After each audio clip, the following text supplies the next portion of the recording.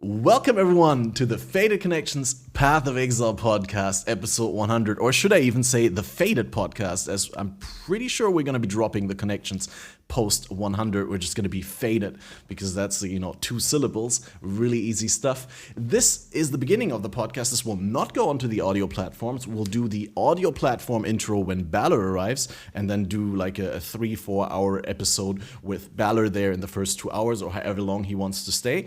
And then just cut it off at some point and make sure that we draw the attention to the other platforms. And that's that. Our plan is to have a variety of different guests. I talked to a lot of people who were on the podcast previously, people who I wanted to have on again.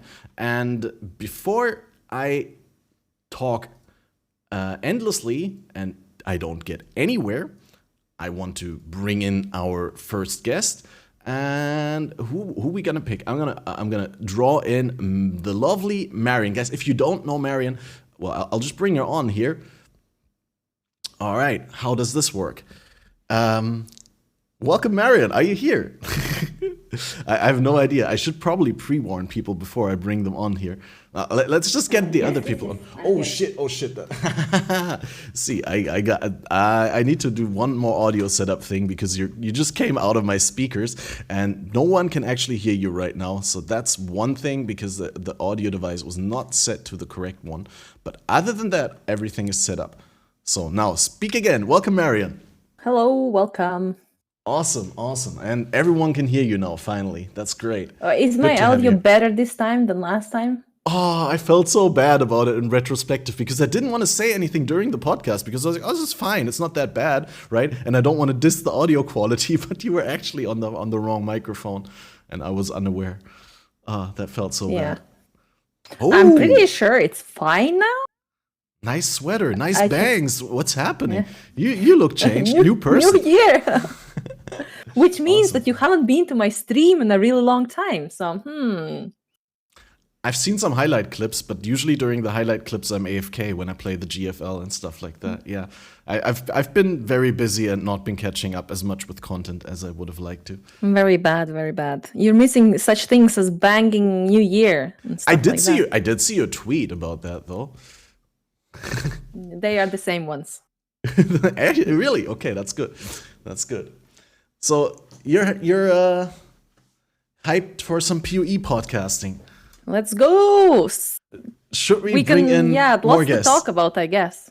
There's tons of things to talk about, but first we bring in more guests for the first hour. Let's welcome Lily Licious from the BPL organization team. Hi, what's up, Lily? Are you ready for this podcasting thing? Welcome. I have never been more ready in my life, and I have a virtual camera now. Look at how fancy it is. Wow. Fancy. Wait, I don't see anything. Oh, that's because I got locally this. I need to press that. Oh, wow, you get your avatar in the thing. Perfect. See, that's awesome. Then because for this specific episode, I can't do like an overlay for all the different numbers of guests, and you know how it is when you capture from like the screen and Discord shifts around the positions of the different speakers as people enter and leave. It would be too complicated. Yeah, exactly. I figured, so I set it up for you so you have less work to do. Awesome. That's good to know. Well, glad to have you here. And before I forget about the fourth person, because I'm very forgetful and I get really into these conversations, let's get in the real, not the fake, the absolutely real James Humphrey. Welcome, James. How are you doing? Are you ready to come on the show? Or did I catch you off guard with this pull in? I've been, waiting. Hold on. Why is my camera off? There we go. My camera is back on. I'm a little bit disappointed. I'm picked last, just like in gym class, all over again. No, you did the right thing, right? Because I'm not going to shut up. So. Well, I mean, some people may call it outdated, but I thought ladies first, Okay. Uh-huh. Gotcha. I got some ginger shot. Ladies and gender chaotic goblins first. Yeah. Exactly. That's how I look at it. So we managed to start, and this is completely untypical for us for Fated Connections. We managed to start almost on time. I'm not even 10 minutes too late. The timer says 8:55 over time. That's perfectly fine. So, a very special celebratory 100 episode. We got tons of things to talk about, but before I go into the specific topics that I have in mind, let's just catch up with what we've all been up to, because we had Lily Licious on a couple of days ago for the episode 99, just before the Badger Private League, so we're all caught up there, except for some BPL talk that we're gonna get into in a second. But I haven't talked to either Marion nor the real James this entire league. So what have you been up to, Marion? Let us know. How have you been playing 320? Lots or little? Lots. I've been playing lots. I'm lots of fun. I replayed my last league's character at the beginning because my league starter actually failed. That was sad. I was playing Volcanic Fisher at league start. No, that didn't work out for me. So after that, I played my Blade Trapper Trickster. Beautiful, killed all Ubers. And then only thing was left was Sanctum. So I'm going full meta. I'm doing the Poison SRS Necro and having loads of fun. Yeah.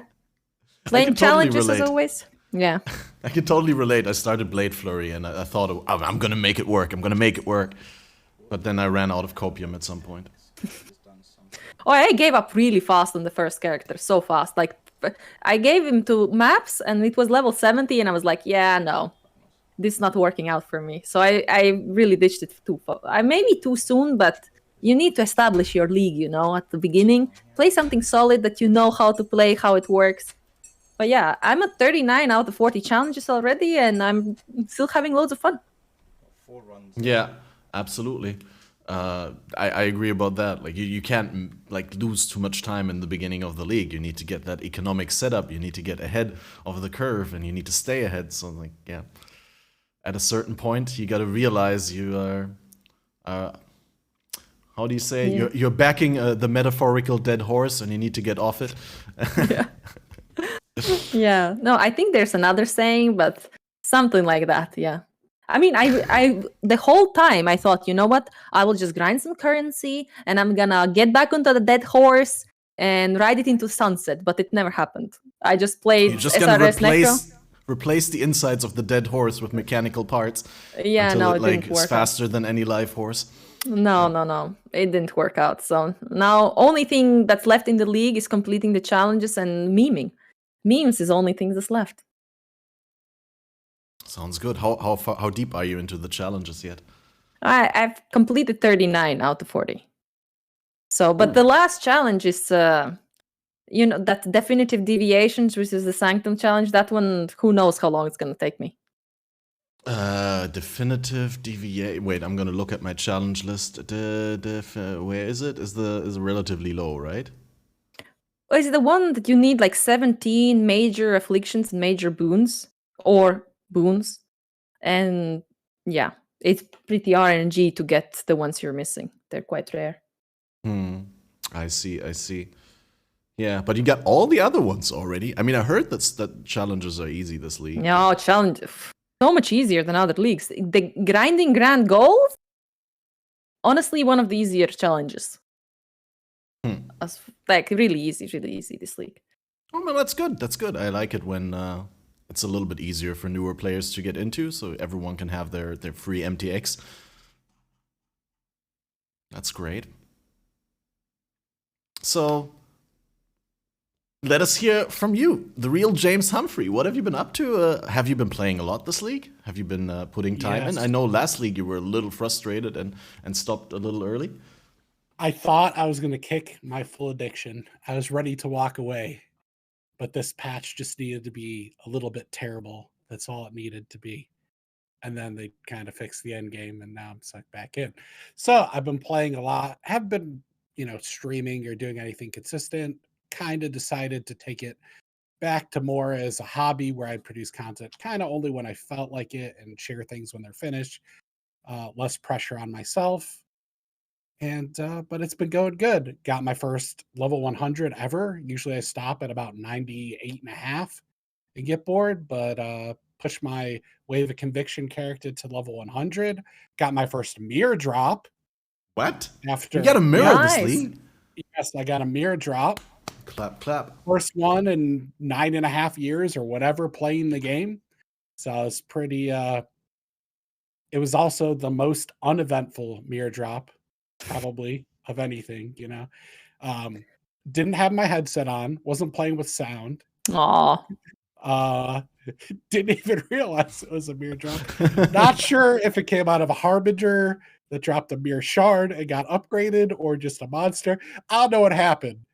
It dropped like half off screen, right? And you didn't even hear the shring. No. Oh. And then I saw the color and thought it was a divine orb. And then I was like, well, that doesn't say divine. And then I picked it up and then just sat there in silence. And here I am, several like, minutes. I would hypothetically already be happy if I just dropped the full fracturing orb. I like the entire time of me running Harbinger in my like regular maps without like fully trying to juice Harbinger or doing the very lucrative memories. I just got like 6 fracturing shards and I was like, oh, this is not enough. But then I heard if you do the right strat, it gets more. But Yeah, but the Harveys is a bit of a debate. It's like they dangled that fracturing orb carrot in your face, and you're like, yeah. Harvey is so good, but no, it's just the debate. But there's a chance every time. There is a chance, but it's so minuscule. I mean, but the chance though.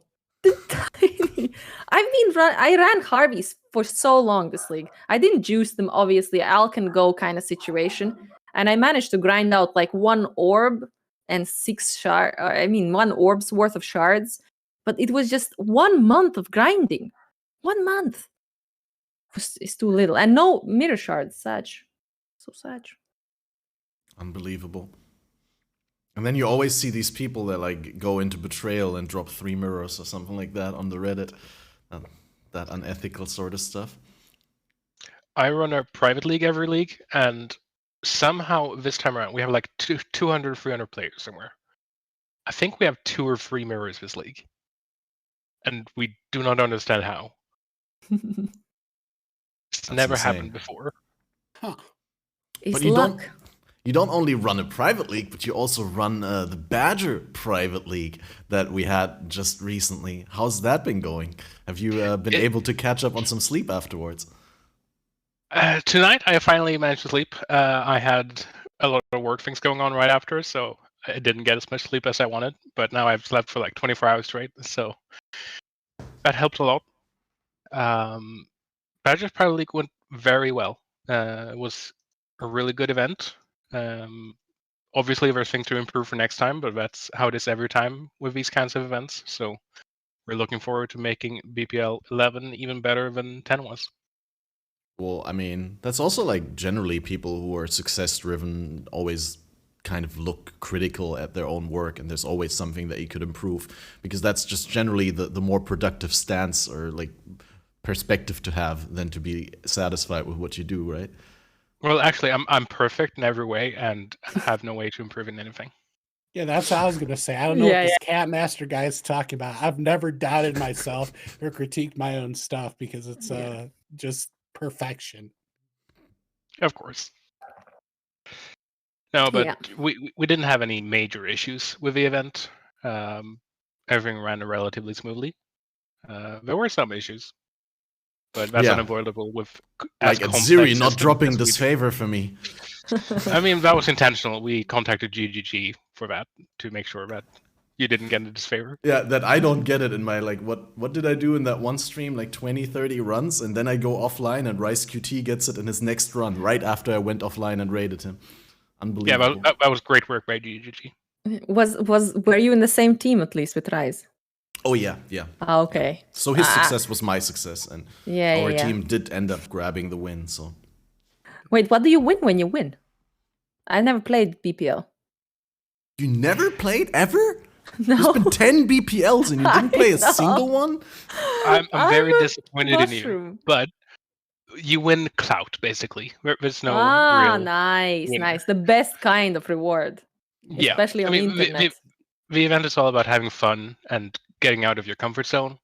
So each team tends to have their own raffle, so items turned into the team leads at the end of the event go out to members of that team randomly, so that they share the wealth, so to speak. Because it's not about funneling currency to specific people, although that does happen quite a lot because that's how you win the event.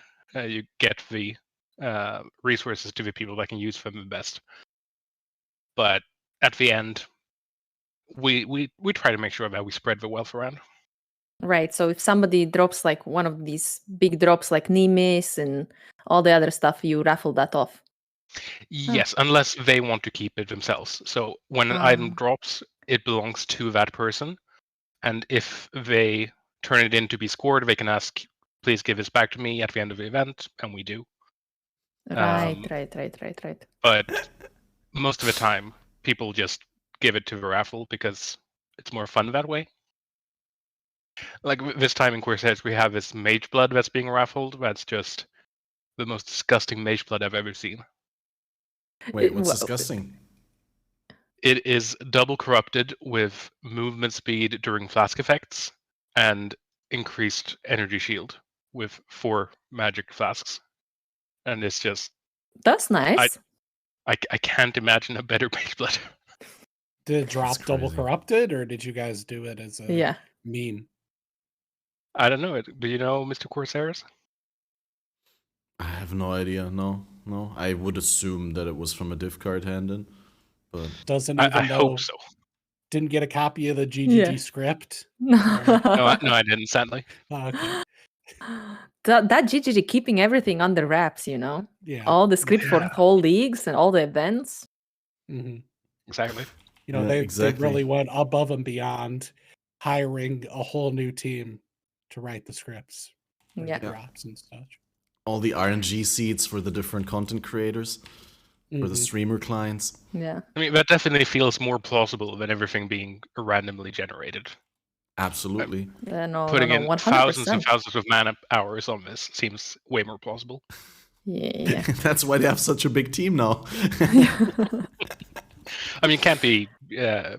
They're not even working on the game, you know. Everybody knows that. They're just writing scripts, stories, and all that storylines. According to Reddit, that's very true. All that PoE2 footage, it's not an actual game. It's just pre-rendered. It's just they actually pretend they're showing us how the game will be when they're done working on it. Similar to that, you know, that self-driving demo from Tesla, where they were faking the self-driving and pretending that that's what the car is actually capable of doing when the entire map was hard-coded into the car. Yep. And they still had to cut out things where the car went into like a wall or something like that, like a fence. Yeah. We have been informed by the chat that the Mage Blood was double corrupted as the event ended. Okay. Oh, okay. Ooh, wow, that's some big ballages. I guess. Very much so. Makes it extra special though. But that's kind of the theme of the BPL. It's not about getting the currency, it's about the memes and having the fun. So double corrupting Mage Blood, kind of a encapsulation of what the event's about. Well, the good thing about double corrupting a Mage Blood as opposed to getting a double corrupted Mage Blood from the card is that you can put it in, you can determine the role of the Mage Blood prior to the corruption. So you won't end up with a Mage Blood that will only make 2 flasks permanently active instead of 4. Which is the saddest thing that can happen when you get a corrupted Mage Blood from a diff card hand-in, is that, it only has a 2 out of 4 flask rolls. A roll.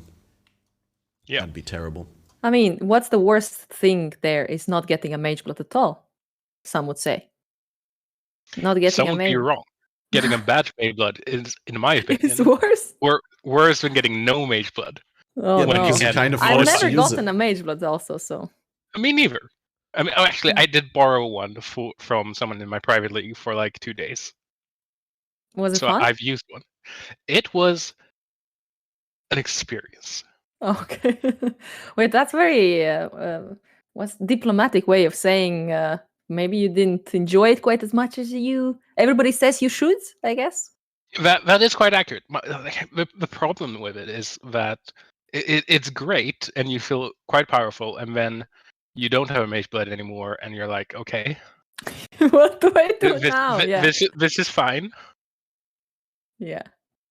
That's what I always thought with Headhunter for myself. I was like, I don't really want Headhunter because what if then I'd never get it again because I'm not the kind of player that will get Headhunter every league. And then you're just sad. Yeah, exactly. I'm not good enough to get those sorts of items because Yep. I don't play enough, I don't push enough, and I tend to make my own builds that aren't very good. Like this league, I league started a Frozen Legion Inquisitor, and I used Frozen Legion for both single target and clear. And Okay. it worked much better than you would expect. I mean, did for single target, I thought that was kind of like that's the idea for that skill, more or less single target.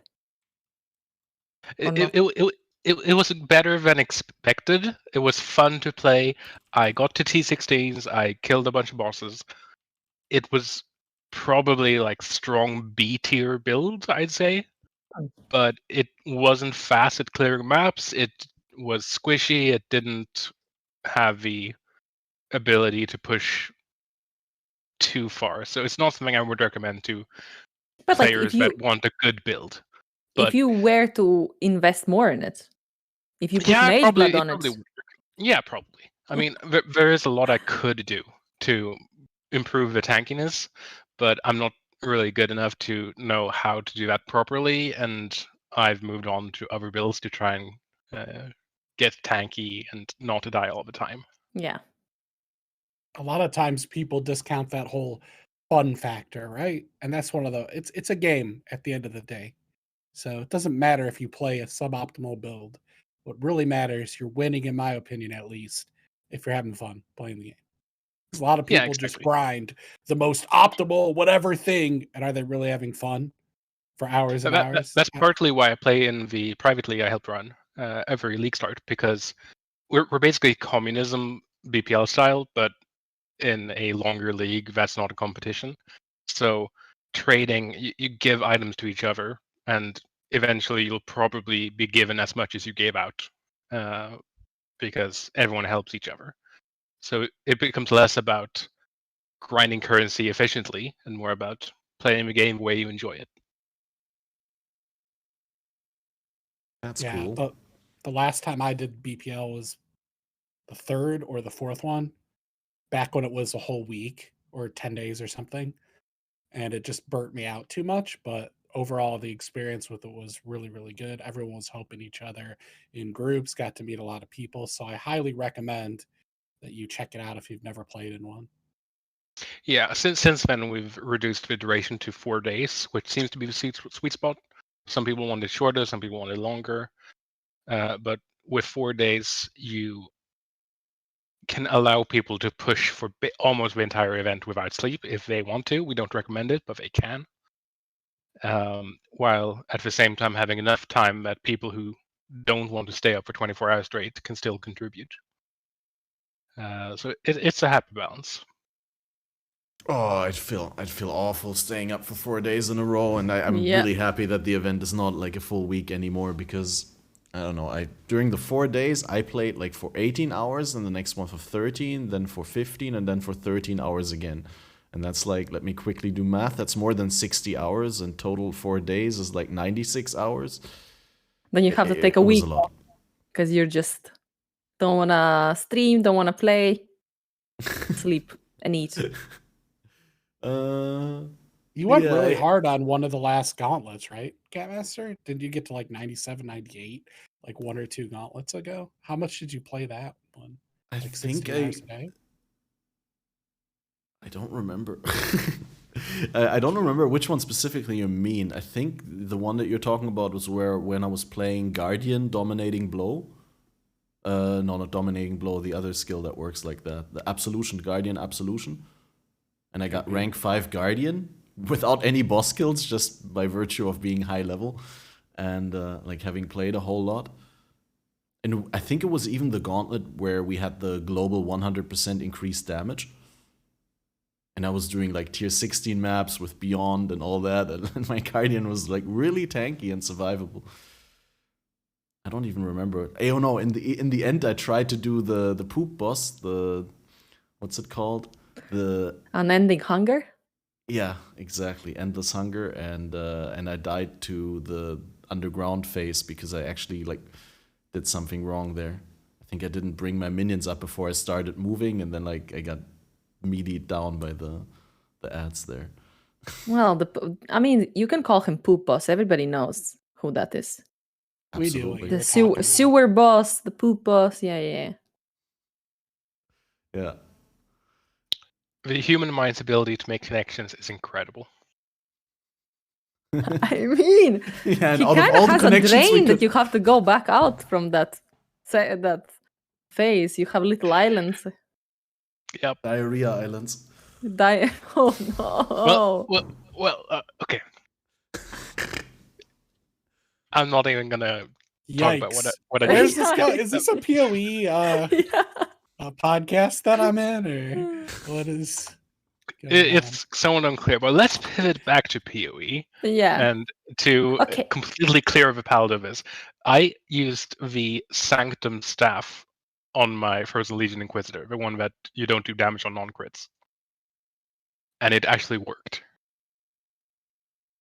I mean, did you feel like there were times where you were doing no damage, or you had 100% crit?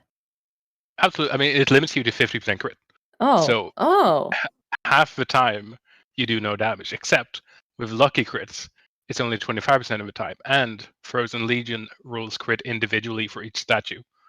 Oh. So in single target situations, when I had 6 statues, 4.5 of them would do damage per hit, which actually worked really well. That's pretty but then nice. there were times I got unlucky and none of them did any damage, and it was a feels bad moment. But how? I mean, did you lower the cooldown in any way? Because you need to charge them up, right?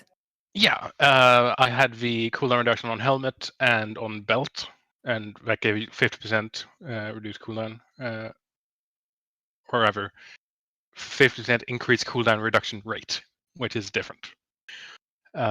Which was enough to make it feel great for most content, but for really fast content like sped up breaches, it just did not work because they There's spawned just too much faster than I delay. could trigger. Yeah. Yeah. What about the enchants for that skill? Any fun enchants? The 2 enchants are irrelevant. Like there's the increased damage, of course, which no one should ever use. But the 2 relevant ones are +2 uses, so you can store 8 Ooh. statues instead of 6. That's Yeah, nice. exactly. +1 cooldown, or even +2 for Uber. Yeah, +2 for Uber. Wow, because I've only seen the +1 enchant. Yeah, and then the other one is 20% or 30% increased cooldown reduction rate for the skill. Mm. So the increased cooldown reduction rate gives you higher DPS and better feel overall, whereas +2 uses gets you a large amount of burst. Ridiculous amounts of burst. It's silly. And I wanted to know exactly how much, which is why I spent time, instead of playing the build in the early days, I spent time implementing it into Path of Building, so it now tells you burst damage, which was a good time. Fun. That's awesome. I mean, that's part of playing PoE, is playing Path of Building, right? Exactly. And now, thanks to me, everyone can play Path of Building that way. Perfect. You've Everyone contributed. Everyone can play Frozen Legion in Path of Building. Yeah, in Path of Building. Honestly, it might be a better experience than playing it in-game. Well, for example, right, with that stuff, right, and crits are lucky. What about doing like cast on crit kind of build? Because if it rolls individually, so you would trigger potentially six times. You cannot trigger Frozen Legion. Oh. No, but And like trigger with Frozen Legion. Yeah, but you're not doing the attack crits. It's like the summon things that are not actual minions. Are attacking. You are casting a spell, which spawns things that use your stats to use an attack. Right. Sad. And the spell and the attack are separate skills, one of which you can't use. So they share links, but they're supported by different parts of by different types of gems. Right. So you can That's sad. you can link a gem to the skill that doesn't support the attack bit but does support the spell bit, and you have to keep that in mind. Hmm. What a And the weird spell skill. bit does. Yeah, it's a very weird skill, and I love it. You love the weird stuff. Wait, what other weird skills do we have? I once played a Wild Strike Inquisitor. And Was Did you Wild convert Strike to weird? one type, or did you YOLO I did all not through limit that? to one type. I did it Trinity. Okay, Oh, let's go. Yeah, that's the way to do it. yeah. you're that Oh. kind of player. It was not good, but it was fun. Was Hey, it there you go. was it You're after winning. they changed elemental equilibrium to what it is now? I think so, yes. Because that it would be was like really good, right? With 2 or 3 with leagues Wild ago, maybe. Strike. Because the new elemental equilibrium does the It's thing trash. where it's trash. Well, no, it's it? not. I'm just. Well, it's Think- trash for what you previously used it for, Yeah, right? yeah. But it's like the biggest exposure that you can get, right? Because it's minus 25 exposure rather than minus 15 or minus 20 that you can get from some other sources. But yeah, you really need to alternate but with like your damages. it's just no. It's that's nah. It used to be way better. I know why. It used to be way better, but it Yeah. also used to be very generic. It didn't really have an identity. It was just a thing you put on. It was also any very elemental build. mandatory. Yeah, Yeah. exactly. You just use the skill that you would deal an element with that your main damage doesn't deal, and then It is way more niche now, but I think it's better, even though it's less useful for more builds. well, it's Because better design, but it's like not better value. Like Yeah, exactly. Has more identity. I don't Yeah. like it. I don't like that it's also exposure. Yeah. I want the old ways. I mean, it had identity in the old ways because you had to plan around it to a certain extent. yeah, but mean, like it they're- was so mandatory for every build that dealt elemental damage, especially dot builds. Yeah, That, like so they could have everything taken needed to that be out. balanced Yeah, around it. for sure. But now it's just rolled into exposure. Are you really going to travel? I don't know. No, I don't know. You can Is- get like 18% exposure pretty easy.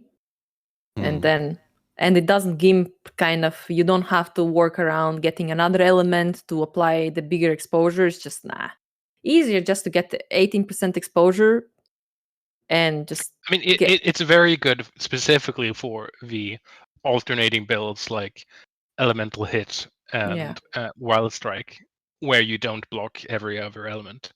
So it's very good for those. If you're already in the area, it's not something I can see people going out of their way for in any build except maybe Explosive Arrow, but you're anyway kind of in that area, so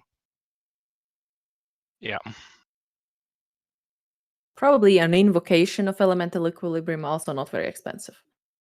Probably. How do you guys like invocations? I Have keep you forgetting used about them. No, What? but the problem is But like, they the save you opportunity points. cost. Yeah, but I need to put them on a sanctified relic, and that means that I'm investing into a sanctified relic, but I don't have any good sanctified relics that like really I fully benefit with from my build. And like, what if I change it? Then like, I don't know how much are the invocations? They're all several divine orbs, right? Like, why would I put Depends on several? an invocation. You can get some really cheap ones. I mean, I don't know. You play trade, you play solo self-on these days? I play softcore trade this league. Oh, softcore actually. trade. Oh, I mean, With something the like boys some. and the girls. They can range from 10 chaos to 10 divines, probably something like that. The I Call to Arms one's pretty cheap. I play a small private league, and I'm too bad to get invocations myself, so I have not seen one. But they look cool. It only just comes looked from up- the artifact. There's an Yeah. artifact that you have to put in, and it has special conditions. So I've never farmed one. I just bought one for Yeah. one divine. I bought Call to Arms, put Enduring Cry, and left click as I move around. You And I damn was right in the capitalists. And I was right in the spot for an extra endurance charge. So Yeah. 4 endurance charges and more recovery. So I mean, like just like that amount of power, because I'm nowhere near Call of Arms would be good. And then Otherwise, it could save you 1, 2, 3 points or something like that. Or you can make some really funky builds with that. You play. Well, you can get glancing blow on like just about any build Yeah. and run around Or with a shield. what else is there? That's probably the other good ones. Probably Mage Bane. are Mage LG Bane is the battery. number one chain chase thing for most people because that gives you so Yeah. much suppression. But it's really expensive. yeah. There's the other one with the evasion, gives you energy shield back, and it can have 3 charges. What's that Oh one called? yeah, Ghost Dance. Shroud or something. I don't know. Whatever. It's, Yeah. it's Ghost Dance. But that keystone. one's good to just add into just about any build if you can get a little bit of energy shield and you already have And either evasion. or block. Yeah. I mean, you really should have evasion or block unless you really want to die a billion times in a map, right? One or the other. Yeah, I feel like that's a very small niche though. Like builds that would want Ghost Reaver are not pathing past it in the tree. That's like, I guess maybe like some duelist builds that don't go all the way up to Shadow. But No, Ghost Dance, not Reaver, so it's down a little bit more. yeah, that's It's like what I 2 meant. points Sorry, back. did I say Ghost Reaver? Did I say Ghost Yeah, Reaver? yeah. I meant Ghost that- Dance. I don't know, The that's one okay, that gives you but- Ghost Shrouds. The Well, Ghost but for Shroud mechanic. example, if you were like an Inquisitor, you didn't path toward. You get some energy shield, but you don't path towards the Witch. Something like Ghost Reaver. Even you make some weird builds. Just go, or even CI. Can you? You can't get invocation of CI. No, CI doesn't appear No, on the you- invocation. There's a list somewhere with all the things, and CI is not on there, I believe. Sadly.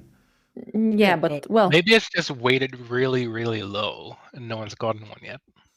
No, Maybe. I'm pretty sure it's actually like PoE, DB, invocation. but yeah, I thought that could be kind of fun to make all kinds of weird builds with these, because you don't have to path through unfavorable nodes, and you can get some weird stuff. Like even Elemental Overload, you can not path to it, and you can play, I don't know, some Elemental Duelist something without crits. Yeah, I mean, it could work. It's just one of the issues with Path of Exile is that it's so hard to experiment sometimes that it really discourages you from trying the weird, crazy stuff because Because it sucks most of the time. it sucks most of the time. Yeah. Yeah. Yeah, and especially if you don't play that much, like for us that may not matter that much because we're either content creators or like insane gaming addicts, degenerate gamers. Insane gamers here. But like if you have limited playtime, then obviously you don't want to put like the few eggs that you have all into the same basket that's about to fail. You want to have a solid basket to put your eggs in. Yeah, exactly. Like I may have played 3,500 hours, which I'm sure is way less than any of you, but I don't have that much time to play anymore because I'm no longer a student. I have a full-time job, bunch of stuff happening, so I just don't have time to put hundreds of hours into each league. Yeah, that is the problem when you have a game that is a full-time job, kind of requires ish time. Requires a lot of time if you want to be top in PoE, I guess. Yeah, pretty much. It's a commitment. I mean, I've talked to other people, a lot of people, including myself. When I had a full-time job in 2016, I didn't play as much PoE, and then I just slowly played less and less because I felt like I don't have the time to put in the amount of hours that I need in order to have the enjoyment that I want to, like, you know, to be able to be at that point where I enjoy myself. And then I just lived vicariously through streamers and just watched. And then, you know, every once in a while when there was like a short event or something like that, I'd do like or on a league start, I'd play really hard for like 2 or 3 days and see how much I can accomplish in that time. But other than that, I was like, I'm not really that interested into playing because at the time I was also still very hardcore elitist. So I would refuse to play softcore trade or softcore solo cell phone, which would have been a smart thing to do. Yeah. But yeah, Softcore trade is the way to go. I feel like if you don't have much time Well, maybe Yeah. especially if you have some friends and they will share some things with you. If you want to play and you just don't have a lot of time, that is. When I started playing, I was a student and had way too much time and a big masochistic streak, so I played hardcore solo self-found for the first 1,500 hours in Path of Exile. And I do not understand why. Hey, neither do I. Okay, I was Yeah. gonna say it, but Yeah. nah, I I mean, some people just like the, self-punishment. So it's all good. yeah, I guess We're all so. friends You have here. to have a self-punishment Self-flagellation. kink Yeah. or something, or I mean, it was a good way to learn because, sure, it took me a while to learn the end game stuff, but every time I made a mistake, it was extremely obvious I made a mistake, so I didn't pick up many bad habits. Yeah, but this is always my problem with hardcore, why I wouldn't play hardcore, is because it kind of discourages you to do things that you've never done, but you have to spoil them for yourself then if you wanted to do them in hardcore, because otherwise going in blind in anything is just like, it's almost like a death sentence unless you're literally unkillable, and that's not most of the builds. Or Yes, how much but do you have to play to get an unkillable build in hardcore? So self-fault, that's crazy for me. To me, that's but crazy. the fun part is failing at something when you go in blind and then pushing and getting to that point again and failing again and then doing it again and then failing again, and then the fourth time or the fifth time or the 15th time you kill it, and that feeling is just exquisite. I mean, I bet it is pretty nice, but failing and getting your character deleted is no. When I got my first ascendancy point after 100 hours, that was a good feeling.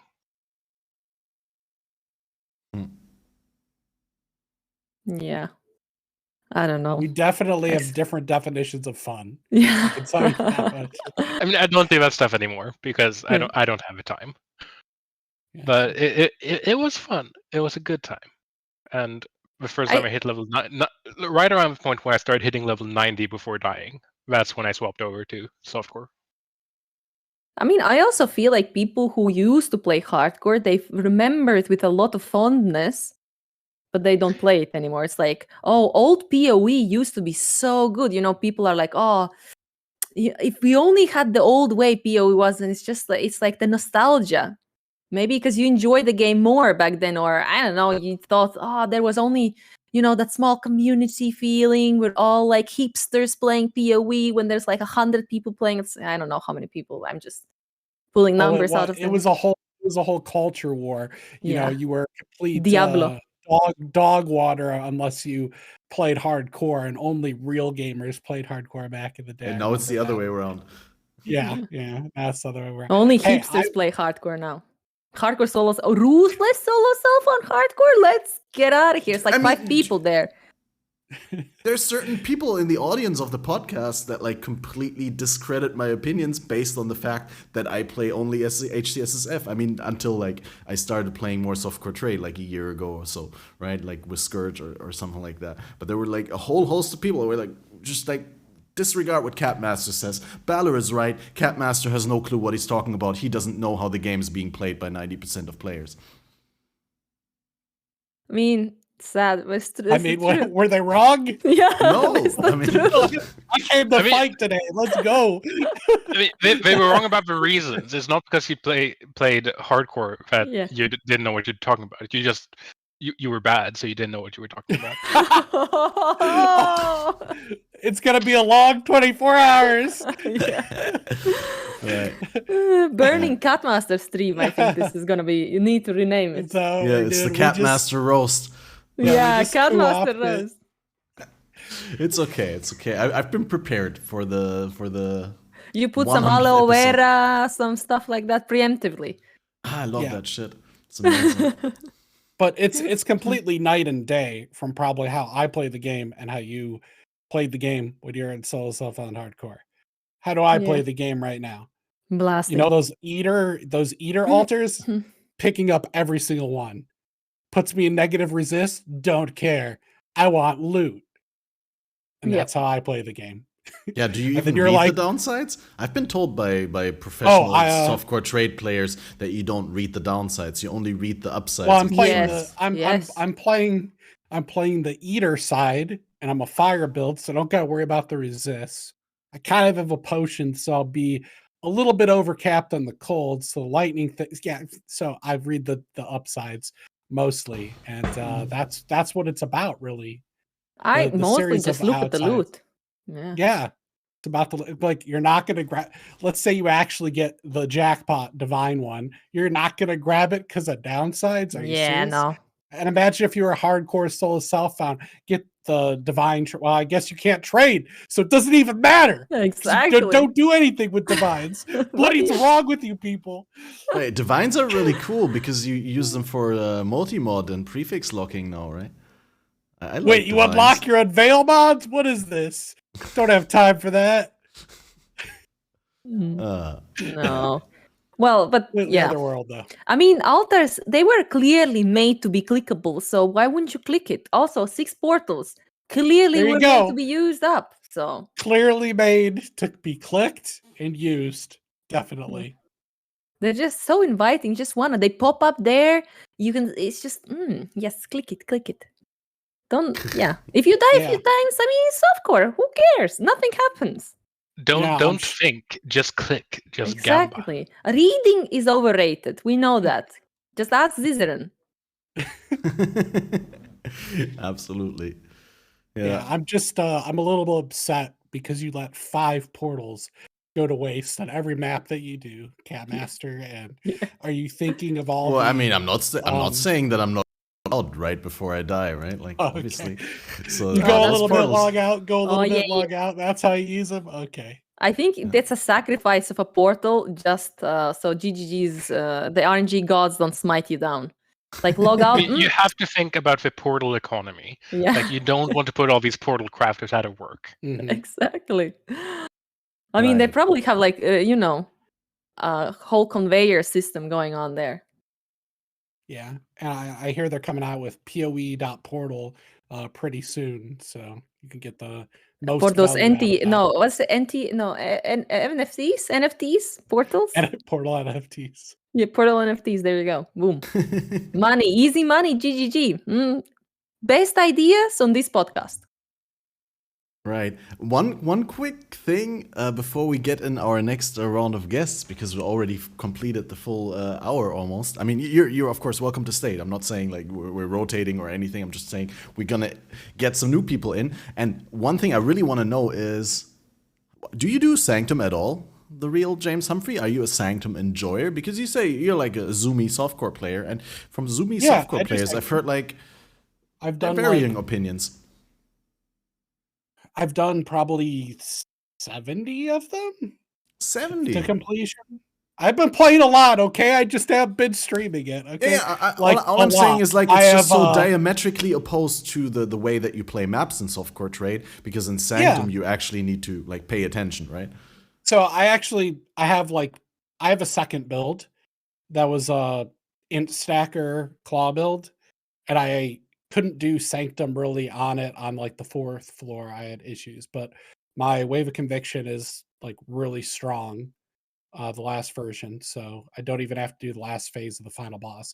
But I like doing the bosses and the challenging like once or twice, or doing things, or if the loot's there, I'll do it. So I mean, farming, since it's a reward you can only get in that place, I'll do it, and that drops some divines. I think I've pulled 30 divines out of it. No, maybe it's 22. And then I've gotten 68 divine drops and then 2 Jin drops. So I've been playing a lot this league, like a lot. So unfortunately, I wish I didn't, right? Because then I'm not doing my other channel, the coding stuff that I'm supposed to do. But I've been logging in daily, grinding about a Sanctum a day.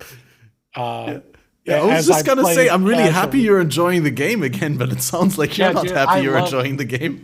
No, I'm pretty happy because I wasn't excited about it for a while, and then I felt whatever. But just stopping to produce content, going back to just enjoying the game. I've been loving the game. The explosions with the ignite, oh, it's so good, dude. Oh, I love it so much. It's just cool to just log in. I mean, explosions are best. best explosions, never going back. So, but no, I don't know. I found a build that I really like, and the problem is that they nerfed every single build that I like, so I didn't find one that I liked as much as stuff. So I used to play Carrion Golem, and I loved just running around that. They nerfed that stuff like 5 freaking times, and then I didn't enjoy that anymore. Then I had a couple of other things that I really liked, and then they nerfed all those. But I found something I like a lot again, and then it feels rewarding enough in the mapping experience where I've been having a blast. I basically do Legion, Breach, Expedition, and Harbinger on my maps. And then I'm set up with pretty big AoE on my Wave of Conviction. Is that like 15-minute maps? Legion, Breach, Expedition, and what difference does it make Harbinger. how long the maps are? They're probably like 6-minute maps or something. It's just like 4 mechanics that slow you down, basically, right? Yeah, it does, but you get something out of every map and it feels rewarding. I mean, like, you know what I mean? Like I put X in and I get Y out, and Y is significantly greater. This is the problem with the economy in the previous league. I put X in and I usually get Y out, and then I got negative X returns. You know what I mean? Like, I like to play Fortune Favors the Brave, every single one. I like to play with a little bit of Scarabs, and I like to go in there and at least know that I broke even, and then sometimes I get more, or have a consistent like return on every map. Something like that's very enjoyable to me. In the previous league, I couldn't even sustain like Fortune Favors the Brave. Like, it was that bad for the play style that I had. I know there's lots of mixed feelings on how it was last league. And also GGG, I think they shot themselves in the foot. I still don't okay, let's go controversy here. Why did Chris gaslight us and say, quote unquote, in the Ziggy D thing, he said, no, the loot is unchanged. It was fine. We have the numbers. He said that on the Ziggy D interview for this last league. I can tell you right now. You mean? No, for this one. Yeah, for this or one. 320. Whatever. What are we? 320. He said that in the Ziggy D thing on the release, which I almost didn't even try the league out at all because he said this. And I'm like, okay, they're delusional or whatever. The loot is like 13 times as much and pretty consistent, probably, than the last league. So I don't understand why he does. Like, I'm beginning to wonder a couple things here. Like, did they mess up the loot and they don't want to tell him so he doesn't know? And someone's protecting their job? Like, what's going on here? But I'm like, dude, you killed all the hype for the league by that. If he would have hyped it up and go, look, we screwed up last league. We know it. We looked at it. Loot's way better. Trust me. Please give it a chance. Blah, blah, blah. That's what I would have done. Okay. Do you know the numbers if he would have just did that in a Ziggy D interview compared to like the amount of concurrent players that they got for this league?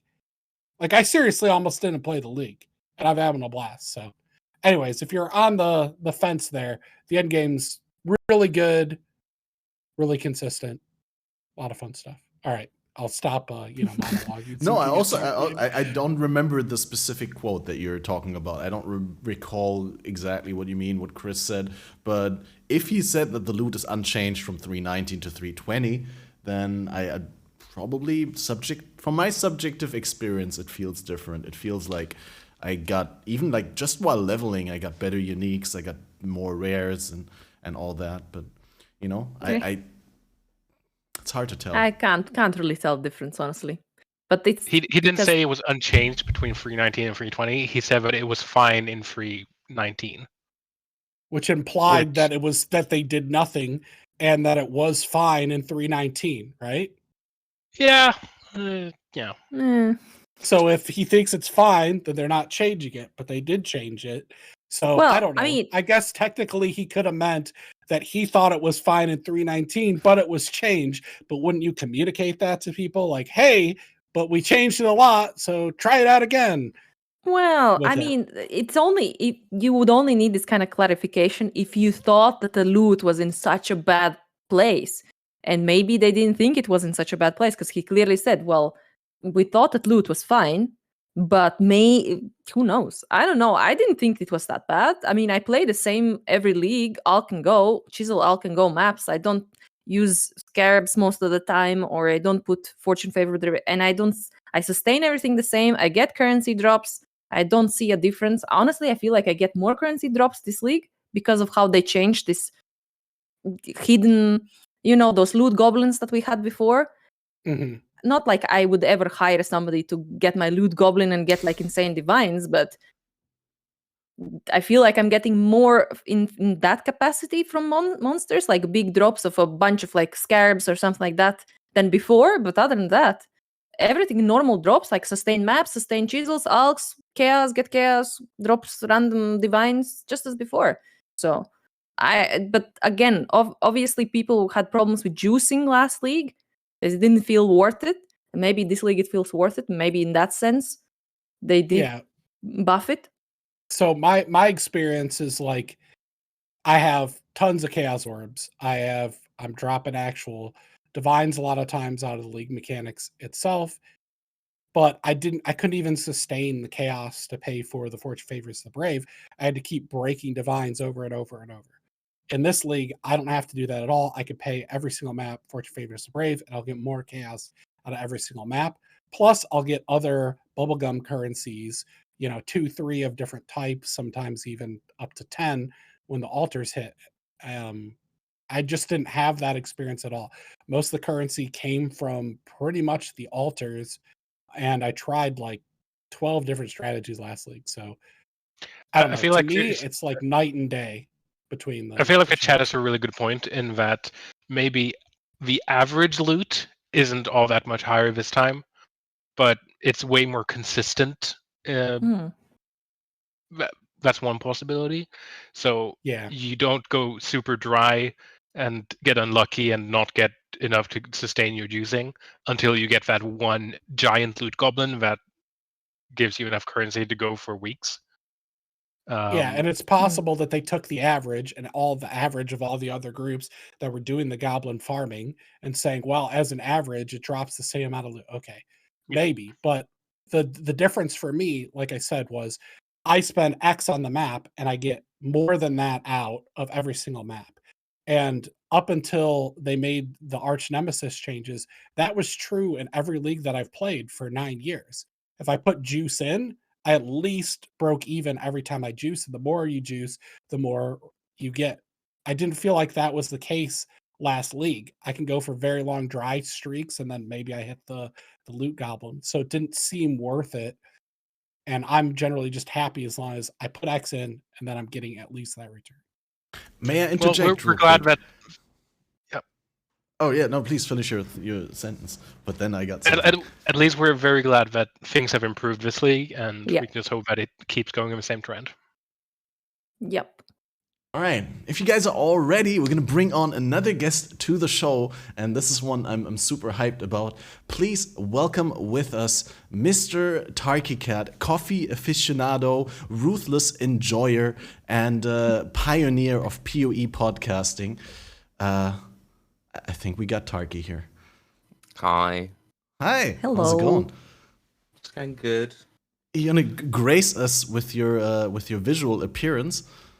How do I do that in a voice thing? What do I do? I think you can switch off the camera. There's a button where you can switch on the camera.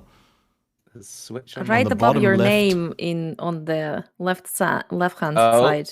Oh, hey! Oh yeah, I think there I we did go. Yeah, oh nice. Cool. But you were still camera muted for me. Perfect. Awesome. One thing I need to find out is like how I can make these labels on like with the names appear, because people are watching the podcast or listening and like, who are these guests? Who is that? Because there's no names under the things. But when I hover like with the mouse, then we got name labels. Maybe there's a Discord setting that you could switch on where like there's always names. I can fix that. Give me a minute. Well, I There's think like you're there's the a person. overlay for gaming. You're the person for which the name label is least needed. No, bitch. I'm fixing this. Hang on one sec. Well, I mean, you changed your appearance quite a bit, and you've disappeared for a while. So maybe people are like, "Who is this guy?" Right? I mean, I'm probably the least known out of everyone here. I haven't streamed in years. But I'm also not using a camera, so I can't really put up a name label. I could put it in the picture. That's a good idea. Yeah, you could put it on the virtual camera. That's true. But like, no, I think that the way Discord works is perfect for this with the labels. It's just like if I stop hovering my mouse, then Discord just makes everything disappear. But I'll look in the settings. Maybe I'll find something. Taiki, do you want to like give us a little bit of an intro and talk about how have you been experiencing this league so far? I'm not in maps yet. Yeah, I am a ruthless SSF ruthless enjoyer. I play probably about 10 minutes a week, if that. No, so I started the league. I think I started 10 days late, and I play maybe at most 3 hours a week since then. So I'm currently Act 9 2-link gamer.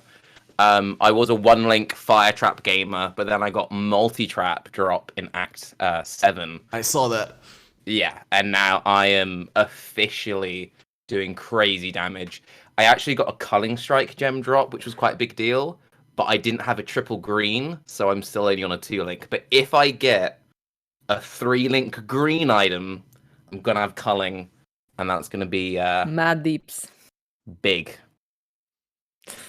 Big. Mm-hmm.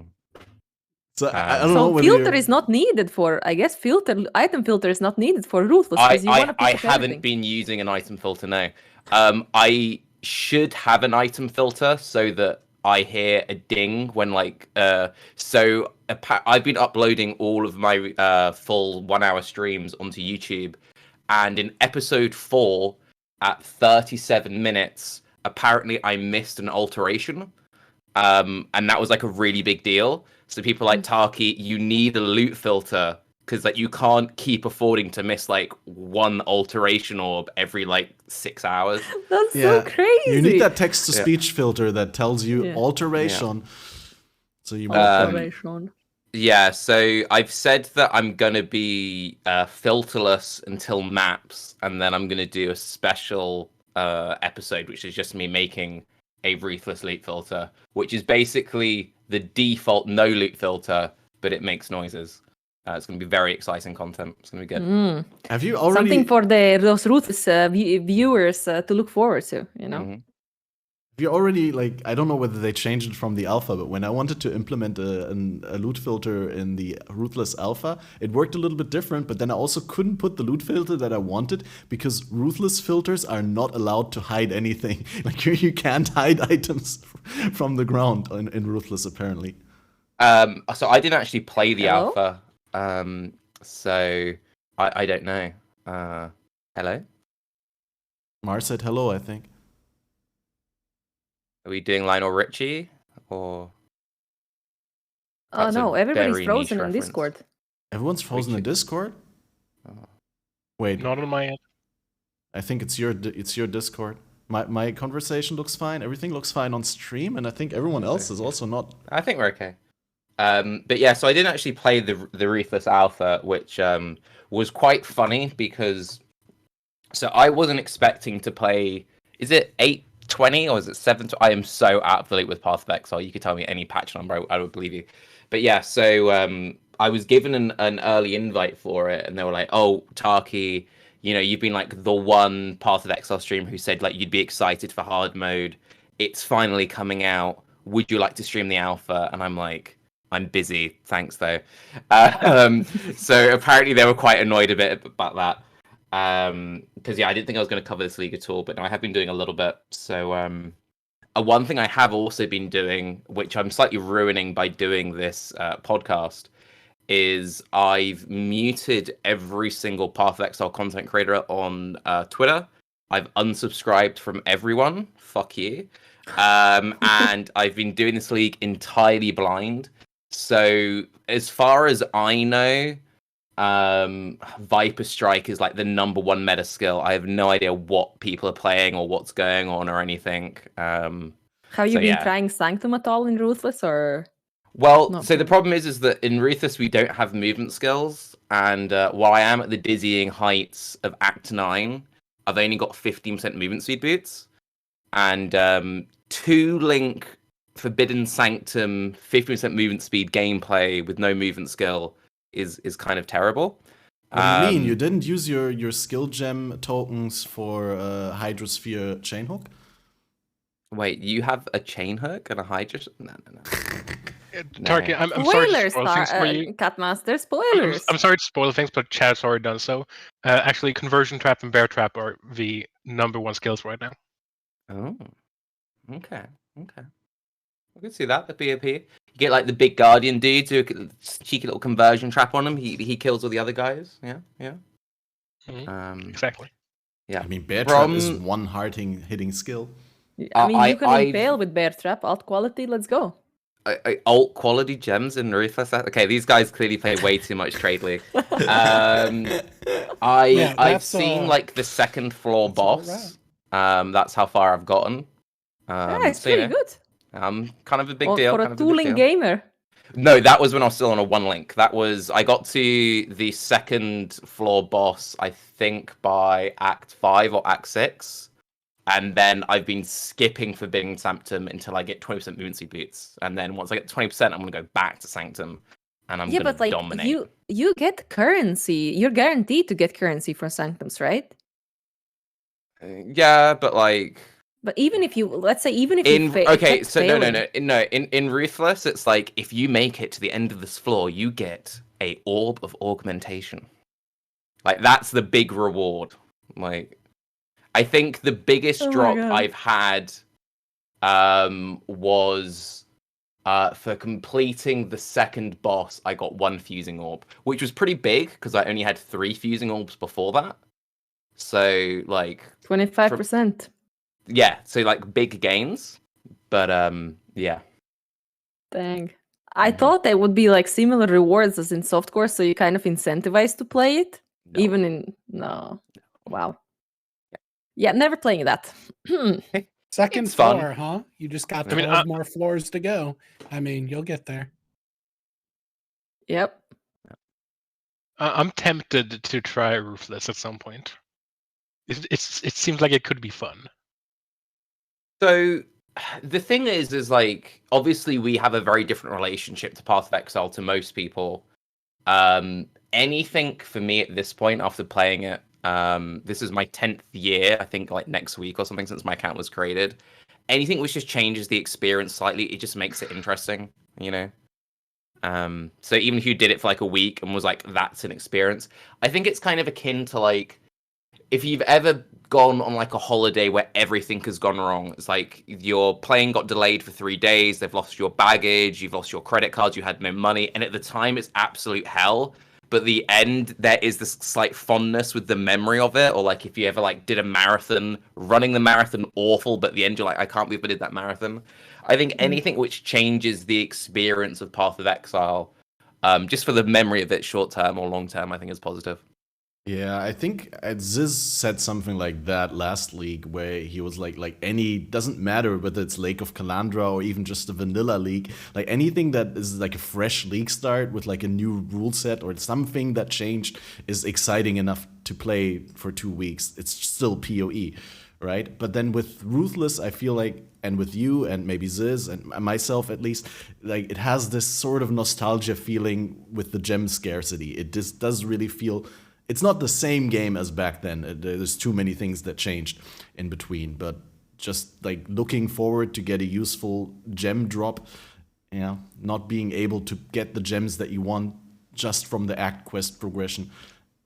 I mean, I think like a really good example of that is, so in Act 3, I dropped Maim, and I was like, holy fuck, I just dropped Maim. Like, do I remake my character so that I can use Maim? I'm like, this is big. And then I think it was in Act 4 I dropped the AoE damage melee support gem. I can't remember what it's called. Not Shockwave, something akin to like Shockwave. Something. I'm like, oh, I've now got this and Maim. Like that's a 3-link. And I had this serious thing like, do I make a new build because I can have a 3-link? This is ridiculous.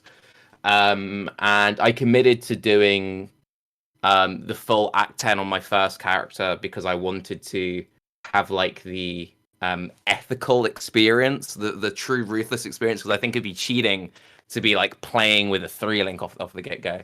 But yeah, so I'm like really looking forward to making my second build. And it sounds stupid, but it's the same reason why I've always enjoyed just standard SSF compared to doing trade leagues, because it's like you get a random unique drop in SSF, which you would never look at twice. A really good example, I got a Mind Spiral drop, which is actually like pretty huge, because in Ruthless, you don't have any auras, so you have a fuck ton of mana. And then Mind Spiral is a really good... Pulverize was the gem that dropped, thank you, chat. Mind Spiral is a helmet which makes you recoup damage taken as mana. And I'm like, shit, do I play a MOM build? Because I can't reserve any fucking mana because I haven't got an aura drop yet. And I've got mana recoup. And like that's something that I would never plan around at all. In a trade league, or even just like a normal SSF experience, because in normal SSF, like I've done everything by the end of the first week, so yeah, it's fun. Yeah, I mean, what does the flavor text of Shackles of the Wretched say? I like to quote that one. It's captivity breeds creativity, and yeah, you're very captive and ruthless. I mean, my ruthless experience was limited to 2 characters so far. The first one was a Sunder Berserker that didn't see Act 5. I completed Act 4, but I died on the like tiny little thing between Act 4 and Act 5 because there's so many Flicker Strike slappers. And yeah, actually I didn't die to the slappers, I died to goats. Goats chain stunned me while leaping on me, and I couldn't dash away, and I had depleted my potions beforehand because I was talking to chat and like auto flasking, and yeah, was not good. And yeah, it was hardcore. And then I made hardcore an SS. ruthless. Yeah, I mean, and the thing is, because it was Ruthless Alpha, I thought we're all gonna play softcore trade, right? Because it's alpha testing. We're doing this for testing purposes. We actually want to continue when we die. And then I think Zizaran and like a bunch of people started the trend that they were going hardcore trade instead, because yeah. And then no one was in softcore trade in the Ruthless Alpha, and I was like, yo, I can't just play softcore trade. Have to play hardcore trade. I felt bullied into the hardcore play, very much so. Yeah. And so then, you guys are all scrubs because you're not even SSF ruthless. Yeah. A bunch of casuals. Yeah, we were just talking. Oh, there you go. Going back to the old. Let's elite. go. you're let's bypassing all the Hardcore challenge with your trade. shit. Didn't even make it to Act 9. Jesus, what a noob. Get on my level, Catmaster. Well, I did make it to maps with the SOS character. All right, calm down. Right? Yeah, no need to brag, right? I didn't do any maps. I just made it there. I beat Kitava, and then I was like, I beat have to do some Kitava. other things. I mean, I don't even remember what support gems I had for SOS. I think I had a faster attacks, and that was about it. Listen, But to look- this guy doesn't even care what supports he had. He was so he could just didn't even Flexing. matter what supports he was using. Elitism, isn't- that's what that is. Isn't this like ruthless? Honestly, people who try ruthless, it's kind of opens your eyes. Not like I would do it, but I feel like maybe it opens your eyes a little bit of how little you actually need to complete. Because everybody's like, well, tabula rasa, I need the 6 link already in Act 1. It's like, dude, no. It's like if you get 4 link by to kill Kitava, it's plenty. I So- was on that note, I was really surprised by how well just a 1-link fire trap held up. Because it was all the way. I didn't get multi-trap until it was like Act 8 or whatever. And none of my bosses felt slow. Like people, whenever I would go into boss, they go, "Oh, Toki, you're gonna spend 50 minutes on this." And like, wait, you killed that faster than I killed that in Trade League. What's going on? It's like I took some damage nodes, and fire trap is a good skill. You know, it was literally, You probably also overleveled tons, right? Like no, grinding out no, levels. not really. No, I think I was actually underleveled for the most part. The only time I was overleveled was when I was doing Forbidden Sanctum, but because I started skipping Sanctum entirely during the Axe, I was then basically on par, maybe like 1 or 2 over the zone, but no, I was pretty much on it, yeah. Yeah, but like if you want to do Sanctum without movement skill and stuff like that, you also want to be overleveled because you don't want to be dancing around the guards for like half an hour before they drop dead. Just do damage, what? No, they die. Like fire traps OP. Yeah, but like the base damage on Fire Trap goes up by like, between 10 and 14% per level. So what I'm trying to say is if you just overlevel 2 levels, that's the equivalent of support gem, right? You also need to remember that the gems level a lot slower in Ruthless. True, you have that huge penalty on your gem experience. Wait, Yeah. does it? For real? Yeah. You can't even get ahead of the game like that. Wow. They really No, thought Or about you can, everything. it just takes longer. The Yeah, one thing but- actually, which this is a ruthless spoiler. This was the one spoiler I got from chat. Is I was like, oh, it's interesting how rare they've made Vol side areas. Because I said if I picked up a Vol Corsica, I'd make a Corsica character. And Carve was in my chat and he said, dude, Vol side areas don't exist in Ruthless. So the only way that you can get Vol gems in Ruthless is either if you get a Vol Orb drop, which, I mean, getting a Vol Orb drop, that's not going to happen. So the best way of getting it is to farm temples and double corrupt. So if you want to get like a Val Corsicaro, you need to level a bunch of Corsicaros to 20, which takes 1,000,000 years in Ruthless because there's massive gem penalty, and then double corrupt them, praying that you hit the Val and don't lose level, and ideally get the 21 Val CA. But yeah. What? So That sounds don't like plan on wonderful using a time. Val skill. Yeah. Yeah. A wonderfully relaxing time. Yeah. But look, so many less things to worry about, you know? I'm not gonna get wall skill. So there's literally no Val side, not even in maps or just in the acts. There's no Val side area. As far as they might be maps, but as far as I know, they don't exist. Again, I am a blind ethical gamer. Well, they at least must exist when you pop a fragment into the map device, right? I mean, I mean, where do you get the fragment from? ritual. I don't know. I mean, Tujin? Is there ritual in the game? Are there divination cards in the game? Who knows? I don't know. No, there's actually no diff Have I cards in seen a Ruthless. divination card? I don't know if I No, have. they don't exist. They specifically don't exist. Which I think is Ah, like well. a daring step to do because like divination cards are such a big part of the identity of the game. Well, also they're made by supporters, so Yeah, they couldn't do that in the regular game. No, they would be no. spitting in the faces of the past supporters. Speaking of div cards and supporter uniques and all that stuff, what do you think of the new Voidborn Reliquary Key? Have you heard of that, What's Turkey, that? at all? What's a spoiler? What's this? Well, it's not a spoiler because it's like it's it's a supporter pack reward. Have What you is checked it? out the Turkey new comes in supporter here- specs? He demands that we all cater to him, not spoiling anything. No, and you can. pretend What like is it? nothing's on the What is the thing? I don't know what. Oh. Well, there's a new reliquary key this league. I went into this league. I didn't watch the trailers. I haven't read anything. You did watch I am the like- announcement thing, no? No. I thought you did like a reaction stream to it, but never mind. No, I did a reaction to the announcement like after the league started. Yeah. Yeah. So But after you I- already went in blind, right? Yeah. Okay, yeah. so you haven't seen the new supporter packs.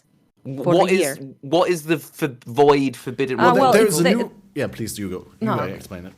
Well, there is the top tier supporter pack Yeah. has a reward that you can put a unique towards this, like reliquary keys. You remember they give you foiled uniques. The silly Well, looking they ones. can. Yeah. They choose. You choose your unique, and you choose. You can put flavor text what you want, and you choose the foil, and you put it towards this Voidborn reliquary key that randomly drops, and people can find random uniques that people have submitted and get the foil and get. You can read the flavor text basically that people It's a have message. written. You don't change the Message. flavor text on the No, unique, not but like not the when flavor you, text. Yeah, of the when- item, but like a little message. Right. And so, like, And then everyone who bought that supporter pack gets to put one item, gets to decide on one item in the pool. And depending on which items are in the pool, that determines the rarity of the key. Every item is equally weighted, or like every spot in the reliquary key is equally weighted. But if like 3 people put in Mage Blood, then obviously Mage Blood is 3 times as common from the reliquary key as other items that are only in there once. So it's like really cool because people obviously put in very Is rare it cool? things. Sounds pretty shit. I don't know. Or because other people put in like Worm's Mold or something like that to Yeah, ruin. like I don't know. As I have a divination supporter card thing that's been like being made for I think like 3 years now. So I don't know what the prices are on that and whatever, but like to me that just sounds like a whole bunch of support time. That just seems like a massive headache. And then there's people out like adding their own like little notes or whatever. That's something which has to be support then has to go through and do all of that. Or Make no? sure that there's no abusive messages Well, and all that. Yeah, but they have like an automated system where they submit all these things. You choose from a drop-down menu, I think, the Right. unique, Okay. and then you choose the color of the foil, Mhm. and then you write the message. Obviously, they need to read the messages, I suppose. But other than that, I think everything else is automated. And does And it cost the normal amount as like the old big supporter Well, packs? How no, much you are they get it as charging for part. You get it part of the support. It's like $480, I think, the supporter pack, and you get mean, it as it's- part of the supporter Yeah, pack. it's probably making them some money because I'm sure there'll be people who'll buy multiple of the 480 pack to like put multiple in. You'll have someone like Rich J Money. He's the guy who made the Chimera's Maul unique, and the only reason he made that was because Mjolnir used to be the best, and he personally made it to make a bad Mjolnir to like bait people when a mallet dropped. Yeah, I don't know. It's probably good for them from a money making point of view. I'm not a massive fan of stuff like that. But yeah, cool, I guess. Yeah. Well, I mean, it's in terms of like letting people leave their mark on the game and letting people like put something in there. It's probably the easiest thing that they've done so far. Like the one that generates the least amount of work hours for them, so that it's easier for them to offer it. Because previously with the divination cards, that is probably a little bit more back and a bit more artist work and all that. And before that, with the uniques, I mean, they even went on record and said that they weren't even making money with the unique designs. Yeah, that were no, selling for it's super time $1,000. consent. I don't know, like it depends on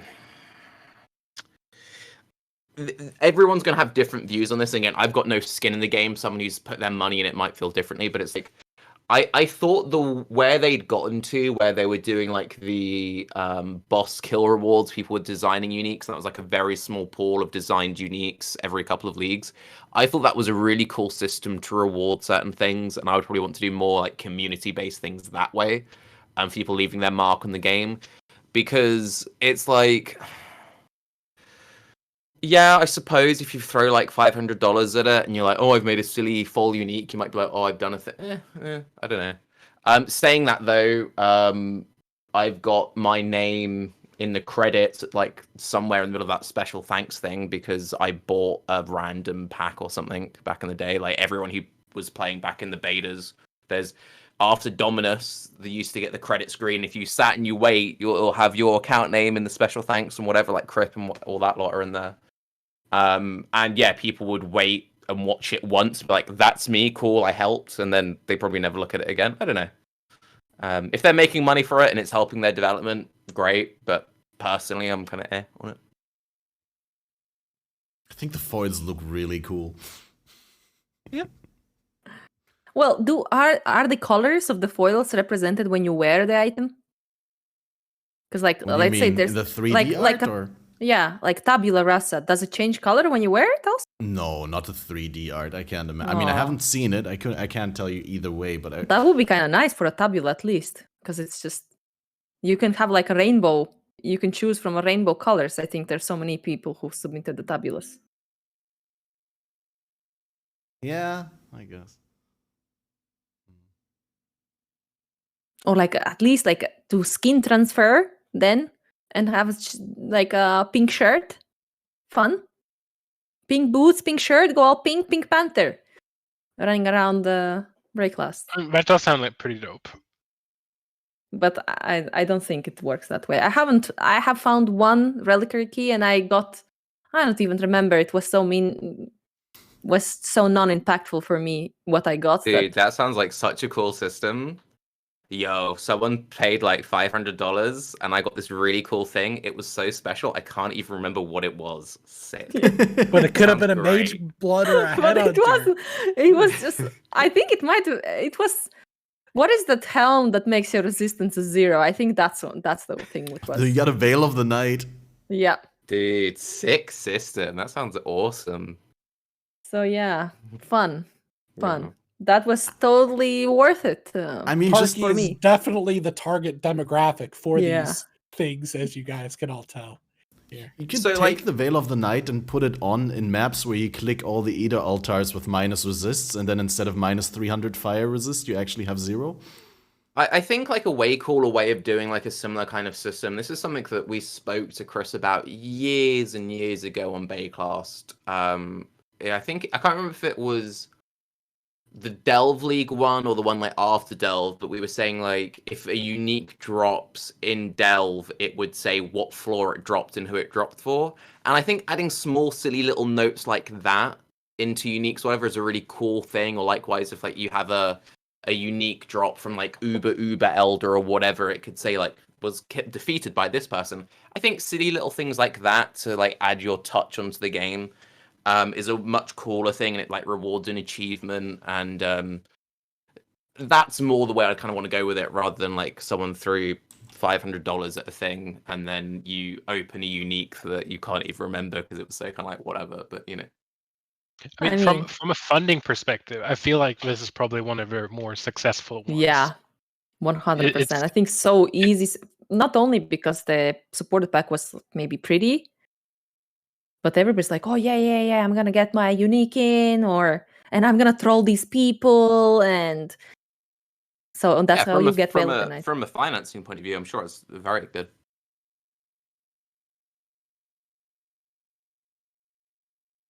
I think they even in the last update we had to the game, they might have said how many uniques they added to the drop pool. I think it was like 1,500 maybe, if I don't think remember. we're over 2,100 somewhere now. Ah, okay. Well, 2,100 right now. So that's a lot of $500 supported packs. They got to pay for ExileCon too. The first one Yep. ran at a loss. I'm sure the second one's probably going to be even bigger. So like, you know. Yep. You going? Anybody's going to ExileCon? I should be going. I don't actually know if I'm going or not. So GGG's offered to fly me out, so I've got like the free flights and everything, which is cool. But I'm also looking after a lot of sick family, so I don't know if I can actually make it. And that's also why I didn't know if I was going to be covering this league at all or not. So hopefully I'll be there. But who knows? Yeah. I'm gonna be there, even though it's gonna be like a 30-hour flight one way. Got my ticket and everything. Got my 2-week vacation in New Zealand booked. Nice. Good job. Gonna, Cool. Yeah, gonna go on a road trip in a camper van. Oh, that'd be going lovely. That's the way to You'll do like it. that. You'll enjoy that. Yeah. Take lots I mean, of it- pictures. Obviously, will. It will be in the middle of winter, so it's not gonna be like a sunny vacation, but it's gonna be great anyway. Well, does it even get that cold in New Zealand? Yep. Yep. Oh, Hmm. cold. it depends on cold your- how much? How cold? It kind of depends whereabouts you're going. Like if he's doing the whole camper van thing, and if you want to like go to the mountains and whatever, Ah. like you know, Yeah, no, it de- mountains, I guess, yeah. it depends where you're at. Lord of the Rings vacation, yeah. Go to For- Hobbiton, eat some whatever, drink some those beers, smoke some pipe weed. There you go, pipe weed. Sounds like a wonderful time. But I mean, from my Swedish perspective, I don't expect it to be as cold as it might get sometimes here. But I'm gonna bring a coat and some sweaters, and I'll be fine. Probably. We don't plan on going into any mountains because we don't trust ourselves driving on narrow roads in That poor sounds conditions. very sensible. That sounds very sensible. Yeah, it's a really beautiful country. I really enjoyed going last time, so no, you'll definitely enjoy it. Yeah, I highly recommend anyone at any point, if you can, go to regardless of XCon or not. New Zealand's just a really beautiful country, and the culture and everything is amazing out there. I'd love to go, but like it's like even if I save up the money until then, it's a difference between buying a new like state-of-the-art computer and not doing so. So it's like at the moment probably not gonna happen. Even though last ExileCon I was like staring through the window with glossy eyes and thinking next time I'm gonna go there, but like nah, it's not gonna happen. Yeah. The thing is we didn't know that the economy was gonna take that direction and that we'd have this pandemic thing and everything. I don't know. I wasn't expecting the trip to ExileCon to be that much more expensive than it would have been years ago. Like what? I mean, When the was only the last reason one? I'm able to 2019? go is because my one of my parents is bringing me on vacation Like, my mother is paying for the trip there. Otherwise, I would not be able to afford to go. Yeah. Yeah. She actually went on a vacation on her own to New Zealand, but had to cut it short for health reasons. So it's kind of her chance to go back by bringing me to ExileCon. Oh, that'd be nice for both of you. That'd be really Yeah. cool. Yeah. Especially if she already went once because she wanted to visit. So Yeah, exactly. nice. She wanted to visit, but ended up in the hospital instead in New Zealand. So it wasn't the best vacation. So it's yeah, a duo. no. Make remake the memories. Retcon. Exactly. Retcon No, the don't memories. remake the memories. No. No. We're not going to have remaking the redo memories of in this context would be her going back into hospital. Do not do that again. No. No. You mean like overwrite the memories? Yeah, of other ones? New overwrite. memories, new Exactly. memories, yeah. Overwrite. Not remake. Yeah. So someone said something in chat, which was the issue is it's very far away. I actually like, even though it is very inconvenient, the fact that it is in New Zealand and everything, I'm actually really glad that there is something there, because one of the things which was really cool about when I went is the amount of people I spoke to from Australia and New Zealand who said they never normally get to go to any conventions because everything's either in like Berlin or America. So I think it's really cool that there is something there. Obviously, it sucks that everyone not in that part of the world, but I do think it was really cool and really exciting. And I think it definitely, while ExileCon was really cool when I went because it was a GGG thing, it's so much of it was tied into the fact that it was in New Zealand. Like, I remember having a conversation with Chris after the first one. He was talking to a couple of the streamers and stuff. He's like, if we do another one, we're thinking about maybe doing it in America.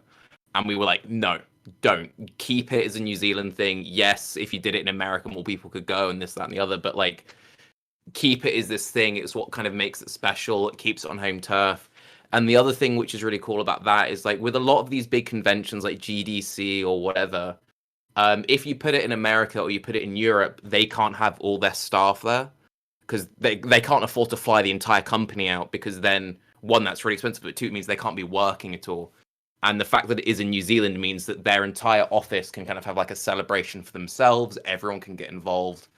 And I think that's really cool for, the gamers from that part of the world having something they can go to, but also for the GGG staff themselves having that celebration being about them rather than shoving it in Vegas and it's like just Chris who gets to go, you know? Yeah. Yeah, it's a really good point. Yeah. It does suck for all of the Path of Exile fans that can't go, but come on, you got to give New Zealand something. Exactly. And I mean, I've looked into container ship travel or whatever. Like, instead of flying down, you could go like by ship for like 1 or 2 weeks. I don't know how long it takes, but like, isn't that illegal? This whole let's shove people in containers. Not you as in a container. Like, you on a ship, like you're helping out there. I don't know what you're doing during the time that it takes to go down there. I haven't researched in depth, but like, you know, similar to how I'm thinking, you know, if I want to visit Tarkicat, it would probably not be the wisest thing to go to Berlin and then to fly with the plane over to London. But instead, I would probably go with a Flixbus, right? I could go here from Cologne, and I'd stay like 16 hours in the bus and go through the tunnel. And why? That sounds awful. No, it's awful, but it's cheap as fuck in comparison to travel. Just get a 2-hour plane. What? I feel like, I mean, is it really that much cheaper?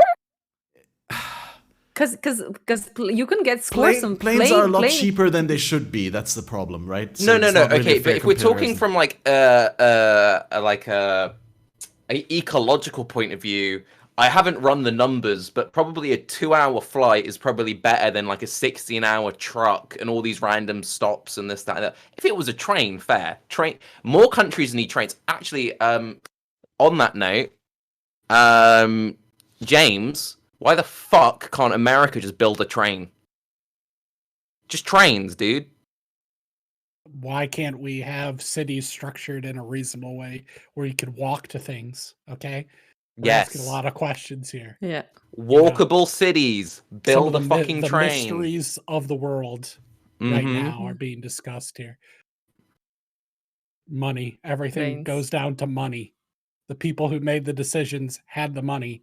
and it would have affected their bottom line. So now we can't have nice things. Okay, but James- what about? Hang on. What if we added like another lane to the motorway? Yeah. Who's gonna pay for that? You? Sounds good, man. Get on that. No, that's all that you guys fucking do. It's like, right, we've got really bad congestion. What we'll do is we'll just add another fucking lane because that will fix congestion. Dude, no, fucking more bicycle paths. Get some public transport going. You got me on to talk about public transport, right, Catmaster? Bicycle paths. What's that? Yeah. No.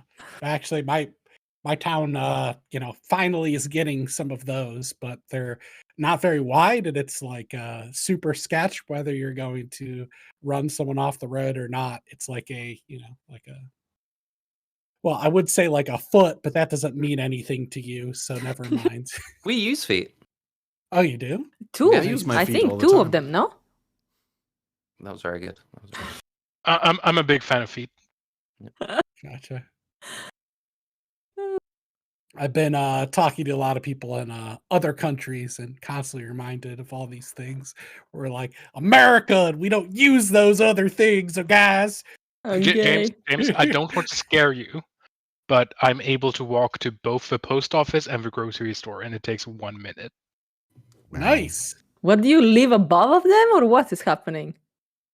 Basically, yes. Dude, I'm shaking right now. Do you guys see the... Sorry, I'm having a panic attack. That's too convenient. Too convenient, yeah.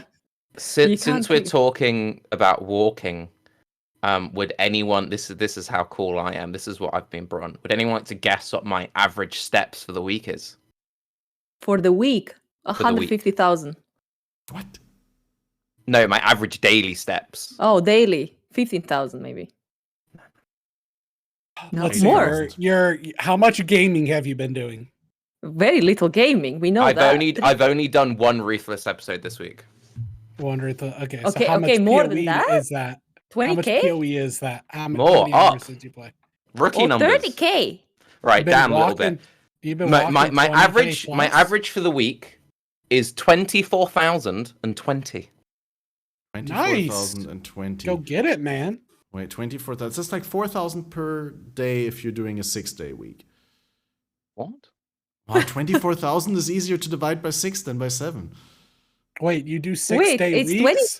24K a day, no? Yeah, a And also, day, you said yeah. you played 1 day of Ruthless, so you didn't walk that day. No, 24K No, a I day. played that is 1 hour of Ruthless this week, Catmaster. So Okay. today, I've walked 26,087 steps. Yesterday, Wait, I did I'm 22,319 steps. I'm Wednesday, confused. Are you saying you're walking outside of your apartment? hang, I'm not finished going through. Let's not interrupt me going through my steps. This is peak content.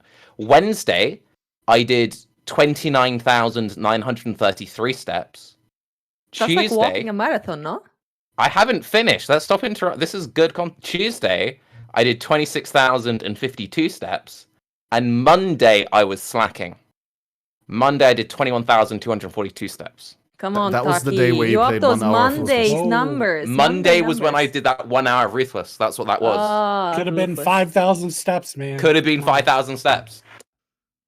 So how large are your steps on average? Are you like taking really tiny steps to get the maximum number of steps? Out of No, your I've walking got quite a distance? big stride.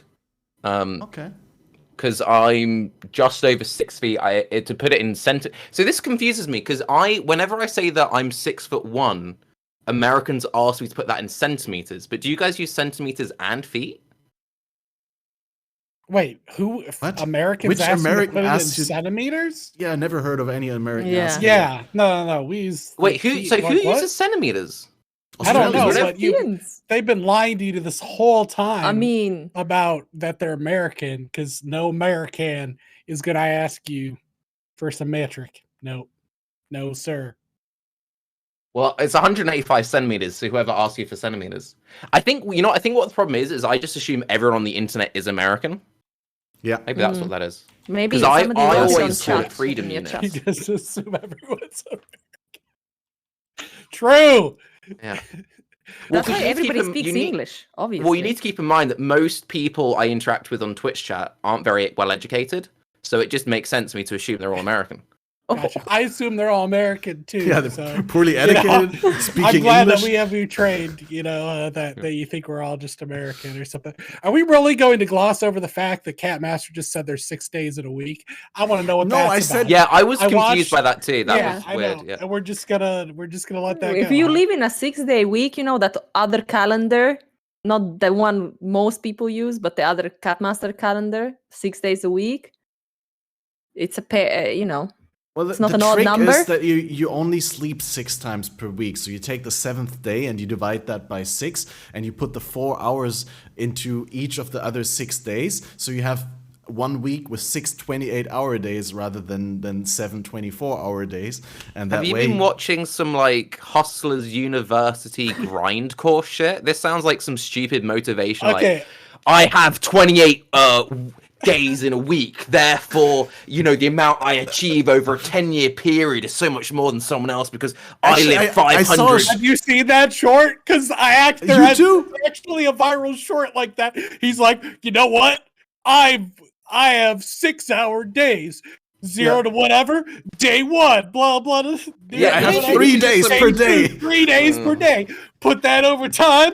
I've worked 3 more days per day than you, and in a Yeah, whole month I had 90 days. Think of how much I accomplished. I literally saw that, and as soon as he said the 6 days, I'm like, "You've been watching this shit, hasn't he?" Yeah. I bet I'm that glad guy someone has a else did. shit step count because you can't get that many steps in these short days. yeah. I bet that guy has that's where shit you're going with nutrition. it, okay. You should step it up. His Yeah. Ricky numbers step counts for sure. Yeah. He probably got a poor kitchen game, right? Like he's probably not like really caring for himself all that well, Well, he only mean- eats every 6th day, Yeah. Yeah. which is I mean- whatever And the he- hell that means. To be fair, though, he's really good at intermittent fasting. Yeah. yes. Yeah. Imagine Sorry, like okay, I'm just really confused because how are you getting so many steps without leaving your apartment? Because you're a gamer, right? You stay at home all the time. I mean, I've literally played an hour of video games this week. This is my second time sat at the computer. And I it's do Friday. not understand what you are telling me. It makes no sense. He has the treadmill under his table, obviously. No, Oh, okay, yeah, that makes okay. sense. Controversial opinion. I think treadmills are fucking stupid. Unless you're in like a war-torn country and you can't leave the house, fair. But just go outside. It's like people who drive to go to the gym to exercise. It's like, or you could just like leave the house and like walk around. But Yeah, Turkey, no, there's you could. people out there. Yeah. You're But no, the way I'm confusing a getting lot so of many steps people. in is I'm caring for my mother and my grandmother, so that's a lot of walking back and forth, doing all their food shopping. And I've been taking up dog training and walking. So I'm just doing a lot of like looking after things, and that involves a lot of walking around. Do you listen Yeah. to music when you're doing it, or do you do it in like complete silence and just think about things? It depends. So if I'm dog walking, I think that's irresponsible to have headphones in. I think you should be focused on the task at hand. So for that, no. Otherwise, audiobooks. I'm big in my reading, as you can see from the books that I have behind me. And it would be irresponsible to be walking and reading a physical book because you wouldn't know where you're going. So yeah. What's your latest book? So Terry Pratchett is and always will be my favorite author. So I've just been going through all the Discworld books again and again and again and again and again and again. And I'm currently on the Rincewind series again. But yeah. Cool. If you haven't gone through Discworld yet, go through Discworld. It's amazing. And it also has, I think it's got 41 books in the series. I mean, I would read Discord, but the only thing I read is fan fiction, so I do not have time for Discworld. What sort of fan fiction? Like, I was playing Ruthless Hardcore and I dropped a fusing. Exactly. That the latest fan fiction. That's is literally about- fiction, because you wouldn't drop a fusing, obviously. Literally fan fiction, yeah. Yeah.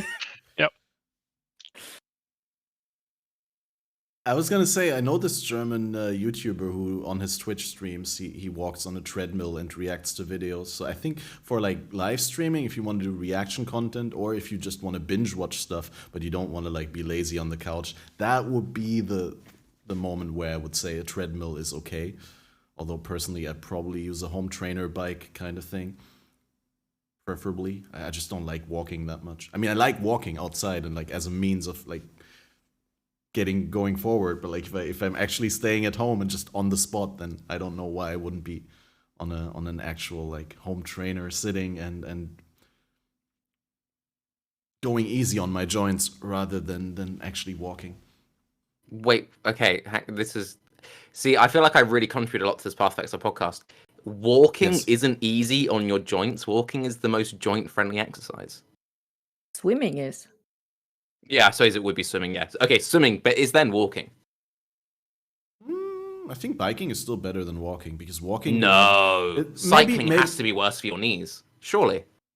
No, because you don't have the shock of the impact. Sure, then when you walk, you roll off with your feet and stuff like that. It's not like How jogging. hard are you walking? He's Pretty speed hard. walking. He's like, I had to be places. Yeah. On which day of day one, day 1, 2, or 3? Day one beating of up day them one. drunk- Yeah, He's He's for running my walking. grocery Other runs. things. Okay, some What you people don't tell me realize that is- cycling is better for your... I can't... Hang on. Walking isn't an impact exercise. If you said jogging or running, sure. But, like, walking... There's no impact with walking. Does walking mean something different in German? I mean, there is an impact. It's just a very small impact, but there's a I lot think of it's them. still a little bit smaller with cycling. It's like a little bit more controlled. Like walking is basically falling from one leg onto the other, right? What? Falling? I mean, yeah, I mean, Falling onto what? What is going on here? By- Welcome all to a bipedal- fitness podcast with gamers who know nothing about fitness. all bipedal Episode motion 1. is all bipedal motion is controlled falling. That sounds smart. Yeah. Mm. Can we get Trixed on? Because he's, like, actually knows this shit. Yeah, I mean that's the plan. Trix is planned. I don't see him in the onboarding channel What yet. time? I don't know. What time is he coming on? He marked a whole lot of different times. Let me see. A lot of gamers mark things and then don't show up. I'm sure you don't know anything about that, Tarky, about like trying to wrangle gamers to show up at assigned times. Definitely. Yeah. Okay, it's so a pain. like, okay, no, someone is making a very good point in chat that obviously with biking, the whole thing is that you're not having to support your own weight, and yes, obviously you're having to support, which is why walking good for strengthening your core. I'm just saying, I don't think I would call walking like an impact. Like, come on now, get Well, Trixed. if you have I'm gonna good need you to knees- tell us. If you have good knees, you don't feel it. But when you have bad knees, maybe you feel biking less. But So you just- walking's a really good way to strengthen bad knees. My right knee is a bad knee, and that's why I walk. I'm just really surprised that you fell 26,000 times a day this week. Yeah, it was controlled falling though. Controlled falling, yeah. All that core strength is helping you to control it.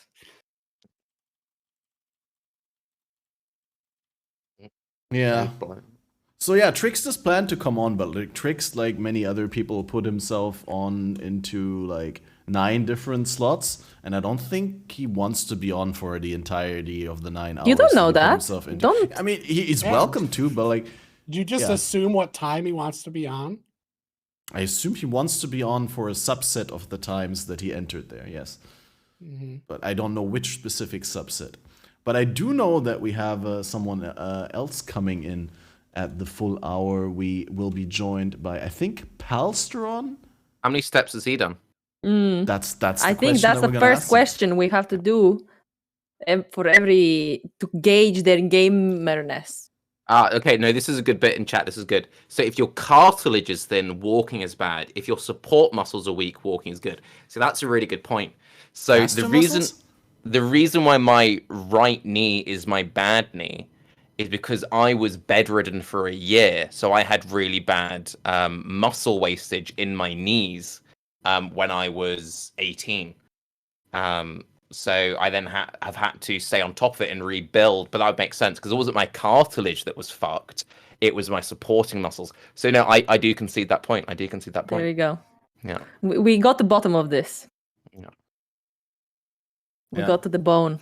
Yeah. Ruthless You do, scarcity of hanging? support Hang on. Actually, speaking of bottoms, what would be better for toning your bottom, cycling or walking?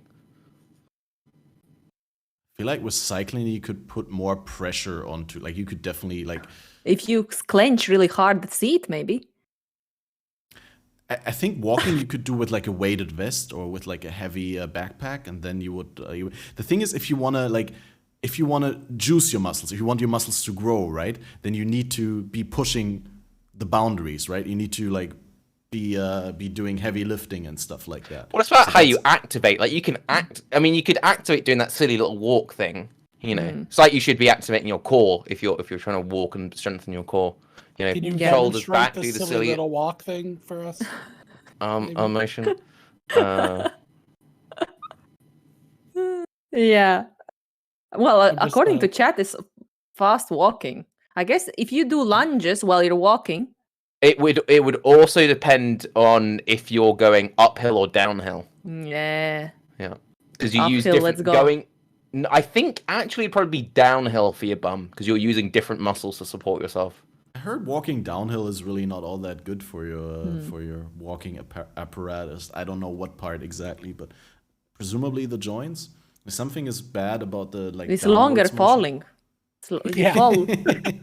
It's faster to fall downhill than it is to fall uphill. Think of how many Uphill more is times more you can glute fall engaging. per Yeah, minute. yeah. Glute Downhill, engaging. just like this conversation. You got to clench your butt cheeks when you're walking, and then that'll just, when you walk around. Well, that's why playing PoE hardcore is so good because you're Yeah, clenching for all your the ball. time. There you go. Yeah, that's why I got such a beautifully toned ass. It's all that HCSSF butt clenching. Yeah. Exactly. So when I do I guess- get to talk about Battle Brothers? By the way, I Whenever you want. came here to talk about walking and Battle Brothers. Well, first, you can bash me for saying that I'll play Battle Brothers next month, like 6 months ago. I mean, this is a Cutmaster roast podcast, so Yeah, if you roast haven't away. realized. Roast away. Mhm. Yeah. Speaking of roasts, I'm doing my first stand-up set on next Wednesday. Wait, really? Yeah. Ooh. In like a public Whoa. location, or are you doing? Yeah. Like a... No, I'm just doing it at home to the cat. No, but like you could stream it. for your grandma. Are you gonna stream it? Are you gonna set up a live stream? No, I think that'd be a bit weird. Why? Because it's a comedy club. I think it'd be a bit weird for me to go to a comedy club and be like, by the way, I'm streaming this event. Well, No, just no, have well- someone in the audience stream with the phone on your stream key. No, not Easy. this event, but like for yourself, for your own. I don't know how long it lasts. Actually, how long is it? Okay, I've got a- record I've- it. I could record. I've got a 10-minute set. Yeah, so record it. Boom, easy. So you're just doing like stand up? Can we get like a sample from your set? No, spoilers. For all I know, one of the But we're not people gonna be in the might be audience. watching this.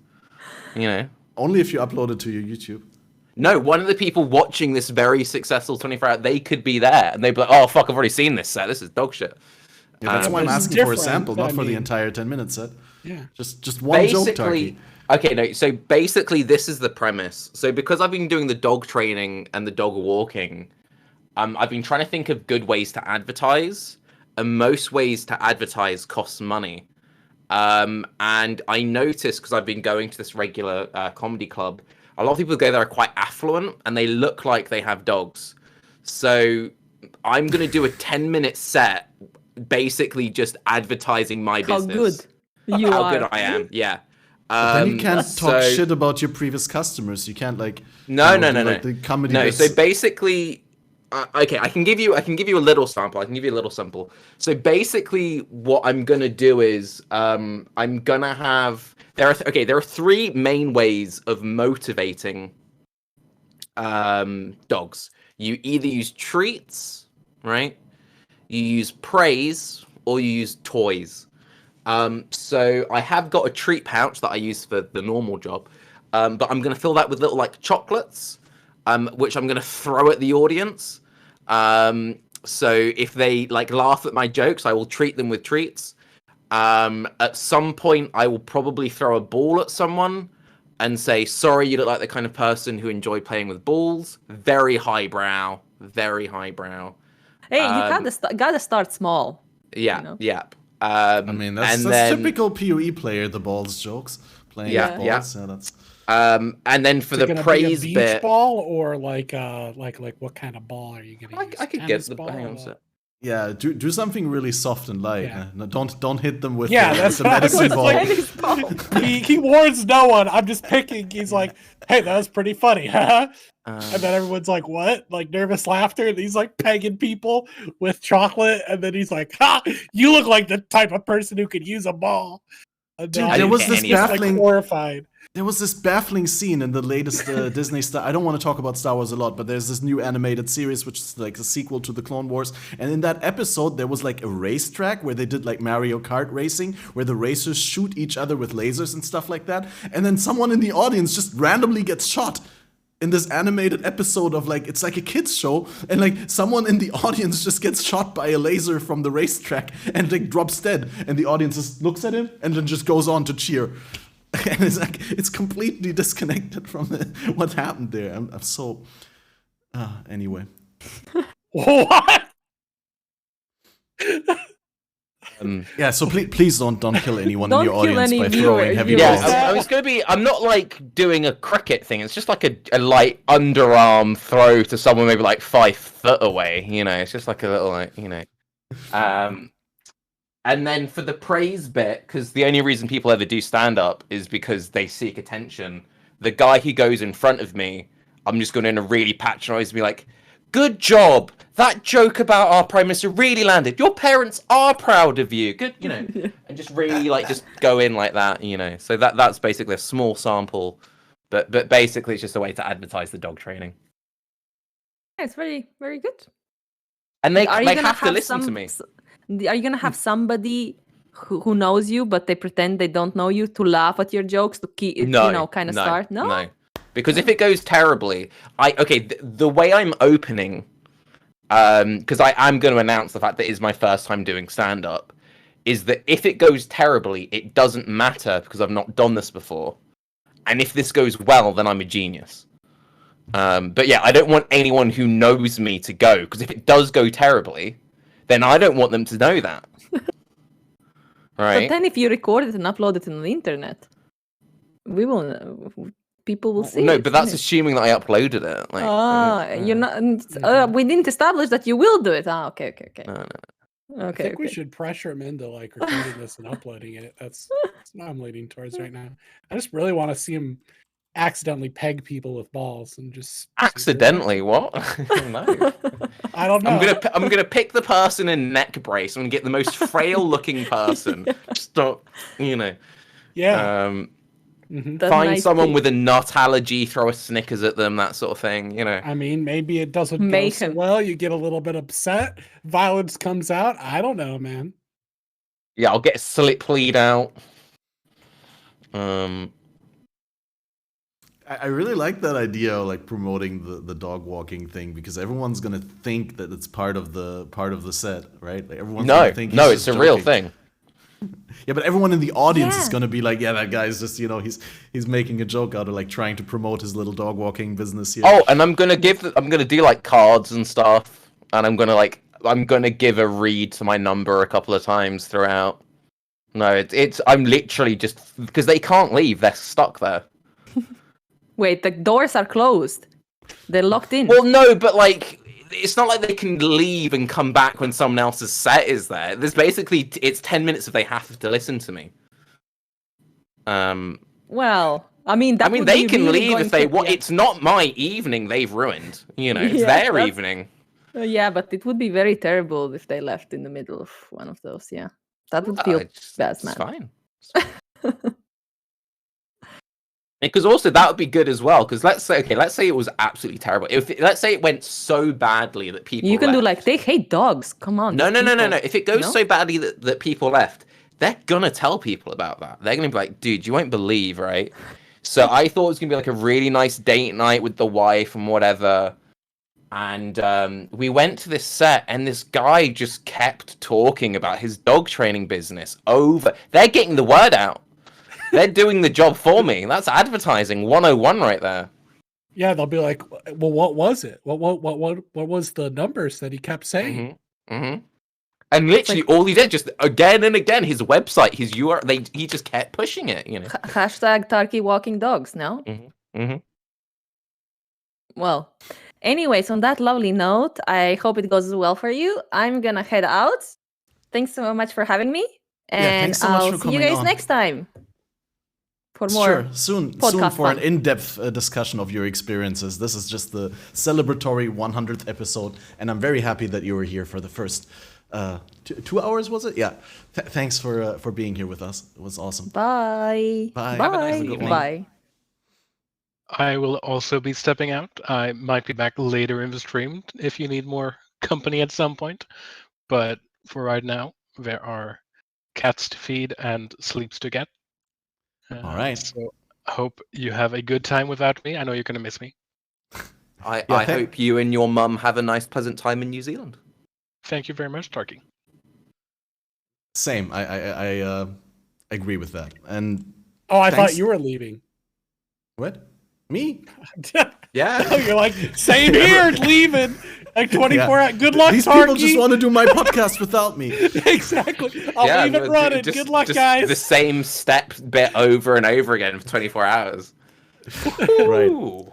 Anyway, Lilylicious, thank you so much for coming on and sharing your views and everything. After you probably still haven't fully recovered from BPL, just like myself. So I wish you all the best, a good sleep, and if you want to come on later, just let us know. We'll be happy to have you on again.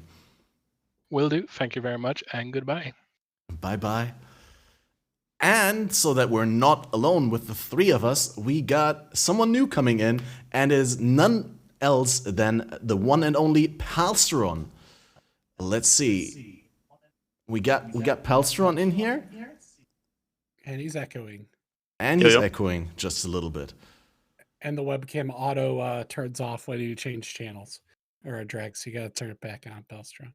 Let me check. Yeah, you just need to press the webcam button. Oh yeah. Yeah, one more time.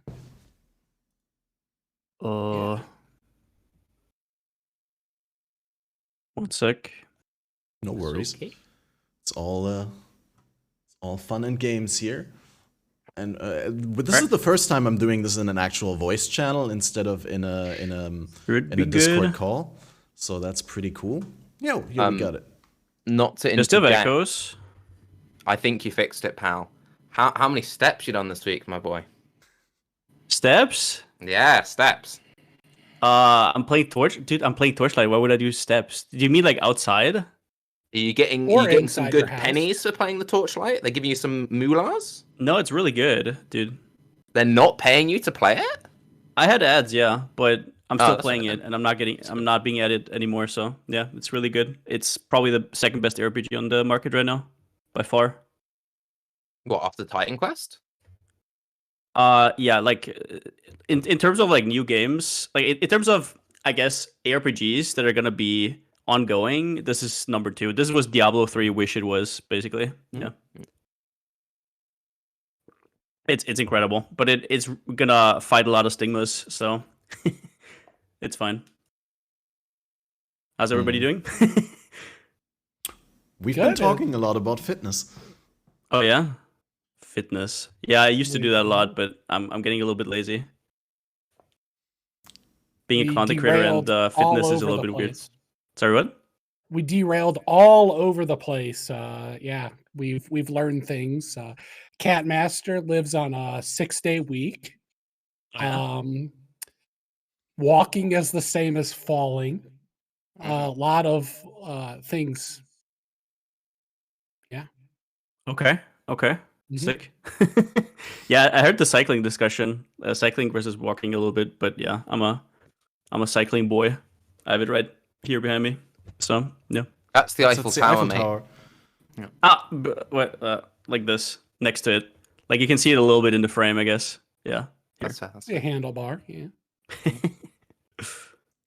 Right. Yeah, say my bicycle's just really tall.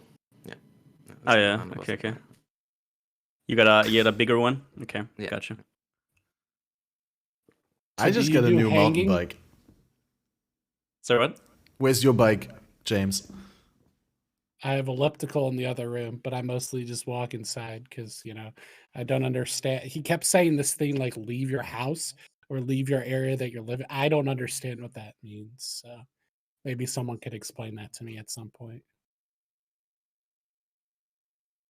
I'm sure. Man, we this can. just what the Palstron, you killed our vibe, man. What did I? You What did I get into? I don't know, man. We had vibes. We had all Are we sorts of crazy. are we You talking came in PvE? here Are we and you're talking just no, like, to be I fair, don't no know. silence, I no think even courtesy Taki laughs. killed the vibe. Like, Taki derailed the PoE discussion. I briefly tuned in and you guys were talking about Path of Exile, and I'm like, look, I've played a grand total of like 3 hours of Path of Exile this last year.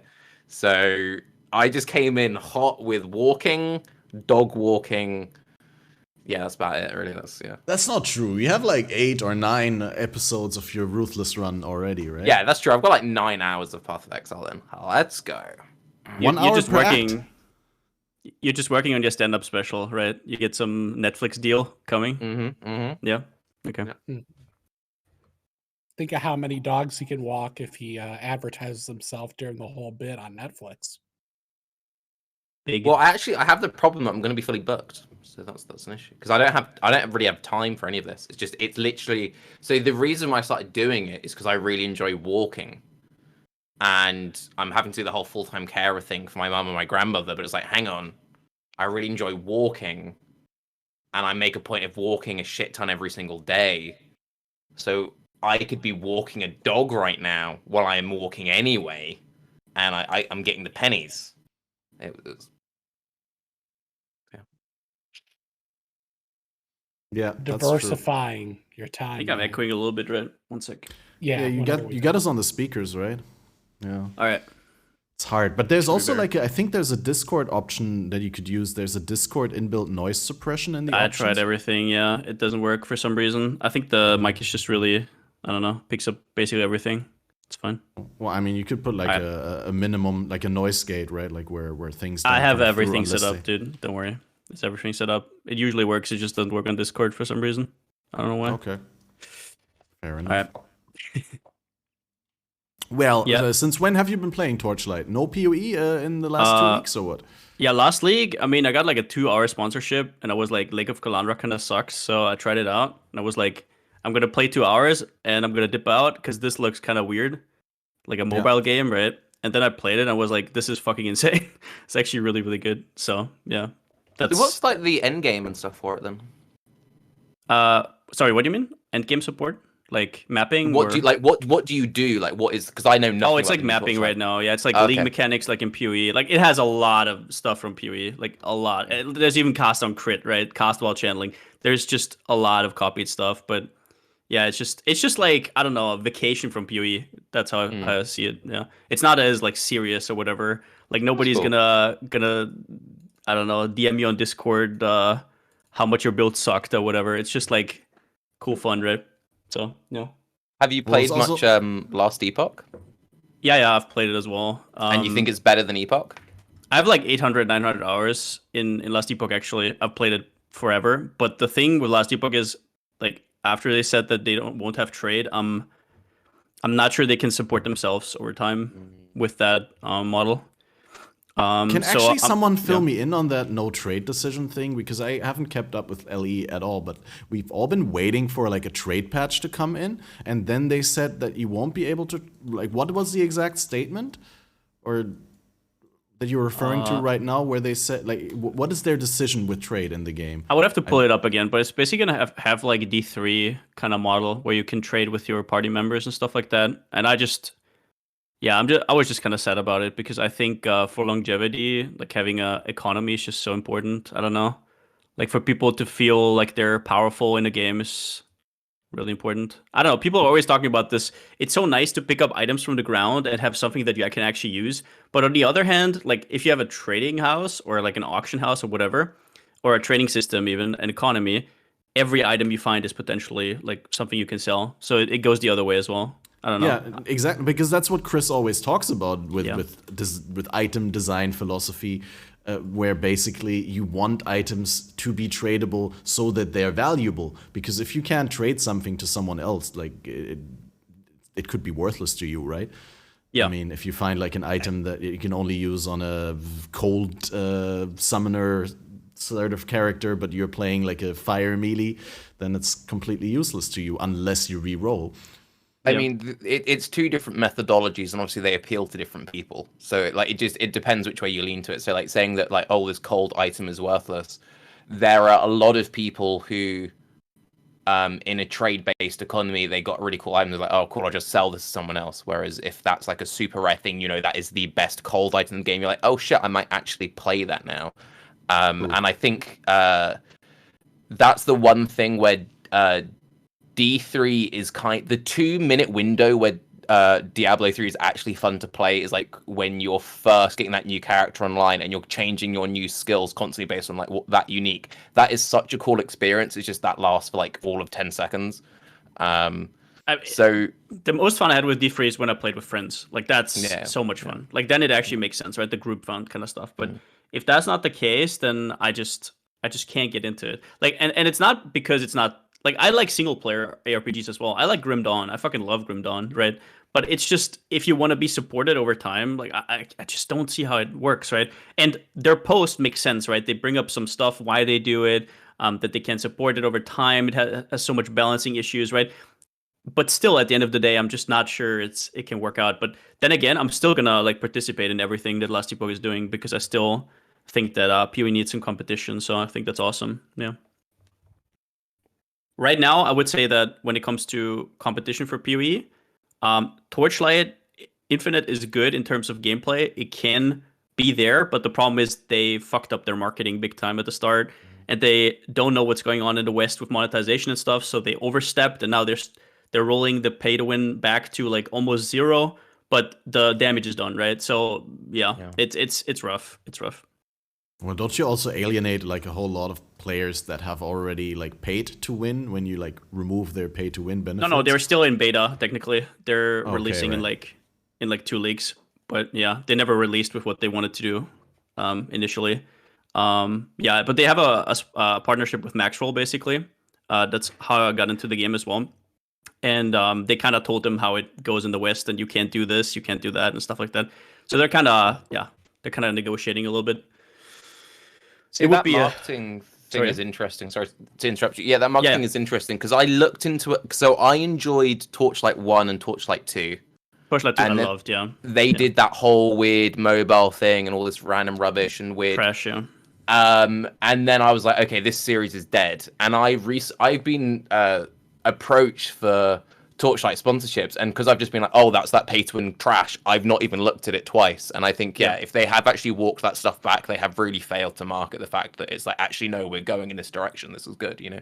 Yeah, there's still aspects of it, and I'm not here to defend them. Like, I'm not a fucking spokesperson for them. They can defend themselves. I'm not gonna put my name on that, right? But they're trying to make it better, which I appreciate. And the game is just really fun. It's just it would be a pity if it fails because of those concerns, because the gameplay is really fun. Yeah. Actually, in a little bit, Tenkiei is going to join us, and Tenkiei has been doing a lot of Torchlight content and has worked closely together with the Torchlight developers. And he's been telling me that they are really dedicated to making the best possible game that they can make, and that like he really enjoys working with them. And Tenkiei is someone who I value for his high integrity and for, he doesn't do sketchy things. He doesn't want to do things that don't benefit his viewers or that don't enable him to make the best possible content. So if he's like hyped about Torchlight Infinite, then I think there's good reasons for that. And seeing that I don't have a lot of hands-on experience with Torchlight, actually none. I've watched a little bit of the initial race on the most recent season launch.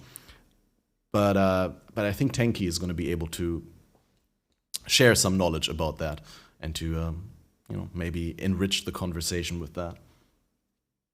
Pelstron, did your Strength Stacker Shockwave character get inspired kind of by Torchlight? Because it looks very similar to a lot of the cast on crit stuff that you're playing on the Torchlight Infinite. Not really, no, but yeah, Okay. it is. Yeah, both were a blast or a wave or whatever you want to call it, right? So Yeah. pretty cool. Yeah. Which that's a really sick MTX that you used on that. The shockwave. I mean, it's sick at the start, but once I don't know if you're 40 and you need glasses, it's probably not the best, I would say. But yeah, Did you just call me 40? I'm not there yet, Pelstron. Okay, I got like Right. 3 and a little bit in change years. Okay. Actually, that's the point. How old are you, pal? 30. Mm. Mm. How old are you, Turkey? I'm 30 next month. I'm 29. Oh yeah. Damn. Young buck. I just What turned about you? 35. Gotcha. Damn. Yep. I'm 36, and I'll be 37 in March. Damn. Time flies. Yeah. Huh? Damn. Damn, old Thanks, fuck. buddy. Hey, like a good friend of mine just turned 40, so like, you know. Okay. It's like, and then you always have like, I'm always hanging out with my younger sister. She's like 27 or 26. I actually don't know. I think she might be 27 this year. I have to check the calendar or do some math. But what I'm trying to say is like she always points out to me how old my friends actually are because she's like, "What? That guy already turned 40? Damn." And I'm Don't like, get- don't get shit, old, I'm gonna be Chad. there in a couple of years. Let's do it.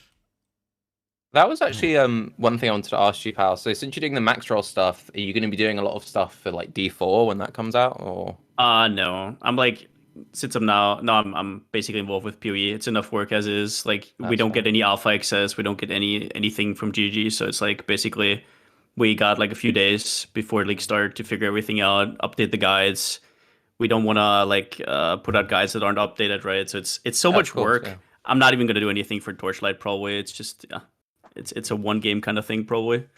Maybe in the future. Who knows? But Do you guys will have have any people. interest? Oh, sorry. No, go on, Cat. I was just wondering, you will have people in max roll that will fill that role, right? Like because you're Yeah, of working course. close together with Torchlight, so there's going to be other people who dedicate all their time to Torchlight guides. Yeah, Maxroll has already a branch for Torchlight. Yeah. Yeah, please, Tarky. You wanted to No, I was going going to say, since you're like, Torchlight, you think it's like the number 2 right now. Do you have like much hope for Diablo 4 when that comes out? Because that's pretty soon, isn't it? I think I've heard mixed reactions from people who've played it and tested it, and I think it's going to be. I can't say. It's like I would say I'm cautiously optimistic, but I don't think it's gonna be any PoE killer. Let's put it that way. I don't think it's gonna be a PoE killer. See, it's interesting you say that. So I've not played it. I know a couple of people who have played it, and I either hear like this is the best shit ever, or like this is fucking trash. Same. And there's no longevity, and like from what I've heard, it seems like it might be like a good 50 hours, like you enjoy going through the story and whatever, but like I don't know what holding power, if any, it has, which will be interesting to see. I will say this. I think nowadays gamers are super demanding, right? So getting a game to a stage where you can actually put hundreds of hours into, that's crazy, right? Like PoE has a formula that just kind of works. It's like an evergreen formula, but even they can slip, right? As you saw in Lake of Kalandra. Like it's a lot of it's pretty rough. So I think even if it's like the worst game of all time, I'm still gonna get it. So, and I'm still gonna play it because it's Diablo. So we'll see when it comes out. But like the problem is that I don't have any hopes that it's gonna be like a D2 or something, right? Because obviously they're Diablo in name only, right? So yeah. I'm curious, what do you two think about the whole thing? I don't know how much you guys even looked into D4. I think D4 is going to be good at what D3 is good at, but it's not going to be realistic competition for PoE. I mean, I'm sort of parroting a mix of other people's takes on this because I really haven't looked into it all that much. But I think it's going to have a great release. It's going to get a lot of people interested in ARPGs, and it's going to leave a lot of people who want a more in-depth game disappointed and looking for other games, and that's where it plays into the hands of Path of Exile and other games that have just been around longer or are just a little bit more specialized into delivering a more sophisticated, in-depth system as an experience rather than having a smooth and mass-compatible mass appealing product, which Diablo 4 no doubt is going to be. It's going to be great to play in party. It's going to be great to play with your friends. The Blizzard has the technology down. They know what they're doing with the art. You got to give praise where praise is due, and they really know some things that they're doing well. But after Diablo Immortal, I have very little faith left that they're actually ever going to be real competition for like real game developers. They're too much into the making money business at this point, and yeah, like exactly right. Like Diablo 2 felt like a passion project, and then Diablo 3 and probably also Diablo 4 are more like, I don't know, how can we use this brand to extract money? I hope I'm wrong, but like I'm just very jaded after Diablo Immortal. I don't know. I mean, it's completely different development teams.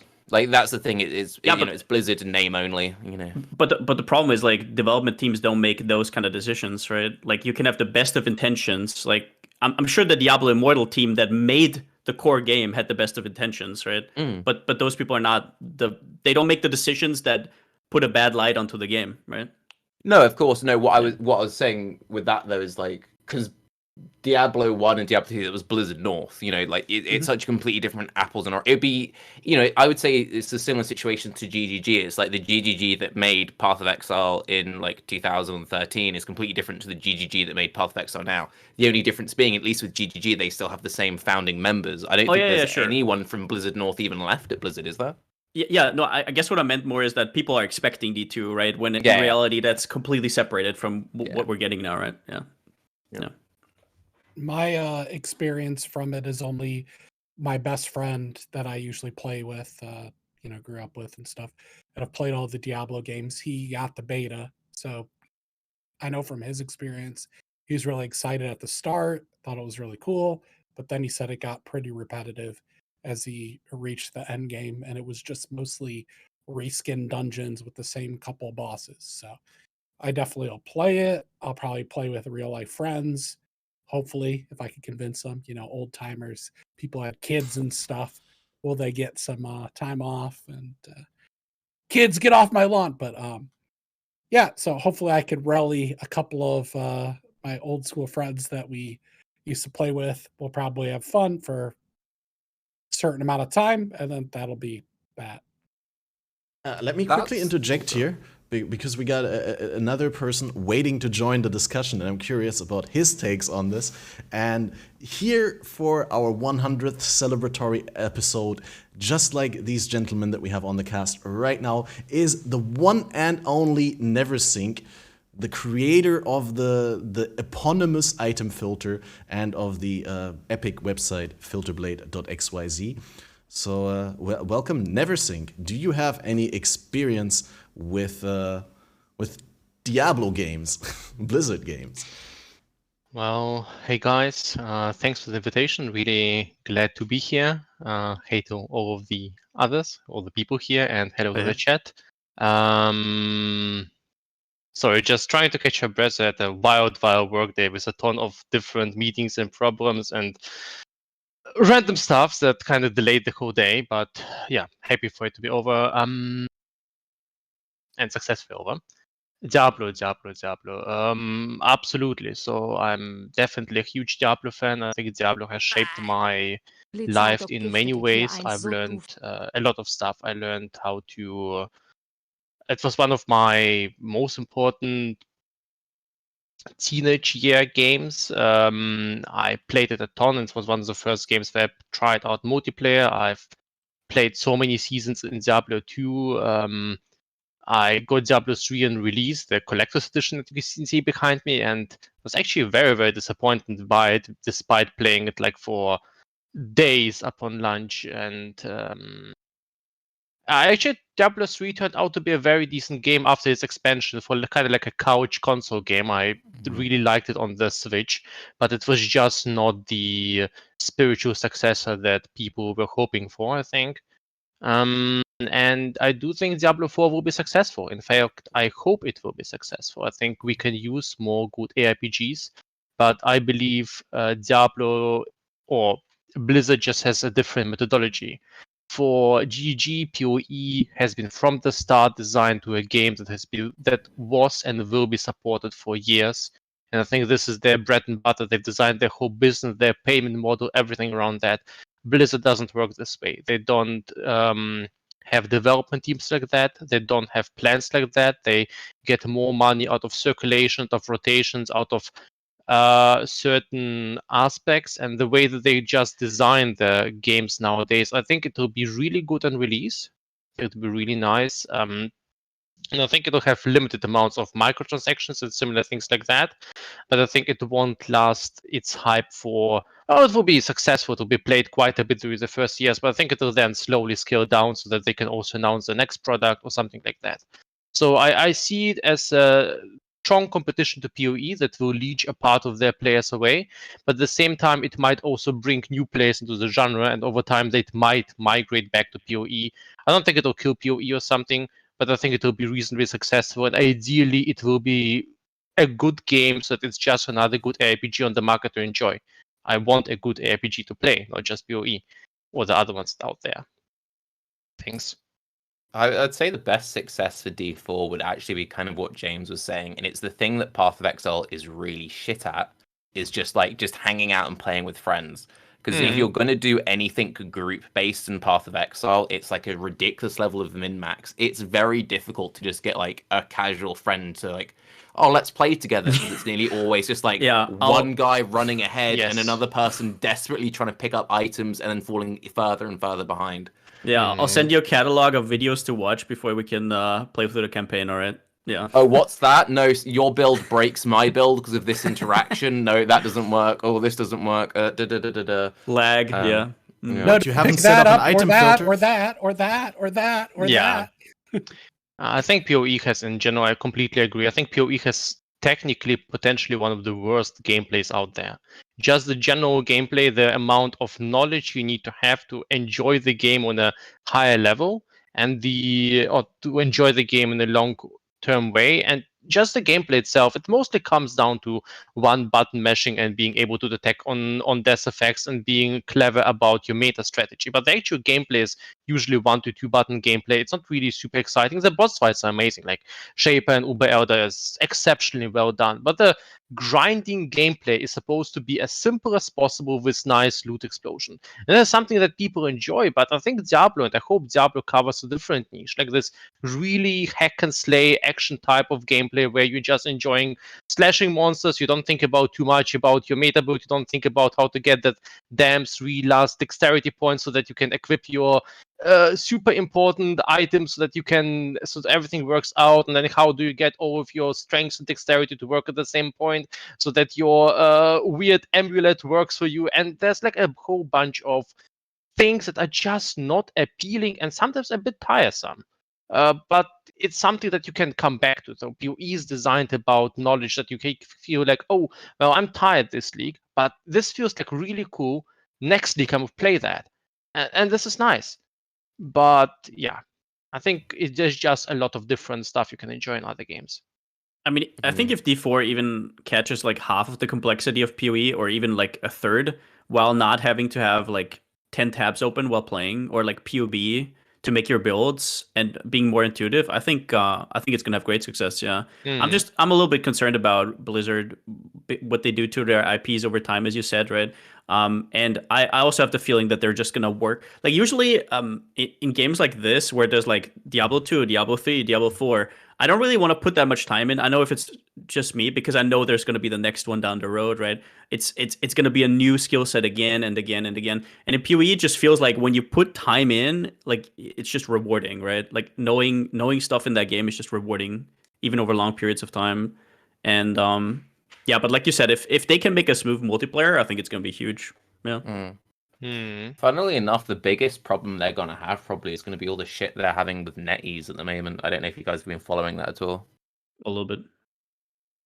Very they can't long... release in China or something? Was that yeah, very long story short, it's why there's the whole Tencent deal with GGG. If you want to release a game in China, you need to partner with a Chinese publisher, and that's nearly always either Tencent or NetEase.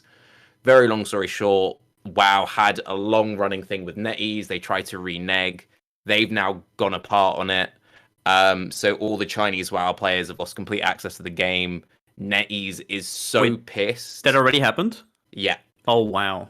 NetEase is so pissed. They've been demolishing and like live streaming them, like destroying their Blizzard statues and stuff. They've been like throwing loads of shade. Like it's like gotten really, really heated in like the last like I think 48 hours even. So it's gotten to the point where it's so heated that it's like this is going to affect basically all of Blizzard's stuff over there by the looks of it. So that's going to be a massive hit for Diablo 4 if they lose access to China, because that is a lot of players.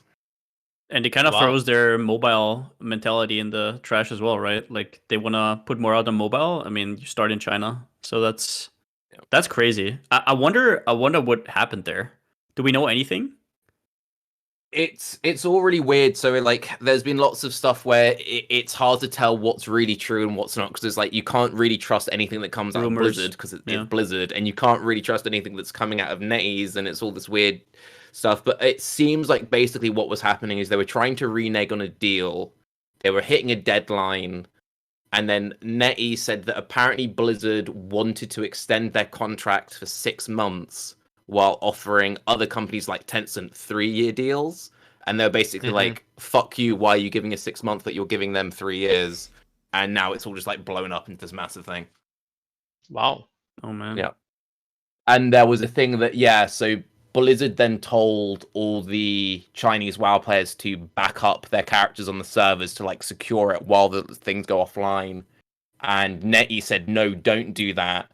And a bunch of players who did the backup that actually deleted their characters. So can you imagine if you went to like backup and you deleted your entire WoW account? Like if you've someone who's been playing for years and years and years, losing that is like, oof. Yeah. I mean, even if they get it back, like the trust is kind of gone then, right? For these people, like, fuck. It's like my best friend. So we both used to play WoW in school, and he still plays WoW now. So he's been playing it basically non-stop for like 15, 16 years. I cannot imagine how he would react if his entire account was deleted like that. Yeah.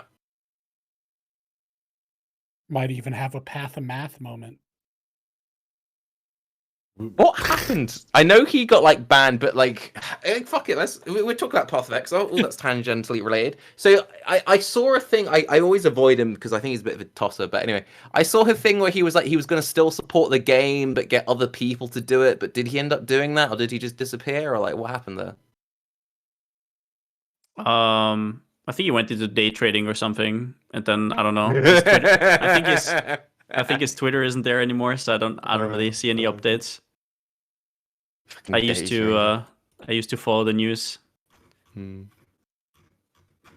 I've been trying to step away from any of that stuff and worry less about what other people are doing, basically. And you know what? I've been quite a bit happier. So I don't know. I might have to take the Tarky method and look at mute everything is great. And then just mute everything, go in blind, show up on the stream, and I have no idea what's going. James, what's good? Don't know, don't care. We're playing this. Sounds apparently pretty strength freeing. stacking shockwaves is a thing. That's new to me. Yeah, there was spoiling all sorts of things. Certain thing. But yeah, it was a little bit of a. I mean, it made 3.19 hype again, right? The whole Path of Math thing. So that was pretty cool for a second.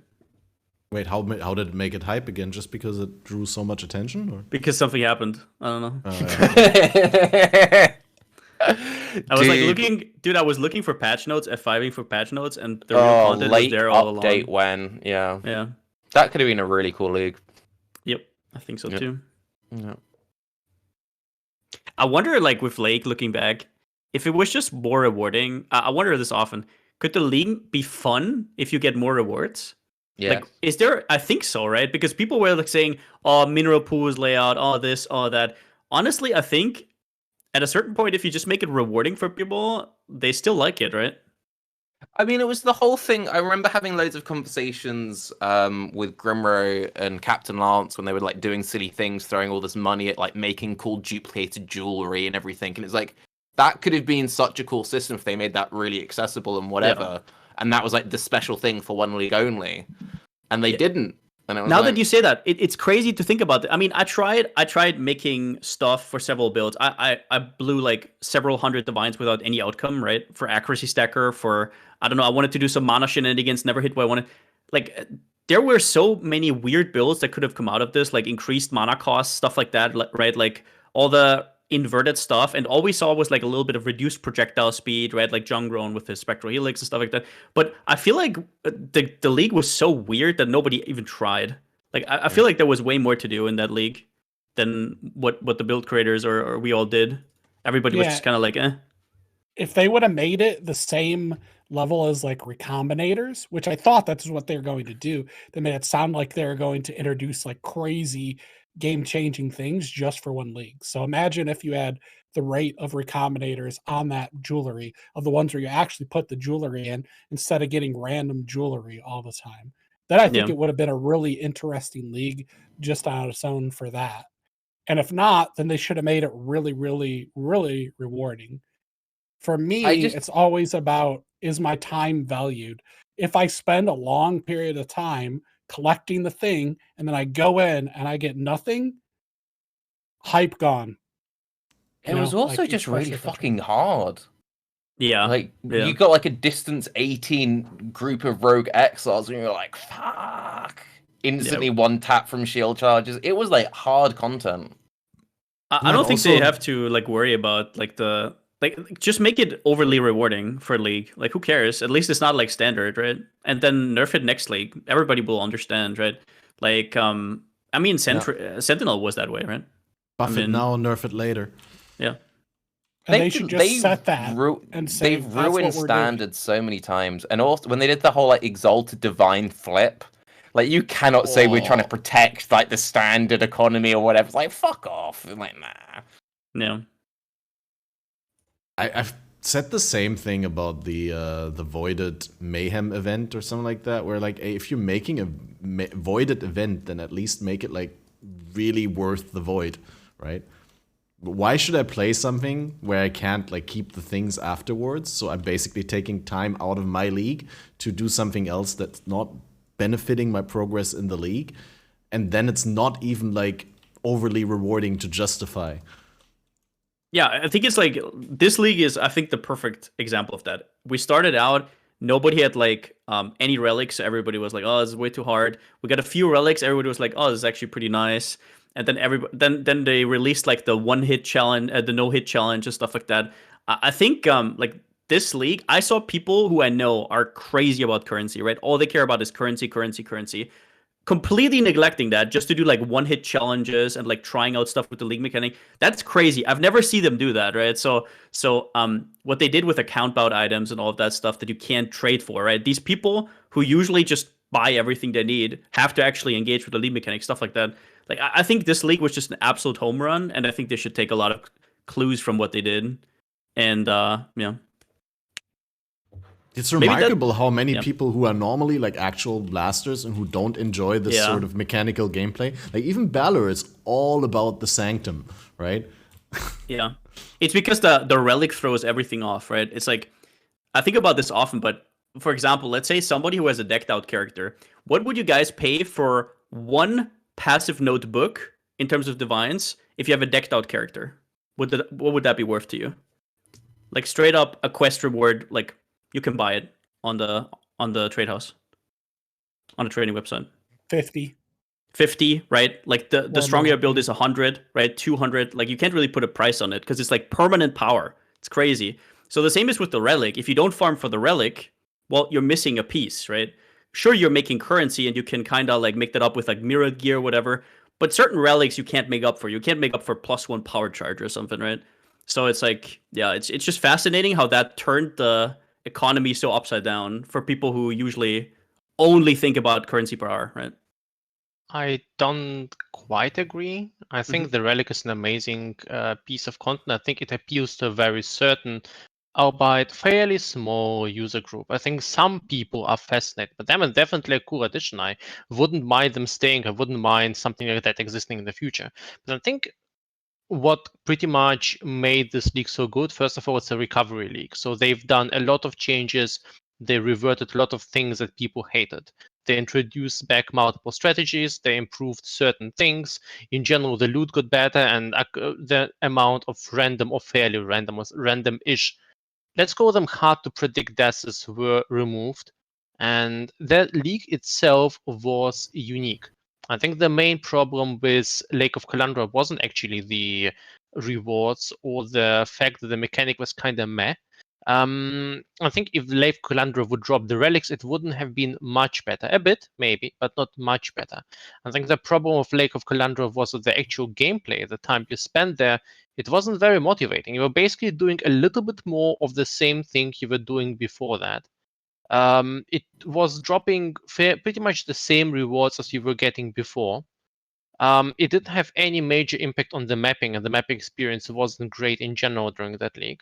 While with Sanctuary, you have a much more refined and much more fun mapping experience, and you're actually looking forward to the league mechanic itself. And the league mechanic is actually done in a way that it's always a little bit unique. It's a little bit of different run. It's a very different gameplay mechanic. I mean, I remember the first days, and I think a lot of people absolutely hated the league.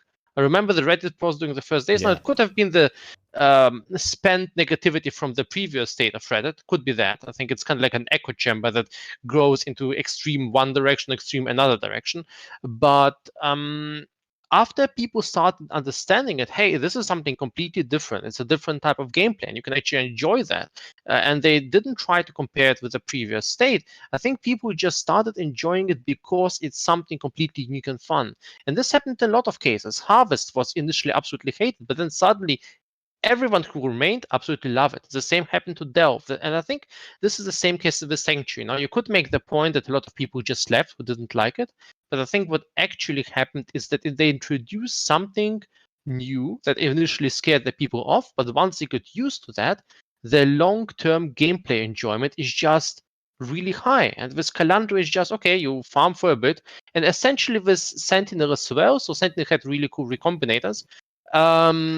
After a while, it was just monotonous. And now that one of the top reasons why I log back in PoE here and there is because I just enjoy playing Sanctuary, and the mapping experience in between is good enough to make the wait be worth it. But yeah, relics are good. I just think the relics are not the key point that is defining here. I think they're just a nice cherry on top. Yeah, sure. The base gameplay is obviously the thing that holds everything together, right? Like if you removed both leagues, 3.20 is so much better than 3.19, right? Of course. So I guess Sanctuary has a better time, like an easier time being good because the foundation is better, right? Sure. But I guess what I wanted to say is that when we talk about trade, this relic dynamic is just like, I think that's something they should maybe do from here on always, because it kind of makes people, I don't know how to say it. It gets people out of this. Should they do every league, like giving something one account bout item of some sort, because it gets people out of this spreadsheet mindset of only thinking about currency per hour, right? It's like there's another variable in there that you cannot buy, and that makes people crazy. Like I saw people like absolute blasters on Twitter, like, "Hey, can we make this finally tradable?" No, you have to engage with it, do it, or like you just don't have your 11th item, right? It's fascinating. I love it. I fucking love it. Basically, you guys. It's funny because we talk about this whole like SSF kind of mindset, but it's basically just the SSF mindset because you can't buy any of this shit. The things that you guys are like really longing for is the long-term progression, which is why a lot of people enjoy SSF. But it's an equivalent for Trade League. It's just a small thing, right? It's not everything. It's not I have to pick up chromatic orbs and I have to, I don't know, like no, of course, but it's that same gameplay. Of course, it's the exact same. Yeah. Totally. No, it makes sense to me why that. Especially because that's the big problem I have when I talk to people like Grim a lot, and me and Grim have the amount of times I don't understand why would you ever play SSF Tarky? And I'm like, yeah, but Grim, how many times have you done the thing where like you get your headhunter or your mage or whatever by day 3, and then if you weren't a content creator, you wouldn't keep playing because you do the content, you get a couple of weeks or a month or so of guides out of it. And yeah, I can totally understand where if you're at that level of you like to blast and do the big group thing, having a reason to continue once you've gotten that goal, you know, I think I can 100% understand why those people would need that. And I think that if GGG wants to continue making content that caters to that demographic, I think that is a far healthier thing to focus on rather than like constantly going for like uber bosses, because I think the problem with something like that is that only caters to such an teeny tiny portion of the player base. Whereas having like long-term progression for all Trade League players, that's something that anyone can aspire to, regardless of where they are in terms of content. 100% agreed. I think this and also the idea that something as special about that is you also get to be a little bit unique. And PoE in the case, I've made a few guides, and sometimes I've been wondering, people manage to craft exactly the same item as I had, like 100% the same. And one, it's somewhat funny, but at the same time, it's also somewhat sad. So I think it's really nice when they introduce something that you can't exactly duplicate. Something like, for instance, I love Timeless Jewels exactly because of that. Every time you get the Timeless Jewel, they change your build a little bit. You have a slightly different node, slightly different stats, maybe one or two different large jewel. I think the same happens with the relics, just in a much more predictable and much less volatile way. So you get to be a little bit more unique, and you can say that, hey, this is my build. I kind of farmed it up due to investment, or maybe I found something cool, and now I'm creating something based on that. So I think on top of the self-found progression, which and self-found definitely has a better progression curve in my experience, you on top of that, you get this uniqueness and the creativity you also get from self-found, that, hey, you found something specifically cool that inspires you to make a new build. So maybe you have your strength stacking or dexterity stacking or a power charge relic or something like that, or for some reason your I think your fire spells no shock or something like that, and you're inspired to try it out. I think this is just really, really cool to give players a motivation to build a second build. Definitely worked for me because I absolutely hate releveling. So usually one big character per league. I get to like level 97 or 100, kill a few uber bosses, and then I'm done with the league. And relics definitely were a big boost for me in this case. On the topic of timeless jewels, if I may quickly hook in and offer a little bit of a sidetrack topic, people have told me that they don't enjoy timeless jewels as much anymore because it's harder now to divine them because of the divine exalt change, right? And divines are so expensive, where previously they were available in abundancy and you'd be able to just get a couple of timeless jewels, spam your divines on them until you get the timeless jewel that you want. And now it's much more set in stone what a timeless jewel is, and there's very little incentive to actually keep divining them because the chance that you get something useful in just a couple of divines is very small, and you quickly spend a lot of currency doing it. Do you think timeless jewels are actually better as a consequence, like in the design spot, or are they worse, or they're just different? They're better in the design spot that they're now doing their intended function. Like, the intended function for them originally wasn't meant to be like, oh, well, you just throw like 1,000 divines until you force the thing you want. And I think what Neversink was saying earlier is also something that Path of Exile really struggles with, and it kind of goes back to what Power was saying earlier about like, oh, watch a million guides. The thing which is good about this sort of content is it's almost guide-proof in a way, because you can't just one-for-one copy like, oh, James made an awesome build, or Palstra made an awesome build, I'm just going to copy that exactly. It forces people to think a little bit. And you could be someone who knows absolutely nothing about the game, but you get something someone said, like, your fire damage now shocks. You're like, oh, and that makes you think, even if you know nothing. And obviously, there might be a really weird, unique interaction that someone with more knowledge might realize over someone else. But whenever you don't have instantly solved things, and this is the best way to go, it makes the game so much more interesting. Yes. And that's why GGG for the longest time tried to force people away from unique items, because they didn't like the fact that this was the best way to do it. And I think these kinds of systems are far healthier, and a way that you can still have something like uniques be interesting and have a real place, and not just be like, why would you ever use unique when this rare will always be better? You know, I think it's a much healthier way of designing the video game long term. I personally like it way more than before, because I can literally go to POB, type in, I want 3 times strength, and then let's see, maybe a double damage node, or maybe life or whatever. I could just figure out what it is on POB. I go to trade. I have like 3 or 4 timeless jewels that I could theoretically pick, right? One is maybe a little bit better than the other. I go through trade. It's like, oh, this is 1 divine, this is 3 divine, this is 5 divine, done. So for me, it's actually a lot easier than earlier, and it took, I don't know, like, I don't see how divines really takes away from that. And the next thing is why I don't think there's a problem is the difference between a GG timeless jewel and almost GG is not that big. It's like, okay, so you don't have 20% strength, you have 15% strength and 4% life. Okay, I mean, sure. Is that like the end of the world? I don't think so. It's like, yeah, I don't really see the problem. It's only because it's only in trade and because it's been solved, right? And now there's tools out there to actually be able to search. So we're talking Solo select Self-Found, your or? Well, I think Tarky's plays Solo Self-Found, so he's gonna view everything through that lens to a certain extent, right? Oh, okay, yeah. So okay. so for them, In that it would case- be a big deal. Yeah, it's rough. Huge, Sure. right?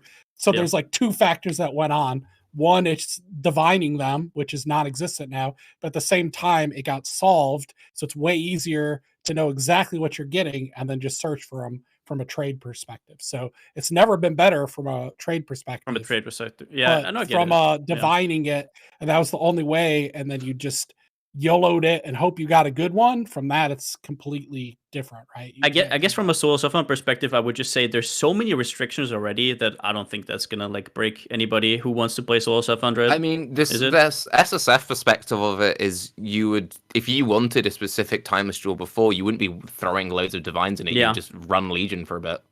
The way I approach it hasn't changed at all in SSF. Yeah, I would just like put Legion on my Atlas. And also, if you're an SSF person, you're going more so for like a specific keystone, or maybe if you're doing like a strength stacker or int stacker or whatever, you might be like, oh, I'm just looking for one which gives me like 5% or 10%, and it's the exact same thing. You just run different expectations. Yeah, exactly. You know, You wouldn't divine spam in SSF, but previously it was so easy to just farm tabulas and to just rack up a bunch of divines. It depends on your build. It's just like I would have so many things. I'd rather be like divining weapons or whatever. Like, well, my experience with timeless jewels is rather limited to glorious vanity on my occultist builds with the cap chaos res, where the Zibakwa thing gives you the divine flesh notable that makes it so that 50% of elemental damage is taken as chaos damage, and it raises your maximum chaos resist. And for that one, I would totally, like, if I was playing this build in SSF, I would totally, like, have one that I use, and then I'd have at least one or two more, and then I'd spam those with divines until I get Zibakwa, then pop them in and see, are the nodes that I actually pick in the tree, like, do they actually give me decent effects? I mean, I've done that, like, before. I don't know, it depends what you want, how desperate you are, and also, like, I enjoy Legion and I enjoy doing 5 ways. Like, I do a lot of playing builds like Lightning Trap, whatever, with really good coverage. So it's like, I enjoy spamming that content anyway, so it's kind of a different thing, you know?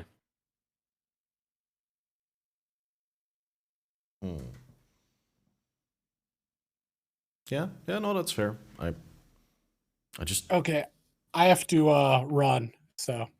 Oh, right, Sorry, it's guys, another full hour. Yeah, it's almost a full... another full How fast do you hour run? time. How fast do you run? Try not to fall too I aggressively. gracefully fall about 7,000 to 10,000 times a day. Damn. Oh, fuck, hang on, before you go quickly, Neversink, how many steps have you done this week? I forgot to ask you earlier, sorry. Steps? Steps, yeah. Real life steps? How yeah. many? Yeah, how many steps? How many steps have you done? I love how it like stumps people. Like you mean like move You mean out of the outside? chair? What? Let me like crafting steps? You mean groceries or Yeah. what the fuck? I'm not familiar with that item in PoE. I have not counted, but definitely more than average. I mean, yesterday and on Monday and on Tuesday, these were the days where I've been doing some longer works, usually to work-related stuff or meeting some friends. So I would say in these days it was more than 5,000. And today, and I think the other day, I think it was Wednesday or something, it was probably like less than 500 since I was just working around the apartment. So I would average it out in around 20,000. That's good, that's good. Right, you can go now, James. Sorry about that. Yeah, I have your permission to leave, Tarky. Yes, you can leave now. Oh, well, thank you so much, sir. You're welcome. Thanks for having me on, Catmaster. And Hey, thanks for you coming guys. on. Enjoyed the It's great. banter. And See you, man. Bye-bye. So, Bye. God, finally Yeah. he's gone. Oh my god. Yeah, now we can have all the elitist takes, because we're the true PoE elite players here. Not that tech channel guy who plays PoE as a side hustle. No, we love TRJH here, I think. Can I speak for you guys? Anyway. Yep. Sure. I mean, again, I'm in Act 9. Like, I'm going to maps this league, dude. You're going full gamer. ruthless this league, right? Yeah, full SSF ruthless, doing everything blind. Yeah, it's good vibes, good vibes. You guys probably already talked about it, but how do you like it? Is it refreshing or is it like tedious or? It is refreshing. One thing I didn't actually mention earlier that I wanted to. So because I've literally only been playing like an hour or two a week, I don't know if a lot of the positive sentiment I may be falsely attributing to Ruthless. It could just be this is such a different way for me to play Path of Exile. So you haven't played in a long time, maybe, and you're coming back, and no. Well, it's not so much that. It's just I'm having a very different relationship. Normally, when I play Path of Exile, I'm treating it as a job. But because I don't have the time right now, because I'm having to care for some sick family, I'm playing it like how just a normal person who only has a handful of hours to game. Like, the only time I ever sit at the computer at the moment is this podcast, and then like the 1 hour that I do like my Path of Exile stream, and it's literally just like 1 hour of content. So that's been really fun and really refreshing, because I just haven't played video games like that. I don't know if ever, because it's like I think the last time I played games like this was when I was in school, but even then it's like I would do my homework and then just play RuneScape all night and all morning and then go back to school, you know. So it's like I've never really played games like this before, so that is very fun and very refreshing. That in the combination of Ruthless, Path of Exile feels exceptionally different right now. But I imagine if I was playing my normal SSF stuff, I'd feel the same. And probably even if I was playing Trade, I'd be like, dude, this is really cool. But I think a lot of that is just because I'm just playing Path of Exile like an actual human being and not a content creator. Yeah, I can see that for sure. Yeah, it's different if you stream than when you can just like chill, put on a podcast or something. That's totally different. Yeah, for sure. I did enjoy Ruthless, but I only played it during the alpha phase. And afterwards, I am a bit of a challenge motivated player, so I do like those shiny MTX. So I didn't like the aspect that I would pretty much spend a lot of time on Ruthless and get no challenges. So, but something I really enjoyed about it was the party play. I think this is something it does exceptionally well, especially if you do something like a small private or a group found league. You don't actually have all of these support mechanics you get in a normal game. So it doesn't devolve or degenerate itself to the point where you just have an insane aura board that basically gives you all the survival, all of the damage, and another guy who zooms through the map, and maybe you have a magic find color if you're going for a more advanced setup.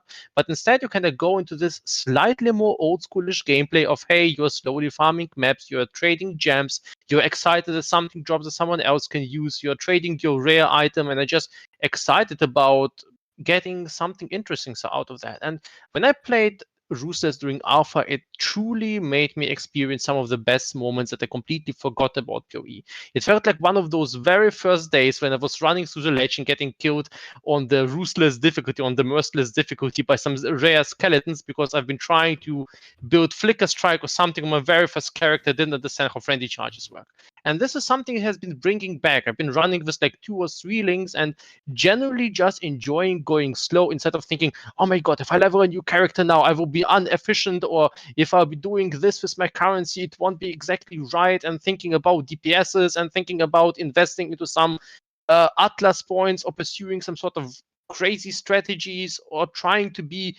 I think I've spent so much time thinking about efficiency. It's really nice to get hammered by the game so much that you're much more thinking about the moment-to-moment gameplay and just enjoying your drops and not thinking about in terms, well, if I use my crafting items, I won't be afford to buy a whatever. So I think it just is a very nice, fresh breath of air, and I really look forward to playing it with friends in the coming weeks, because you want to do like a 3-4 man run to see how that goes. I think that's really cool. I would agree with that 100%, even from an SSF perspective. So normally when I'm doing like SSF at a league start, it will be I rush through the Atlas, I'll be making my content, whatever, and then at the end of the day, I'll be looking at PoE Ninja to see, oh, what are similar people doing, how are they doing, and let's do some messing around in Path of Building. And I had some people say, like, oh, you'll be using Path of Building in your Ruthless gameplay? I'm like, what the fuck am I going to put in Path of Building? I'm on a 1 link, dude. So, like, not having to think, and I enjoy that whole theory crafting thing, but not having any of that is a very refreshing and it's a very relaxed way to play PoE. because I think a really good example of that actually is there's a lot of choices that in some ways before you would hyper focus, but now there's choices you would never normally make you would. So for example, I'm doing a fire trap thing, and I spent like a good hour like, oh, actually, should I be building towards crit? Should I maybe going towards Elite Overload? You know, if I did drop like an efficacy, maybe I should make more of a generic skill tree, because then I'm more like flexible based on what's sort of going on and this, that, and the other. And it was just really fun just kind of having these like silly little conversations as my stream. And I would never normally do that in a situation, because I know that I know enough about Path of Exile that I can force pretty much anything, even in an SSF environment. Or like seeking out resistances on the tree, because you know you're not going to get it on gear and stuff. Yeah, it's definitely I had a really long conversation just about which bandit I was going to help in Act 2. And Yeah, I everyone's was like, gonna dude, ask, go do you help Alira? Dude, go Alira, because even if you're that not crit, resist. right? Probably. Yeah, they're like, you need that resistance. I'm like, yeah, but dude, how long is it going to take me to get 20 regrets if I want to respec this? Oh yeah. And that was Yeah. the deciding factor. So in the end, I went for the skill points. So I'm like, I can probably get that resistance through those 2 skill points. And just silly little things like that were really cool. And it's like that thing I mentioned earlier. It's like when I dropped a maim and a pulverize, I'm like, oh, do I make a whole new character? Like, what do I do here? And it's cool, you know. It has like a sorry.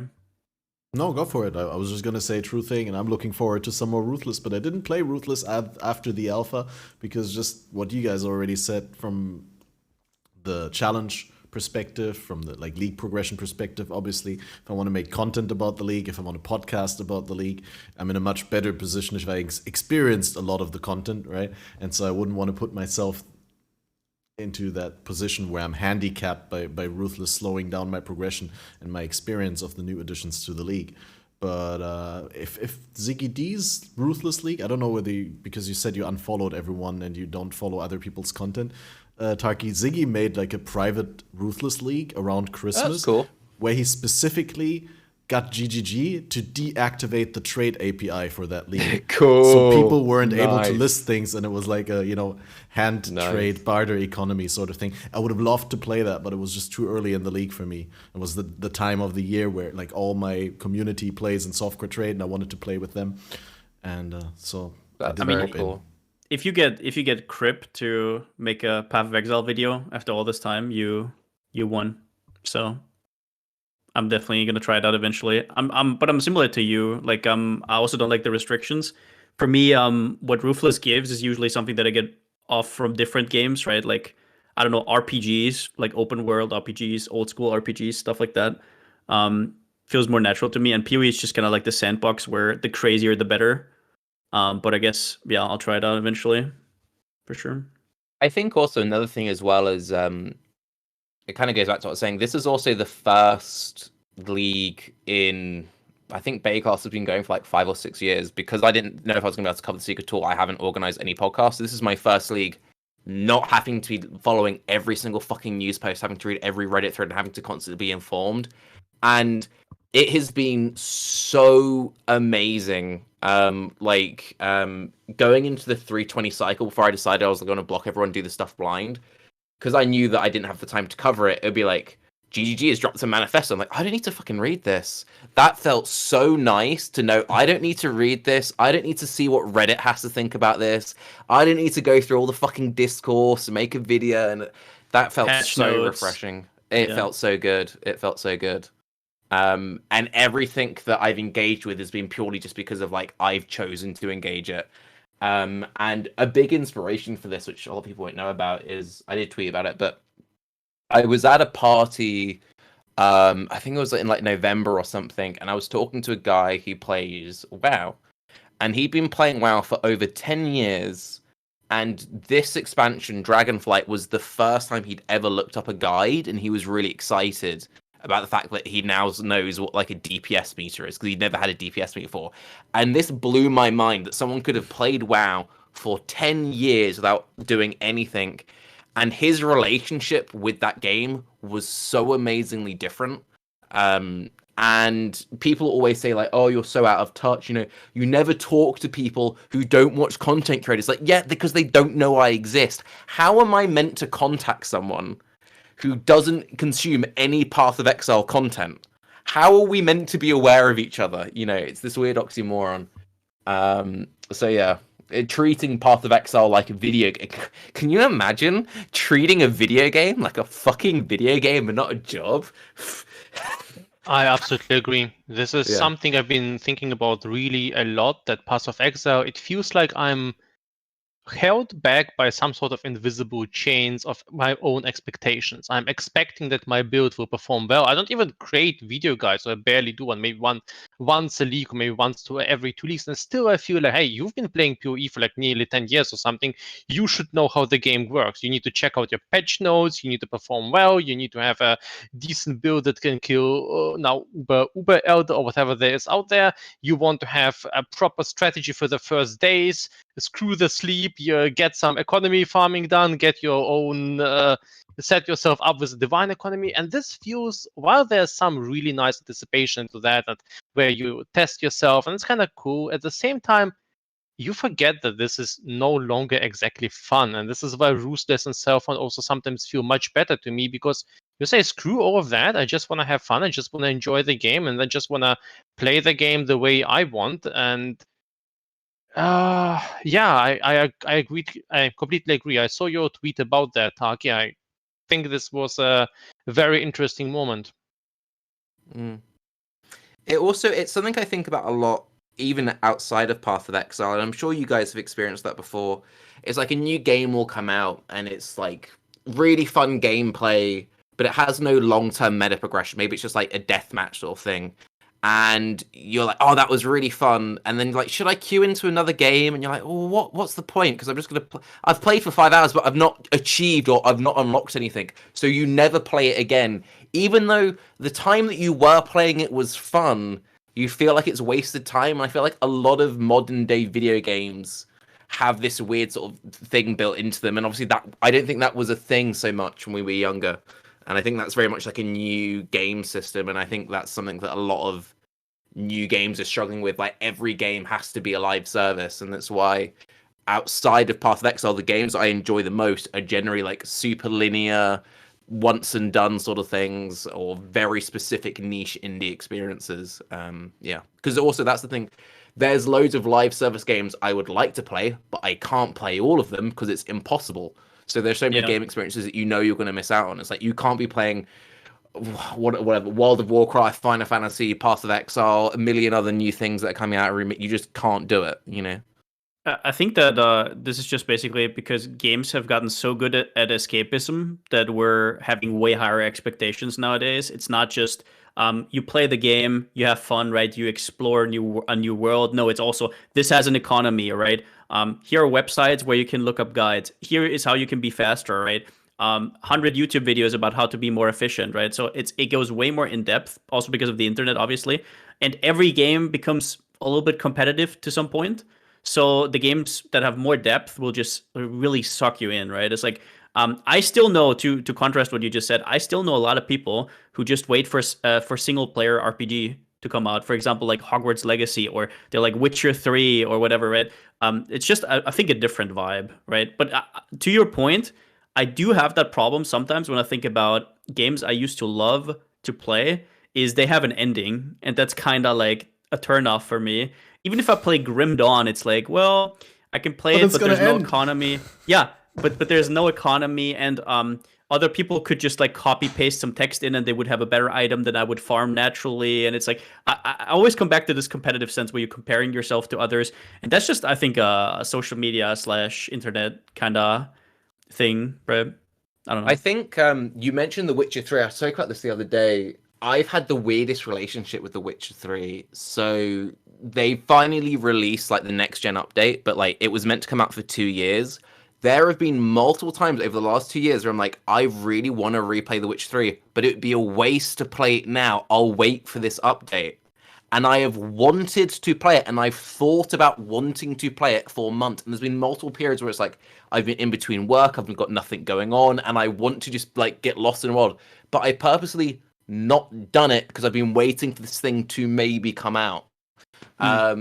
And I think that's also another big problem you have with games right now, especially with like games where it's like, oh, but I know there's going to be a DLC for that, so there's no point me playing that now. I'll wait for the DLC, and then by the time that DLC finally has come out, you've moved on to something else, or you're doing this with 10 other different video games.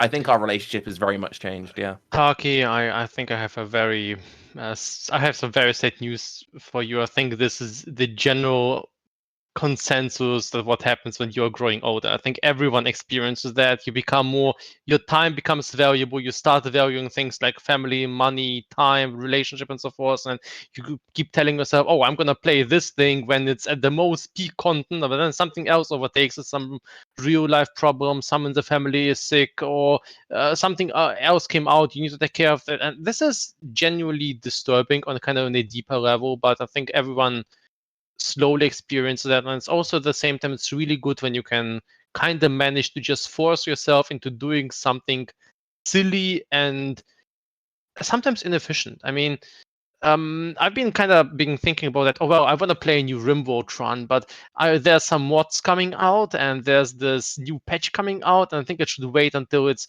super efficient. And I had the same relationship with Witcher 3, exactly the same. I've been putting off replaying it because why would I do it? There's a new big HD rework coming up, and I think I would have exactly the same thing if I've done it when I just had time, and now I don't have time to do it, and it's silly. It's silly. It's a problem. I think learning to relax is very important. And I'm not good at it. I'm like absolutely the example you shouldn't follow there. But yeah, you are speaking. You're very, very much speaking to me there. Yeah. I think even deeper, what also happens is we're creating patterns when we get older, right? We played games for like, I don't know, a decade more. And we have these patterns, and whenever at least that's how I am. Whenever I'm in a game, especially in the single player game, I just can't help but see what they did kind of in the game and kind of like see through the world, I guess. And oh, this is the gameplay loop they want me to follow. Oh, this is why this side character is here. This is why this is there. And if you're younger, you don't think about that. You just have your silly fun, right? And I kind of feel like that might also play into it, at least for me. It kind of demystifies the whole experience a little bit. It's harder to concentrate on just the fantasy, right? At least for me. I think Elden Ring is a really good example of this. I played a lot of Elden Ring at launch, and I purposely did that blind, and I purposely didn't look up any guides or fucking anything. And the amount of people who ruined that game for themselves is like, what's the best build? Where do I get this weapon? Where do I get that? And it's just like, yeah. The whole thing that made that game special, and I think one of the things which is really interesting about Elden Ring is your second playthrough will never be as good as your first. There are a lot of other games, even the other Dark Souls games, like you can go through the second time and experience new things, but you'll never experience that world again. You will only go through that exploration once. And I think the best thing about that game was the fact that if anyone hadn't played it, it had basically no map markers, no nothing. You could put your own map markers down, and I actually really enjoyed making my own map and putting down my own custom map markers. I've had loads of conversations with devs and stuff. I've always really liked the idea of video games based around cartography and exploration, of actually having to like make your own map and doing that. And putting down custom markers for Elden Ring, I think, is the closest I've ever gotten to that experience.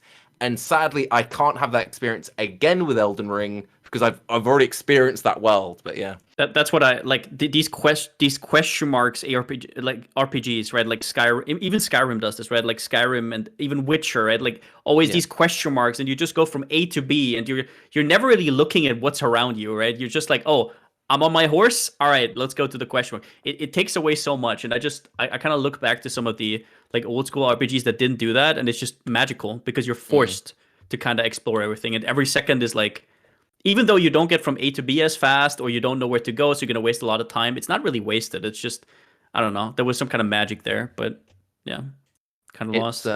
It's also why Ghost of Tsushima was my game of the year when that came out. That wasn't a particularly special game, but for anyone who played it, that had a really interesting open world formula. A lot of people said, oh, it's just like a Ubisoft game.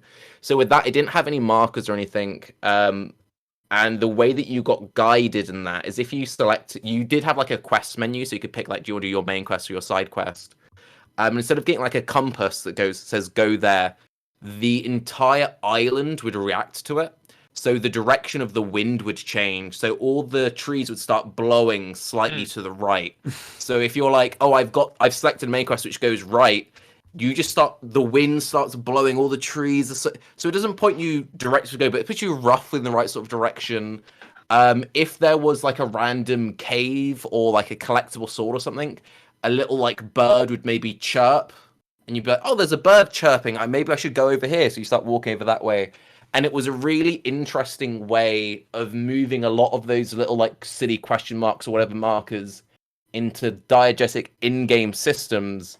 And even though you're still sort of being guided roughly in the right sort of direction, it completely changed the experience. And because it was a relatively short game, that gimmick didn't make itself old. It's like it ended and like, okay, I got the most fun out of that. I think a really good example, there's a YouTuber called SkillUp. I'm sure a lot of people know him. He does game reviews. And he did an amazing review of Assassin's Creed Valhalla. I've played like the first two Assassin's Creed, never went back to the series, and he was like, okay, Assassin's Creed Valhalla, it was fun for like the first 10 hours. This game is like fucking 100 hours long. This isn't fucking fun. And it's like you're playing it and you're just like, please fucking end. I've had that a couple of times with RPGs where it's like, I'm like, please end in the next hour, because it's like, I've stopped having fun now. Like, this better fucking end now. But that's also a problem with the question marks. Like, where do the question mark games come from, right? They come from being too big. It's like, open world, sure, but like at some point, the scale of the map is so big that you can't tell people to just remember this tree, right? Also, the tree is copy-pasted, so you don't even know where to go, right? But some of the old RPGs, like, for example, I always bring up the Gothic series, right? It's like, people tell you where to go, and they're just like, yo, you know this barn on the left? It's like, if you go left there, you're gonna see some snappers. You have to go around that, and it's gonna be over there. Or it's like a house in the middle of the woods, and you just have to find it yourself. It's like, that's part of the experience. It's not just XP, what skills you use. That is part of it, right? And that's just something, and it didn't have like that big of a world as well. It's like at some point, it's just filler, right? Like even in Witcher 3, which I love, there was a lot of filler. Yeah. I don't think it started like that. I think it's just a case of, hey, it started out of its completely empty maps and people were enjoying that, but then someone started putting minimap markers on that, and that felt good and didn't feel like it was too much. I think Oblivion and Morrowind both had their own markers here and there. And then at some point it became more and more, and at the same time developers were afraid, well, what if I want put a marker there? Maybe someone won't find the path. People have reviewed my games previously, because not mine, but I mean, theoretically, people would review games previously and they did because they couldn't find the way and they would get frustrated. Or maybe developers put in a ton of content, but players don't get to experience it. In theory, this is a waste of time if a lot of people don't experience the content. So I think it's more of a defensive actions that was just taken way too far, as it very often happens.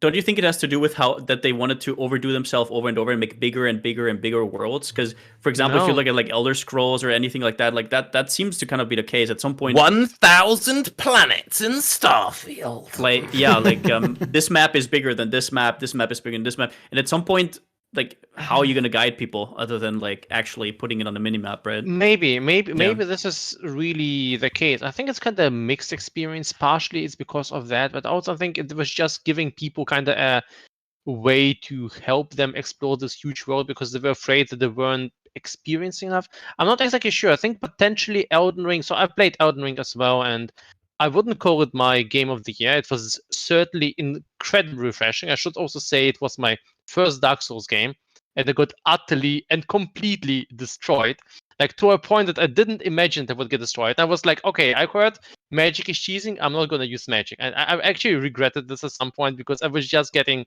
I remember this one spot where I was getting slapped like all the time by this double gargoyles, and every single Crucible night would like give me nightmares for 3 hours. So I was basically, and I also went in blind, and it kind of was a mix of super enjoyable and super not enjoyable. But at the same time, I'm very biased, so I can't give exactly. My question would be, if you would be playing, let's say, 10 games like that in a row, where the minimap and everything needs to be explored, I don't think this is the trick to it. I think the trick is that the things you experience are unique. maybe the fact that you explore is also a big part of that. But the problem is with many games where you have these locations on the map, it's not just you know where to go, which takes away from the exploration. The places you get to are genuinely the same. I mean, if I think about Skyrim, Skyrim is an awesome game, and it's No, nice. it's There's not. a lot of I places fucking hate Skyrim. that is just copy pasted. I do, yeah, I do agree. But I guess the way that I feel about it is, let's say the difference is there's a really cool thing down there, right? Which you want to travel to. Okay, if you have a question mark on there, you're just gonna go there, and then you're at the event. But that's very different. Let's say it's like a barn or something, like a barn that has like an aura around it. I don't know, it's something weird's happening. You can see it. Like, what if you have to find it yourself and you see it like from afar already, and you're like, what the hell is going on, right? And on the way, there's already signs that something's happening, right? That's a very different experience, right? You're leading up to it, and you're kind of like figuring out it, like, oh, on the way there, oh, there's something on the left. There's like a blood splatter. What the hell is this? Let's go to there. That's pretty cool. Okay, there's some kind of cave. All right. Let's follow the trail again. So that's a very different experience, in my opinion, than going from A to B. Like, just going to the, I don't know how to explain it better, but no, you're yeah. absolutely right. I completely agree to you. I think it's something else that Elden Ring did that was exciting. For Elden Ring, I mean, yeah, it was just Elden Ring. I think was the whole package. Yeah. Yeah, So I think there's a bunch of really interesting GDC talks about the design of Fallout New Vegas. And this kind of goes back to the joke I made earlier about Starfield 1000 Planets. So before the kind of Ubisoft map marker thing became super prevalent, that's how you pronounce it, but yeah, it became super ubiquitous with everything. You had to design very intelligently, and it had to be very considered. So as you were saying, never think like, oh, we've made all these sightings, what if the player doesn't see it? So before, you used to signpost, and there was lots of purposeful designs in Fallout New Vegas where it's like, we want the player to go in that direction, so we're going to put this massive landmark in the sky, which is like, the player's going to actually be like, I wonder what's over there. And you guide the players through design like that.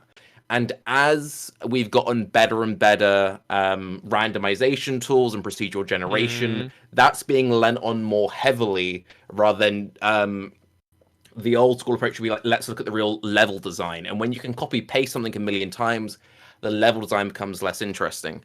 So I hated Skyrim, and I am passionate about how much I hate Skyrim, because I adored Oblivion and I adored Morrowind, and Skyrim was like, oh, another Druga cave?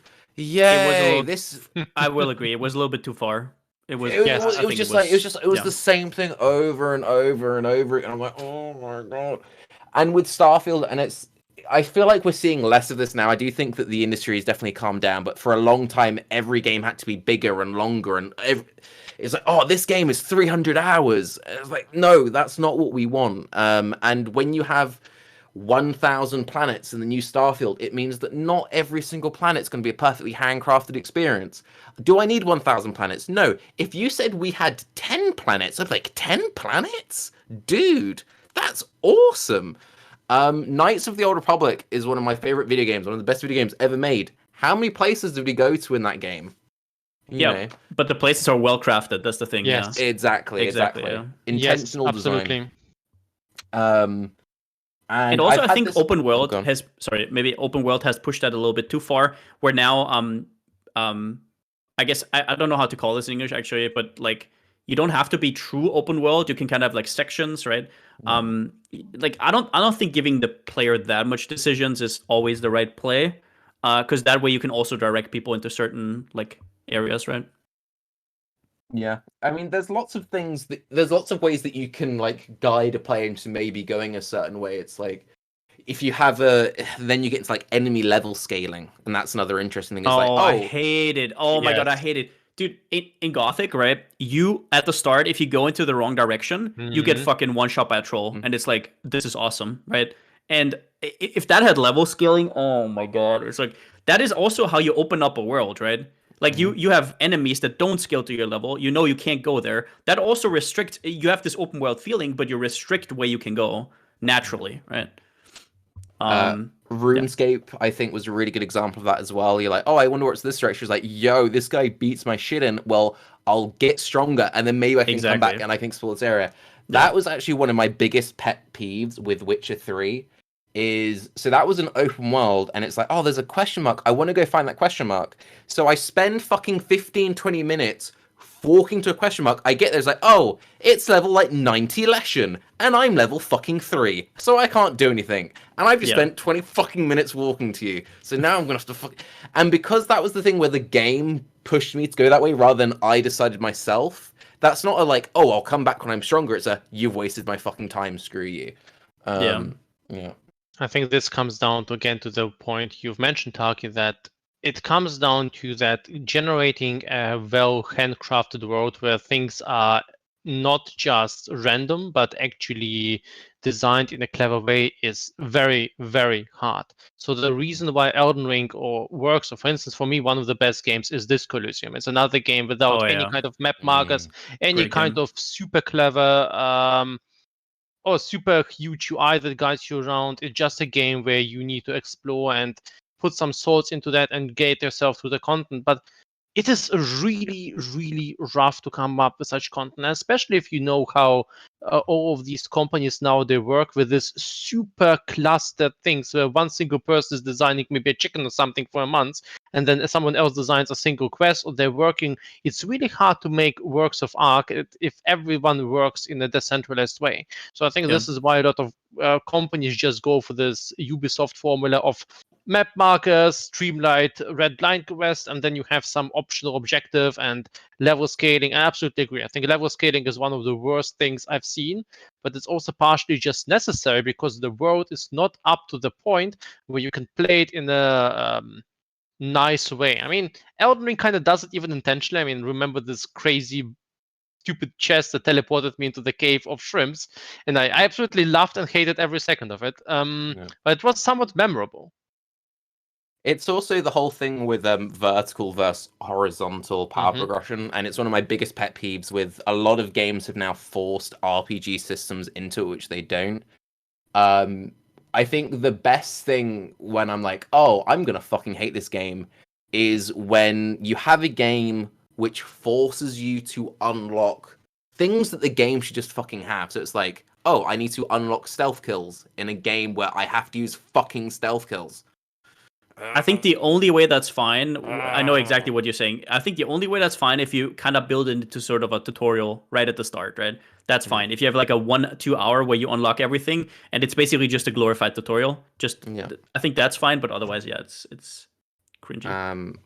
Or it's like, because I'm trying to think of games that have done that. I know I quite liked Horizon Zero Dawn. There were a few things in there. Some of the Spider-Man games. There are some things where it's like my character should just have this ability unlocked, and it's a choice of It's not like a meaningful thing. It's like it seems like some games are trying to be like immersive Sims, and like, oh, but you have a million different options. Like, no, these are mandatory choices. So I know I'm going to spend my first 10 levels unlocking these mandatory picks. That isn't fun.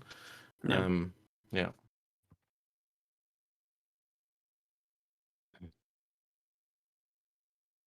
Video games are hard. Making games Sorry, is hard. I had to step out for a moment here. I was listening. I just had to bathroom, and my cat was outside, and it's below zero here second. again. I'll make sure. Okay, now I can go. 1 second. It's not just making video games. Making anything is hard. I've had a lot of very interesting experience with GMing for D&D and stuff like that, and like, okay, so how am I going to make this thing, and that whole thing of like, okay, I'm going to have all these different plot hooks. Now, how I'm going to have these plot hooks so that the player doesn't get lost. And I think a really interesting thing, and game design has a similar thing of that, is so an example between a good GM and a bad GM in Dungeons and Dragons. A good GM will come up with like a puzzle room, and they'll purposely be like, okay, there's lots of ways that players could solve this puzzle, and I'm sure there's ways that I don't even know of, and if the players give me something which sounds like, yeah, this could be a thing to do, I'll accept it. A bad GM will be like, no, there is one way to solve this puzzle, and I'm going to sit here until the players either solve it or give up.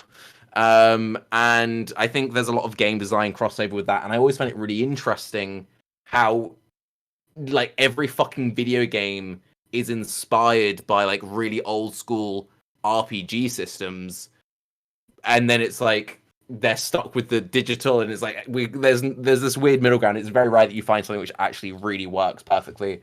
I was ranting about this the other day. I really like the Pathfinder video games, and I really enjoy CRPGs and all those role-playing games, but nothing irritates me more when you have a CRPG that has useless feats, like, you are a dragon slayer, but this game doesn't have any fucking dragons in it, but we've put the dragon slayer feat in there because it has to be there for roleplay. And it's like, I can't roleplay as a fucking dragon slayer if there aren't any dragons to slay in your fucking video game. And when I picked the dragon slayer feat, I didn't know there weren't any dragons, and now I feel like I fucked up because at the end of the video game I didn't have any dragons to fucking slay. Yeah. Oh god.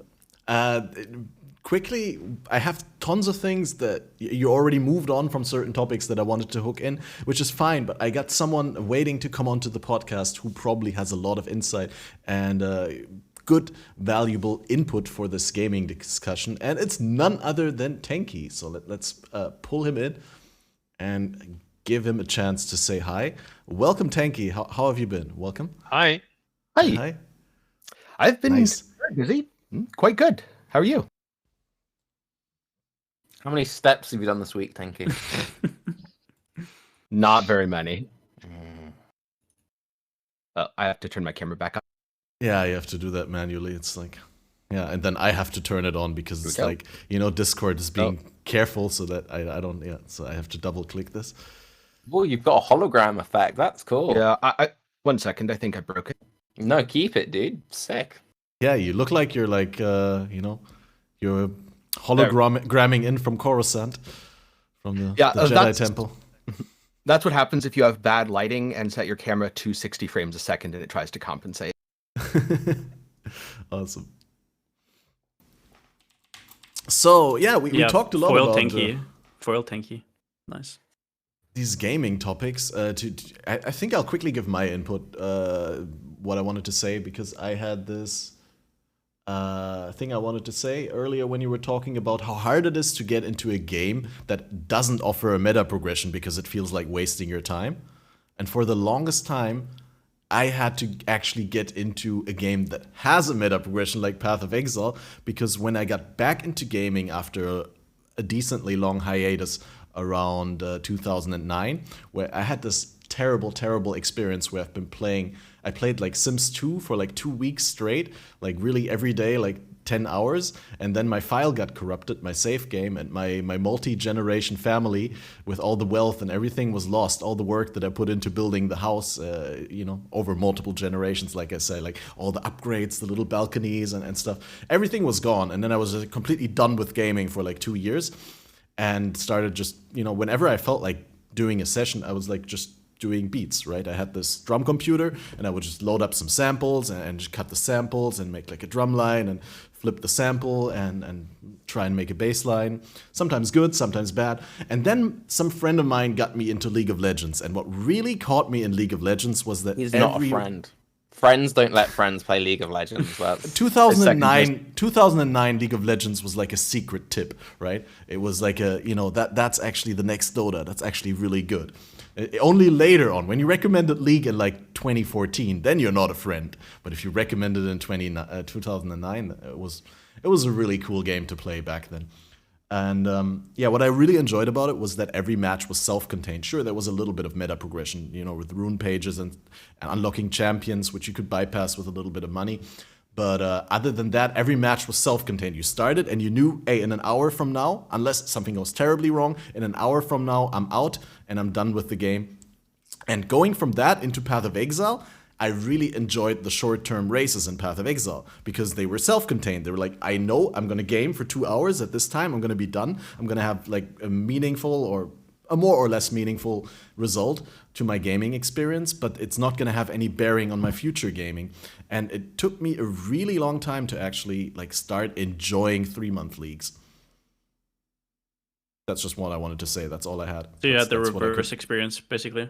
Yeah, exactly. I mean, I definitely have had this problem where there's games that I've wanted to play, but I'm like, well, I haven't been here since day one, and there's no point me starting to play now because everyone else has been playing this game for however many years, so I'm instantly so far behind. It's pointless me even playing it, which is fucking stupid. And that's just my brain just ruining fun. Yeah. As stupid as that can be, and as much as I've run into the same thing, there are some games where no matter how much you try to catch up, you just can't. Either by the game's design system, a lot of Korean MMOs, they're really not designed so that you can complete them within a few months or even a couple years. You either spend tens of thousands of dollars or complete them over half a decade. And then there's some games like World of Warcraft where the meta has just progressed so much because it's such a well-developed and old game that, yeah, you're going to be really far behind if you're starting World of Warcraft today. And you're going to have to catch up to almost the culture to even understand why people are angry at you that you're doing this thing in the raid that you thought was completely correct. My favorite thing about the WoW thing, and it's my go-to example, is so a lot of modern day WoW dungeons are kind of, they're built in squares or circles, and you can choose to go left or you can go right. And a meta will form where everyone just automatically goes left. Like, a conversation doesn't happen. You will get screamed at because you went right. It takes the exact same amount of time. Like, you haven't actually done anything wrong, but because you aren't aware of that one meta thing of, wait, this fucking moron went right? Fuck you! And it'll be a massive, like, and it's just because of the tiniest thing. And there are so many systems like that. That's why a lot of MMOs struggle with finding tank players, because there are people who are like, oh, I would enjoy doing this thing, but I don't want to be shouted at, so I'm not going to do that. And there's just a lot of real knowledge that you gain through time, but also just a lot of automatically stuff that you don't realize. There's a really interesting video game YouTube series. I can't remember his YouTube channel, begins with R. It escapes me right now, and he gets Rasputin? Yes. And there's lots of series with him and his wife playing games.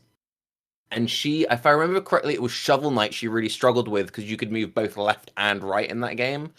And the games he'd made her play before that were 2D, she was always moving to the right. So when suddenly there was a game where she could go left to find sudden rooms, that fucked with her head. Was that the gaming for non-gamers kind of? Yes, it's that series. I remember that. Really good series. Excellent series. Yeah. And there are so many weird things that you just automatically assume, just from stuff that we've learned from 30 years of playing games and this, that, and the other. It's really interesting, all that stuff. Yeah, it's like intrinsically you know what a flask means, right? Yeah. Or you know what a bow means, but that's because like we've played it so long. It's like, yeah. Or even a barrel. Yeah. You click on it and it explodes and something drops out of it. Like all these small things kind of like add up, right, to having sort of a knowledge base. Well, it's also now like, imagine if we were to play like a new shooting game, we shoot the red barrel and it doesn't fucking explode. You'd be like, what the fuck? Crazy. Yeah. You know? True thing. I remember there was one game where I tried to shoot barrels and they didn't explode, and I was like, what? Yeah. But that was a weird game anyway. We were talking about Torchlight Infinite earlier, and I mentioned that you've been working with the devs closely, Tenkiei, and you also are very passionate about the game. And since we all have a little, I mean, other than Palstron, we have limited experience or limited impressions from the game. I was curious whether you would like to tell us exactly what you think makes Torchlight Infinite a potential competitor to PoE? What gives promise to its success? Sure. The biggest thing about Torchlight Infinite in comparison to a lot of the other ARPGs that have released recently, there's for a long time been a trend where ARPGs copy Diablo. Even Path of Exile did this, especially in its early days. Torchlight Infinite feels like the first ARPG that is designed not to copy Diablo, but to copy PoE instead. A lot of the game systems are far more similar to what you'd expect from Path of Exile. They've set up a lot of very close paradigms in terms of internal game mechanics, to the point where if you understand PoE's mechanics very well, you can at least get a good idea of how something works in Torchlight Infinite. A good example of this is, in Torchlight Infinite, there's an ailment called Shock. This is very similar to Impale from PoE, where over 12 hits, you deal a percentage of the hit's damage as secondary lightning damage, scaling, of course, off your hit. But the unique spin that Torchlight Infinite puts on it is you can settle this damage multiple times. So instead of doing the full damage over 12 hits, if you settle it twice, you're now doing the full damage over 6. If you settle it 4 times, you're now doing it over 3. And in theory, if you could settle it 12 times, you're doing that full extra damage all in one big chunk. Yeah, that's a good point, right? Like, a lot of people, a lot of ARPGs did try and copy D3 and Diablo in general, and they did kind of go backwards because they didn't really realize that PoE is kind of like an evolution of Diablo, you could say, for the current times almost.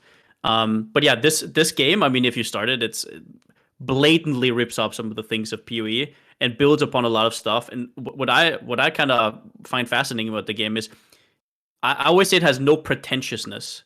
Like there's no pickup range. If you click on an item, it gets sucked into you, and it's like you would think that you would have to walk there to pick it up, but no. And why did they do that? It's like because it's more fun, right? Because it's more fun. Why do they show you where a unique drops? Like if you find a unique and you go on, or if you go to the auction house and there's like a thing where you can see where you can drop that item. Why did they do that? Why wouldn't you just go to the wiki and look it up? Or it tells you what the corruption outcomes are. There's something similar to Valorbs, right? It just tells you right there. It's like, well, because it's more fun. You don't have to like tab out. So very often these questions that we're just answering with, well, because that's the way it is answered by, well, no, this is more fun. So that's kind of like the path that the game's going. That's just kind of, it's refreshing. Let's put it that way. It's refreshing. Well, it's Also, basically, it's getting to make a Path of Exile clone, but with the knowledge learnt from Path of Exile. Yeah, for sure. I mean, it's getting to bypass a lot of the mistakes, and you saying stuff like the pickup range or this, that, and the other. Yeah. And also, one thing that's evolved over, especially the last 3 months, though I think the game's entire history, is player feedback. Originally, you couldn't see where things dropped, and players struggled with that. Players had to go to a wiki that was based off of data mining of the Chinese client. And it was really confusing because you'd have words that just didn't make any sense. You'd have things literally in Chinese that people couldn't read. And everyone's like, where does this item drop? I can't find it. And the developers took that feedback on board and said, all right, now there's a button that says drop source on every item. You will know where it drops 100%. And this taking feedback on board, putting their own spin on it, is something that we haven't seen too often with other games. And it's really a huge advantage that Torchlight Infinite has right now. So I've played some Last Epoch. I'm not super invested in it, but a lot of the people I know who are madly into Last Epoch say very similar things about it. And I think it's the advantage of making an ARPG now with the inspirations of Path of Exile and the lessons learnt from it. And it's why I've always said that I'm probably most interested in 30, 40 years' time when you get the people who leave GGG and they make their spiritual successor to PoE. You know, that would be very interesting. And when I say that, I mean, it's the random guy right now who's interning, or like a random person. You mean like what kind of essence of an ARPG is left? Is that what you're Well, yeah, wondering? because it's like, so Path of Exile was the spiritual successor to Diablo 2. And we're now starting to see games who like, no, we want to be the spiritual successor to Path of Exile. And it's going to be very interesting seeing how it evolves going forward. And it's why just indies are amazing. I know we're currently talking about Torchlight, which is a bigger situation. But it's like, when you have those innovations and you're having people who are being inspired by these and doing their own twists on it, it's like the whole thing with after Vampire Survivors, everyone started doing Vampire Survivor clones, but now we're starting to see ones which are doing unique takes on it. So it's just going to be really interesting seeing over the next 5-10 years, or even further, how ARPGs continue to develop and grow now that new formulas are being shown. It's like, I remember when the concept of maps was new and exciting. Now it's assumed every RPG will have a map system. I'll be curious to see what the next like evolution of that is going to be. I don't even know about evolution, right? I mean, you could, yeah, I also said evolution, but in general, maybe it's just like it adapts to the zeitgeist that we currently have, right? It adapts to the current, like, for example, I don't know, when Diablo 2 came out, you can't really go to a wiki because most people, if they have a screen, have one screen, right? That's pretty much average, and the internet wasn't that sophisticated, so there wasn't a wiki for everything. And over time, like these demands are kind of being like met by new games. It's like, yeah, everything gets more complicated, but there's also an infrastructure to make it more complicated, right? So I think that's just gonna happen, like with AI and virtual reality and augmented reality. I'm sure we're gonna see adaptations to that. But I think what I'm interested in is what remains throughout all of this. What kind of like essence that makes an RPG kind of stays constant throughout all those evolutions, or whatever you call it, right?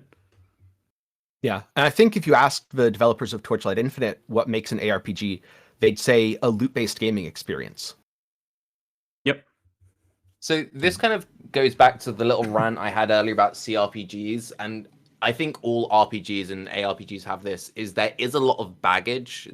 I always I say that Joshua Soy is like my biggest crush. He has a really good talk about the development of Pillars of Eternity and how he doesn't like classless systems, and when he wanted to make his new thing and the amount of stats, because that was a Kickstarter backed game, people were like, no, you have to have this many stats, no, you have to have this many classes. And it's because that's what Baldur's Gate had. And there's lots of things now that when people go to make the next ARPG, like, no, you have to have this system because Diablo had that system, and you have to have this because Path of Exile had that. And there are things that you just automatically assume, like games will have mana. Do we still think mana is a fun system? Some games make mana work. You know, you must have this, you must have that. And, you know, it's always interesting seeing that. Identifying items is a big one. I think ARPGs are probably one of the most baggage-heavy genres. Yeah. I also think I don't think it's necessarily healthy that all games need to compare themselves to PoE, and their success is sometimes measured by how they compare to PoE or Diablo. Because I don't necessarily think every game needs to be like PoE. In a way, PoE is a crazy game. People come to play it again every 3 months. There's this crazy economy, and I've heard this argument before. Before I joined the chat, before I joined the podcast, 5 minutes before that, you've been discussing this topic that a game will not be successful because it won't be adding economy to the game. And I'm thinking, this is absolutely not what I think about the success of a game. You can't add things on top of each other as much as you want and have it successful. Adding an economy into a game means you will need to make the scarcity of certain items work completely different, which means your game enjoyment, if you don't trade, will be much worse. Compared to the example of Harvest. Like Harvest was reworked a bunch of leagues ago to include trading. But before that, people were already trading just in a way the GEG didn't like. So they added trading, and the people that had been trading before are now saying, well, I've been trading before. Why the Harvest is just getting gutted and I'm not getting anything? And you have not been trading before. You are saying, well, I haven't been trading before, and now something get added that is not being used, and I'm getting nerfed. So everyone hates that. And adding a new complex system onto a game is an incredibly hard and really, really complex system. So if you want to have a game that lasts for ages or even centuries or even years, where people keep coming back, you need to take certain trade-offs. I don't necessarily think we need just games like PoE. I think it's perfectly fine if something like Diablo will be successful for like 2 or 3 years, or have Diablo 4 will be a great game with a nice arcade experience. I don't think it necessarily needs to mimic To be Diablo fair, the discussion you were referring to was about Last Epoch, and they made clear that they want to be like over a decade or long. They want to make that kind of game. So that's where I said basically that economies are necessary, because I can't think of a game that doesn't have that kind of player interaction that people are like, I don't know. I'm not 100% sure, but I'm pretty sure they don't just want to sell the game. They also want to have like a support system every league, right? It's sort of like PoE. Yes. Like, otherwise, how would they like? And that's where that came in. Obviously, like I play a lot of single player games. Like obviously, yeah. Yeah, I agree. If you're wanting to stick into the ARPG market for years, well, maybe you don't need to. Maybe a different system would work as well. But sure, I can't tell it. I really can't tell it. But I think in a multiplayer scenario, a certain sense of economy is probably required. But maybe we'll get proven wrong as well. I don't know. I think it's really important to say that the way I think what we see right now is just a small, tiny okay, so imagine that there's like a whole sea, and everywhere, if you go into the water, you drown. But in that water, there are islands that are basically forming potential concepts that work. And these islands are everywhere. But if you would like chart the water like north and south, let's say how much trading do you have there? And let's say west and east is how complex the game is. It's not like there's just a peninsula of concepts where everything there is working and everything outside of it is not working. There's a whole bunch of complicated combinations and interweaving of systems that might work. So I think that a lot of things that we just have not explored yet. I think there's like a lot of potential for completely different ARPGs that don't necessarily need to mimic PoE. Because I've been seeing games like Undecember. One of the biggest criticism was, well, it's basically PoE with pay to win added on top. And I don't think that's necessarily needed. I mean, we have games that are completely different from PoE. One of the reasons I enjoyed Lost Ark, even if I didn't stuck to that, was because it was something completely different. And I absolutely loved just swimming across the sea on the ship and exploring the game. And I didn't actually care much about the whole tiering and progression system and got bored of that over time. And I do enjoy playing. I do remember how I played Titan Quest, and it was perfectly fine for what it was. And I think games like Sacred were also totally fine for what it was. So Torchlight 1 or Torchlight 2 was a completely different experience. I think we need to step down from PoE and saying that PoE is the one single grail. PoE is a great game, and I super enjoy it and come back to it every 3 months. But I don't think the quintessence of a game should be having the same monetary and playstyle model where you keep returning. And maybe, I mean, Torchlight Infinite with its mobile game style is already something completely different. I think with the mobile style, you basically force onto yourself that wikis are not quite as important because you're already using the one screen that you have. So this kinda, I really hope that we'll see different iterations of games instead of just trying to copy Diablo or PoE for a while. So that's Yeah, what I was yeah. saying earlier about the good thing about the indie space right now, because the problem that PoE has is PoE is now the World of Warcraft of ARPGs. It's like when we had that massive MMO boom,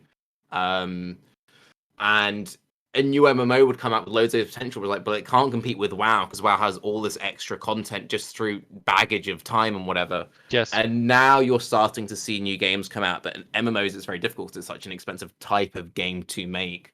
But yeah, we're seeing this a lot now where a new ARPG, which does have potential, instantly gets discredited because it cannot compete with the amount of content that Path of Exile has. And Path of Exile has just become this Goliath of ARPGs because it's I don't been even running think for so that long.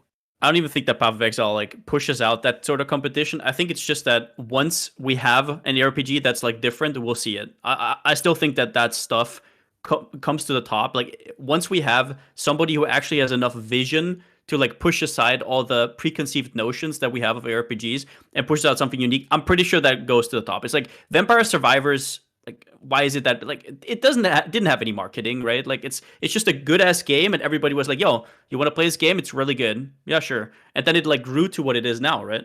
The funny thing about Vampire Survivors is it was a clone. Oh yeah, yeah. I didn't Yeah. even know. I mean, I've got it on my phone. I should probably check what that was. There was a mobile game that came out first, and the dev of Vampire Survivors even said he was really heavily inspired by this others. But like Survivors have been a thing for a while on mobile. See if I can find it. Magic Survival came out first, and the guy who made it said that Magic Survival was a big inspo. You get it on the Android store and all that. It's really good. And yeah, so basically it's just he took that game, he liked certain elements of it, and did his own sort of thing with it. And we're now seeing games which are coming out which are doing their own spin on Vampire Survivors. And it just so happened it was a very cheap type of game for him to copy. But it is amazing how like one-to-one a lot of things in it. And Vampire Survivors is a great game. I'd highly recommend it. I'm loading up on my phone. I don't know how well you can see. Yeah, look at that beautiful gray. It's got this really interesting like art style to it. Let's just start a random run. You guys can talk over me or whatever. And you're a little guy with your auto attack and you move around. Oh, it's fucking Vampire Survivors, and this came out first. Oh yeah, awesome. All right, you guys can. yeah. I mean, that's the case for basically everything that kind of ever like got big, right? You have a few people who do it before, kind of giving you like kind of test ground, kind of I don't know, like even Facebook stuff like that, right? Like it's Yeah. never the first idea is never the one that makes it, sort of thing, right? It's the same with builds. Like you can't make an original build in PoE; it doesn't exist because there's going to be people on YouTube who did it before. You're always going to be inspired by somebody, right? So I guess what I mean is take that vision and have the vision to put it into a kind of like a, I don't know, a nice package so that it can actually compete with PoE, right? Like somewhere where it just floats to the top normally, like just like organically. It also it's luck. You Yes. know, a lot of people forget yeah. about how much, especially with indie dev, how much Oh, it yeah. is luck. There are amazing games on Steam that people don't fucking know about. And it's funny, like you can load up a game on Steam and it's like, oh, it's only got like a positive review score. I'm not even gonna waste my time spending the £1.20 to buy this Yeah, thing. like- It's only positive. It's not even overwhelmingly positive. That's Ugh. totally true, right? You have like one big streamer picking it up, and it's like everybody now has their eyes on it, and it's like, okay, this game's awesome, and then it just snowballs from there, right? Like Code Carnage does that a lot, for example. What Right? was the fucking Among Us? It's called Among. I'm like, what's the stupid Among Us game? Among Us is the best example. That game had been out for years before it blew up, and then it just so happened became a streaming Town of game. Salem. I think the original version was called Town of Salem or something. Yeah. I can't remember if it had a different game or other, but like people act as if that didn't exist. Like it'd been out for a while, and it just randomly blew up in the YouTube and streamers there long after launch. Yeah. I think going back to Last Epoch for a minute, Last Epoch is in a really precarious position now. When they first started developing the game, there wasn't really much going on in the ARPG market. You had Path of Exile, and you had Diablo 3, and those existed over here. Oh, my hand is getting turned into digital snow. Then you also had the really old games, Diablo 2, Titan Quest, Grim Dawn. I guess Grim Dawn isn't old, but it's in the older style. And those were over here. Last Epoch seemed to be an attempt to blend the two genres. A lot of its core gameplay elements draw from things like Diablo 2, draw from things like Grim Dawn, but then attempt to modernize them in a more progressive way, like we saw with Path of Exile. And at least originally, they were planning to have a cycle-based live service model. And this is where I really think they've run into a huge problem now. Because in 2023, we have Path of Exile going into Path of Exile 2, Diablo 3 going into Diablo 4. We have Torchlight Infinite that's quite well established. We have Lost Ark, which is ARPG adjacent. And we have an explosion in the market of other games that are either adjacent to or directly in the genre. And on top of all of this, they said they don't want trade. They primarily want a solo self-found experience. And this is where I think they're going to stumble, because they both want a seasonal live service-based model, and they also want something that feels like it has a much bigger strength in the single player play through the game and you're done kind of genre. A lot of way their content has been portrayed, in a lot of ways that I've experienced the content feels really, really, really good when I'm playing through it once. But by the time I'm doing it the 40th or 50th time, I'm like, I really wish I could go buy that item so I didn't have to do this another 50 times. And my concern is, unless they develop an absolutely massive amount of content for their cycles, basically a DLC or expansion level, people aren't going to want to come back, and they're not going to keep playing without that economy to be the driver of, oh, but I can do all these things and buy these cool items and interact with these other players and maybe get really rich. And that's my gameplay loop. I wonder. Yeah, sorry. Good. I wonder if that is correct. I'm not sure. I think at least partially there's a bunch of people who think exactly like that. I think there's also a group of people who think exactly in the reverse way. And this argument has been brought up before on the chat before. We've been telling that people don't want to engage with a specific multiplayer game because they feel that they are left behind and they have to learn more, they have to invest more and so forth.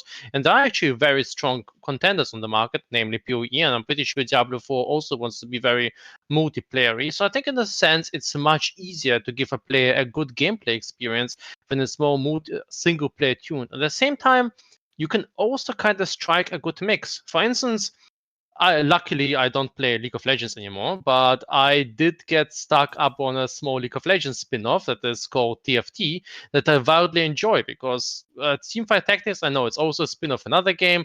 It's just a nice little game that can play with friends, and it feels very disconnected from all of the chatting, which is basically the worst part of League of Legends, and all of the parts of the things I dislike, but at the same time, it has this nice multiplayer, but at the same time, nearly single player type progression. So if Last Epoch would go, let's say, into ladders where you can still get like MTX prizes, but you still have to can try to compete for the best ranks in Last Epoch or something like that, I think that would be interesting. I don't think you necessarily need a market to be successful in this. A market is a fine thing to have, and I think it's in one way to play. But maybe it should be the only one. In many ways, some of the things, some of the reasons why I avoid softcore is exactly the market in PoE. So they're just the trade PoE economy. I do like playing it, but sometimes it feels like it's more of a crutch or more of an annoyance, where I'm actually spending more time doing Excel sheet-like gameplay instead of actually enjoying the gameplay itself. So I agree that not going for an economy in a game might be a midterm drawback, but PoE and Diablo 4 will go into economy. So maybe not going into one will actually distinguish it from the from a competition. I'm gonna have to dip out now, but thank you for having me. Nice Congrats chatting on with you, the episode 100, and yeah, have a good one, Yeah. everybody. Thanks so much for coming See you on and later. sharing your thoughts. It was great. Bye bye. Bye. Bye.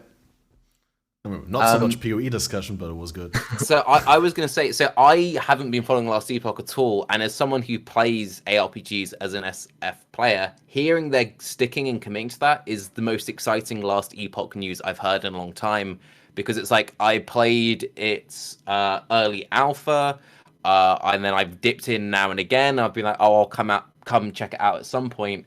Hearing that is really interesting, and I think what you were saying about how having that focus distinguishes it, I completely agree. I think there's a big misconception currently that every game has to be the next. Oh, I've actually unplugged my thing. I'll fix that. Every game has to be the next biggest thing, and it's a big problem that you have with video games in general.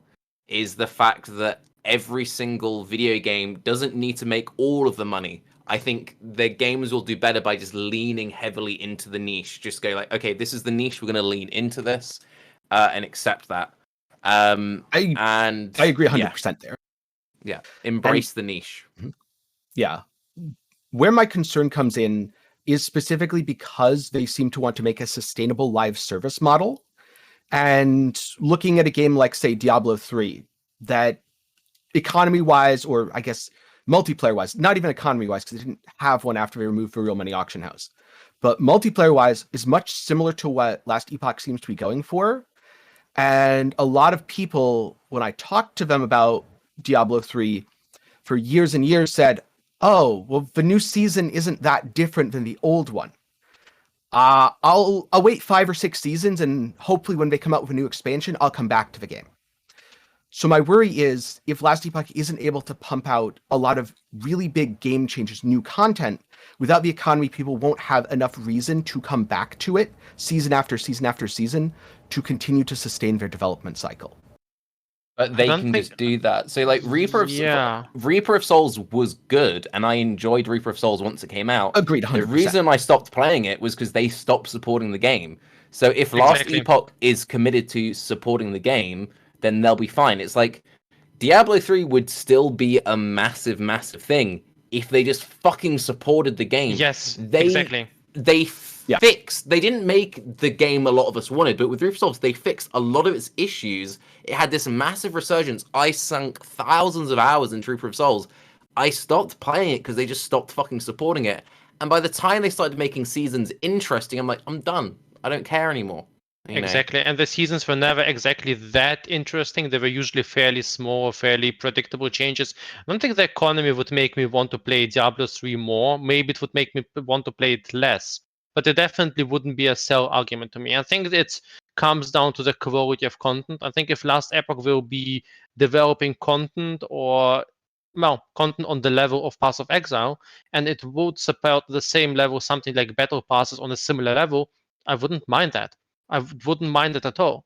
I think it just comes down to treating the player fairly, don't messing with their time, producing good content.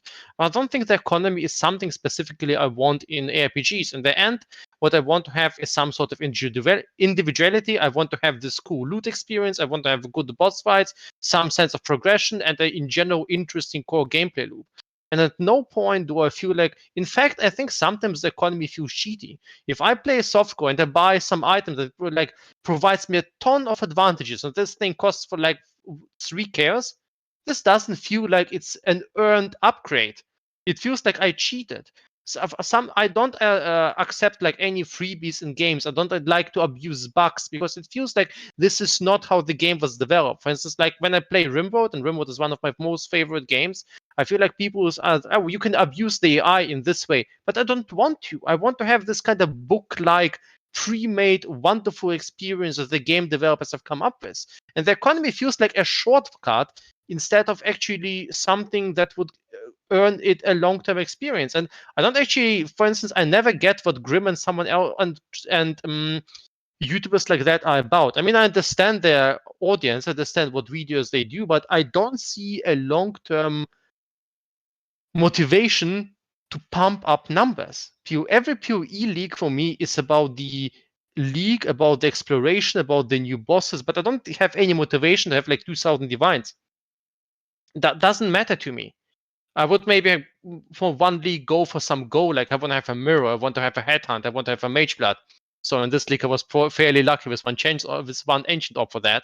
But usually this is not my goal. So I need to cut short my monologues. But I don't think economy at any end is something that is necessary for an ARPG to succeed. I think they can absolutely get a good ARPG without an economy if the content is good. I would also say that a lot of this kind of goes back to something we talked about earlier. A lot of what would have been ARPGs are now roguelikes because a lot of it is shifted in that way. So my favorite video game, finally, fucking Battle Brothers, let's go! The best video game ever made. Finally. You play your run, you go through, and then eventually you end, you start again. That hasn't got an economy. It's just every now and again they might make a DLC or do something. Even if they never support that game ever again, I will continue to play it. There are people still playing shit like Slay the Spire now, or this, that, and the other. If you can have a system where like the core fundamental is good enough, people still play D2 ladder resets, right? If you have a good enough core and then you have either some sort of ladder system where you're doing a reset and maybe with that you can bring out a new battle pass or whatever, you can continue to support the game that way. People are still playing Binding of Isaac, people are still playing Darkest Dungeon. Yes. And a lot of those games, like, that is basically the ARPG formula. If we're going to collect loot, we're going to make a build. It's just been shifted slightly to, you're going to kill a boss, it's going to drop one of these 3 things. What am I going to do? I'm going to make a build. I'm going to play through for a couple of days or weeks, and then I'll go again the next one. It's the same shit. Maybe that's why Sanctuary is also so successful, because it kind of encompasses a smaller ARPG in a large ARPG. But I think fundamentally you're completely right. I think it's a very interesting thought that, I mean, it is kind of natural, but it's very interesting that I also see it with myself that roguelikes, the truer roguelikes, go exactly to the same crowd as RPGs. It's kind of the same enjoyment of randomness, creativity, and self-expression, and just slaying tons of monsters. So yeah, I absolutely agree. I think if the ARPGs go more into a roguelike aspect, I think there's a lot of potential for, let's say, shorter runs. And I think that might be the difference for me. The reason that I want an economy in my ARPGs is because it's not something that I'm going to be putting 10 hours into. In Path of Exile, I'll probably put 100 hours on average into a character. And if I'm going to be putting that much into a character, I want to have, I guess, the sense of I'm putting together a puzzle, and it's this 10,000 piece puzzle, and I get every piece in the exact perfect place. Very often my builds go for 100 divines to a couple mirrors. And it's not because I need that damage to do the content. It's because I'm finishing the puzzle. And when I'm done with the puzzle, it's solved, and I'm going to put it on my wall, and I'm never going to take it apart and do it again. But with roguelike, because I've played a lot of those as well, Slave Spire I still play, it's much more self-contained. It's something I do when I say, all right, well, I have 45 minutes. Let's go do a run in Slave Spire and see how far I can get, see what things are offered to me. I wouldn't want an economy in Slave Spire. I do want an economy in something like Path of Exile, because, and this is something I ran into in Last Epoch a lot, actually. I wanted to make certain builds. The items that I wanted to use were incredibly, incredibly rare. I played for 500 hours, and I never saw a single Oriens. And I might play for another 500 or 1,000 and still not see it. But I want to make an Oriens build. I want to solve that puzzle. And I do not want to do something that I dislike, i.e. playing a solved puzzle for another 500 to 1,000 hours just to get that. So instead, my solution was to uninstall the game and stop playing it.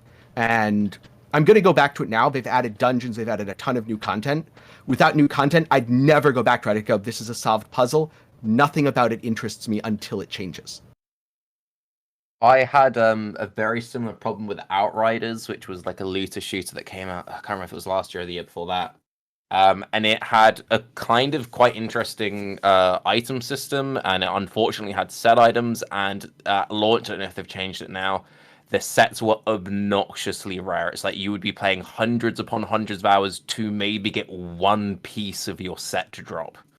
And the sets were like Diablo 3 levels of power. And there wasn't enough variety of content. So I'm like, okay, why would I continue to grind this base content to maybe get one piece of a set so I can do this exact same content slightly better?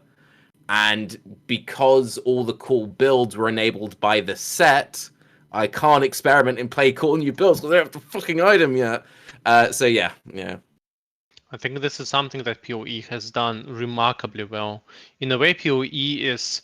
So I've played a game called Lineage a while ago, and it was this Korean RPG, and it was very popular in the Russian circles.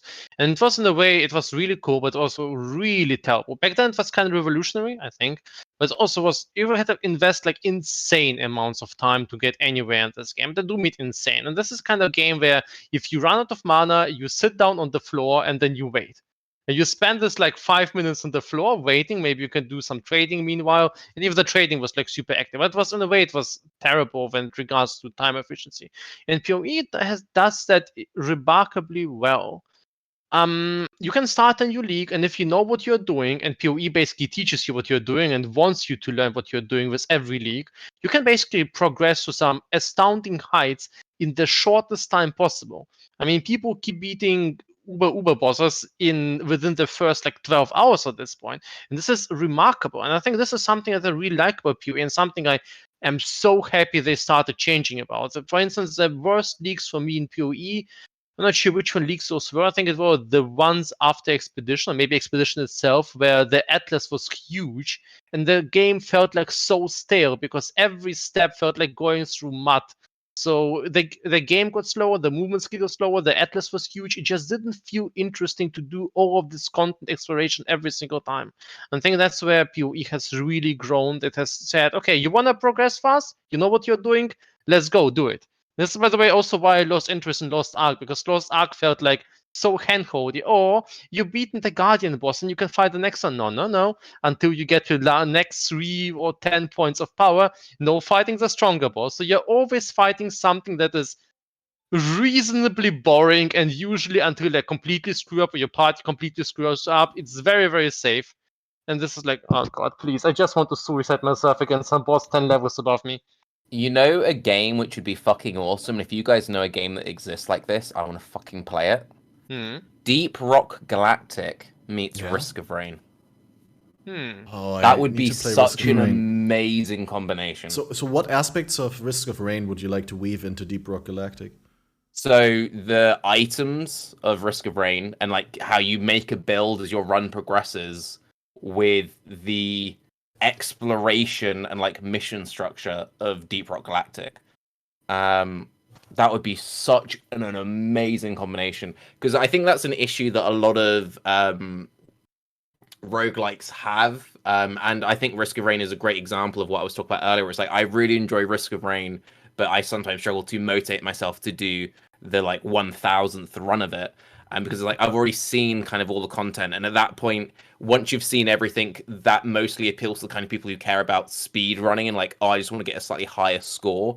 Whereas with a system like Deep Rock Galactic, that is where procedural generation is done so amazingly well, that you're then playing for the sense of exploration, then you're having the group element, playing with other people, that kind of keeps that interesting. It's the same issue that games like Vermintide 2 struggled with, and keeping Vermintide fresh, and now you're having it with Darktide, where it's like, the core gameplay is so amazing, now how do we keep that gameplay diverse? Yeah. Probably time to admit to a sin. I'm a big roguelike fan. I play a ton of them, and I never touch any Risk of Rain part. Awesome Definitely need to check out the first or the second one. I recently saw that there's a virtual reality mode for the second part, so I think I want to touch up on that in the next weeks. I need to put it on my list again. And that's definitely something I want to play now, just to know, to partake in the conversation. There's a couple things. I just wanted to say I have tons of hours in Deep Rock Galactic, so I could talk about that at length. I'm going to quickly check in the kitchen. You go ahead. Okay, just to go back to a couple things. One, in terms of Korean game design and Korean MMOs, it kind of reminds me of ARPGs, actually, where David Brevik and Diablo 2 are considered to be the father of almost all modern ARPGs, to a point where you can almost call ARPGs Diablo-likes. And Lineage 2 and Jake Song are similarly the father of almost all modern Korean MMOs, to the point where between Lineage 2 and then his next game, Arcade, every Korean MMO I've played, every Korean MMO I've seen announced, draw systems from those games and are in some ways constrained by them. So it really makes me wonder, when is a game going to break out of that mold, the way Path of Exile did with Diablo?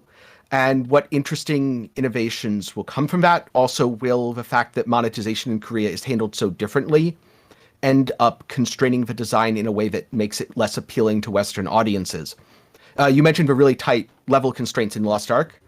To me, I feel like that's less about hand-holding a player so they don't bash their head against content they're not ready for, and more about encouraging a player to spend money because you can bump your item level up. And it would be really interesting to me to see a game from a Korean developer that isn't constrained by those monetization concerns. I also would like to... So first of all, I agree pretty much on all of those points. And I'm very curious what the next iteration would be. So I am wondering about one thing. I don't particularly believe PoE is that revolutionary. I think PoE has done a lot of things right, but it has been doing things right kind of one step at a time. They've done better flasks. They did a little bit of a different spin on the gem system. And the gem system is great, but I've played games with better skill systems. Like if you take a look at Noita, you can see what true creativity is when it comes to like merging things together. PoE is like, well, one support gem, the second support gem, a bit more damage, a bit more damage. It's not that advanced. It has a huge skill tree, but it's nothing modern as well. I think where PoE has really advanced and what PoE has really shown is that you can create a game that is kind of like an MMO style game with a ladder style season, and you can keep carrying of the game and players will keep coming back.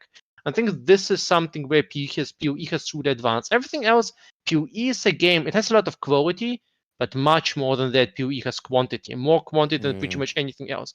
It just has so much content and so many playstyles. This is why it's so impossible to catch up with it. I mean, anyone who's starting to compete with PoE needs to catch up with PoE's insane development history. It's like making a Dark Souls game and competing against a Dark Souls game that has like 10,000 models and 10,000 different weapon types and animations and so forth. Good luck competing with that. Elden Ring was only possible because it made so many other games before that where they can reuse assets. And the same thing kind of goes for PoE. I think it's... I don't want to de-level PoE in any way, but I just don't think PoE has done a lot of small, cool things that kind of together emerge into this amazing game. But by itself, I don't think it has gone that far away from the Diablo 2 formula. I'd agree with that. Also, Noita is such a fucking good game. Absolutely. If you haven't played Noita, check it out. So good. Absolutely. I need to play Noita. you'd like I it. would. It's great. It's terrible. Do it. I'm gonna start taking notes. In terms of things like PoE's skill system, I agree. There's two areas, though, where I think PoE is truly revolutionary. The first you touched on, which is their leagues and their content release cycle. No game was doing that when PoE started doing it. And so many games since have moved towards games as a service and kind of copied off of PoE or similar models. The second is PoE is the first game I can remember that made, I don't really want to use this term because the crypto space has ruined it, but a decentralized economy where the economy is not based around one single currency, i.e. gold, and it's instead split among a bunch of different crafting materials. True. And those materials are all innately designed to be consumed in different ways. Those two, I think, are the true revolutionary standout points that PoE brought to not only the ARPG or MMO genres, but gaming as a whole, because I do think there's a lot of ways to apply those into other games as well. Like in roguelikes, a currency system where you have 5 or 6 different currencies and each one does a different thing. Cult of the Lamb kind of did that. And it's really cool to see those evolutions. That's fair. I think those are really good did assessments. the currency thing. Yeah, this is just a nitpick. I think Diablo 2 did it before PoE. I think PoE was just the advancement of that.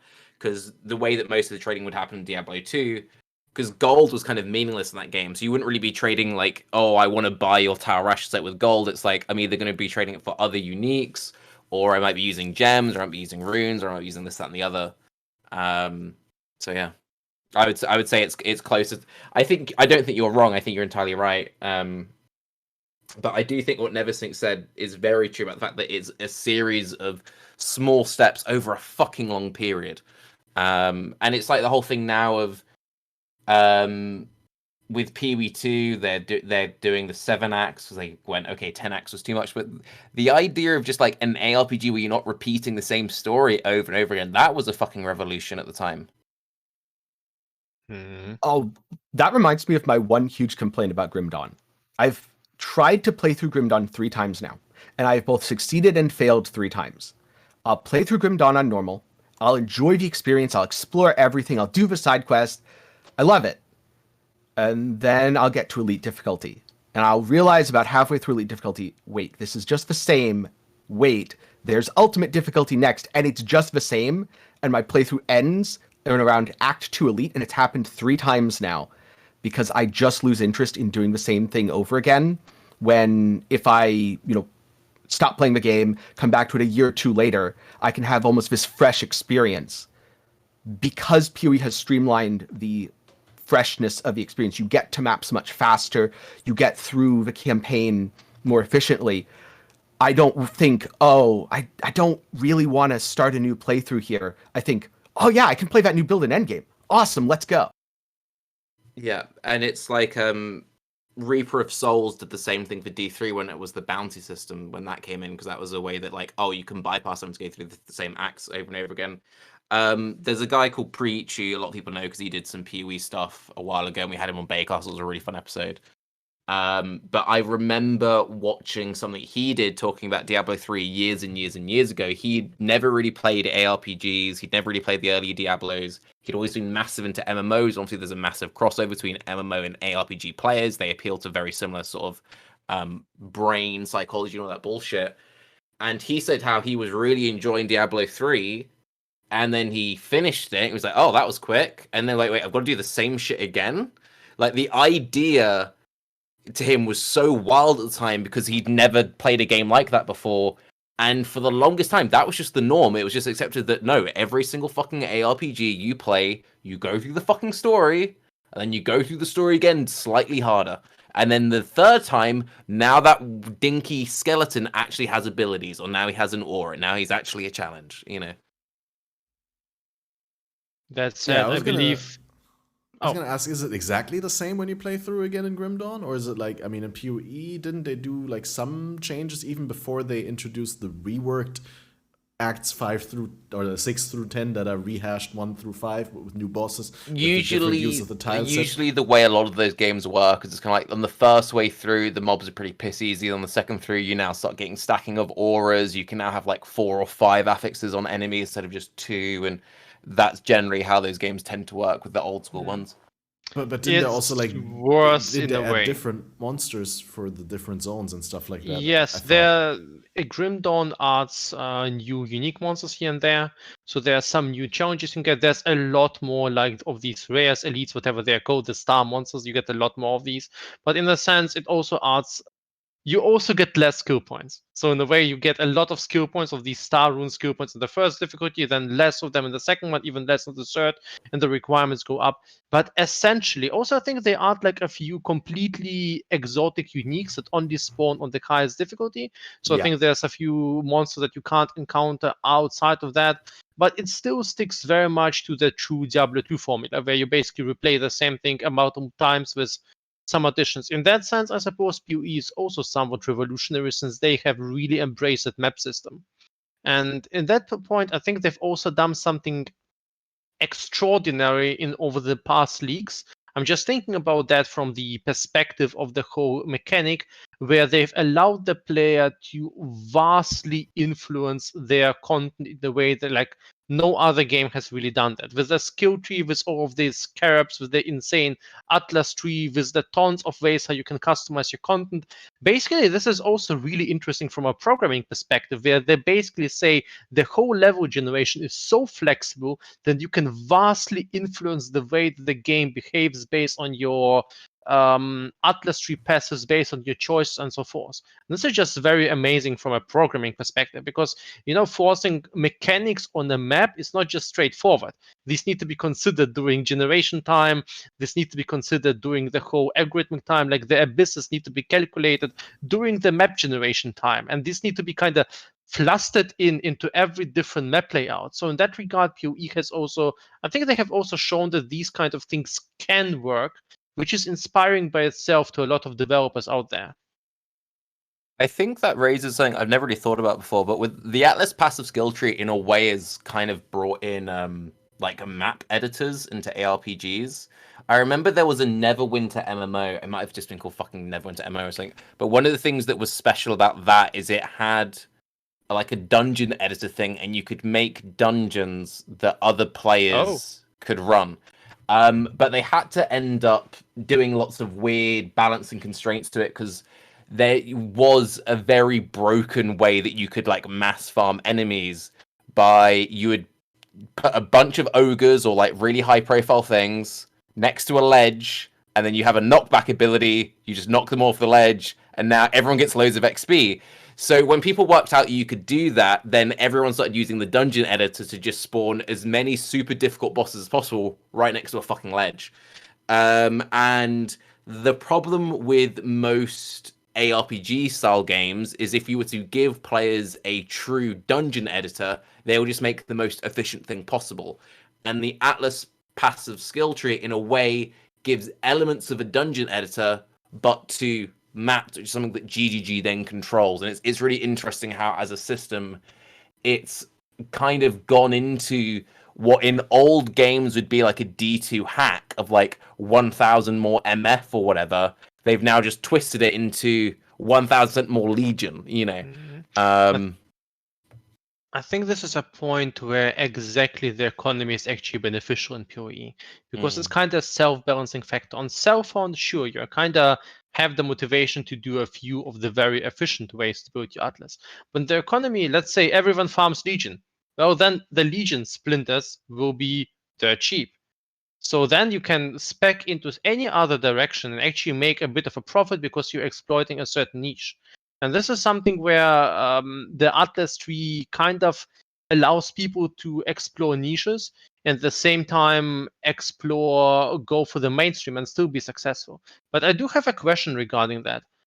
Do you guys like the implementation of the Uber bosses? Because I'm No. not a huge fan of these No. keystones. Not at all. I think in their current implementation, Uber bosses ruin regular bossing. Exactly. And yes, that what I would like to see is, number one, Uber bosses have their own loot. That should be exclusive, and they should not drop normal boss items. You can't get a Dying Sun from the Uber Shaper. He has his own loot. That loot is fine. Number two, I would love to see a key progression that is separate. Because if the keys are used for the same, the Uber boss loot is always going to be more valuable. Therefore, the price to entry for someone trying to learn the fight, well, you have to learn it on Uber Shaper. I guess, okay, bad example because Shaper's the one exception. You have to learn Cirrus on Uber Cirrus because you will lose money doing regular Cirrus because Uber Cirrus exists. And 3, I think GGG should take a lesson from RuneScape. One thing that RuneScape always did really well with its bosses is they dropped materials that you could use to level up your other skills. So if you're killing the King Black Dragon and you don't get the big GG drop, you might get some U-logs, which sure, someone could go cut those U-logs, but you also get like 500 of them in notes from the dragon, which means you have a sustainable income to buy more keys to keep farming it in between the big drops. On a lot of Uber bosses in PoE right now, if you do 50 or 100, you'll profit. If you do 5, you will either 100 times your investment or lose your entire investment. And that makes it extremely punishing for players who just want to casually try to do it or just want to push to, okay, I can beat this. It won't be that fun, but I can do it. I have 5 keys. Let's see what I get. Well, no, never mind. I'm just going to sell them because I'm probably going to lose all that money. I completely I love agree. RuneScape, dude. Such a fucking good video game. I don't know anything about RuneScapes. Never sync. Okay, how about this, right? Fuck PoE, right? Fuck any commitments you have going on in your life. Fucking get RuneScape mobile. We've all got phones, right? Dude, you don't need to do anything. You're happy for the next, 30 years? Oh. I think I'm I'm an insanely obsessive person. I get so obsessed with pretty much anything. Actually, I actively avoid certain games that I'm afraid that I will just ruin my life for like 3 months at least. So that's why and RuneScape always looked like this type of a huge black hole that will just suck me in for at least 6 months and then spit me out with some hard damage. So I'll never let probably Tai Killer visit you. But yeah, I agree. I think the biggest problem behind this key point system is that the prices always in PoE depend on the best application of something. So you wouldn't like buy a chevron because you want to go for a non-low life build. There's like no sense. Every chevron will be used only on a low life build, and every time a chevron is evaluated, it will be only done based on the price used in the best builds. And pretty much the same way it works for keys. If you're using a key and you're running a non-regular boss, non-Uber boss, you're feeling stupid because you're potentially losing out money because the key is worth more than that since it can be used on an Uber boss. And I feel like this is the core problem there, that I would really like the Uber bosses to be separated keys, or maybe it could be something like an enhancer item that basically bumps up the normal fight to another level. Maybe this is a different option, so it's kind of like an additional thing you drop into the map screen. But I really would like them to go away from this spot. Also, interesting enough, we had this idea that if you do one run, you kind of get additional things to do another run. So the Maven system is actually exactly like that. You farm a bunch of Guardians, you can do a Maven, the Maven drops more splinters, you can run a Maven then, or you can run a Fiat at some point. So it kind of had this nice neat cycle going on, and then they dropped in the Uber bosses, which basically contribute to nothing special. So yeah, I think it's a case of horizontal progression, but I'm not a big fan of that. I think it's misplaced horizontal progression. I Yes. like some horizontal progression systems. This one feels very forced. It's like, okay, some people make, 2 to 5 mirror builds. We're going to give them something. We want this to be aspirational content, except it doesn't really function that way, because having a boss fight as an aspirational thing works really well in Dark Souls, where your goal is to kill that boss. But in Path of Exile, your goal isn't to kill that boss. It's to kill that boss and then do it 100 more times. And the aspirational aspect gets lost very quickly. And I found this with, maybe this is just me, but it was really cool for me killing the Uber bosses for the first time. And now I have absolutely no patience for it. It's like, no, I just want a build that does 1 billion damage and ignores all their mechanics and just one-shots them. Because if I'm going to be killing them fast, it takes me way too long to engage with their mechanics and having a meaningful, 6 to 10 minute fight. That is fun once or twice. That is not fun if I'm going to be doing it 25, 50, 100 times. And I almost wonder if GGG can either have one path where these are aspirational things, your goal is to kill them, they're not really particularly rewarding, but they unlock something, say for the entire league, that's really good. Or they're bosses you farm, and they're designed as something that you farm rather than as something that is purely aspirational, which means separate keys so they don't impact the normal experience, loot tables that are more sustainable, etc. But right now they're kind of sort of both, and I think in that they hurt the game as much as they help it. Yes, I agree. It's interesting because we actually talked about that on the podcast. I don't know, probably also other people said that beforehand. When it was announced that the Uber boss fights would be accessible through the Keystone passes and use the same entrance token, that was basically our main concern with that. And to be fair, though, I didn't think right now, or since the introduction of the Keystones and the Uber bosses, I didn't think that the problem was as bad as I expected it to be, but it still sort of, kind of feels bad if you're doing the regular version and you could instead be doing the Uber version, because the expected return is much bigger, especially over a large number of runs. But one quick sidetrack is Balor always, or at least in the last 2 episodes we did, was very vocal about that he would like an option where you could access the fights for free by opting out of the loot. So you get basically a free practice run, but if you successfully beat it, you don't get any reward. What do you think about that suggestion? This is such a complicated topic. At the same time, I like it, but I also hate it, because in PoE, knowledge is your weapon. It is much earned as anything else. And if you want to earn your access to your boss fights, you kind of need to consider that. Let's say you have a new league, and in this new league there's this one boss, and then you invested 10 broken runs to run it, so that you learned it. It was basically the same thing in every single fight. When Shaper was introduced, I failed my first 5 attempts, or maybe 6, I don't know. I think it was like 5. And the 6th attempt, I've beaten it. And then I failed a few more, and then I was doing it consistently. And the same was for Sirius. I think Sirius has whooped my ass like 3 or 4 times at the very least before I've beaten for the first time. And the fight was not exactly pleasurable, but basically I was burning exos back then one by one. So if I would be able to just ignore this price and go right to the point where I can do it, I'm not sure. Maybe I'm being biased here because I have the past history. So maybe this is the sunk cost fallacy. But I feel like this is a kind of a different problem. I think the entrance cost for a fight is not a terrible problem. I think the problem is that the Uber bosses kind of do it in a weird way while affecting the normal cost. So I think it's okay that we have easy fights, and I think it's good that we have Uber fights. I just don't like how the Uber fights are accessed. I think if they would be a separate thing, that you can opt in and you can pay extra for that. You need to. I mean, you can't do a normal Uber fight on a normal boss on a normal build anyway.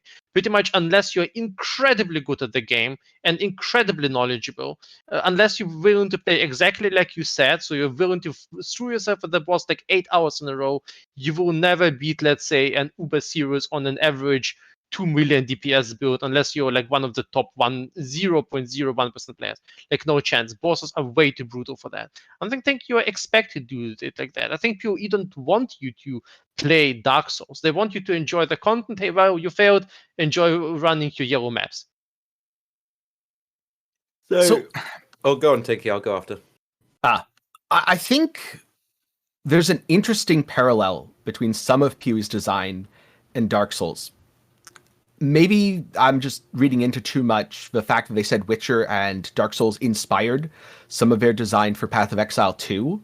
But the Path of Exile 2 bosses almost do look like they want you to play Dark Souls.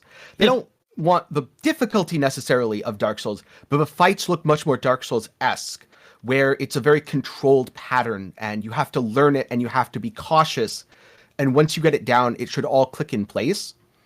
For a fight like Uber Elder, I also feel that very much. There's a pattern to Uber Elder. If you do it a lot, you can almost do it with your eyes closed. You'll just move, hit, move, hit, move, hit. Some of the other Uber bosses feel very different from that. Cirrus is a chaotic mess. I don't know how else to say that. He's a chaotic mess, stuff's everywhere. If you close your eyes, you're just dead on that fight. Doesn't matter if you've done it 100 or 1,000,000 times. And I personally think that they should lean into the Uber Elder style of fight more for the difficult encounters.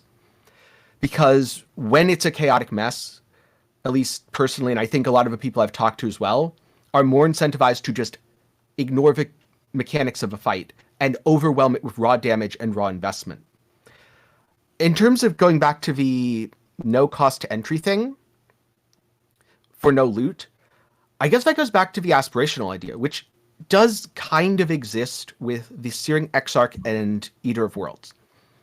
I haven't tested this extensively, but I'm pretty sure if you fail them the first time, you can just keep fighting them as you redo the maps over and over. Yeah, the quest version drops really quickly. Yeah. What if we had something like that for the Uber bosses until you beat it? But again, instead of the farming mode, this is the aspirational mode. Maybe you have only one portal, and after you beat it, it unlocks a certain Atlas passive, or it unlocks something else related to Uber bosses specifically. Like, you can't fight Uber bosses until you beat the Uber boss with only one portal. And because it's only one portal, you can't get a carry. It is aspirational content. You have to do it through your own achievement.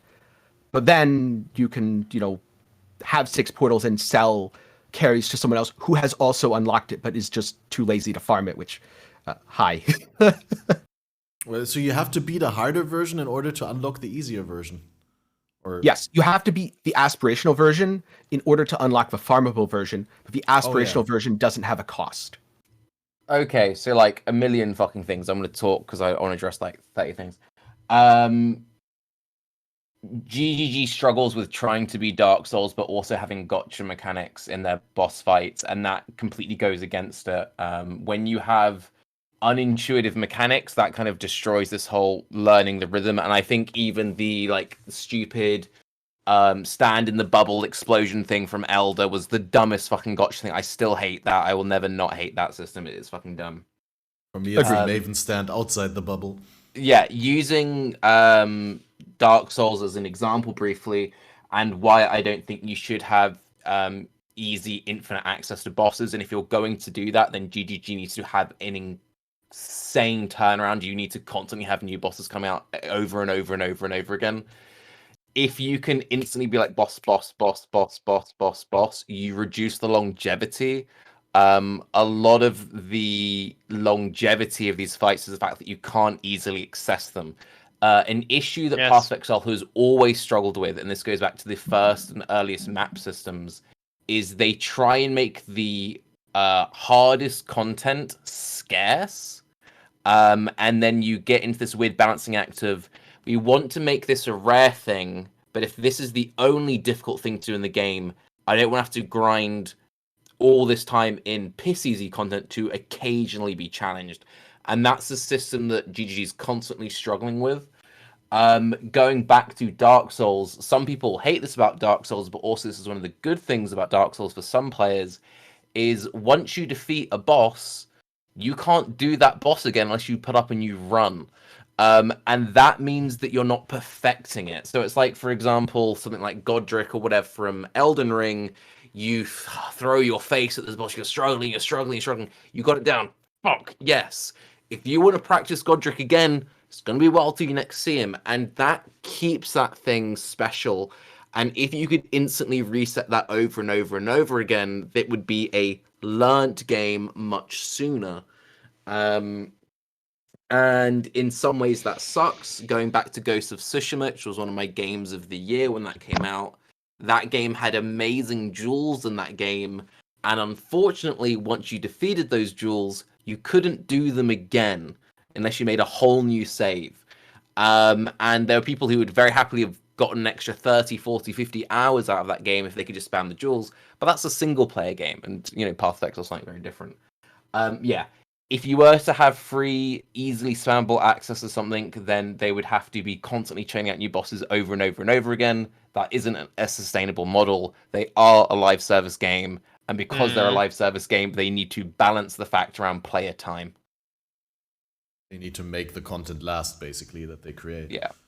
I would yeah, like to sorry, add up on the Elden just Ring for- thing. Sorry. Yeah, just quickly, as Tenkiei said in chat, my accent, gotcha versus gacha. I'm not talking about pinball machines. I'm saying, gotcha, it was a trick. Yeah, sorry, go another sync. I really want to 100% agree about the Godric or the Elden Ring argument. One of the things I really dislike. So Elden Ring, no question, is a masterpiece. It's probably just not a masterpiece for me. Despite nearly beating, I just got bored at some point. I think after the fight, and I was like, okay, you know what? I'm spending like, let's say 1 hour to beat a fight or 2 hours to beat a fight. And then I finally learned the moveset and I barely beat it on my last breath with no HP potions. And I go to the next point, and I basically, all of the skills I've learned there are basically wasted. I need to learn the complete new moveset against the next insane enemy. And this might be fun for someone, or for someone who played so many Dark Souls type games that are enjoying that process. I didn't like that. For me, one of the best games I've played, ironically, and I never expected to enjoy it. I just saw so many YouTube videos praising its design, so I tried playing Doom Eternal, and I absolutely and incredibly love so many gameplay aspects about this game. I thought before that I thought it was a dumb shooter. That's kind of like misplaced. Okay, it's kind of like serious Sam time game. It's probably just a lot of blood, a lot of gore, but it's incredibly cleverly. So it has such intelligent designs when it comes to enemies, weapons, movement, resource management, and so forth. And one of the things I really liked about that is how you make the player feel how they learn. So when you start the game, all the enemies have basically weaknesses and a fairly harsh moveset. They've been destroyed on I think I started the second to last difficulty. So it was fairly I got destroyed by some of the first enemies quite well. But then when you start the game again, even of the highest difficulty, you learn their moveset so well of all of the enemies that you basically have no troubles against them just in a single case, because the game really teaches you. You barely defeat a Marauder, and that guy is incredibly hard. But then you fight against him again, and with some other enemies, again with some more enemies, to the point where the whole thing becomes second nature. And you feel this effect of you are mastering the game. You're not just basically beating the game by a hair's breadth, but you're really mastering the game. And I think this feeling in PoE, as you said, Taki, it's not free. PoE has a special model. If you want to become a great boss killer, unless you do like 70 million DPS, you should learn the game. And this is something where you need to invest in. And this is kind of a status thing as well in PoE, I think. So I think it just is not sustainable, not a reasonable game model where you can just get access to this kind of skill just by repeating things over and over and over again. I think it's okay if there's some extra cost attached. Yeah, one game that I also think does an incredible job of that kind of mastery is Hades. Every time you go into a new zone, the enemies in that zone have individual mechanics that teach you about things the boss will do at the end. And it is done so subtly that I didn't notice it until probably my 40th or 50th run. I was like, wait, these are all the boss moves. How did I not notice this before? And it is so well done. Fucking Hades too. That was an announcement that took me by surprise. Oh yeah. Oh yeah. I can't wait. Yeah, same. Really excited. What's the Hades announcement? There's another one. Oh, the new one. Oh, wow, Paul. Yes. I haven't even played the first one. I need to catch up. They haven't said is it 2024? Have they given a year on that, or have they just said it's in? I think they've just said it's in development. Yeah. But yeah, you should definitely play it. It's an amazing mix out of story and roguelike. Yeah. Yeah. No, and I definitely, I got into the Sanctum, and I think I'll enjoy Hades a lot. I've been told I'll enjoy Hades a lot if the Sanctum is something I like. Yeah, you will. You absolutely will. It's like the Sanctum, but without all of the things in between that you don't like. Yeah, you don't need to do 8 maps for every floor. Sounds good. Yeah. No, what I wanted to say is, you said earlier that in Dark Souls, you can't redo a boss after you finished it. It's and dead. would you not just, if you want to practice the boss, then you just like dip out when the boss has like 1% left or something like that, and then just redo the fight over and over? Some people, I mean, speedrunners have different strats of doing this, that, and the other, but it's like, you need to keep in mind that if that's what you choose to do, you can do that, but it's a solo player game, so most people won't play the game like that. Because also a lot of people will be like, but yeah, if you're doing like a no-hit run, for example, and you get hit, well, then you purposely fail to start again, you know. But there's something, what am I trying to say? There's something kind of special where like sometimes you fluke through a boss in something like Elden Ring or whatever, and you're like, hoo, hoo, hoo, hoo. And sometimes you're like, I want to go back and challenge it. Funnily enough, one of the things that you said, Neversink, is a big complaint that people did have for Elden Ring, is there was a bit of padding towards the end where they kind of end up just like reusing a lot of fights. So it's like, for example, the first time you do a Crucible Knight and you're like, fucking hell, Crucible Knight. And then it's like, how many times have I done the Crucible Knight fight? And it's like, oh, it's Crucible Knight plus this other guy. And there are actually a few interesting things where it's like, oh, I didn't expect to see you again. Yeah. But, Yeah. Now, I'm just saying, if they were to do something like that in PoE to make sure that people can't like abuse the free boss that you get for practicing, then people would find a way to abuse it. I do definitely see the point with PoE not being able to do that, to allow you to do bosses infinitely for practice runs, even if you forego the loot, because the live service game, they need to make the content last. They don't want... because I could sit here forever and I need to eat, so I'm going to dip out in the next 7 minutes, but I'm going to leave on a fucking hot take.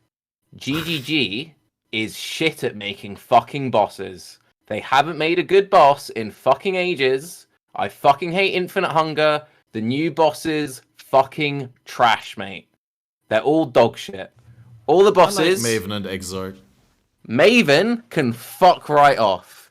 They try too hard with their bosses. Final phase of Maven is epically fun.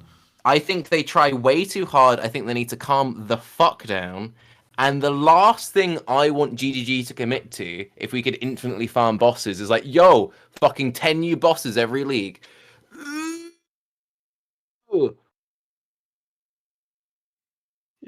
It's an interesting take, but at least I partially agree. I don't think there was any single boss where I felt like from start to end, there was not a single mechanic that I didn't find stupid.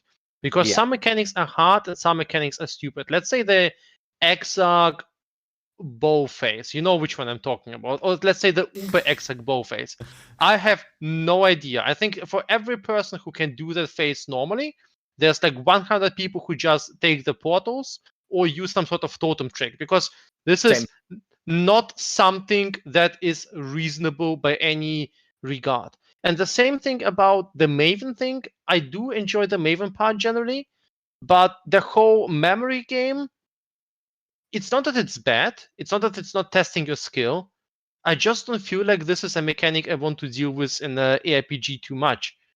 And Uber Cyrus, I have nothing to say about Uber Cyrus. I think the ground spam is just stupid. So I think they are they're sometimes very short to making a really good boss fight. Like if you would take Eater of Worlds, is it Eater? I'm not sure if it's Eater. Yeah, if you take Eater of Worlds and would give him or you would take Exarch but give him the Eater of Worlds invulnerability phase, I would be okay with that. But but Eater of Worlds is hell boring. It's like super boring. You can basically barely even die there. I think I did my first attempt deathless, and it's just one of the most boring and uninteresting boss fights. And they just like ubered it by throwing in a ton of OE on there and a ton of speed. That's not exactly fun. I think I agree there. I think some boss fights are excellently made. I think Maven is a good example. And I kind of, after a lot of iterations, I do like the normal series.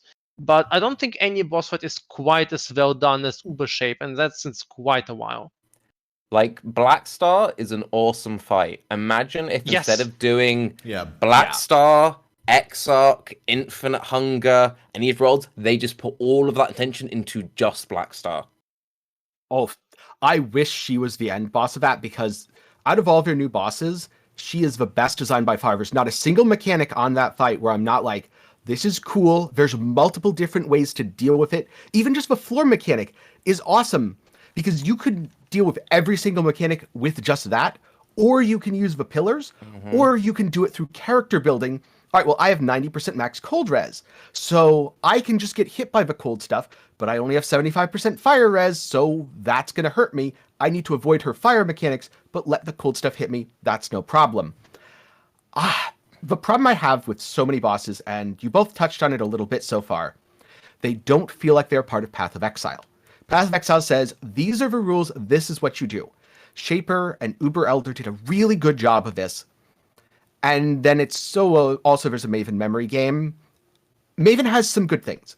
I really like the healing debuff. Yes. As opposed to outright death, because that means you get to make 2 mistakes on that fight before it kills you in most cases. That's really good. Memory game and the movement.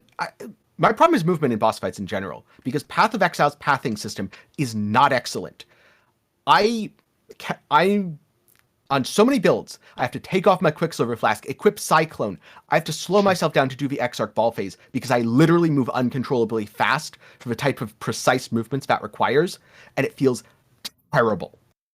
Has anyone ever died by running back into the serious maze because the pathfinding is weird? Too many times. This is one of the most hilarious deaths where it's kind of this snooze phase where you think nothing can happen, then you just run out, and suddenly your character uncontrollably runs back into the maze and instantly dies. Your character decides, I choose death. There was a clip in the BPL where Karn was doing the Cirrus for someone else in his team. And in the meteor, Karn ran out, and the guy was running so fast and uncontrollably that when he ran out of the meteor maze, he directly ran into a storm outside of the arena and died. It was so fast. None of this even remotely touches on the mess that is the Infinite Hunger. I don't even know. So in general, I like GGG bosses, but it feels like they are so incomplete.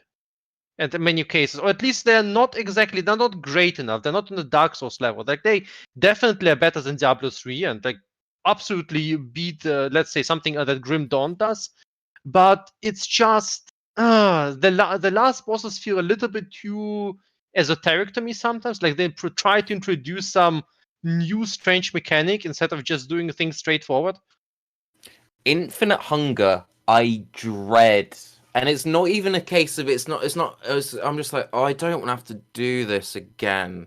And at this point, it's well established. They're aware. The player base doesn't like Infinite Hunger.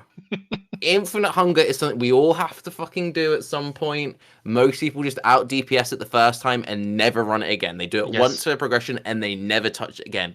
That is terrible design. Itziri, amazing. Yes. Itziri is amazing on so many levels. 1, it's just an awesome boss fight. 2, it's tied into lore. There's loads of reasons of it, and you don't have to do it. It's purely an aspirational thing. I played Path of Exile for years when Itziri was a thing, and I never did it because I didn't have to do it. But I was like, one day I'm gonna do it, and that was a really cool thing. And I think with the way they've tied a lot of these big bosses into the progression, they've removed a lot of the allure, and they've had this weird thing where the bosses now need to be killable. So now it's like, well, the way we'll make them special is through the uber versions. And yeah, I'm gonna end it there because I could talk forever. It's been really fun. Thank you, congratulations on the 100. And I would love to talk more game design with you, Neversink and Tenkiei at some point. But anyway, I hope you'll have a wonderful day. I'm gonna eat some food, do more fucking steps. Thanks for the great takes, and have a good one. Bye. Yeah, thanks for coming on. Have a good one. Bye. Well, we got a number of people coming on now. Actually, like I was so worried that when Tarky hops off, we're gonna sit here, and then you're gonna want to go Neversink because you had a long day, and then and then all of a sudden I'll be by myself and I have to play Path of Exile and talk all the time. I'm also happy that Tarky didn't say that he would happily talk with me about game design again, because I have no clue what to say about game design, so I'm glad that pressure is off. But no, I appreciate all that stuff, and I was actually like really listening very intensely. I was very focused and had a great time. I just didn't have a whole lot to chime in with. But yeah, we're gonna get in some other people from the Path of Exile community.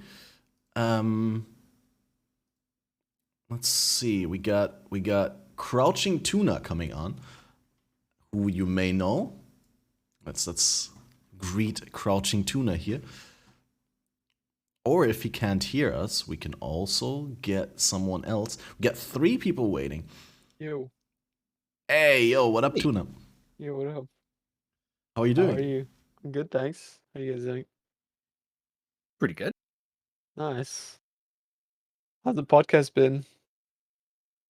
It's basically a great gaming discussion. Taki Cat was throwing out a lot of Battle Brothers references, and no, it was good. Actually, I really enjoyed.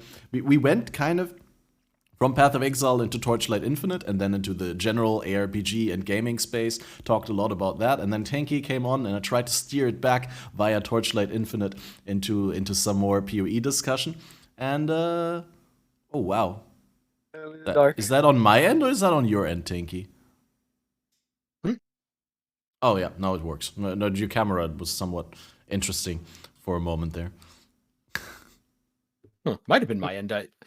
The background removal is pretty good, but sometimes it does just go stupid. All right. I'm gonna get in more people. Do you want to quickly say something, Tuna? I didn't give you the word really. Like, hi, how are you doing? Do you wanna? I'm good, do you man. wanna? What have you been up to recently? I just came off playing some Torchlight as well.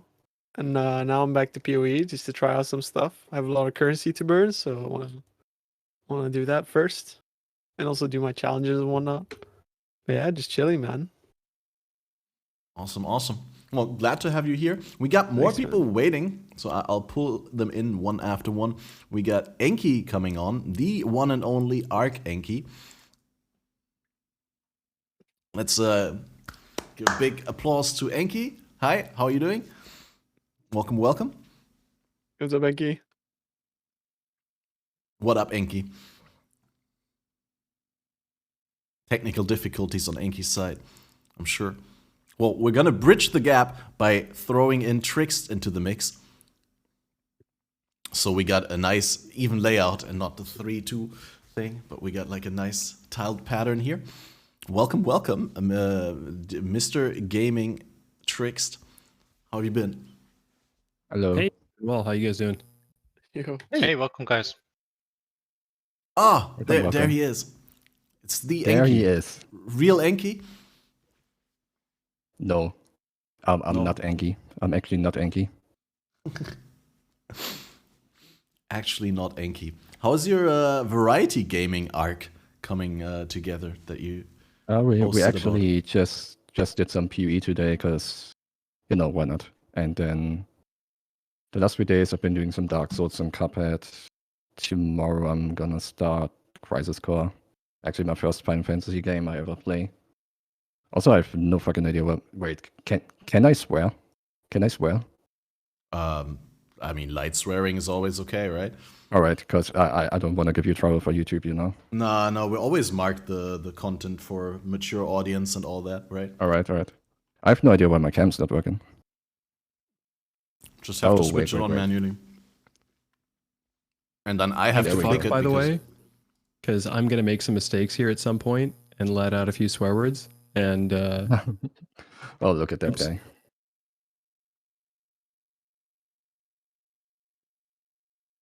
No, I think swearing is fine, honestly. I think there's All just right. some regulations where on YouTube you're not supposed to be swearing in the first 10 seconds. And no or overly swearing, right? Good content can have swear words in them. I don't think that's problematic. You can even monetize on content with swear words in them. But if the content is exclusively slurs and just swearing without actual point, then that's problematic. That's what YouTube doesn't want. But then YouTube's Yeah, again, don't worry about that. changing its guidelines on that recently and not communicating it well at all, and now walking back some of the changes. So in short, less is probably better for the time being, and hopefully they provide clear guidance on what you should and should not do in the near future. Wait, YouTube? No. Can't be. Weird, right? Never happened. Well, either way, like, this episode is episode number 100. This is not about pleasing the YouTube algorithm. This is not about squeezing as much money out of the ad revenue as possible. This is all a celebration of Path of Exile community culture, and I'm glad you're all here to join that. And yeah, let's just keep it going. We got some beautiful things to talk about, but maybe we should go back into the league mechanic, which we haven't really talked a lot about. Or if any one of you wants to bring up a talking point that has been, that you have been itching to talk about, then this would be the perfect time before I steer the topic into a certain direction. I'm going to piggyback off of Tarky, and I'm going to ask everyone real quick, what is your step count this week? I feel like it's important, right? Who knows? I think mine's like three steps, maybe 4. Honestly, same. I've been so busy this week. I'm worried more about hours of sleep rather than steps. I do have like you a don't little really staircase. get much from steps being in Sanctum the whole time, right? So I got a little staircase, so I go up and down that every day. Me too, actually. That's a good point. How many times? Is it like between bed and computer, or is it like between computer and kitchen? It's between my computer and my kitchen. Same. And also between my bed and stuff. But yeah, so I'll be going up and down it every time I have to do something. I'm basically like on a little like office balcony right now, kind of thing. Inside of my house. It's not a balcony, but like how you can build like a second floor inside of a house. That's basically what that is. Nice. When I'm sitting, it's pretty chill. It's awesome. I always wished I had something like that. Especially when I was living in that one place with the high ceilings. It would have worked beautifully there. Here, I couldn't do that so much. Yeah, my roof is like 7 meters or something.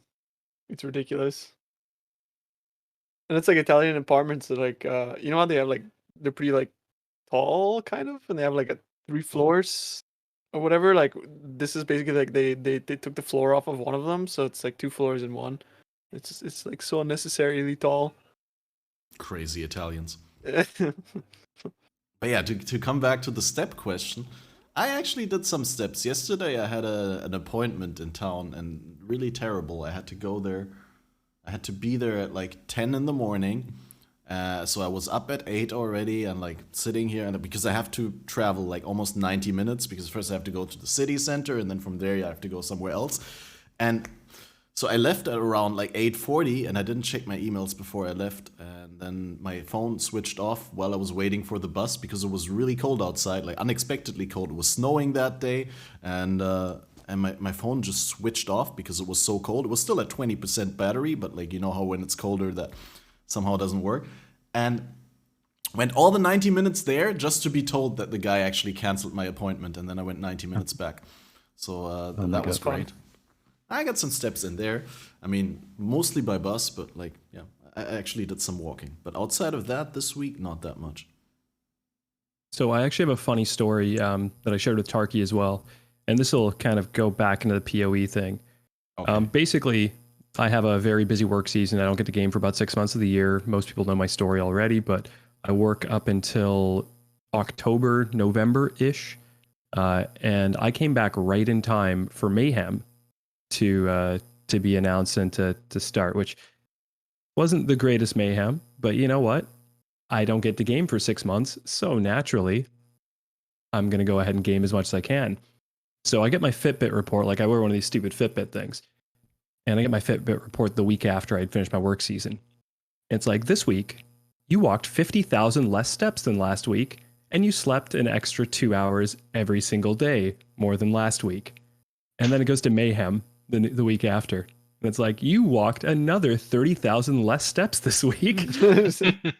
Cascading. And you slept 3 hours less this week. What the happened? Dude, what are you doing? Like I felt Fitbit was shaming me for the amount of gaming that I did once I got to. I don't think it's stopped shaming me since actually. Now that Sanctum's been released, I've been playing for like 5 weeks straight. It's a problem. Future me will have to deal with that problem. It's pretty bad when like the leak launches, and I think Google Maps does something similar. And it was basically like, oh, what you did this month, and then it was basically just me going to the ATM, which is like a 3-minute walk. Yeah, how was your trip to the kitchen? Thanks, Google Maps. That's awesome. That was something. I mean, I get my groceries delivered. I get everything delivered these days. I don't know. Ever since like COVID, I just set myself up to just get everything delivered to my house, and I haven't changed since then. I tried that, like when the pandemic started and I moved into this new place, I looked it up a couple of times, but every single time, because everyone was starting to order their stuff, the delivery services from the supermarkets, they were just not up to the task. They were like constantly overbooked, and whenever I tried to schedule a delivery, there was like no available dates. So I was like, okay. And I really enjoy actually walking to the supermarket and going there, and I think I would enjoy that. I wouldn't enjoy like filling in like an online order list as much as just going there.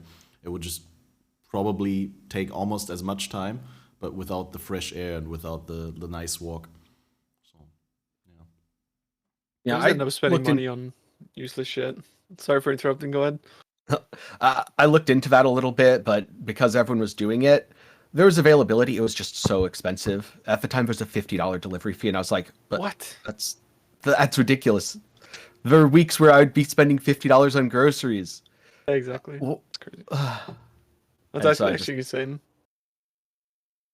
So it's weird. Now that it's popularized, I haven't done that even once. But I remember like 15 years ago, there was a company, I'm in Vancouver, and there was a company that's Vancouver-based called SPUD, Sustainable Produce Urban Delivery.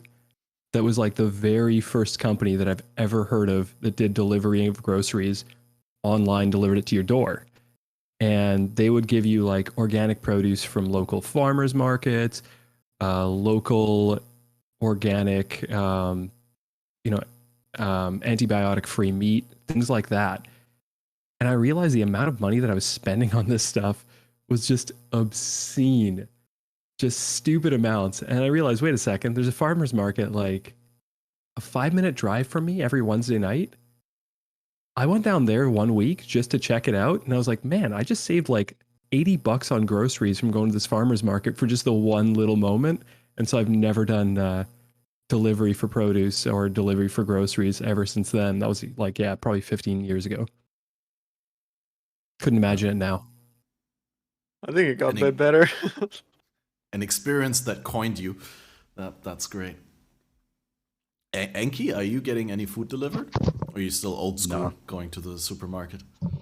I'm just going to the supermarket once a week. Kind of sucks now because it's like slippery outside, but normally I don't mind it. It's like 5 minutes away.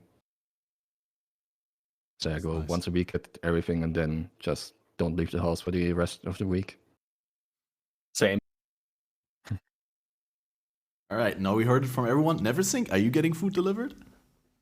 So for regular groceries, I or we usually shop them manually, but we kind of got hooked up on this whole HelloFresh thing. So this happened over the COVID time. So usually get like 5 meals per week delivered. So in a way that you still need to cook them. So you get all the ingredients, but you cook those manually. And this had some positive upsides, such as it's definitely healthier than the stuff I would usually eat. It's definitely better than throwing in a bunch of pasta or a big bunch of meat on the oven or cooking a steak. Plus, it actually taught me to cook much better. But other than that, I usually get my groceries myself. Yeah, I really like that meal kit concept for exactly that reason, because it reduces the organizational overhead so much. As in, you don't need to research what to cook, like what is a good meal, how to cook it, like what's a good recipe, what do I need, how do I minimize waste, how do I reuse the things that I didn't use and all that. And, you know, there's so many things to pay attention to if you want to be efficient and you don't want to throw away a lot of things. So yeah, that definitely sounds exactly. like a cool but thing. Time for me is probably the highest value resource. I'm trying to automate as much as possible. I've stuck to some robotic Roombas, automatic cat feeder. There's a whole bunch of stuff here all over the apartment just to try to win some time and reduce time. You also have That self-cleaning litter box for cats? Yes, this one's insane. The kind of the space litter box that glows blue and is huge, and the cats go inside. But one of them is a bit derpy, so at some point he spent like 3 weeks time at my parents' place, and he has like a memory of a goldfish. So he got back here and he started being scared of it. So at some point we had to put up a normal litter box because he completely and outright refuses to go into the space litter box. But maybe next time he's at the parents' place, he forgets that he was scared and goes back in. I don't know. Aren't they such adorable crazy. little weirdos? Yes. All right, Enki, you are a build creator, the author of the famous, like probably one of the longest standing forum guides for Path of Exile that you've maintained for the past 10 years, I want to say. 8 years. Something like that? 8 years? I started playing PoE 10 years in like 3 weeks. And then I think it was like roughly 8.5 years ago or so that I made that guide. I did some other guides here and there, like even before that I was experimenting with it, but obviously nothing really blew up. Like they were not unpopular, but of course not to the level of the Arc build. Well, I mean, and the I'm Arc kind of build is just so surprised. iconic for you. That's just, everyone knows your name because of that Arc build. I'm kind of surprised that it actually is still going and that it's actually this league in one of the best states ever. If we ignore Archmage, because Archmage was just fucking busted, but yeah. It's in a really good spot right now. Like, I was actually underselling it in the guide. I was saying can't do Uber Pinnacle bosses at all. And then I went into 5 out of 7 with them. I could probably do all 7, but I just hate the Eater and Exarch fight. Also for them, it's not really good because it doesn't have avoidance. And in those fights, you kind of want it. So what kind of 5 avoidance out of specifically? Ailments or stun? No, it's ailment immune, it's stun immune, but it doesn't have like spell block, spell suppression, can't really fit that in. Right. And those really help in those avoidance fights. Defense. Yeah. But it's in a pretty good spot. I hope I can keep it this way for a long time. I was actually, I say actually really often, I was actually just made the first YouTube video for the build. It's a bit scuffed, but the response has been really great so far. I really appreciate it. I saw it. I didn't watch the entire video, but I saw the video and I clicked on it and I watched, and the intro is very well edited, where you get basically really like trailer style, like PoE, where you, like the cut comes on the downbeat always, and damn, and it really flows well. Like I really was celebrating that. Thank you. Yeah, basically just watch the intro and that's it. That's the important part of the video. The rest doesn't matter, just the intro. And also I didn't do the intro, it was a friend. I'm not that good yet. I literally had to like learn recording, learn cutting everything on the go while making this video. That's also why it took me a bit longer than I wanted to. But yeah, it's out now. That's good. And let's see what the future brings if I make more guides. I had a plan to make more guides last league. No, last year, not league. And I had to rush these guides out while also doing school, like 9 hours of school a day. And that was not a good idea. And luckily I don't have to update these guides anymore, but yeah, they really sucked. So I don't know. If I feel comfortable with other builds again, let's see what happens if I come up with something. Otherwise, we're just gonna do the Arc build for now. Are you happy with the... Oh yeah, please go. Thank you. I was going to say it's always a lot of work to make a guide, especially for Path of Exile. Sure. And then updating it, sometimes you get lucky and not much changes. Most of the time, you're basically starting almost from zero and completely redoing it. So any sort of time constraints, absolutely brutal. I also Something I did learned... like a... Oh. Go. It's something I learned that I really don't want to do anymore. At some point, I was maintaining some guides, and it is just absolutely brutal because people expect all the guides to work no matter how old they are sometimes. Now, this guide was fairly popular. It was my tornado shot guide. It wasn't really great, honestly. At some point it was good, but then as the leagues kept changing, I didn't want to play the same board all the time. I enjoy playing a different board every single time. And people were basically even if I wrote like a big red message at the top, this guide is not updated for the current patch, please don't use it. The information here may be outdated. People still kept spamming me in game. Hey, I did exactly as your guide says. Why doesn't it work exactly as I expected? So at some point I decided that, especially when it comes to forums, forum guides is something I will never ever do again. YouTube guides, yes, maybe. I can do that. I do it at times. If I come up with a cool combo, I'll make a few short YouTube videos. That's fine. But forum guides, it works for a while, but then you kind of hurt yourself and others unless you can dedicate yourself, such as you, Enki, because to actually keeping it crystal clear and maintained every single league to the point of perfection. And sometimes you can really only update something after you've played it. It's really hard to derive all the changes before playing the actual league and seeing all the mechanics in game and so forth. Yeah, Yep. exactly. I had that problem like a couple of times. This time I was actually pretty lucky with Galvanic Field last week. It just worked out. It was bugged for like the first 2 weeks or so, whatever. But then ever since it worked, it's just really nice because it gives passive damage. Like it's on the boss for like 6 seconds by default. So you deal damage while dodging around, which is also really nice for the league mechanic now. And it's just some extra damage, which the build really needed. I mean, it's still not super high damage, but if it can kill Uber Pinnacle bosses, then what more do you need, right?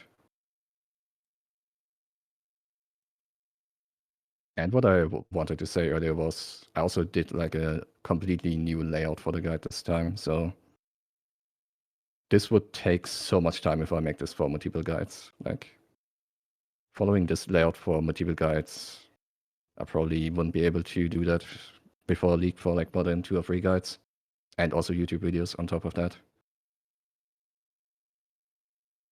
It's funny you mentioned your tornado shot guide never sync, because I'm not the sort of player who really follows guides. I still found yours very helpful just because of a wealth of information and different options that you laid out all of the different skills that you could use with bows at a time.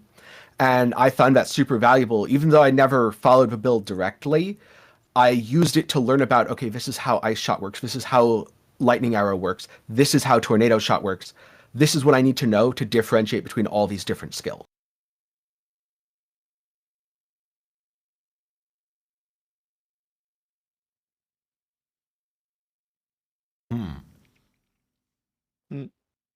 Yeah, I mean, piggybacking on the whole like guide thing, I think it's especially difficult with having to sort of fill the gaps when you get patch notes and sort of preparing, because there's some things that are still obviously uncertain before league launches with specific builds. But yeah, I mean that's the hard part there, and then keeping it updated as soon as the league does launch.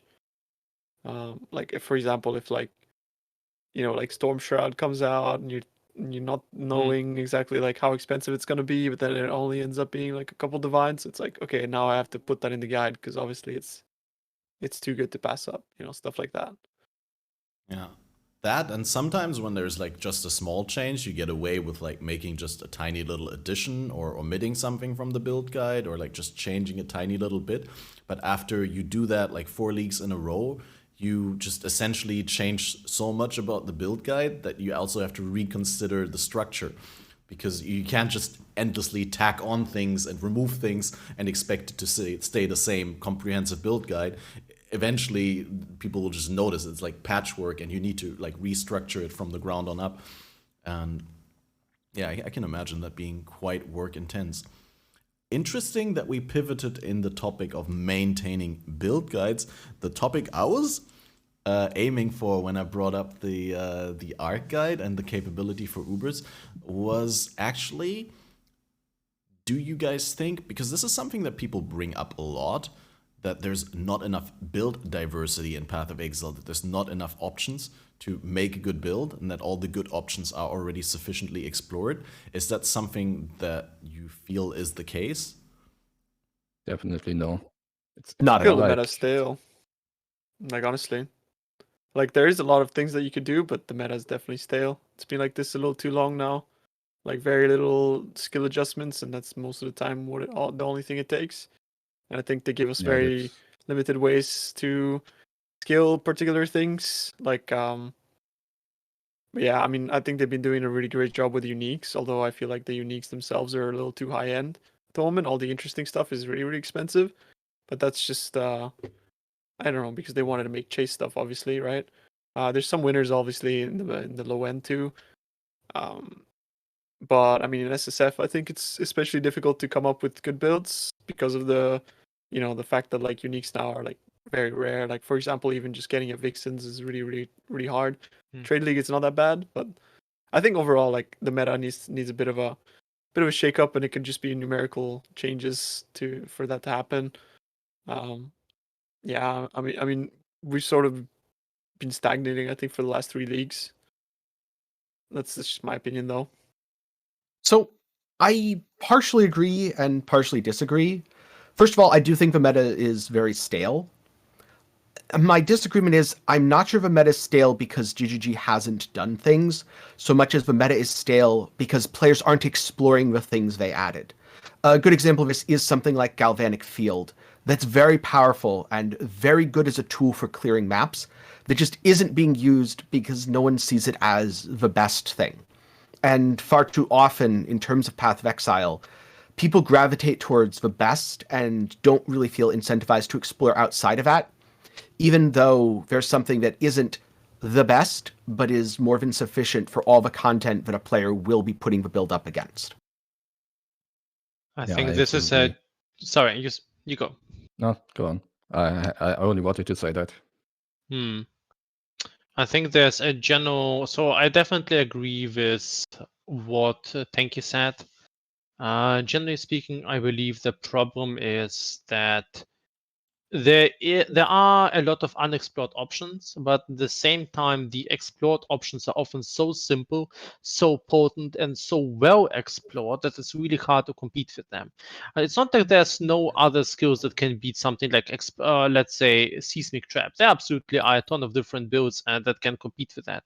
The problem is that there's so much exploration on the point of Seismic Trap that people have basically fine-tuned, and POB has specific modules for that. People have done tons and tons of experiments there. The knowledge base there is based not just of a single person, it's based on the research of hundreds of people.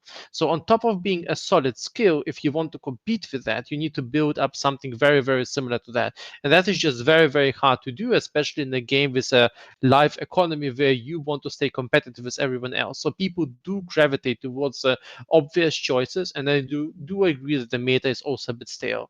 But I also think this is something where I actually like most of the things and most of the changes GG does. I mostly agree to most of the nerfs, and like in this league, I liked most of the changes with very few exceptions. But something I really wish they would start doing is introducing skills on an overpowered scale. This is something I really think they should start doing. I don't like it when they introduce a skill, something like the new... I already forgot what it was. Tectonic Strike, Molten Strike, the new Molten Strike, whatever it is. Yeah. Yes, thanks.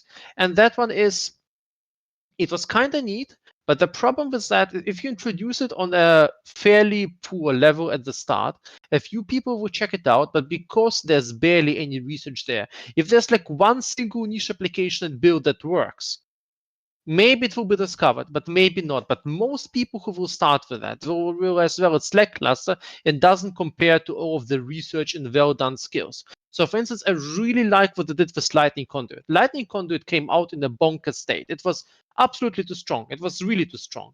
And now they've basically nerfed it by 30%, and people still play it because it's really good. No one was actually really complaining about Lightning Conduit getting nerfed. It's still a viable skill. And I think this is what I would like to see more. I would like to see more skills that are powerful at the start, at the point that they're a little bit too powerful because you lack the knowledge to utilize them in an excellent way.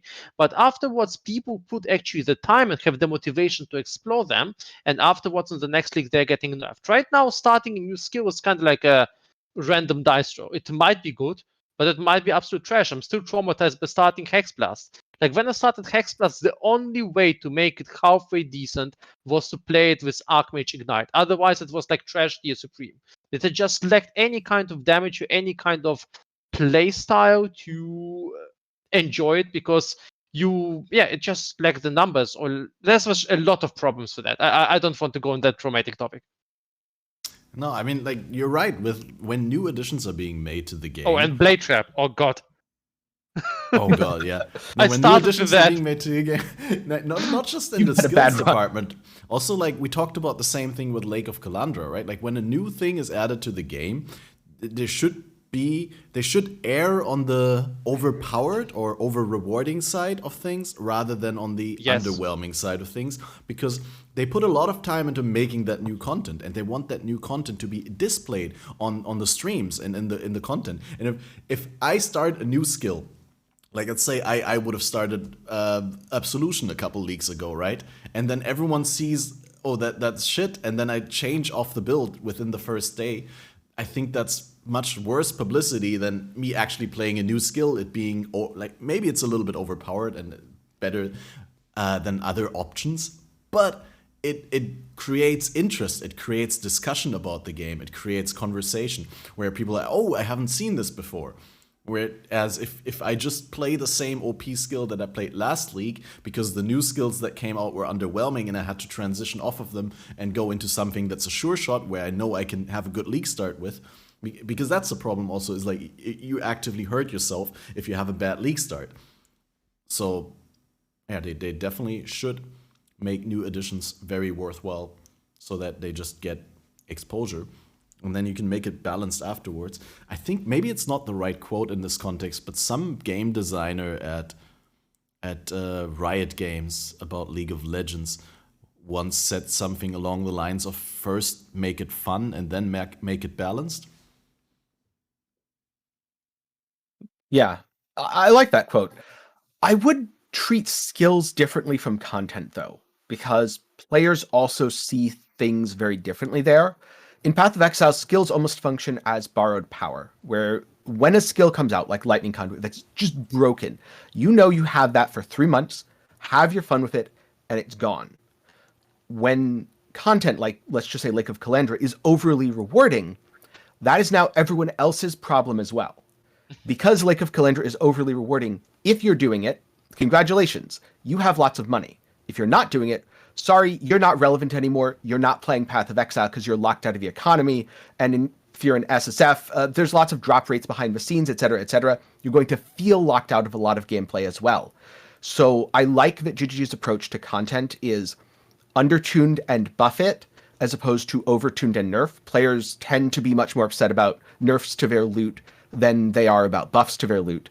With skills, I do think they should opt towards the it's really good when it comes out, and then it gets nerfed later. A perfect example of this, or a couple actually, Bladefall Blade Blast. People did not figure that skill out for a while. It was insane from the second it was added to the game, and people just didn't know how to use it. I also think that Blazing Salvo was really, really good, and initially, because it worked so differently from other similar skills, a lot of people, even myself, thought it was okay, kind of mediocre, and a few leagues later, it didn't get any major buffs. People discovered, oh, this is how you use it. This is what makes it really good. Bone Shatter. In the initial patch, where I think an expedition where they added 23 new skills or something. No, 19 new skills. One for each ascendancy. They added Bone Shatter and a bunch of skills. And initially, everyone believed every single one of these skills was bad.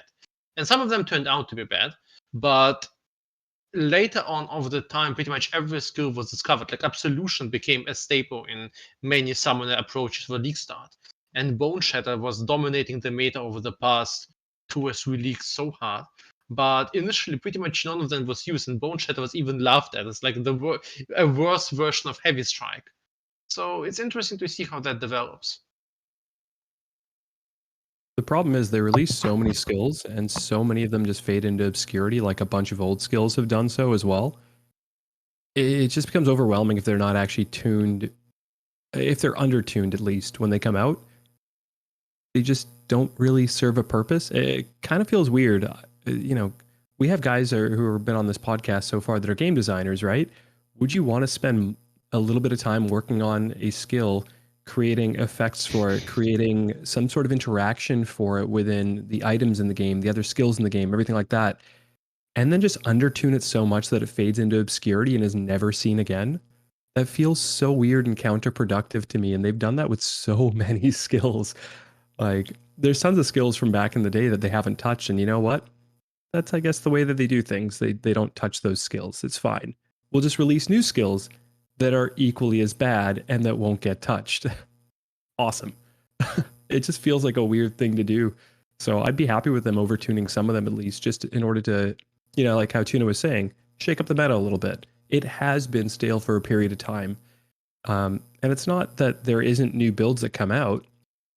It's just that the much more obvious choices are still there and still relevant. And something else that Tuna said as well, Seismic but the trap. patch note. Yeah, seismic being the number one thing. And then they decide to, tune up temp chains, and now suddenly seismic trap is even better. Weird.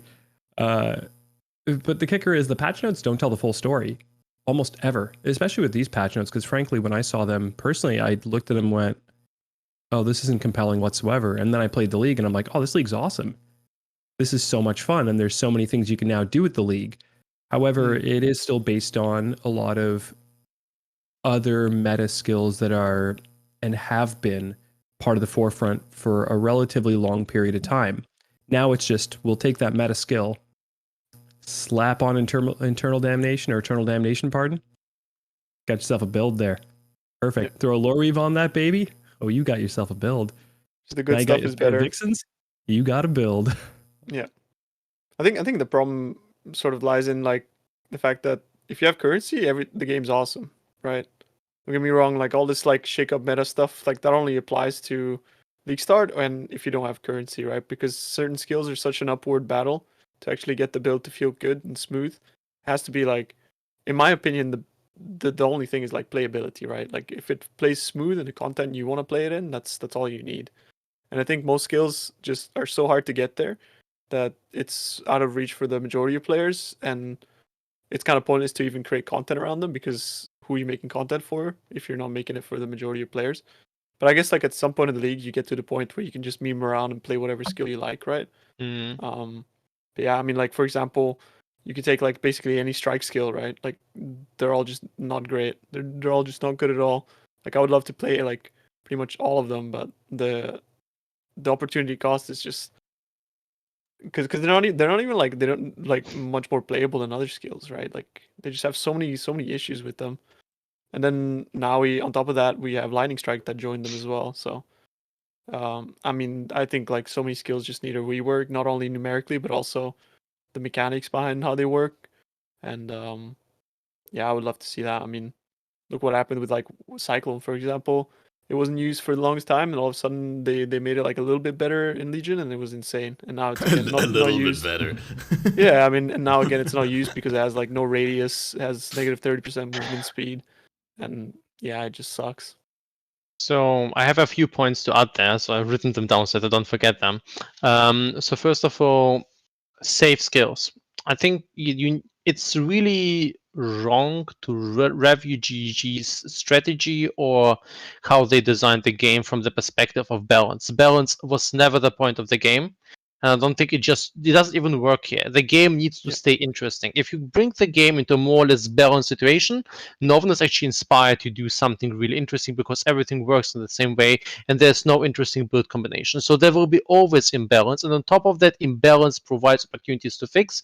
It gives players new incentive to try new skills. It gives GG something new to work on and to rework. So the whole game mechanic, by having this 3 months update cycle, bringing players back, is revolving around them pretty much reworking and giving certain things attention. Like when people started yelling around because of the summoner skill nerfs, it's perfectly normal. It's like a rotation time. There was a melee time, there was a slam time, there was a time for summons, there was a time for archers, and this is a rotating cycle. And while I'm not certain, they're trying to give at least certain metas or certain builds in every meta some representation. I am fairly certain it's at least partially intended to give certain skills a spotlight so that the game feels even more different than it was before. And the second thing is I feel like they want to have safe skills. Something like Seismic Trap wasn't just a mistake that it wasn't nerfed. It's something to give players who are only caring about power. I mean, let's assume a league ends. What happens to that? What happens to all the characters? They go to standard. It's a graveyard. Some players play that, but in general, it has no effect on the gameplay. So it's perfectly fine for them to give some players a way to, hey, this is a great build. We oops, we missed it. And you guys are so clever for playing this one super high-powered build that everyone knows. You must feel like such an advanced player. And so I think that this happens pretty much in every league. I don't think it's just an oversight. They always want there to be at least 1 or 2 niches of strong skills that players know who are power hungry, because there's a lot of archetypes of players. Some players enjoy new skills, some players want to play something else, some players want to play something safe, and for these players it appeals if there's one niche spot. So I think I would bet that it's the last league for Seismic Trap. I think this one is the one. They also, their gameplay philosophy is take the worst thing, wait for that so long until everyone hates that, and then rework it like really good, or change it a lot. You can see this happen a lot of times over and over, and I think this is what might happen quite often. So I feel like a lot of weird things we're talking about are intended, but the actual original point I want to get to is I don't think you can fix skills by numerically buffing them. I don't think you can also so you can rework them and get them to work completely different. But the problem is the power of most skills does not come from the skill itself. Some of them have like mechanics like Blade Vortex that has stacks.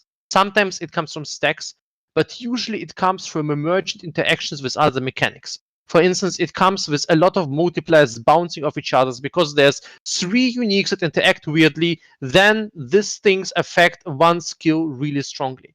So you can't just buff a skill numerically because the base value goes up, and if the skill at some point gets into the spotlight really strongly, then at this point you suddenly have the problem that you need to buff everything up or you need to nerf the skill. So increasing this baseline will basically lead to the W development where you will have to over time put up crazy numbers everywhere to keep up. So that's why they're trying to sticking to buffing archetypes or buffing certain uniques or buffing certain synergistic effects instead of putting direct numeric buffs onto skills. At least this is my theory, because I think GG's has actually crafted a very fine balance where certain archetypes kind of flow into very direct power sources.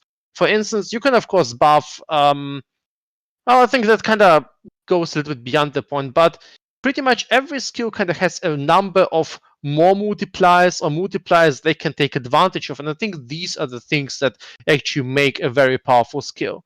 And the final point I want to make, and I'm sorry, then I'll be silent for a while. Ceiling. The problem of PoE is that you are basically encouraged to do the best thing you can do with your current content. So if you can run a 120 Atlas skill tree despite still varying some trashy rare bases, you want to do that. And if you want to do that, you want to have a safe skill. And I have no idea how to address this problem, but this is something that basically forces players to go with safe choices most of the time. So you would rather go with a safe starter on softcore, mostly, because you basically have this situation. And this is something where I think Self-Found and Ruthless provides a great relief, because it kind of alleviates this pressure that you need to start with some meta thing, because you can't plan with the meta thing there. So you can start with whatever and just enjoy the game. Well, I mean, you still... Sorry, please finish your point. No, I'm done. Because you said, I was assuming you're done, but like I thought there was more, baby. What I wanted to say is, in solo Self-Found, you'll still have to set up your league. Like, you still want to start with something fairly strong, but you don't have... There's no way that you can fall behind the economy.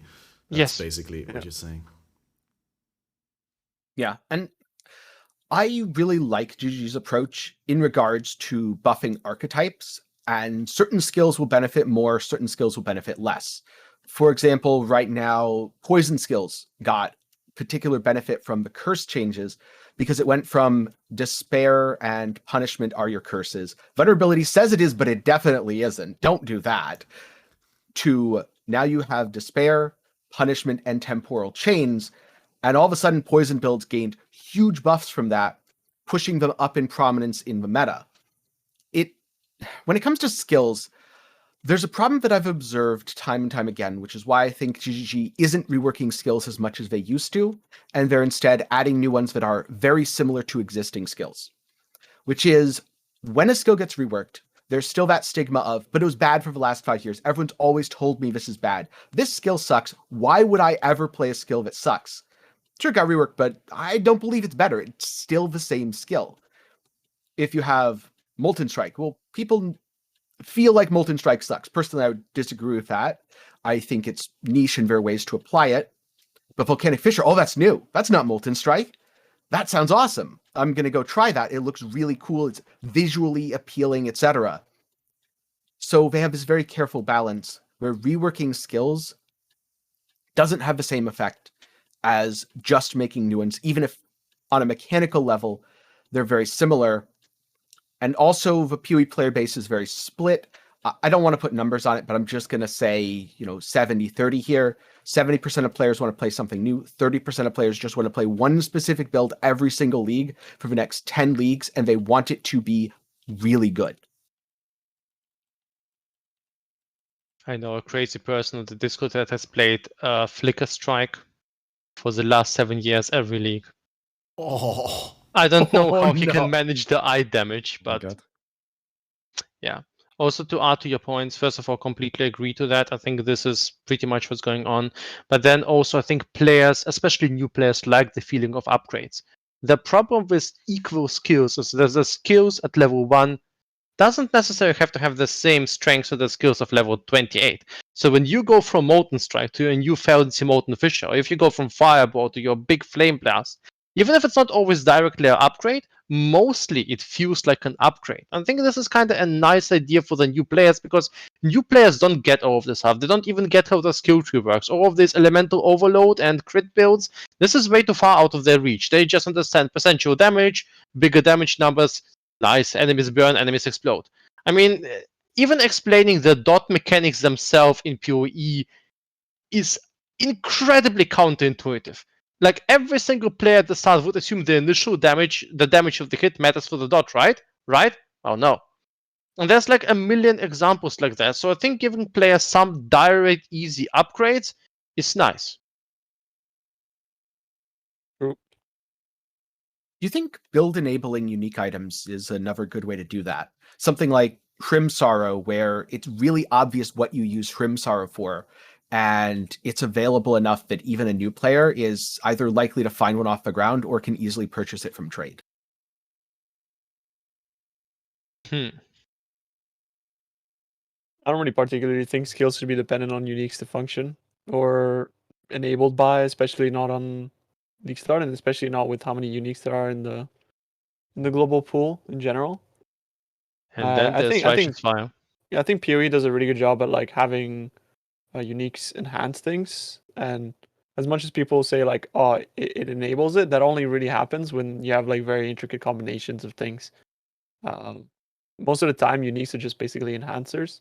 I think that's really fine. Like, it sort of might enable a mechanic within the skill, like within the build, but it doesn't necessarily like enable the skill, right?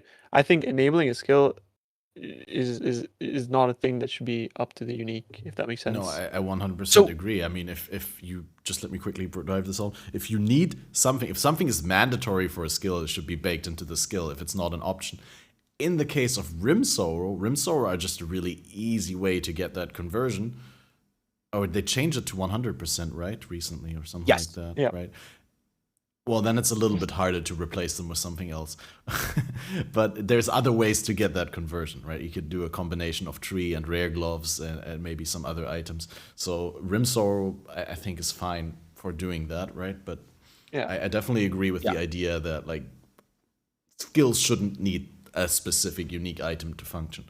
That's so I guess I communicated that a little poorly. I didn't mean the skill needs it, but builds within the skill need it. I.e., you can play Blade Vortex or Seismic Trap without Hrim Sorrow. But if you want to play Cold Seismic Trap or Cold Blade Vortex, Hrim Sorrow is a build-enabling item for that, which is also really easily accessible and gives you more ways to play the skill.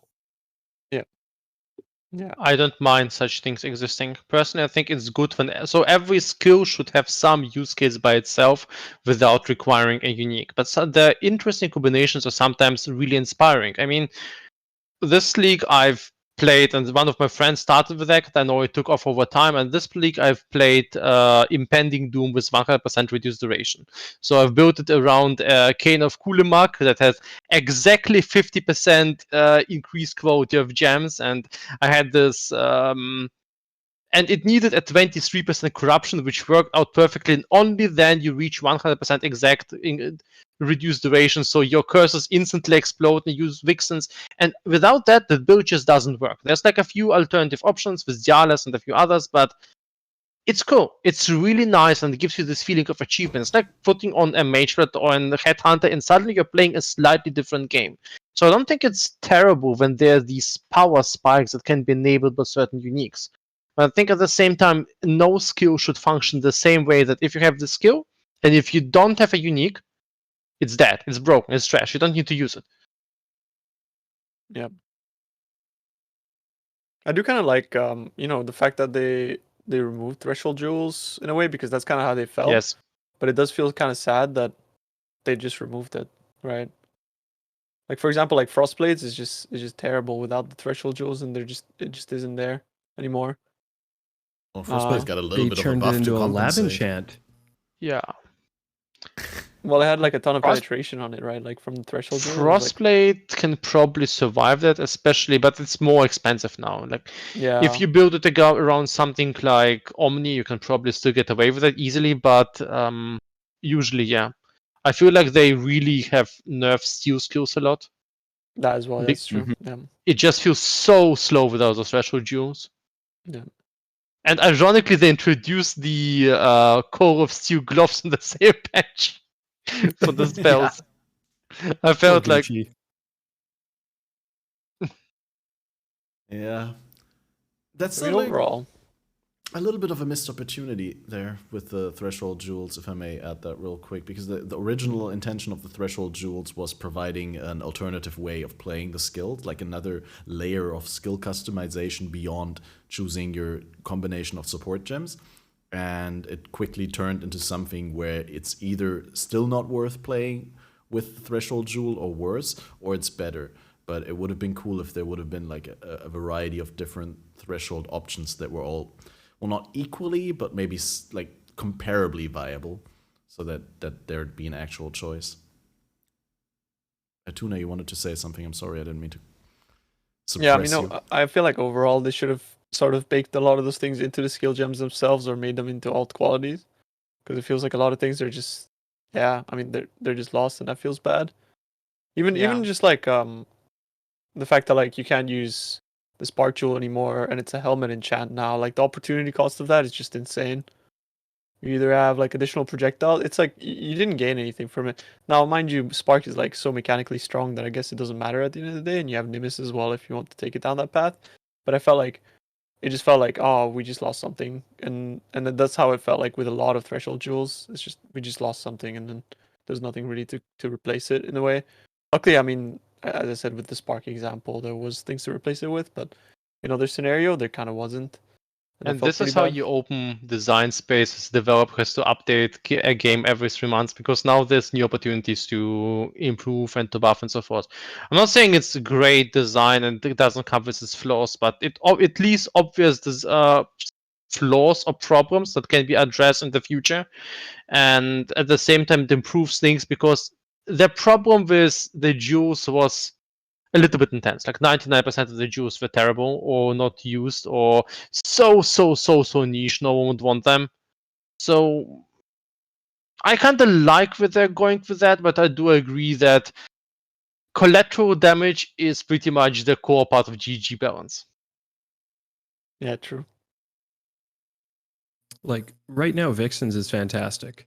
Vixens is being put into so many damn builds, it's obscene at the moment. And the impending Doom build is absolutely amazing. If you guys haven't played it, super fun. But who knows if impending Doom is going to get nerfed, or if curses in general are just going to get nerfed, and then the collateral damage is going to be Vixens has been nerfed in that way. It's just a strange way of nerfing things, and they seem to do that over and over and over again. It's nerfed not by design, but just because it was beside whatever else they nerfed. So, well, a lot of strange. the times they just nerf because people are playing something. I think they're pretty clear about that. It's not about whether something is broken or whatever. Like, I guess it's like people gravitate towards the most broken thing, so indirectly they nerf broken things, right? But I mean, you can expect like Spark to get nerfed, right? Like it's just gonna happen because people play it a lot, And if people play a lot like Impending Doom for the like next league or two, that's gonna get nerfed. That's just a cycle, and that kind of feeds into what Neversinks was saying earlier, that it's not about balance. It is about creating sort of this flow, things coming in and out, and that's just how, I guess, like how GG likes to do things, right? But I mean, I would just love to see more things come in at a time, like a bigger batch of things, rather than it being so limiting every league of like, oh, there's like 2 insane things. Because like, realistically, like how many crazy builds came out of this league, right? I think maybe 2 or 3. I agree. I couldn't really think that like that there's many more really standout ones, and I would just like that to be more. Like I'd just like that to be like 10 or whatever, you know. Which is a product of, instead of nerfing things to bring them down to everything else's level, why not buff things to bring them up to the strong skills' level? Shake up the meta that way? That sort of achieves the same thing at the end of the day. I think it's more, again, for me, like it would be more about like looking at things and how they operate mechanically and sort of like tweaking around with them a little bit. Like, I don't know, like if they were to like change the way that secondary projectiles work on certain skills, that would already create a lot of interest for them, right? Just stuff like that. But that's like, I think, much more difficult for them to actually accomplish than numerical buffs, which in some cases numerical buffs can do a lot. Like, for example, if they were to buff like Winter Orbs base damage, that's insane, right? But that's because the skill itself is already mechanically so good. Yeah. I think the best thing they can do is create or rework archetypes. This is usually, and then introduce existing skills into that archetype. Let's say they introduce something like lightning damage over time, something that doesn't exist right now. And then lightning damage over time has some special components that were not existing yet. Maybe somehow scales with mana or scales with shock in a special way. And then you introduce a few unused skills into that archetype. Suddenly shock nova that is underused is there. Suddenly something that, I don't know, lightning tender also gets there, and all of the weirdo lightning ground skills that I forgot the names that they create, like runes and patterns, they also get introduced there. Suddenly you have yourself a completely new mechanic, and these skills get integrated back into the gameplay. But the problem is there's some skills, there's just no way you can make them feel good or have a space in the game unless you make them so cheesy that they're just stupid. So let's take Heavy Strike as an example. Sure, with like absurd gear you can make any skill work, but there's like just no way you can make this skill viable outside of giving it so much damage that it's stupid, that this doesn't make any sense anymore. And this is basically what their problem is. And reworking archetypes is hard. So I wish they would rework like 1 or 2 of them, but reworking archetypes is like you're trying to change one thing, and any single touch you do pretty much resonates over the whole PoE balance. Let's say you do something regarding auras. This suddenly changes everything. Every single guide, everything is affected by that. You try to change something like how dots work. Everything is affected by that. And this is something that I think is also where the troubles are coming in, because PoE at this point is so complex. Even finding people who understand everything is hard enough, and then finding people who are actually able to balance it is even hard, and people who can put balanced, interesting design ideas on top of that is even harder. And then you have to do it all in 3 months, test it, integrate it, get it to a semi-balanced state, and make it good enough so that Reddit won't be whining around that. So I don't think it's a case where they don't want to do that. I think it's just an insane race against time, while you have to bring out high quality products and rework an already hard, complicated system. But I think ideally we need more and interesting archetypes. Like a ton of bow skills can be revamped, given a new identity, threw in something completely new, and then it would be much better. I think this is the way to go. Yeah. Yeah, and to expand on that a little bit, one thing that I really like about PoE is you don't have GGG or Chris Wilson in the announcement telling you, we just added this skill. This is the best thing in the game. Go play it. When they rework an archetype, some skills within that archetype will naturally rise to the top, even if they weren't prominent before. And others will still be really bad because they don't have the base damage or they don't have the mechanics. So there's always this cycle of discovery for players to find the new broken thing when an archetype is buffed or there's a major rework. And that's really valuable. I'd love to see it happen more frequently for sure. But instead of individual skill buffs, I definitely think it has to be these broader mechanical changes, and then players find the broken things are really good, then they get nerfed, and there's a new round of things for players to discover. Because that's what leads to more build diversity. People trying something they wouldn't have otherwise because an archetype got reworked. At this point, I also think I would slowly head out. So, guys, thank you for the discussion. Kat, thank you for the invitation. And I think it was, so yeah, congratulations on your 100th podcast. I might join tomorrow briefly in, so I had some slots there reserved as well. Yeah. Thank you all for your interesting ideas. Thanks a lot for your discussions. I found your game and game dev knowledge really inspiring. Thank you, guys. It was a great gaming discussion. Thanks for all the contributions. I couldn't have done it without you because I'm not super knowledgeable on different games. Well, after 100 podcasts, I think you are at this point. Well, about PoE maybe. Well, I guess from what other people tell me about the other games, but hands-on experience is not that much. So I'm happy to have you variety gaming experts. Anyway, thank you so much for coming on and sharing your knowledge and insight. And yeah, I'll be happy to have you back on. We'll have another 18 hours of 24-hour podcasting. Thank you so much for all the work you do on Filter Blade and you're absolutely welcome stuff in general. Really appreciate You're absolutely welcome. We're already super booked for the next league. We have like a ton of plans for the things we rework and improve. So we're already in the middle of the reworks. Have a wonderful night, guys. Bye. Cheers. Bye-bye. You too. Yeah. For those of you in chat who don't know, NeverSync is the man who invented the item filter in Path of Exile. Basically, I always say hyperbolic, but it's a little bit of a hyperbole, but it's also true.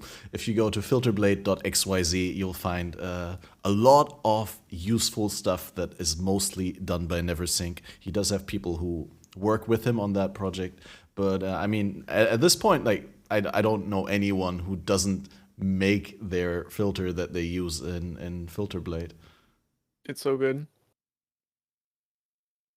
I use Notepad. Way too much time in there. I used to use Notepad. Yeah. Oh no. When I was still downloading them, right? And I used to make like some manual adjustments in Notepad every now and then, every once in a while. But since you can directly press the sync button on the end of the filter blade thing and up it to your account, then I don't have the file on my PC anymore, so I don't manipulate it manually anymore. There's just so many good functions in NeverSyncs as well, and just having a safety net there to always fall back onto with the filter. It's just so good. Also, like being able to update it depending on like whether items go up or down in price. You just basically like click your filter, it updates. I don't know.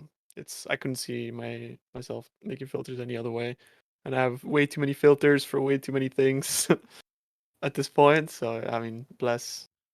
It's too good. Absolutely. I wanted to say the same thing. We touched quickly in the meta discussion. We touched on the reservation stuff, and I feel like that lends itself to a great discussion. Are we actually happy with the state of reservation at the moment? Is there something that could be done to make it better? Because I think the change from reduced reservation of skills into increased reservation efficiency, that's been done roughly a year ago, right? Almost a year.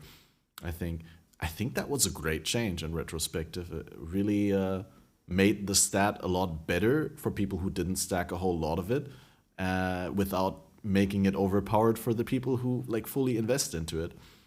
And the only thing I'm a little bit unhappy with is that I see so many people, so many builds forced, or at least feeling forced into running Determination or Grace or Defiance Banner or a combination of those. You can make builds that work defensively without them, but it's just so easy. But then on the other hand, I'm also happy that those skills are so powerful now, because I remember not too long ago, like 2 years ago or so, they weren't even an option on the table. Like, unless you were playing an aura bot, you wouldn't consider those auras, because they just wouldn't match up in terms of total value that they add to your build, compared to the damage auras. But Yeah, I guess I'm just curious to hear whether you guys think that's something that needs work right now, or whether that's something that's in a good spot and where like it could stay like this for a year or two, or there's nothing that needs to be addressed urgently, and you'd prefer to see GGG work on other things. What are your thoughts on this? Yeah, please go. I think it could stay for a year or two still.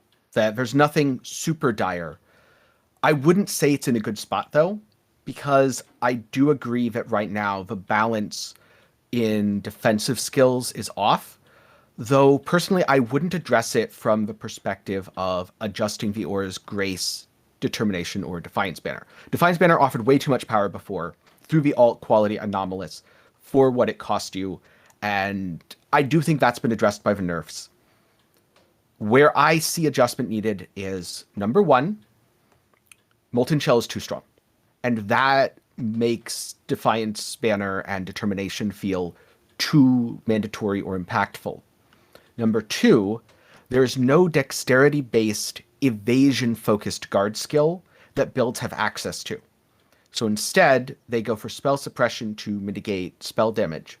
And how do you mitigate fizz damage? Well, in a lot of cases, fizz attack damage, you're still mitigating with armor.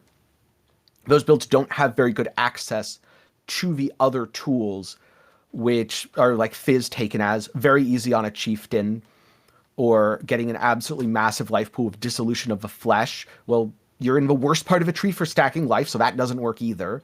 Well, maybe you go energy shield. Oh, wait, you're not at the top of a tree. Never mind, that's a bad idea. Block. Oh, no, can't block. In fact, you're anti-synergistic with block. Well, maybe you go something like Doppelganger's Guise. Okay, that works. It works in Fizz and Chaos, and now you need max res. Oh, wait, you're in the wrong part of a tree for max res. So something there to address that would help. And also, especially in the bottom right side of a tree, and the shadow area as well, less restriction on what defensive tools you have access to. The only thing I have to say is one word simply for when it comes to reservation: spell slinger. True. One single tier. Yeah. Would be nice if that got busted.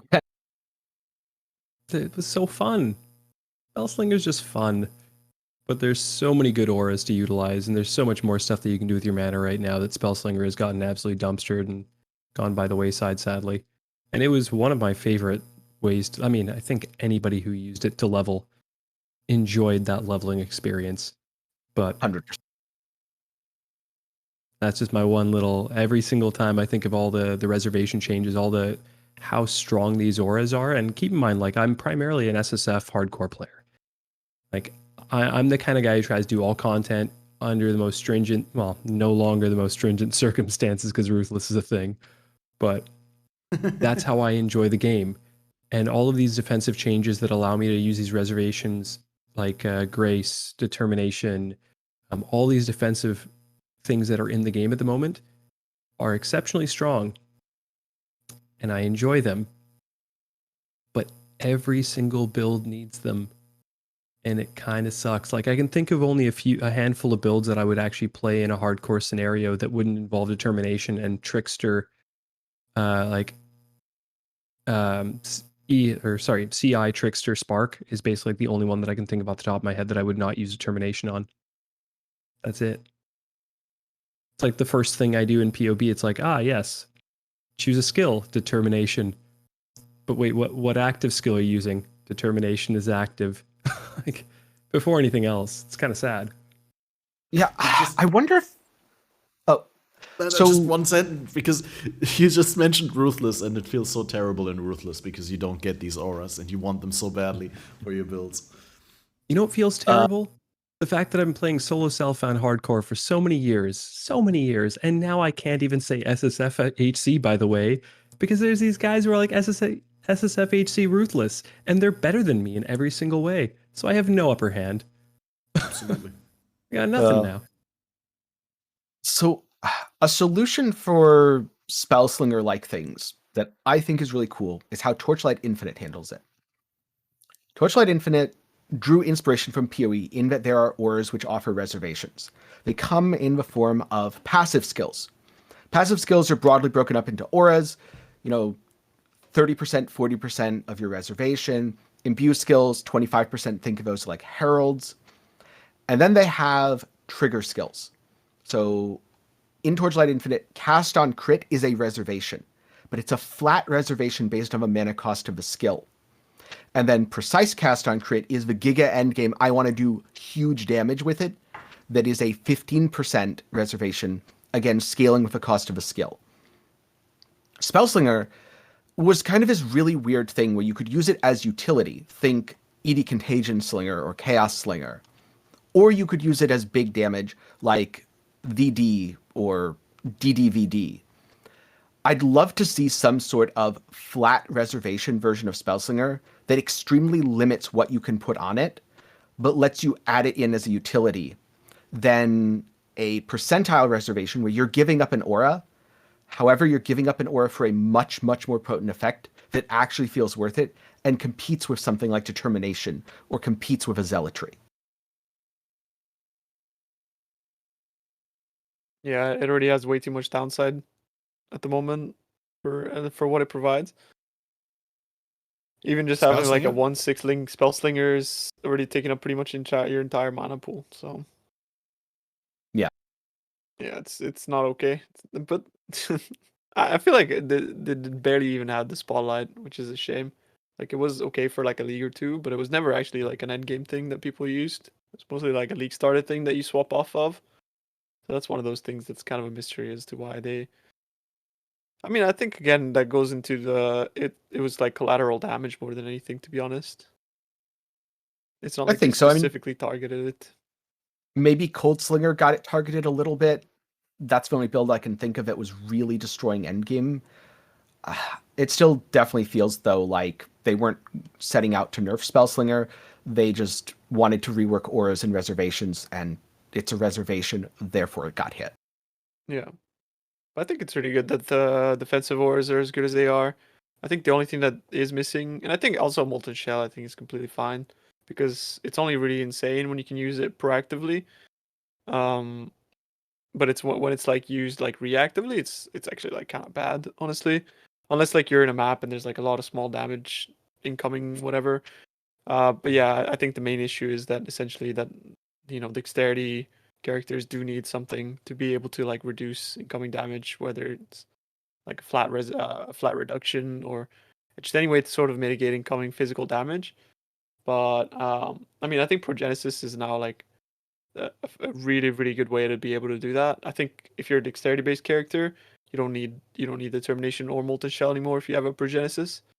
So long as you have like spell suppression, decent amount of evasion and Progenesis, the build's just really, really good. Don't need anything else. But I think obviously Molten Shell is like the outlier where it's like it's so good. Why can't like other defensive archetypes have something similar to it? Because they're just I mean, Immortal Call is pretty okay, but it's only really, really good when you have endurance charges. It's kind of funny because like bottom left side of the tree has Determination, has all the armor nodes, and it also has Immortal Call, right? Which is not like really something that synergizes well with Ranger or right side of the tree. So they actually have two really, really good defensive skills when invested into, whereas Ranger just has nothing. So there's definitely a gap there for sure. I'd say 3 because they also have the best access to max res. Yeah, true. I think evasion is like if you really ask me, like if I ever had to like value evasion over armor, I would go evasion any day because I play softcore. I think evasion has always been one of those things like, do I want to stay alive? Yes, take evasion. And if I had to stay alive, then I would take armor. But for most of the time, like being evasive, like being able to like not get hit a million times in a row is better for a character that's not fully invested into max life and defenses in general, right? Whereas like in hardcore where you can't die, right? then you have to fully invest into all these things, and armor is more like makes more sense there because it just works like basically in a way that it multiplies all of those things. If that makes sense. Yeah, although I'm going to disagree a little bit with you on the evasion thing, because there's recovery on block and on spell suppress. And those are also insanely good at dealing with a lot of little hits. I've actually integrated Elevore into my Wave of Conviction Ignite build because I realized the things that were killing me usually weren't one big spike of damage. It was lots of little hits. So I had a recovery on block shield, and I had the Elevore for recovery on suppress, and all of a sudden I felt completely immortal while mapping. And maybe some sort of recover on evade would help keep it on par with things that the left side of a tree has, because, well, again, you do have Elevore, that's really good for the ranger area. You get lots of spell suppress basically for free on your tree. Life gain on block is insanely powerful, easily up there with Elevore, and that's on the left side where you get all the other defenses to mitigate things as well. I mean, unless you're playing like a totem build, recovery is never really an issue on the ranger side of the tree. Especially if you're like playing like an attack build, it's just free life gain on hit. And if you're a spell build, even then, like having a vitality watchers will pretty much gap that. Like will pretty much make that a non-issue as well. If you do want to build that way, of course. But definitely Elevore is like an insane item. It's very, very good for early league. It's definitely like I think one of those sleeper items. Absolutely. Where I worry about recovery usually isn't when I can hit enemies, it's when they can hit me, but I can't hit them for whatever reason. Yeah, fair enough. I was thinking of something, but I forget. Yeah, maybe it'll come back to me. I have a very similar feeling. How expensive is Elevore? Like, is it super affordable on the first couple days of a league or what? Is it like something you should be looking out for? Like a couple chaos. And you'll That's probably quite drop. common. Yeah, I found like 1 or 2 and sold them. I sold them? No, dumped them into my guild stash and people picked them out probably. But I just wondered because obviously if it's super cheap, then it's something that is very reliable to build around early on. Yeah, and it gives you more spell suppression on it than you can get on any other helm, right? So it's up to 25% spell suppression, up to 25% ailment avoidance. It's huge for the first few days, even in hardcore. Like, I know it doesn't really give you any HP. It doesn't give you much armor or evasion, really. It's kind of low on that. But oh my god, does it actually... It caps your build out, though, so easily, right? Yeah, it does. It's so good. Yeah, especially if you're a raider and you already get a ton of suppression and avoid. Put on an Elevore and take 1 suppression node on the tree, and then, what's it called? The avoid life nodes down near the bottom of Ranger. You're basically done. It gives a lot of evasion, actually. It was like 600 or something? Yeah, it's got like 344 base with a 100% increase, but that depends on the role, of course. It's pretty good for a starter helmet, right? Oh, yeah. Yeah, I'd say it's super high value on a single item. Just obviously the downside of not having life. Yeah, I don't think that's that big of a deal when it provides as much as it does. I think like in some uniques, like yeah, you'd get like 70 crafted life or 90, but this thing is insane. It's like 200 life when you suppress spell damage, 25 suppress, 25 avoid, 600 evasion. That's like True. That's pretty good. It's more so the inability to put, like, you can't put Fizz Taken As on it, right? Like, a rare helmet can give you Fizz Taken As directly from the Corel bench. Then you can also get more Fizz Taken As from Eldritch Implicit or Iker. The Ikers, either way. And then you can also get Curse Effectiveness too, you know, by adding on the Searing Exarch Implicit. So, like, for the first few days, oh my god, is that item amazing? Because you don't have Ikers, you don't have Embers, you don't have anything really to get you that quite yet. You probably haven't even seen that helm drop from Corel yet, probably for the first day or two. So, and for the first little bit, even in hardcore, honestly, I use it on my Bone Zone character for the first probably like almost like week, I'd have to say, because it just is so good. And I think it's a really sleeper item that a lot of people don't realize. Like, it's very powerful to get full suppression, to get full ailment avoidance, and also, I mean, the life gain on hit from, you know, taking damage from when you suppress stuff is damn nice when mapping. It doesn't do anything for you in bossing. You're getting either killed or you're not if you're getting hit by something, but for mapping it feels damn good. I think Ranger is in a bit of a weird state because it kind of goes back to also what you mentioned earlier about there being not being like max res. But I feel like Fizz taken as in most scenarios these days, since you do kind of, if you do want to go down the determination route, is almost like you take more damage if you take Fizz taken as, because mitigating physical damage is actually not that difficult unless we're talking about like big physical hits. Yeah, I That was can- gonna say, like, yeah, your average, like, burst from monsters and maps, like, projectiles that fly at you, yeah, you're gonna take more if you convert, probably. But, isn't that worth it, to be able to survive, like, big hits that you take every now and then? But like realistically, what big physical hits are you taking? And most of the time that I find myself dying on most characters is when there's like Fizz's extra elemental, and it's mostly just always gonna be like, yeah, just getting elemental damage taken basically. I don't know. Yeah, I the think big physical fizz damage is hits- quite easy to mitigate. It depends on if we're talking about mapping or bossing. On bossing, there are some really scary fizz hits that can still completely flatten you. If we're talking about mapping, yeah, it's usually a lot of little hits rather than one big hit. And it's definitely double fizz as extra combined with elemental damage and not pure fizz. Also, chaos for anyone who isn't capped. That's just going to obliterate you with a Chaos Weaver enemy. Cap your chaos res, you should feel pretty good about that. Yeah, you can definitely feel it Here's as the- well with like altars, right? People don't really like look at them too much, but anytime you hit a Fizz taken, a Fizz's extra altar, or sorry, you're in a Fizz's extra map, and then you just get like obliterated by like the you know, the titty bitches. I played SOS Poison in the BPL, and I didn't get super good gear beyond my first like round of really good. I mean, the team gave me good stuff, right? I got the build running well, but like one thing I didn't have was chaos resist, so I was like mapping with like minus 50-ish chaos resist. I had like one chaos resist item, and every time I accidentally clicked like an Exarch altar yeah. with The circle the around extra you, yeah. chaos. It was so bad. I got one shot so hard. Yeah. Here's the thing right now, like, so as a hardcore player, I'm more worried about Fizz than anything. But there is because there's more ways of mitigating elemental damage right now, especially Lore Weave plus Damnation. Okay, you don't take almost any elemental damage at that point. That's true. Now, if you add in Transcendence onto that build, you now don't take any elemental damage or Fizz damage. Yep. Suddenly you become immortal. So Steel Mage has POB'd out a Pathfinder Impending Doom build.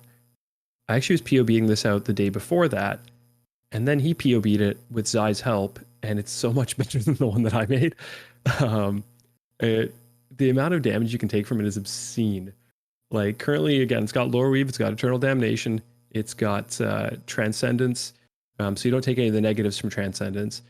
I have a double Fizz taken as LE damage, Watcher's Eye with Purity of Elements. Yeah, like looking at the POB from that, I know again POB math, but like effective hit pool's like over 300k. I can take a 63,000 Fizz hit and live.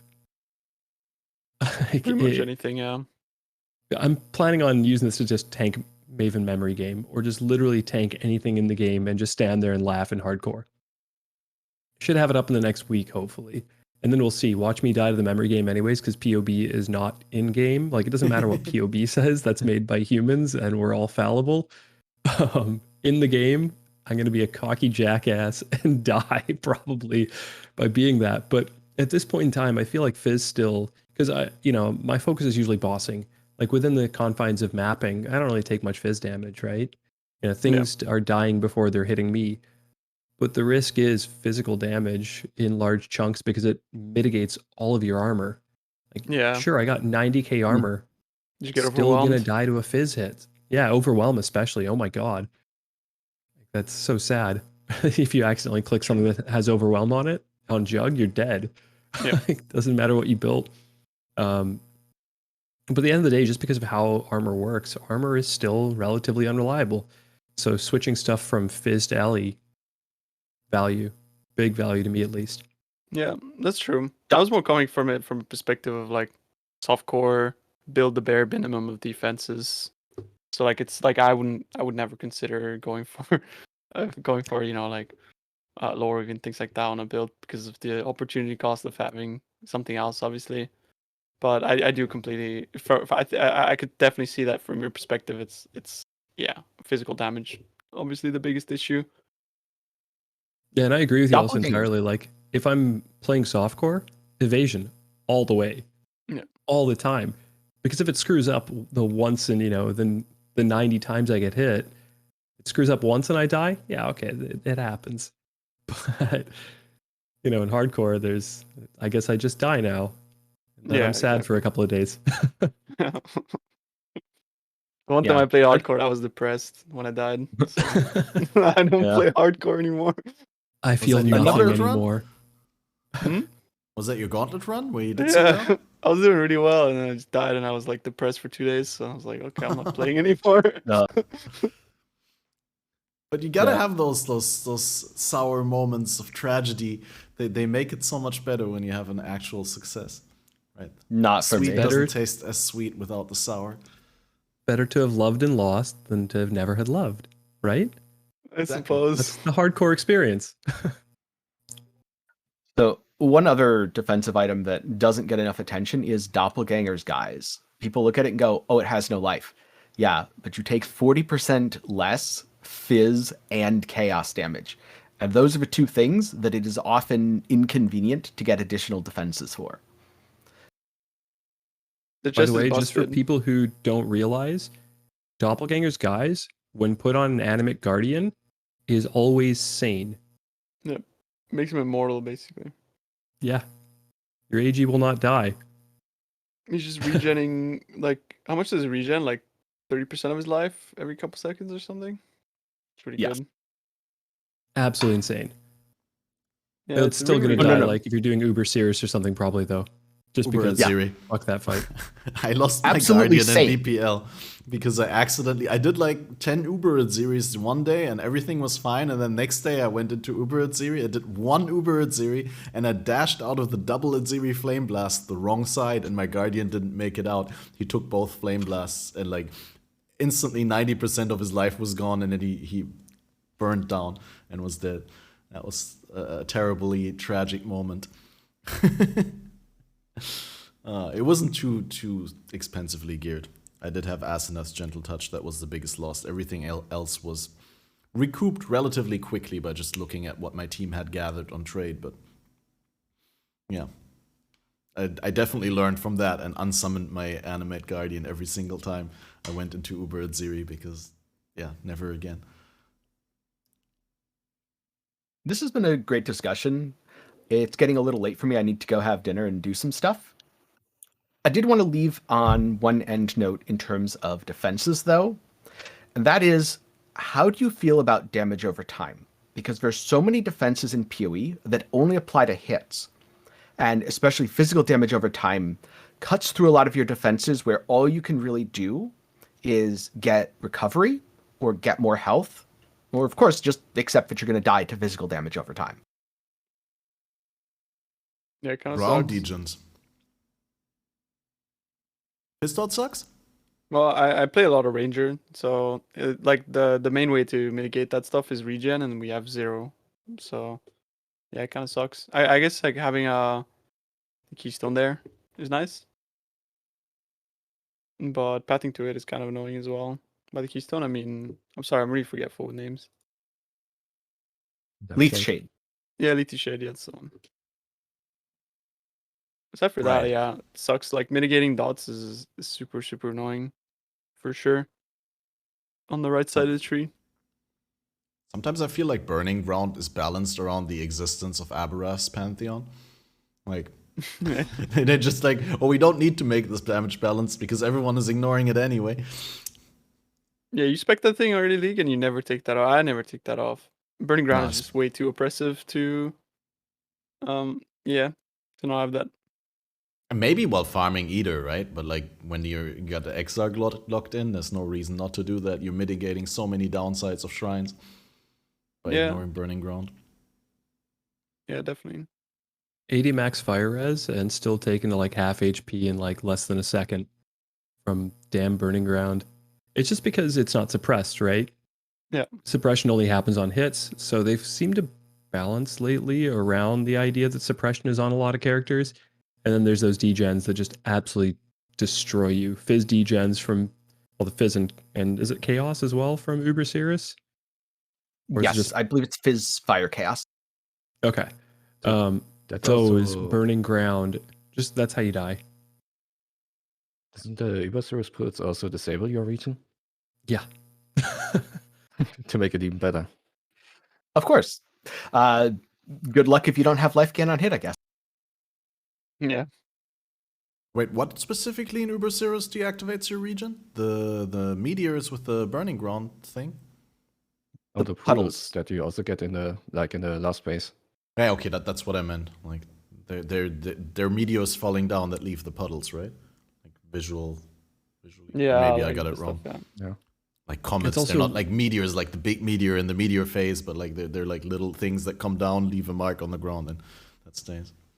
Whenever he does the Negaton beam, I think it's called in PoEDB, where he charges up the thing and then it spins. Wherever he charges it up, that should leave a degen there as well on this spot that he does start the charge I on. just died to that earlier. Oh no. You're trying to get the damage in by standing right next to him when he does the everlasting fire. Makes sense. It's a good moment to get the damage in because he stands still for a moment. That's the only moment to get damage in. Yeah, For that once. fight's terrible, man. Uber Cirrus is the only one where it's like a little bit ridiculous. Did you guys see Ben do it on a one link bone Yeah, I shatter? was gonna It ask. took like Yeah, yeah. 3 hours, but Yeah.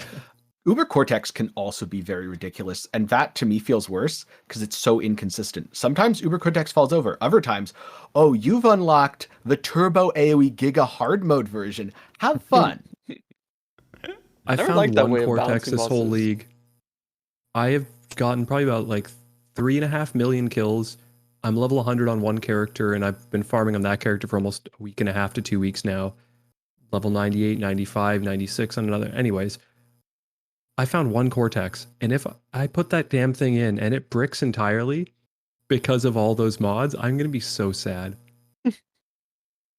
that's Don't pretty you bad. also have to be like efficient in SSF, and then you also need to, you can't really do the Cortex before you know you can do it with Maven Witness?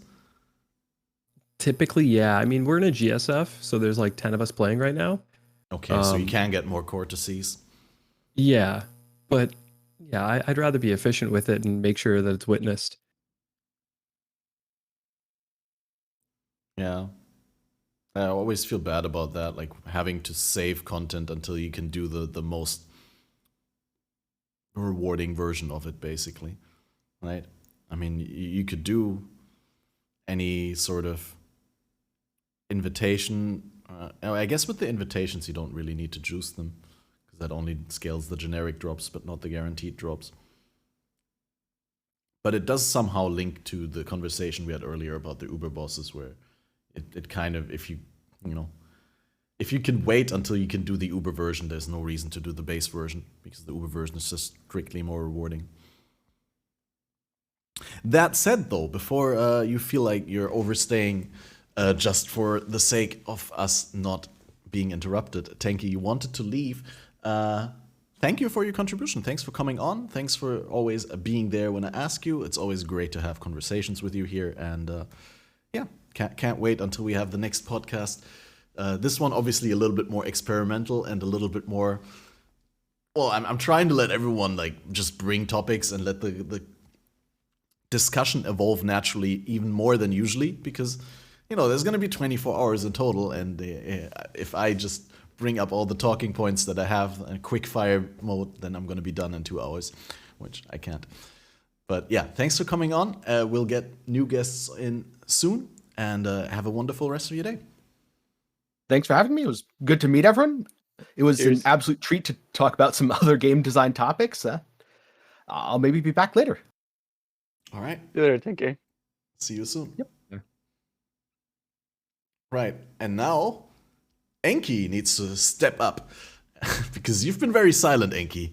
Tell us a little bit Yeah. about your perspective on Not- the not game. Like, what are your not like exactly- passions? Not exactly my topics for right now. Well, what are your topics? What are some of the pet peeves that you have with Path of Exile? Something I really love about this league is just how different the Sanctum is from the base game. Because I'm huge on Dark Souls. I'm huge on games like Hollow Knight and such. Like, you know, dodge-based games where like your positioning and everything matters. So I was really happy to also have that kind of element in PoE, and even to the point where there's like challenge runs now, because that's also something I like to do. And yeah, I'm kind of burnt out right now, so I haven't actually tried a hitless run myself yet, but I hope it's something that stays separately in the game. It also opens up some design space for like potential races and such, or like for side content. Just if we keep it in the game, we definitely need more than like one room per map, or I don't know how they would implement it. Maybe just like a map drop where you get the entire Sanctum, or I don't know. They will find something. Definitely like that content too. It's good stuff. It's just problematic when it's like RNG gated. I think that's a huge issue with the league and a lot in general with PoE. I know somebody that went 3 level 100s without getting a relic to do the no-hit run, and I found one all league. And I played the Sanctum a lot, so it's kind of disappointing when it's so RNG gated and you're not able to access certain content. Yeah, I felt so bad. Oh, you go first. Oh, sorry. I was gonna say I felt so bad because literally 15 minutes after the patch, I logged in and killed Lycia and got it on the very first kill, and then watched Waggle go, what was it, 94 kills or something stupid without seeing it. Yeah, I had a Meanwhile, it's similar sitting in my experience. inventory. And then I was like so frustrated that I didn't get a second one, and then I just a mob hit me through a bookshelf when I attempted. F. So it was a good time. But then I kind of started ignoring Sanctum from there on, because I just couldn't be bothered. Because like the grind that I was doing was basically like 20-second maps to spam Sanctum, right? And I did that for like 2 weeks. Basically just like run, kill boss, get Sanctum, go out, and it just got like so boring after a while. And having only gotten like one no-hit relic from that was absolutely demoralizing, I'll be honest with you. But I think if you're just playing the content casually, it's some of the best content they've ever added, to be honest. And if you don't expect like big things from it, it's great. But definitely I think the relics themselves are way too weighted to give you terrible relics. Out of all the runs that I've done, I've yet to actually even have a relic that I can be like, this is wicked. To be honest, when I look through it, it's quite almost embarrassing, because like the best thing I have is like maybe like crit multi for spells or something like that. Even having they like, seem traded them in. They seem to give you one affix quite often, rather than so two. Terrible when you get one affix, especially when it's a good one. The best one that I found so far, again, being a hardcore player, absolutely useless. 2 to 3 cold damage per 10 dex, and spell suppression on it. Like, I'm gonna use that. Yeah, I would love something like that. Yeah, I would I know, say which is people why would I feel jump like a at that. jackass. I'd make a build for that. I know. One of my mods, guy Tiny Brain Gamer, who's in a lot of Twitch chats, he's linked me earlier his deck stack and build. He's like, "How can I fix this?" I'm like, "With this relic." Sorry. The thing is, like, I'm an advocate. I like the fact that they're not tradable, because it makes people run the mechanic itself, right? I think it was a great thing to do it that way, and I think a lot of people are complaining about the fact that they are not tradable, but it's not because they're not tradable. It's just because, like me, all they got is just shit all league. So, I mean, the balance needs to be a little bit more skewed towards giving you like more gifty, rather than it being so punishing like it usually is when it's balanced around trade.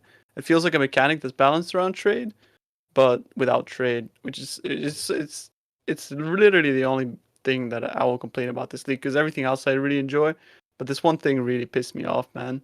Like, I don't know. You're not the only one. You're not the only one. I've heard that a lot in my chat, actually, where people and I'm surprised to hear it from you, because like, you know, when people in my chat say, like, people who, you know, maybe don't play full time, just like you and me, or like, you know, people play casually, have other real life obligations and stuff like that, you know, But a power gamer like you, I would have expected. I mean, I was actually saving that question up in the back of my head. What are your best sanctified relics? And to hear from you that you don't even have to anything to show for your massive time investment, especially after you've done like a period of time where you literally just ran into the map, got the sanctum, ran out, Yeah, and like made a build generated sanctum and stuff like specifically for it and everything. Yeah, I mean, yeah, like it's really bad. It's really, really not good. Yeah, I if feel you're like the 1%, think about the guy who goes to work 8 hours a day at the very minimum. You know, he's got the wife, he's got the kid at home, the baby's brand new, he spends a lot of time with the infant. He's got to do 32 maps to get a sanctified relic that gives him like maim on hit. Nice. stunning block Nice. recovery or something. That guy's or getting like the value in. Stun threshold. Yeah, so I can quickly show the ones that I got.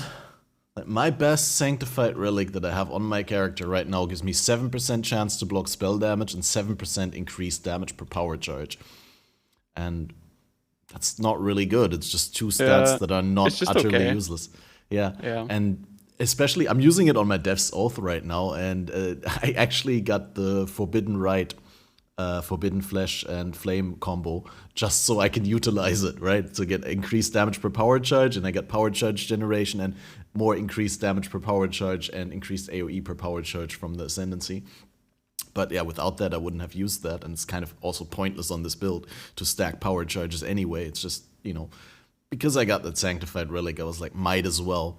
And then the next best one I have is actually one of the first ones I got. It has 23% increased energy shield recharge rate and fire exposure on hit for minus 15 fire resist, which I could see maybe somewhere CI Ignite build, Low Life Righteous Fire maybe, although they probably have better access to exposure somewhere. Yeah, Master of Fire. And then, other than that, I did 1 5-for-1, and I got a cold damage leeched as life with chance to avoid being ignited. And that's basically all I have, right? Like, I mean, I have other ones, but they mostly have one stat or non-synergistic stats, like minion move speed and flat lightning to spells. Who cares about that, right? And, terrible. Actually, that relic, I can think of a use for it. Which one? EA Champion, or the one that's got increased, the one you was mousing over, so they inflicts fire exposure, right? And has faster recharge. Yeah. So EA Champion using Diadem. There you go. Or full fire conversion SRS with Eldritch Battery. Well, yeah. I mean, you do the Guardian variant also of SRS is both EB and you're scaling fire damage off your SRS. So there you go. There's another one. But then you got to hit them. So it takes time and effort. Yeah. It's not... The thing is, if you're playing that build, you'd be really, really idealistic or naive even to assume that you'd be getting that specific relic. And if you have that specific relic, then it's just not good enough to warrant re-rolling into that build. It's just not something where, you know, like, oh, the Pog, I'm gonna re-roll a new character for that. So that's a little bit unfortunate. Yep. Yeah, it's not build enabling, it's just build synergizing, I guess. But the thing is, again, them being so very unreliable and the lack of reliability of getting an actual decent one, because again, continuous one affix ones, which is the most annoying and aggravating thing, it kind of sucks because they aren't tradable, right? Just give us power. You can 5-for-1 them with the vendor. That's about it, right? Somebody was bringing this up the other day, actually. So you can 5-to-1 with the vendor. Yeah. Have you gotten one from 5-to-1ing that has 2 affixes? Yeah, that's the one that I mentioned. The one with cold damage leeched as life and chance to avoid being ignited. It's so not far, a good I've done one, but it does 5 have 2 of them, stats. And they've all been 1 stat. I'm like, really? That's awful. Game, come on. And again, part of the 1%, I'm the guy who's done, you know, like probably 70, 80 sanctums at this point, right? And I just feel bad for the person who has not been able to do that many. Yeah. So, like, I've done more sanctum than probably like 100 people, even more. Like, I'm probably in like 300 sanctums, I think. I don't know. I'm even gonna say some ridiculous number, but it feels like I've done way too many. Yeah, I don't know. It seems crazy to me. that I still can't have anything. Like I would even like settle for something that's like, you know, like lightning damage can freeze or like that sort of shit I'm already like hyped about, but I didn't get any of that stuff. It was just more like boring generic stuff like more damage or a little bit of resistance or suppression or something like that, where it's like, oh cool, I get an extra stat. It's like cool. I think the coolest part about it for me is being the invocation, obviously. Yeah, exactly. Then you Because the just can't use invocation, and then it's like, anything. yeah, it's wicked, but like I have not got a single good one. I got Impaler twice. like luckily I just buy them, right? So for me it's like, oh, if I want Right. MOM on something, I just buy it. But then if you only have trash sanctified relics, like how do you justify putting it on a sanctified relic? I mean, I do it because I'm not gonna get a good one anyways, right? So So I was going That's to make the a right joke attitude. about me having a defeatist attitude. yeah, it's like, it is what it is, right? Like for my Sparker, it's like I got that multi. I'm like, well, whatever. Spend 10 divines putting MOM on that. Because what else am I gonna get? So 18 dot multi, cool. Like that's cool, yeah, I guess. You see, 3%, it's weird 4% for me damage. when I hear guys like Steel Mage who are like, okay, so for this build, I need to get the +3 to max cold res or max fire res relic. Okay, so I could probably do like 60, 70 sanctums, and I'd probably get it by that point. And I'm sitting there going like, fuck that. I'm not. I'm never gonna get it. I'm like with you on that. I'm never gonna get it. So don't build it Yeah. into the build at all. If I find one that is conducive for a build, I'll probably just build around it at that point because, again, they're not tradable. They're rare. Finding a good one is rare. Out of curiosity, Enki, you haven't mentioned your relics at all. Do you have any good relics?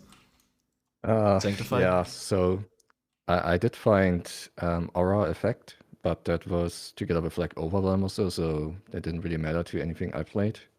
And the other only good one I only found at like level 99, that was 30 spell damage and 12 cast speed, which is huge for me because I use Annihilating Light, so I'm missing out a lot of those stats on my weapon, but yeah, it's normally not really something that you'd really be happy about, right? It's Like very it's generic. really basic. Yeah. Yeah, it's like stats that you could easily get elsewhere. I mean, it's numerically it's a buff, Yeah. right? And there's no level restriction on sanctified relics, right? You could just pop them in. No, this one requires level 60. Never mind. I was gonna say at least you can use it for leveling a new character. But Yeah, that's also a thing. That's like, why? Like you could have like relics that are wicked for leveling, right? For your speed leveling stuff, and that's fun. But no, you can't use them until level 60. I don't Yeah, know. like the really cool stats are just so rare. Like I haven't seen anything like your lightning damage can freeze or like stat stack stuff. I think the most rare I got was the aura effect. I understand that the like super special ones, A, are rare, and B, are like raising the level requirement of the things. But why a relic with 30% increased spell damage and 12% cast speed needs to have a level requirement when they're not even like they're already said they're not going core, right? It's only for this league. We know that for a fact. So yeah. It's a little bit lame. Yeah, we should be more positive because the idea of them is like everything I love. Right? I just that shit is awesome. Like an extension of your build that can be like transformative, and you can also swap it between characters. Like everything about them is like really cool. The keystone, the evocation, it's really really nice. I mean, I guess we could at least say positively that the invocation is not like account bound, that you can actually trade it. And the invocation is already like a big chunk of the power of the sanctified relic. So if the base relic that you're using is not that great, but you got the invocation that serves your build, then it's still a massive boon. It'd probably be more likely for me to farm the invocation I want than the relic I want, though. Why is that? Well, because invocations you can like you targeting have it. like a pool and they're not weighted, and you can pretty much target farm them, yeah. In a way, because like you use the relic and you get an invocation, and there's a set amount of them, and they're not weighted. So it feels more realistic to me to get like an MOM invocation than it is to get like I don't know, a relic with like frenzy charge or a relic with damage can freeze or ignite or whatever.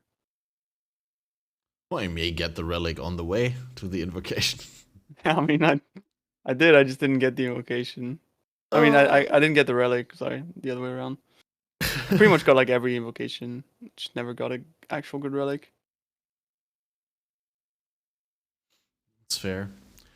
You said that that's your only like big criticism point. So Pretty you've much. kind of gotten over. I remember when you were on the podcast with Grim, you said that you don't really appreciate like that it forces you into a sort of degen playstyle if you want to do as much Sanctum as possible. Have you gotten like over that, or is that still something that annoys you? But a that little feeds bit? into the whole relic thing, right? Because it's so hard to get a good relic that you have to go fast and play degen. If that makes sense. Because like it's Well, like, but even if the relics weren't a thing, like in order to do the maximum amount of sanctums that you can do in a given time, you'd still have to play that, right? yeah, I suppose. But the big payoff for that was to get a relic, right? Like it's not like you're making that much currency doing it. So it was sort of like, yeah, you're doing them fast because you want to get a relic. But then as soon as I started becoming like, I got used to the idea that I'm not gonna get something that I want. So then I stopped caring. And to be honest with you, I even then probably like actually stopped running it because I just did it too much. You know, I was doing like one every 40 minutes for 2 weeks straight and playing like 10 to 11 hours a day. So after that, I was like, well, I'm tapping out, boys. That's enough for me. I guess it's Yeah, a quick I've way to been- get saturated with it. Yeah, for sure. But I mean, then itself already says that it's a pretty good mechanic because other mechanics I probably would have given up earlier. It's a lot of hours that I put into it. Yeah, I honestly, mainly try and get as many sanctums as possible, not because I think it's a good return or because I want like specific sanctified relics or invocations, but just mainly because it's the most fun that I'm having while playing. It's like I just want to do these sanctums and I want to get good at them. Yeah, it really was a lot of fun when I was getting into it for sure. I think it's like Yeah. probably one of the best mechanics because like if you compare it to like any other mechanic, right? Like, it just has so many more layers to it than anything else that they've added in recent times.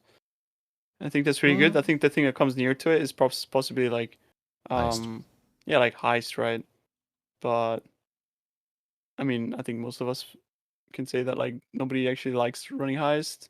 It's not like I mean, like some people like running heist, obviously. Like, don't get me wrong. I don't hate it, but it's like definitely not as fun as Sanctum.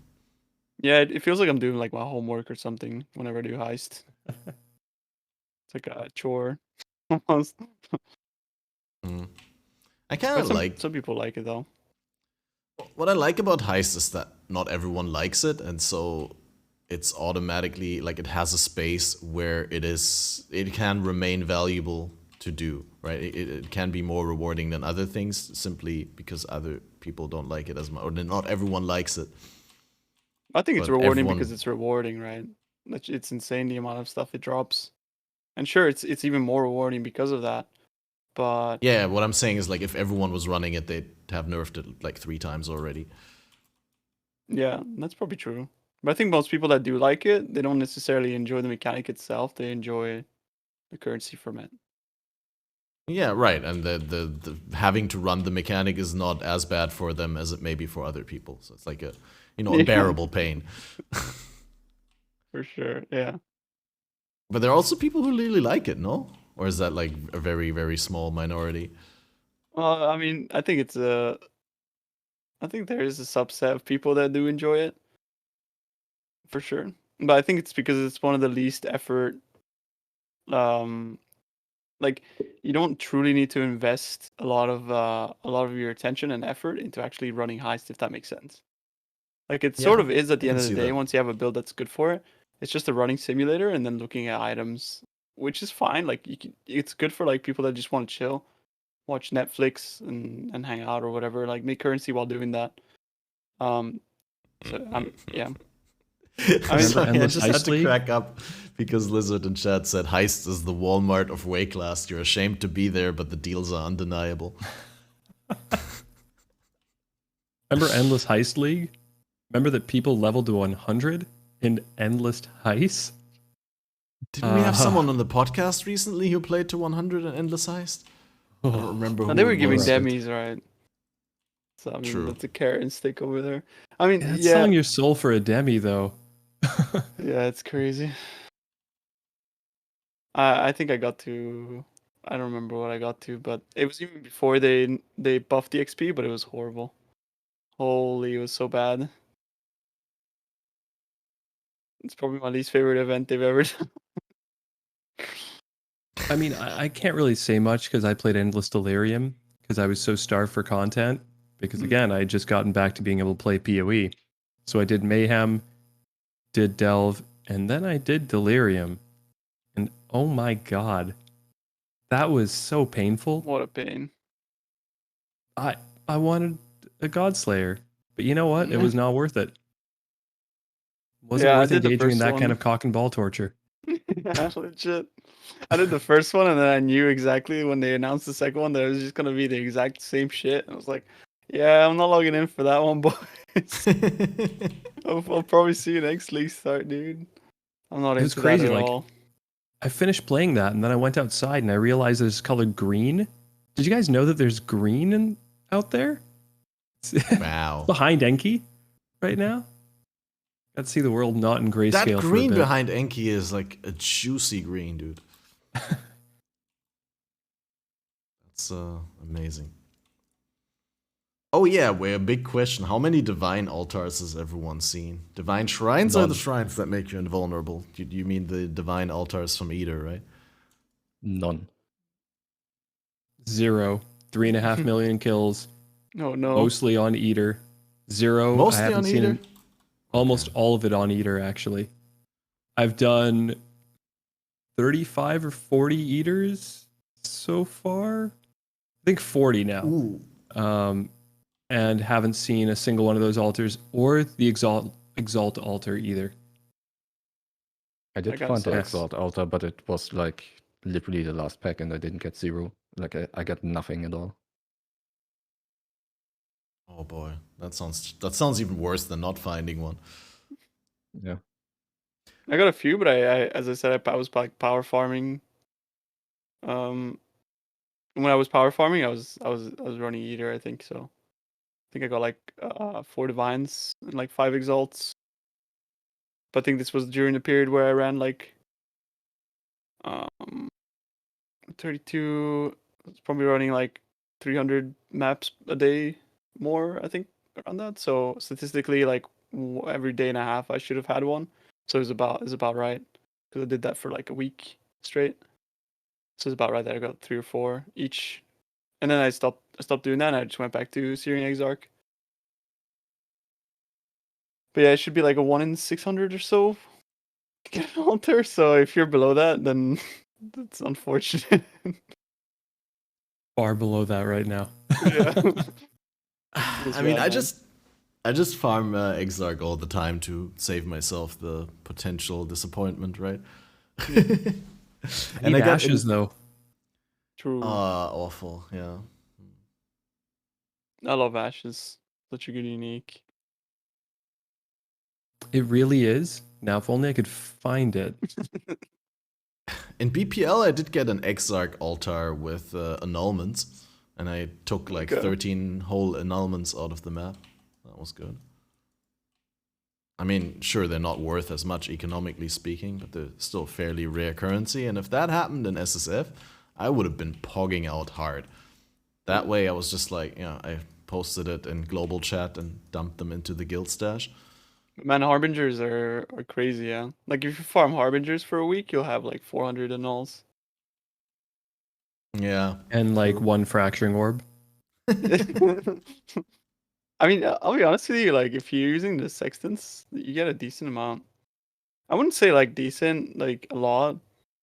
But, yeah, I mean, I went from 99 to 100 doing Harbingers with the Sextant, and I got 3.5. That's It's not pretty bad. decent. Yeah. And I hear that the Atlas memories are even better for it? I hated them personally, but they often do give like 1 or 2. I think like mapping is better, honestly, because the memories themselves they're just like tedious to set up because you have to like orb them and whatnot, and you're better off going in with MF because all items are converted to splinters. But generally, it's just doing harbingers and maps is just far better, I think, overall. Even with a specific setup where you, like you said, with the MF and potentially going in a duo. I or mean, a trio. potentially not, but there's a lot of opportunity cost to running things outside of your atlas compared to on your atlas. You have like altars, you have True. like all of that kind of stuff, right? That All the other mechanics. yeah. And plus, I'll be honest, it's just the effort of buying the orbs to set on your maps, then having to roll everything inside of the little square. I don't know. It's just because like I like running maps where I roll like a few hundred of them, and then I don't think you just spam, right? And that's how I manage to actually run hundreds of maps a day sometimes, because they're there, they're set up, and all I have to do is grab them, put them in my inventory, and just do it, right? Yeah. But if every time I have to stop, I have to grab an orb, I have to roll it, that completely breaks the flow, and then I just get like frustrated and do something else. And I always consider that as like one of the major factors as to whether like a farming strategy is good, is if I can just do it seemingly, and yeah, because that affects so much how much currency you make from it, obviously, and obviously how much fun you have with it too. Yeah, it makes sense. You want to like minimize friction, basically. Yeah.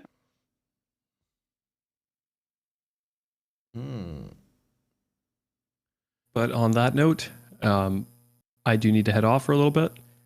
I probably should go try and farm some eater altars. And, I should go grab some food and stuff, though. I really appreciate you guys having me on. Congratulations on episode number 100. Congratulations on the BPL win as well, by the way. Congratulated for that one. I didn't do much. It was Rise who got the disfavor. I can claim that he got my streamer RNG after I went offline, but still contributed. But thanks so much for having me on. Again, I can pop on whenever you guys need me. I'm around most of the day, and I'm around tomorrow too, so I'll be here. So if you guys need me to pop in later on, let me know. But in the meantime, I'm gonna go grab some food. Thanks again so much. Destroy that food. Get that ashes. Oh, I will. Take it easy, boys. Yeah. That's Rex. Have a good one. Thanks for coming on. Yeah, so at this point, Balor Mage was supposed to be here, but he's just letting me know he needs some more time. So we'll just need to stall for him. But you guys both have been on for a while, so if you need to go, I could also like run the thing solo for a little bit. I could get one of my mods in and have a conversation, or we could play a fun game. I wanted to test out this new Discord game. Like Discord recently added like a suggested activities here. There's a game called You Know What I Meme, and I have no idea what it's about. Probably would be funner in a bigger group. But Valor is not coming for another 30 minutes at least. Probably more like an hour. So, yeah. I asked you earlier, Enki, whether you have any pet peeves or anything specifically that you're passionate about with Path of Exile, and you mentioned the Sanctum. But is there anything that like annoys you about the flow of endgame, or about the leveling, about build making, anything sort of that lends itself to a substantial discussion? What I kind of dislike right now is how we kind of get back into this matter of where every build becomes either an ignite build or a poison build. I don't like that at all. I mean, I know it's not really every build, but it's for many skills, it seems like the solution is make an ignite version or make it a poison build, and I hate it. I'm not a fan of it. Not sure I see that all that much. I mean, certainly what I see is definitely that damage over time is just always so superior, because it ticks while you move around and you don't need to stand still to deliver it. And that's something that I don't even know how to solve properly, right? It's like that old thing that Balor always brings up, where how can you even make melee better than range? Is it possible? Probably not.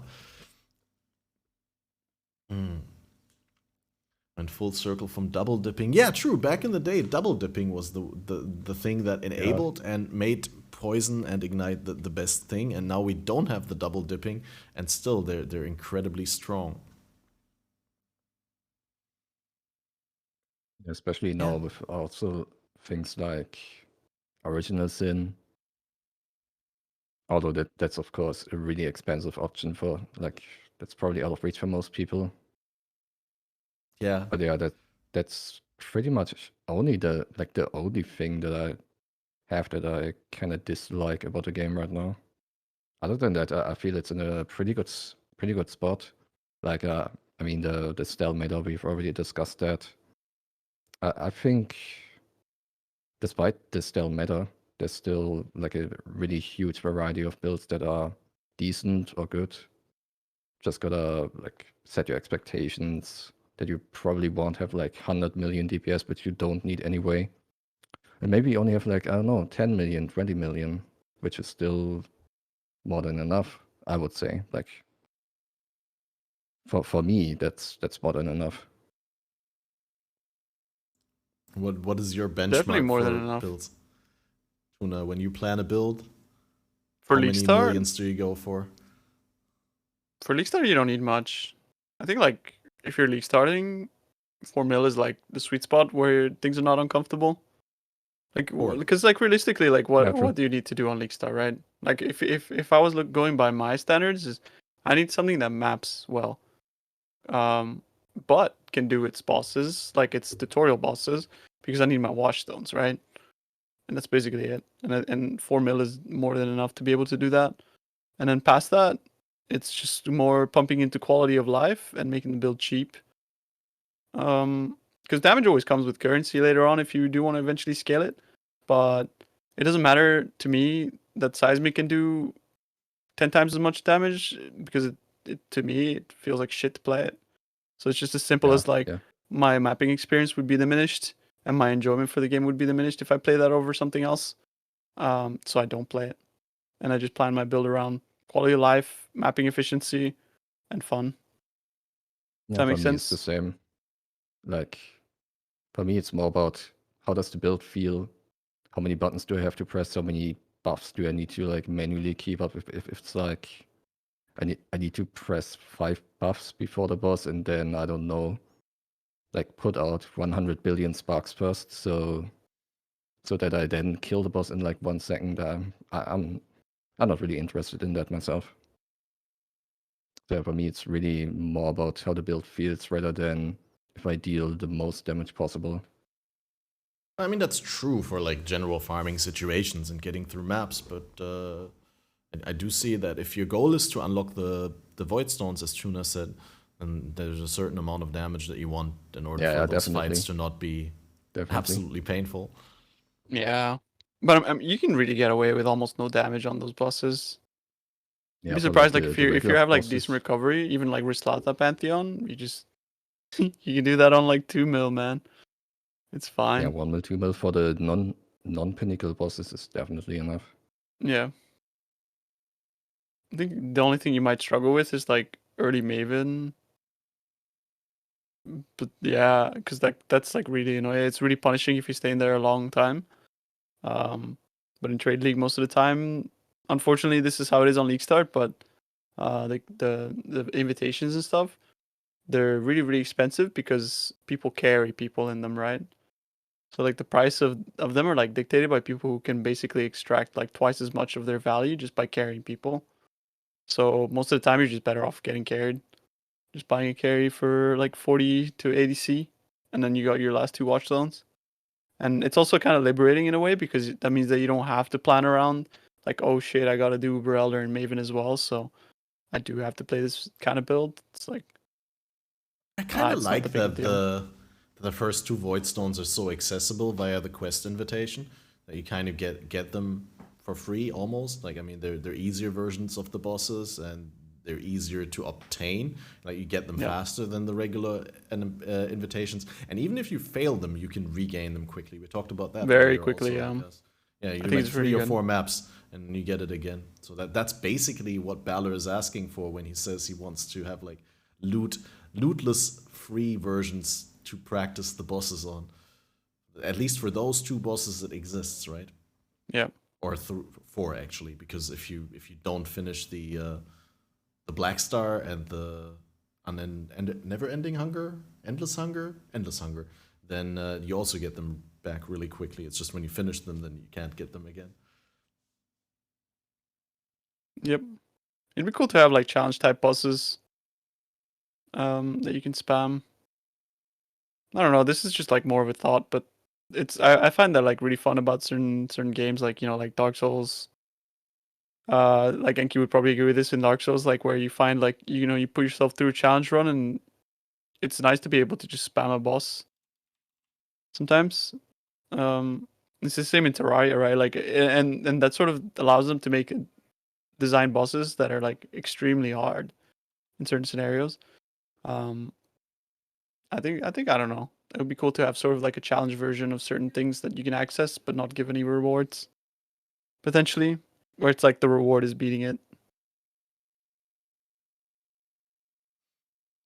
All right, we got another guest joining in on the fun. We got a fellow Baldy with a lovely voice, very known community streamer, long time around in PoE. Please welcome on the cast, Aphelion. Clap, clap, clap. Yo. we need to stall until Aphelion notices that he's in here and and then yeah. Are you affiliated with Twitch? Kappa? Oh God. There we go. Welcome. Yo. How are you doing? Are you muted? Oh, yeah. I think you're muted. Did I mute you? Shit. No. No, you muted on our end too. Test. Am I good? Oh, yo, there it is. We're hearing you a little bit. A little bit silent. Is there something you could do on your end to? How's that? Oh, yeah, that's lovely. much better. Wonderful. Perfect. Cool. What's up, guys? Yo, Catmaster, 7 hours in. How you feeling? Actually, I was like really. The thing is, with my sleep schedule, I was like really having a super hard dip like 3 hours ago or something like that. When like just half an hour ago, I looked at the time and was like, oh, we're already 6 hours in. That's already 25% through the 24-hour cast. Then I got a little bit second wind, and I think honestly from now on it's only gonna get uphill. It's like I really got tired the last couple of days. Early evening, like 8, 9, 10 p.m. my time. That's when I went to bed, and then I woke up like really early at 2, 3, 4 in the morning the last couple of days, and like yeah. You're going to bed at 9 p.m. That's not very gamer of you. It's really gamer. It's like, because then I can get up really early and start gaming before everyone else get those hours in, right? Nah, it's like, honestly, I just struggle to keep a consistent schedule, and it's also kind of not desired to keep a consistent schedule because I need to rotate my schedule around all the time for the different podcasts at different times. So it's, yeah, it's kind of good to remain flexible and to be able to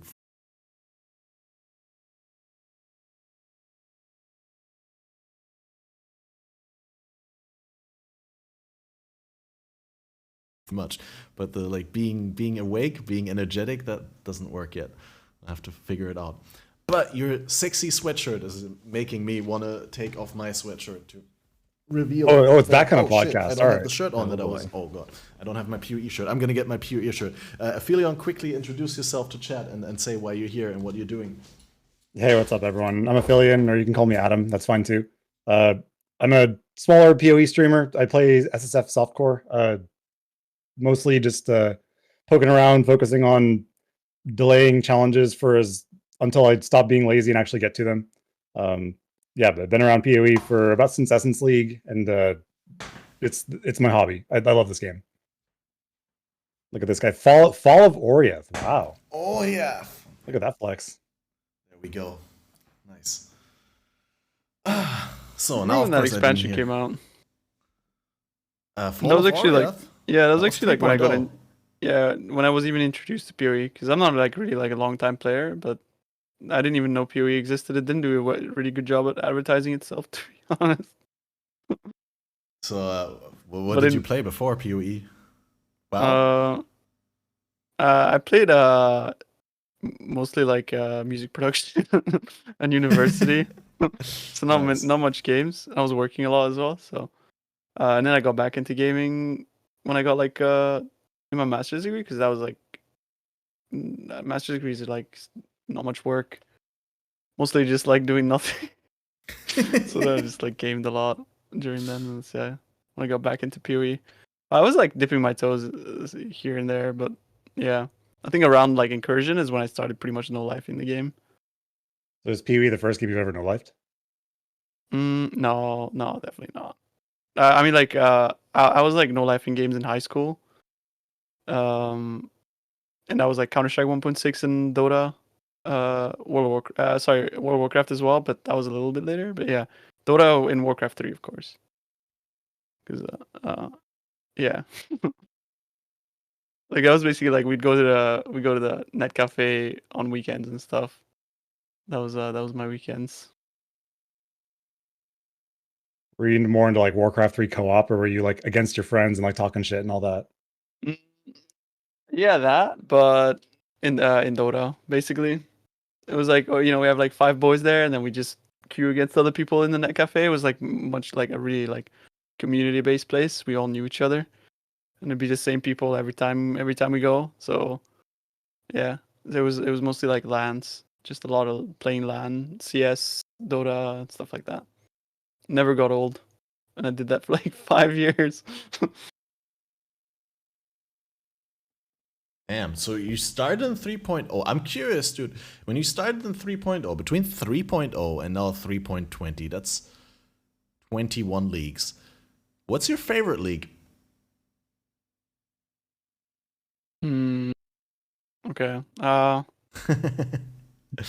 Okay. I would have probably had to be in Legion and the league after Legion, but not because of the leagues themselves, because of delving. I think that was like the most fun delve metas, and it was just too good for me. It was like everything I ever wanted from a game. So yeah, those would have to be in the best leagues for me. That was when I was like pushing, like ranks in delve, and I just couldn't sleep. I'd just wake up in the middle of the night, like I gotta delve. I mean, in my wake head, up and play. the name Tuna is still very, very closely associated with Delve. I'm just, surprised that after all this time it holds up so well in your memory, that there hasn't been another league that overtook that. Yeah, And I hate to PTSD you, but I remember my first time ever watching your stream, I was like, dude, this guy is like the ultra delver. And I remember one clip of you on, I think it was GFL, where you dropped a mirror and then died right away. Oh, that wasn't me, man. That wasn't you? I could have sworn that was you. No, I never dropped a mirror. You never dropped a mirror? Thankfully, also in that situation. No, I never dropped a mirror. I would have expected you to have dropped a mirror as like a power gamer who kills so many thousands of monsters all the time. It is a bit weird, but I mean, it is so rare, right? Never really expected. I've dropped like all kinds of stuff, but I'm kind of unlucky when it comes to like T0s. Like I've never dropped like a Headhunter solo, or a Mage Blood, or I've dropped like a bunch of fucking fishing rods. So cool, I guess. Oh man, you reminded me of something. Oh, that's gonna haunt me forever. I successfully repressed the memory already. But during Piranda's League, do you remember there was like a end of league 2 weeks race? Like Piranda's HC, I don't know, was it HC only or it wasn't SSF, was it? But it was terrible because I played a build. I think it was like a Poison Trapper. It doesn't matter what I was playing, but I was looking forward to getting a Lightning Coil to be able to survive. And then I met Kadiro and he offered me a Song of the Sirens. And I would have been able to afford it, and I didn't buy it because I need those coins for the Lightning Coil if I get the offer. And I never seen that fishing rod again, and it's insanely rare. Feels bad, man. I still never fish. I saw Reef Banes only. What? Cheap? No, I saw Reef Banes. I've never seen a Song of the Sirens myself. Yeah, I think that was before Reefbane was even introduced into the game, right? I mean, I'm 100% sure it was Song of the Sirens, even if Reefbane was around then, but I think it couldn't have been Reefbane because it just didn't exist back then. It was the only unique fishing rod. I'm actually googling Reefbane right now to make sure. Yeah, me too. When was Reefbane added? 2.6. Wait, 2.6 is... You think they Essence, make right? balance passes on fishing rods? They're like, this one's too strong. We have to nerf it a little bit. I mean, have you seen how much cast speed Reefbane has? Yeah, it's crazy. right, Imagine, so like, that in the Um, hands of a competent fisher. 40% cast speed. Man, you know one thing that like I don't know, it's just like thought like also because Tenkiei like implanted the Torchlight Infinite stuff into my brain earlier. But one thing Torchlight Infinite does with like corruptions in that game is it elevates mods on uniques. Some shit like that would be so cool in PoE. Like imagine that being able to like corrupt like a special kind of corruption that would like bring a mod to do something different. I don't know. Sometimes it even like modifiers in a certain way where like it even changes what it does. It's And super it cool. makes the item worse in 90% of cases. Sometimes it makes the item worse, but in most cases it actually makes it better. Well, in pretty much all cases it makes it better. Like corruptions in a game are like because you can't divine uniques in a game, so like corrupting something is just like, oh, I'm just gonna do it. It doesn't matter. And the only opportunity cost is that you sell it for less because someone else can't corrupt it themselves, right? Because it's like a gamble, right? It could be insane if you hit the right corruption. If you corrupt it and it doesn't, then it's like, oh, it loses a shitload of value. I'm sure Anyway. something like that could be like a mechanic, like a league mechanic going forward. I think I that's was about to something. say that. Yeah. Like you go ahead, Enki. Yeah, that's probably like I can see that happening with like the next WoW themed league. It would be like the next logical choice after what we got so far. It would be really cool. Because like think, what else are they gonna do? Triple implicits? Yeah, Or right. what? Exactly. Like implicits are definitely cool. But yeah, it'd be insane. Like the amount of things that it could open up to like yeah. Like imagine like replica lore weave or something. Like it would be absolutely insane in terms of power level, obviously, but like instead of it being like 70 max res, it would corrupt it to 75. Or some shit like that. It's like absurd, right? The amount of power level, but how rare it is to hit something like that as well would almost make it like, yeah, it's like Giga Chase. I think it'd be cool. I've I guess always... the Please go biggest for it. problem with that would be like it has to be balanced per unique, like the Yeah. specific outcomes, and there's like what 1k uniques in the Yeah, game, too many, yeah, for sure. so it's gonna be hard Infinite to amount of to work really for do them. that. I totally agree, but I mean, they did make alt quality gems. True. Yeah. That's crazy if you think about it, like all quality gems and like every league when they introduce new things that interact with like gems in some way or gem quality, you have to check basically all of them to make sure that none of them is crazy, overpriced, overpowered.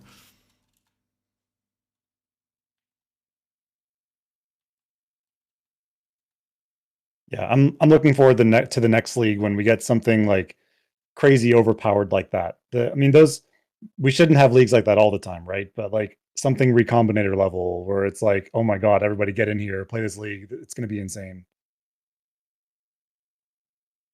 Those come around every once in a while, and they're always really exciting. Yeah, man, Recombinators were such a feels good man league thing. Can't wait for them to come back, even if they don't come back as items, but just as a form of like a reward for a league, right? Or like a, you know, similar to a crafting bench in Betrayal or something like that. Just allow us to do that same thing that Recombinators do, maybe at a lower rate, at a lower success rate even, but like just allow us to do this thing because it was so cool. It enabled so many fun things, and it made people actually look at items, which, yeah, not a lot of things that they change about the game make people look at items.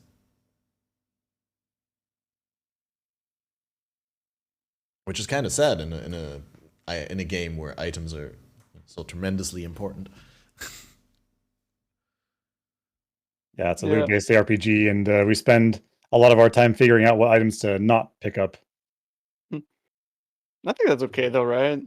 In a way, that's like that's fine. I mean, there's like a lot of terrible items, but I don't know. I think it's okay. But they're moving away from that more and more. Like you're seeing them not add any shitty uniques in recent times. Like none at all, actually. Whereas it used to be almost a What tradition. about the Oppressor? Yeah, but the Oppressors was the only reason it was designed was because at the time Trash to Treasure still existed. And they didn't want to make it like so you could guarantee get a Squire, right? That's like literally the only reason it exists. Yeah, they had to scramble on that one. Yeah. Aside for that, like I can't really think of any uniques that they added that are like completely useless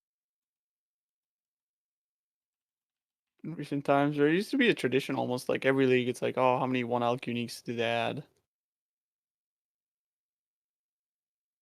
I think the rework to uniques has been fairly successful as well.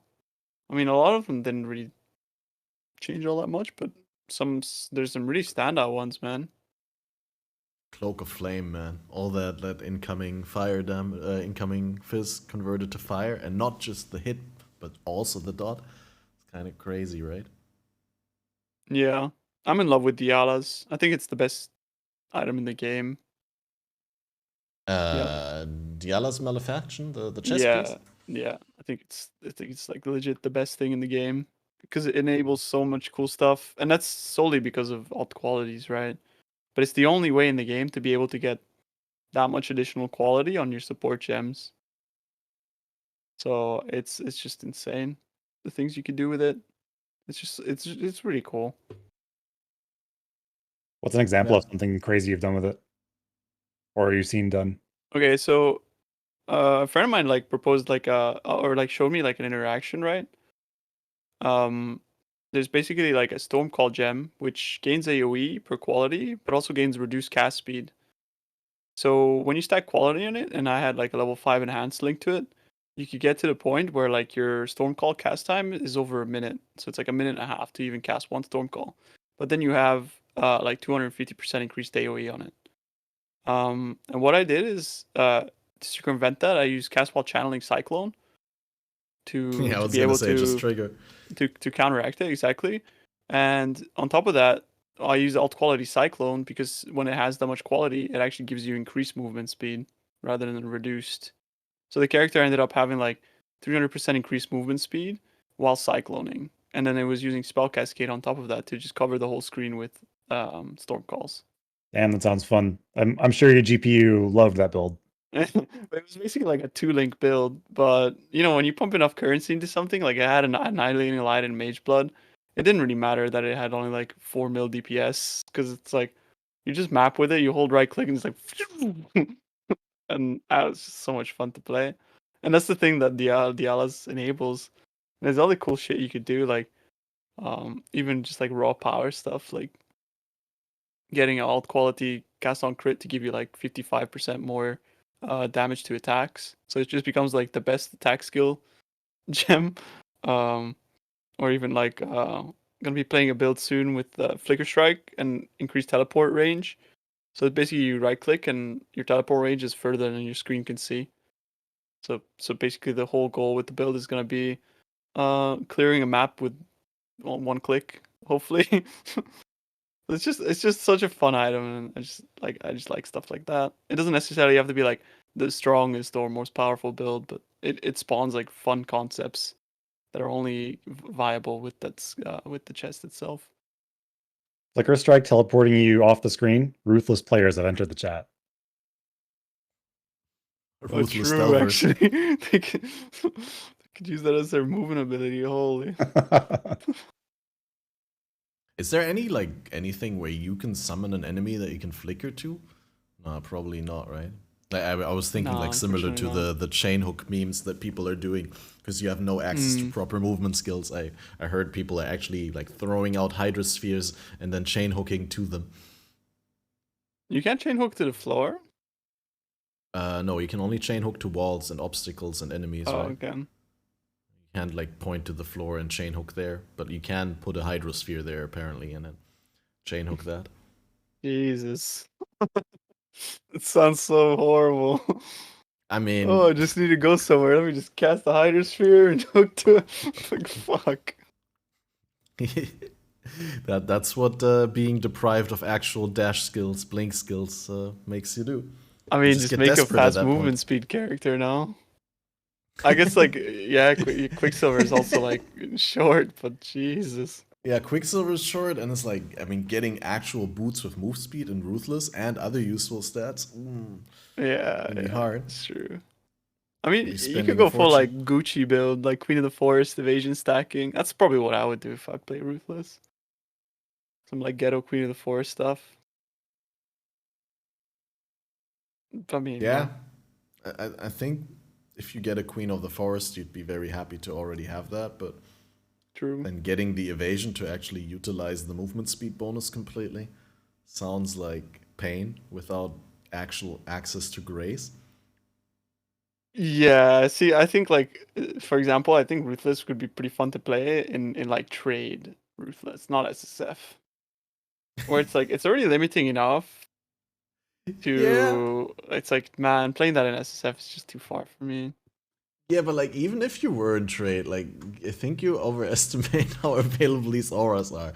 They Yeah, really overdid definitely. it a little bit with the scarcity, but let me, I remember let me that it check took right now. took 1 week for the first determination to pop up or some shit. Yeah, and then it was listed for a mirror or something like that. So Ruthless Sanctum. So this is like softcore Ruthless Trade Sanctum. Grace. Just Grace gem, right? Okay, looking. Cheapest Grace. Oh, only 11 alks. 17 alks. Oh, okay, yeah. That sounds doable. How much is it now? It's like I mean, I gotta Alex like relearn the divines and language. ruthless, right? Yeah, that's true. Alks are kind of like scarce as well. I think someone posted on the subreddit like they traded an Omni for like 73 Alks or something in Ruthless.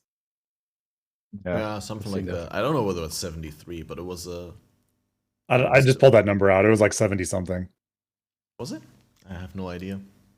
Thing about Ruthless is that, like, uniques are fairly accessible in a way, right? So most people would just be running full brown like unique builds, with the exception of like a couple things. But yeah, I mean, like if you want to like if you want to get like a devouring diadem, you can get it in Ruthless like fairly decently, and it's like such a powerful unique. So I would see myself just like basically like farming bosses or farming whatever to be able to get some uniques and then build my character off of whatever I get. I think the real challenging part though is the skill gems. That's definitely pretty bad. Yeah, I feel like you have to like have played it too. It's an acquired flavor, so I'm sure it's not for everyone. The Ruthless thing. I don't even think it's for me. I was really hyped about it, but like for the most part, I don't think it's like. I mean, I'll play it when we do the fun end of league, private league, or something like that, right? For the fun aspect. But it's not going to be my main thing. Right, like in the beginning, before it came out, I was like, maybe this is my new main way to play Path of Exile. I identify as a Ruthless player, but not really. I mean, Yeah. like I said, it's fun to dip in and to see how far you can get, how far you can stomach it, but Here's something I've wondered about Ruthless for a little bit. shoot. How would you make a build guide for Ruthless? You Oh wouldn't. You god. can't. Yeah, you wouldn't. No Like, let's way. say like a friend of yours is like, dude, I heard about this like new game mode. It sounds really cool. Like, do you have any like build guides you can point me towards? Like, how do you like guide someone what to do? Or you'd in recommend Ruthless? them to do the strongest SSF leveling setups, right? Like, I mean, doing something like Armor Brand Cremation probably still like will carry you to maps. You just have a lot fewer support gems. But Do you get like quest rewards? you do get quest rewards, but I don't think support gems. You Okay. only get skill gems. and no auras, except for there's very few auras that you get. Most of them are drop only. I think you can get the flat reservations or something. I don't actually remember. But certainly not the big 50% ones or the heralds or anything. Those are all, if you find them, you find them. Which what I really like about that is whenever you do find something that's good, it's a big more multiplier for you. Like every time it's PogChamp, right? You get like a good support gem that's like 20 to 30% more damage. Log in, dude.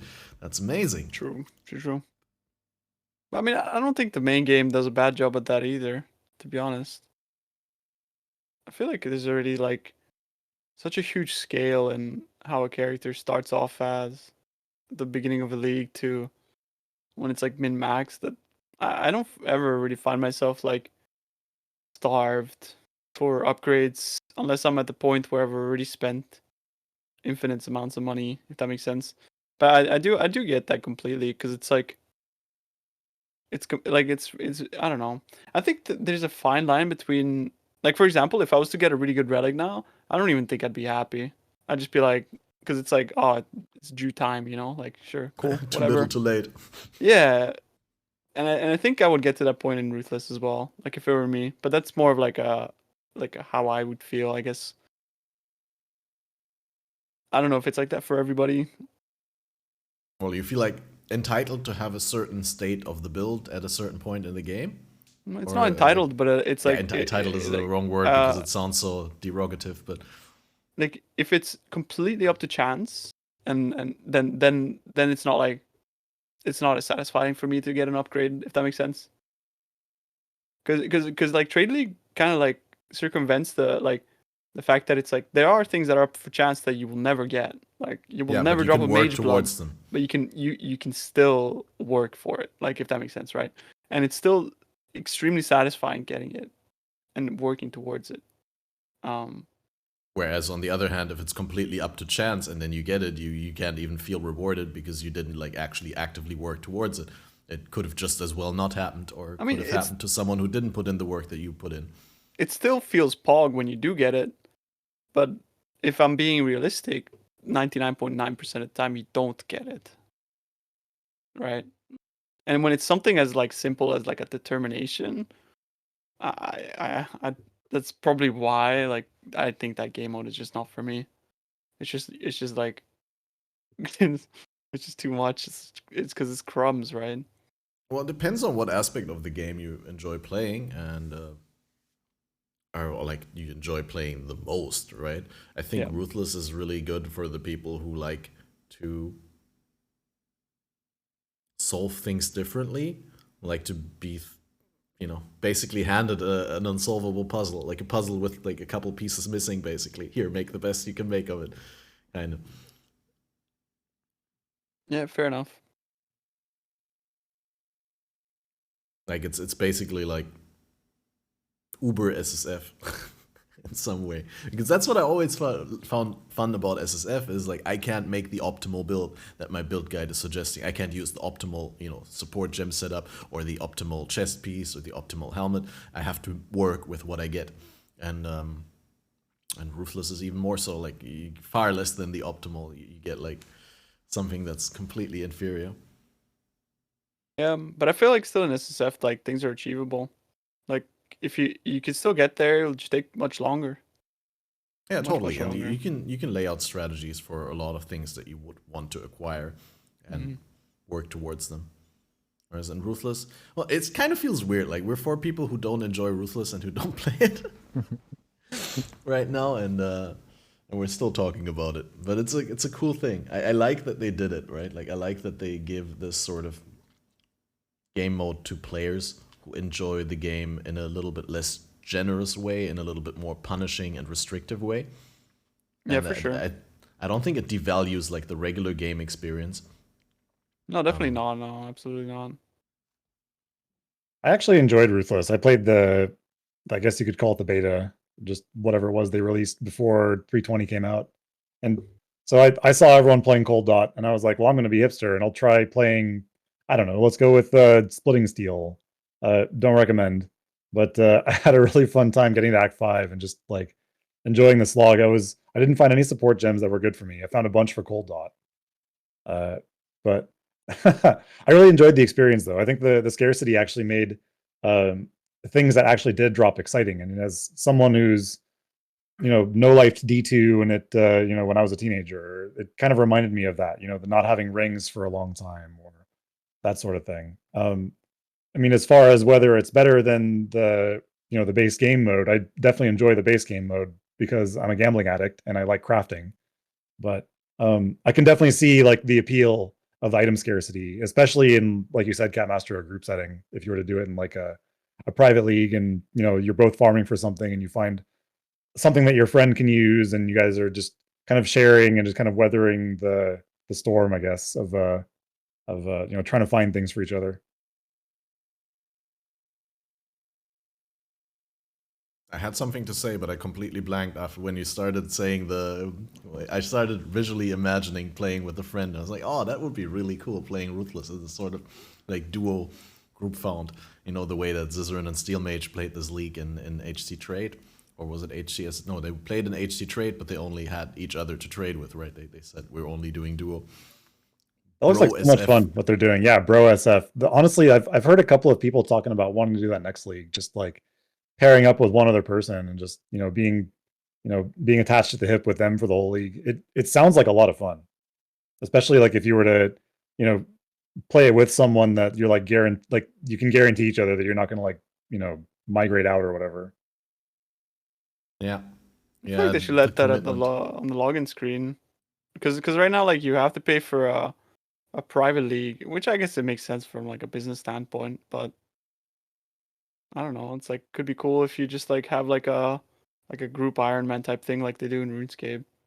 Where it's like, well, I mean, yeah, you could encode it or like enforce it via the client, but like, yeah, because like you think like, oh, you could just like commit yourself, but it's a lot different when like there's like a barrier saying like, are you sure you want to like break this commitment, and as opposed to just like being able to do whenever, if you know what I mean. Because that's what it's like in RuneScape, right? Like, yeah, you're group Ironman, and at any point you can just be like, yeah, I'm just gonna become a normal Ironman or whatever, right? And you could like break free of like the group or whatever. But yeah, I don't know. Could be like a cool.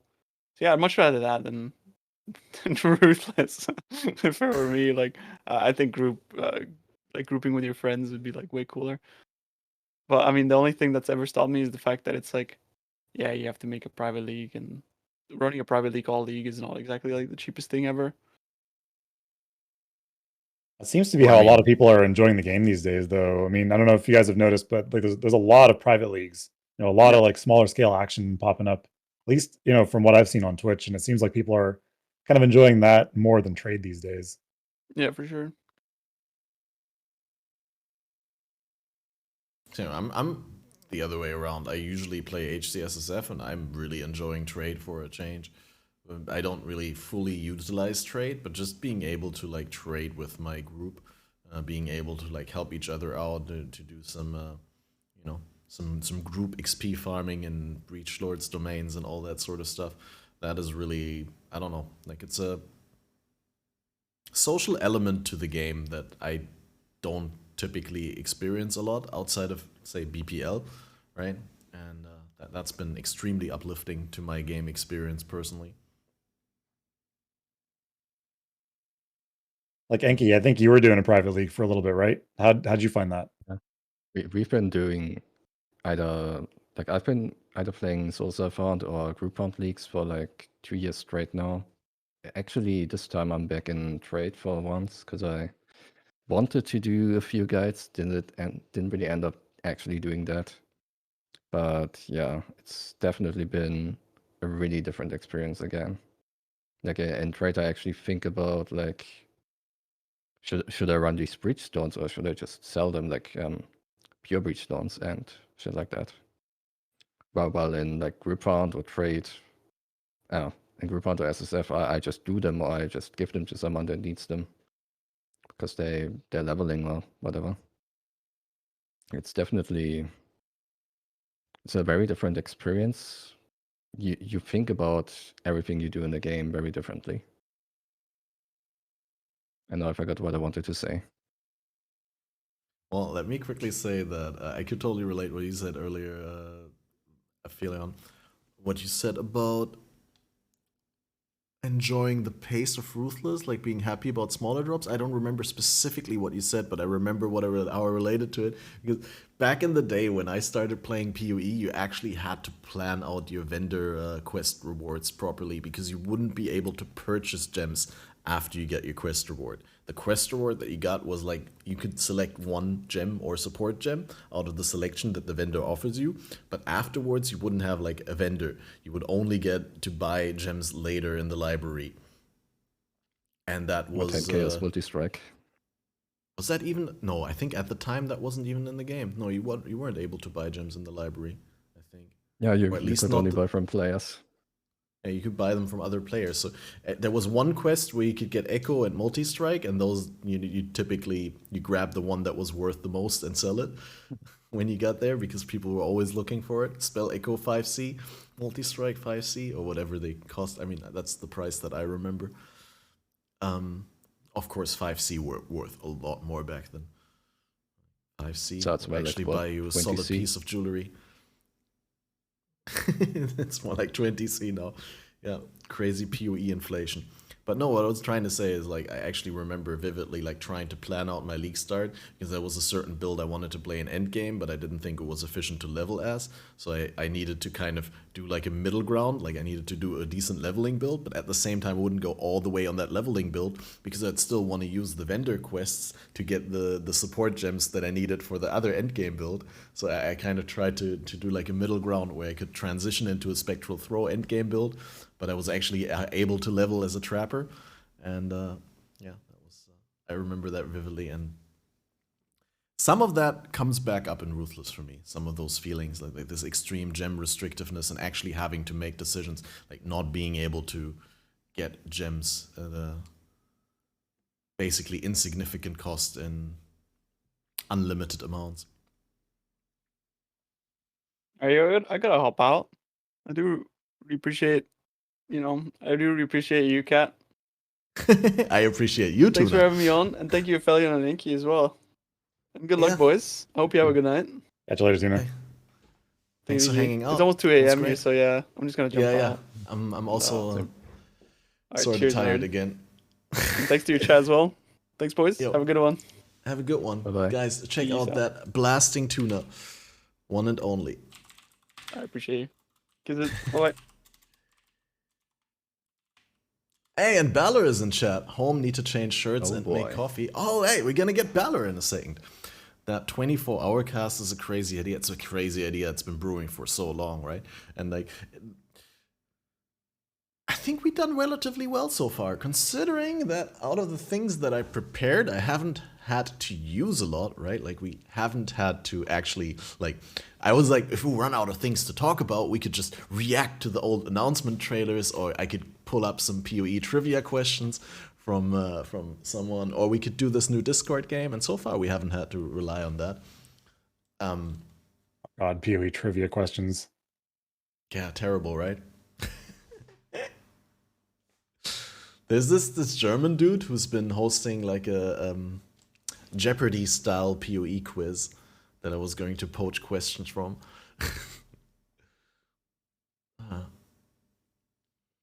But I already asked this question to Enki.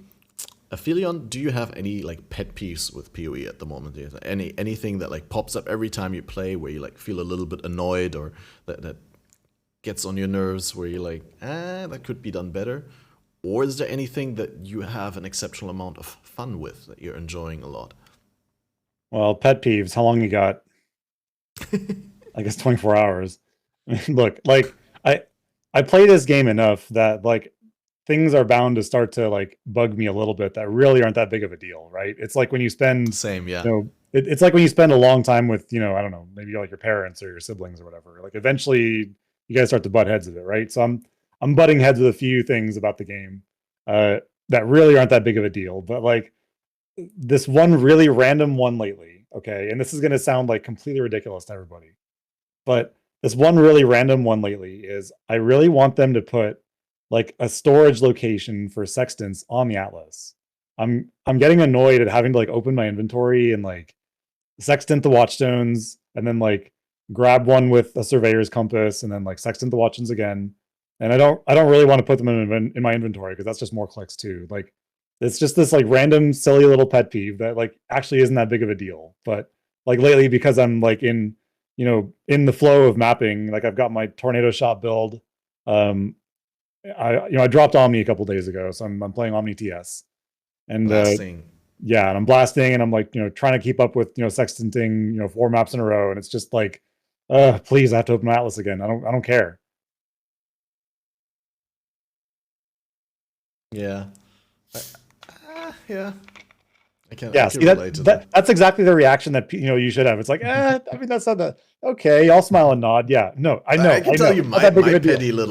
petty little thing, and that's I think people have asked for this for ages, but I just want to be able to have what people asking for a currency pouch in your inventory, right? Like 5 slots next to your inventory where you could put your scrolls and your currency and whatever. And the reason why this hasn't happened, at least the reason I assume it hasn't happened, is that GGG doesn't want to inflate the inventory space. They don't want to give you more space because they think that the space is a useful restriction, which, great, okay, fine, I'll take that. But then let me split off spaces from my inventory. Let me take 5 spaces from my inventory, take them away and put them somewhere else so that every time I get out of a map and I dump my items, I don't accidentally dump all the things that I actually want to have in there, like remnants of corruption. Like how many times do I run into an essence that I want to corrupt in the map? I open my inventory and the remnants are going, oh shit, I'll click them out of the inventory, going back, picking them up, leaving them in. This time I won't forget them. This time I'll keep them in. And then next map I run into an essence that I want to corrupt. Oh shit, they're not in there anymore. Every single time, right? So like I understand that they don't want to give us more space because it really doesn't, it's not a good idea because the game is balanced around the amount of space that you have, and they want to rather fix the whole situation with loot another way, right? They want to rework loot. There's the loot 2.0 update coming at some point, anytime soon, maybe only with PoE 2. But we could all agree that there's a lot of useless stuff on the ground that no one needs.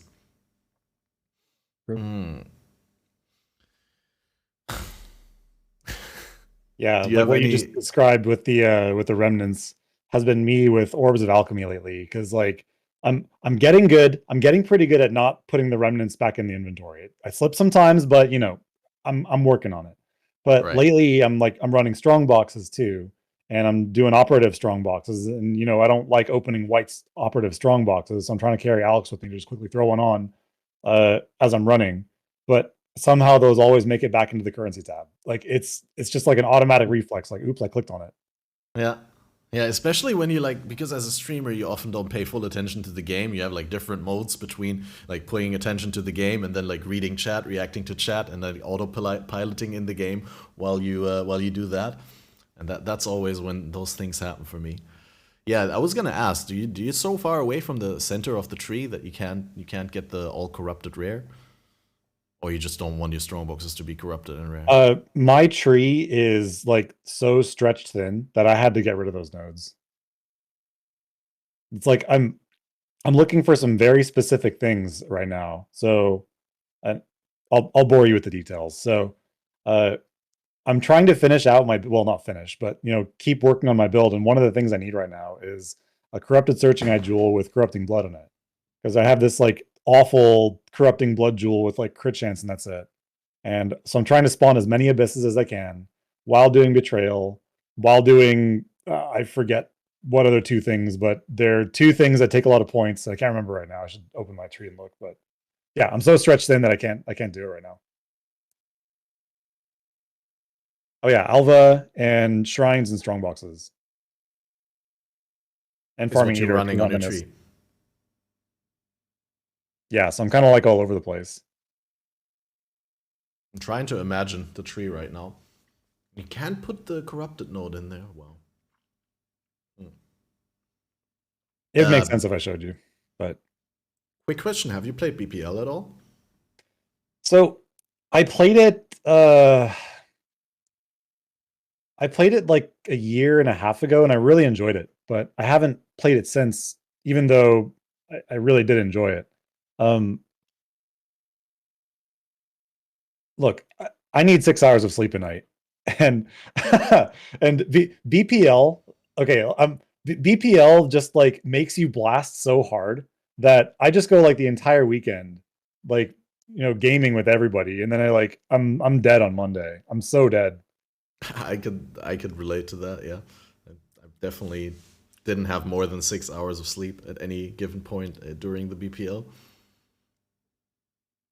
It's a fantastic event, though. Like, tons of credit to the people that organize it. I genuinely think it's one of the best events in PoE, if not the best. Like, the people that organize it are talented, and I don't have enough nice things to say about them. They're just like, they're incredible. And running out of adjectives. Yeah, I'm not going to blow too much smoke up their asses, but it's a great event.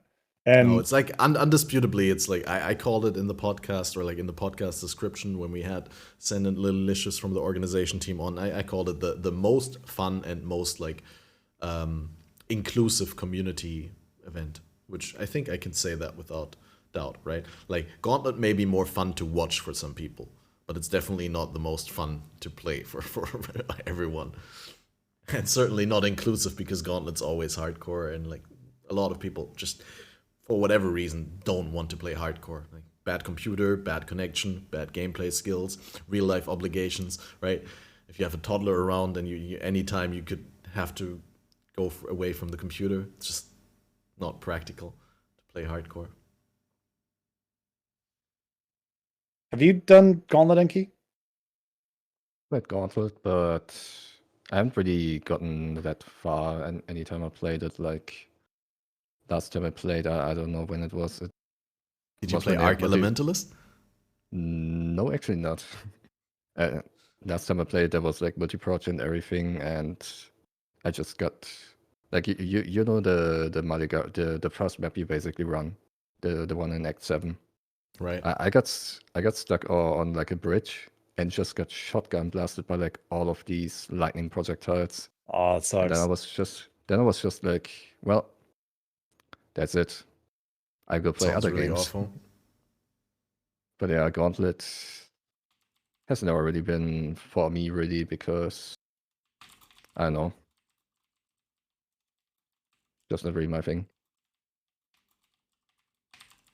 Yeah, there's. Are you responding here? Yeah, go ahead. There's a lot of like anxiety and like butt puckering, huh? Like it feels like every single encounter you have is like potentially the last one, and you're having to like focus up and play super intensely, and like there's a lot of stress.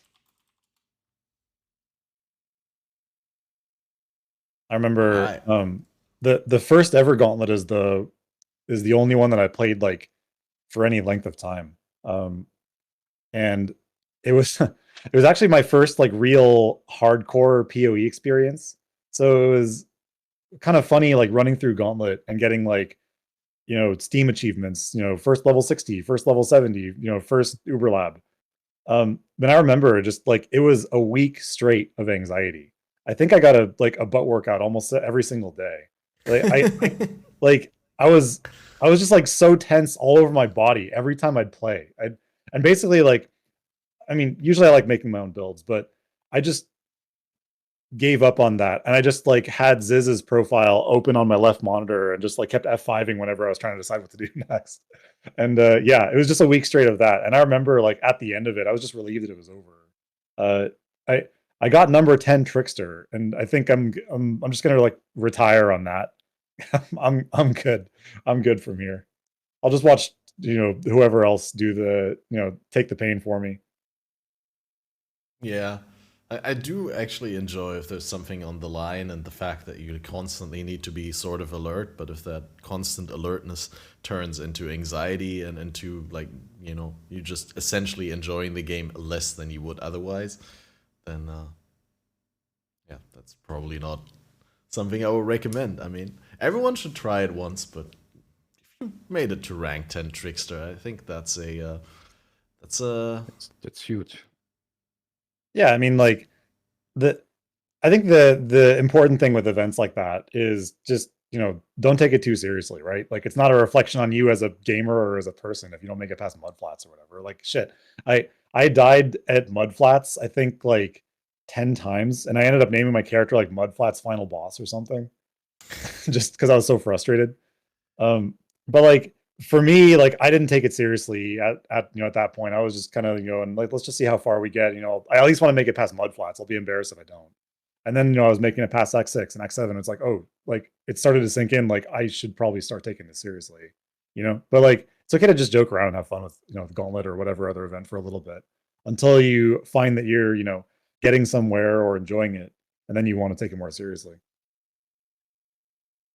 Yeah, I used to do like the race seasons back in the day.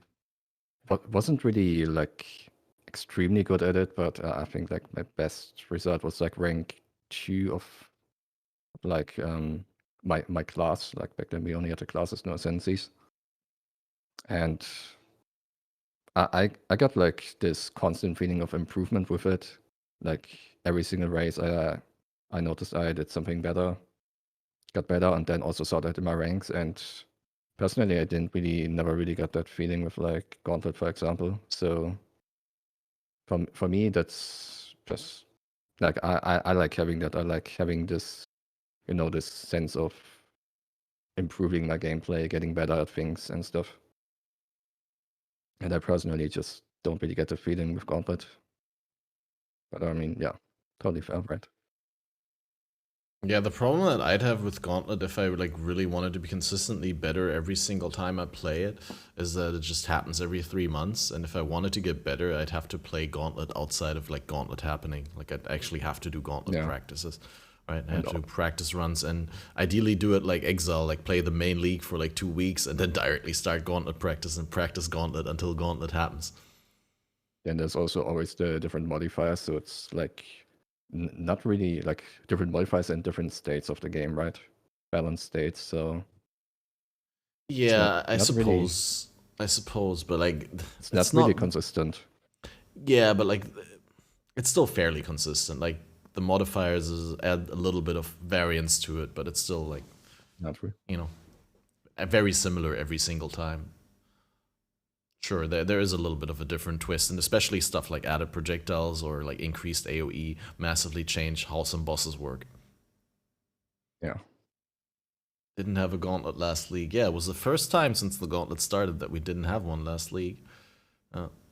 That's even worse if you want to try and practice, right? That's another private league that you need to pay for. I think paying for private leagues is fine. Ready, beam me up. Oh,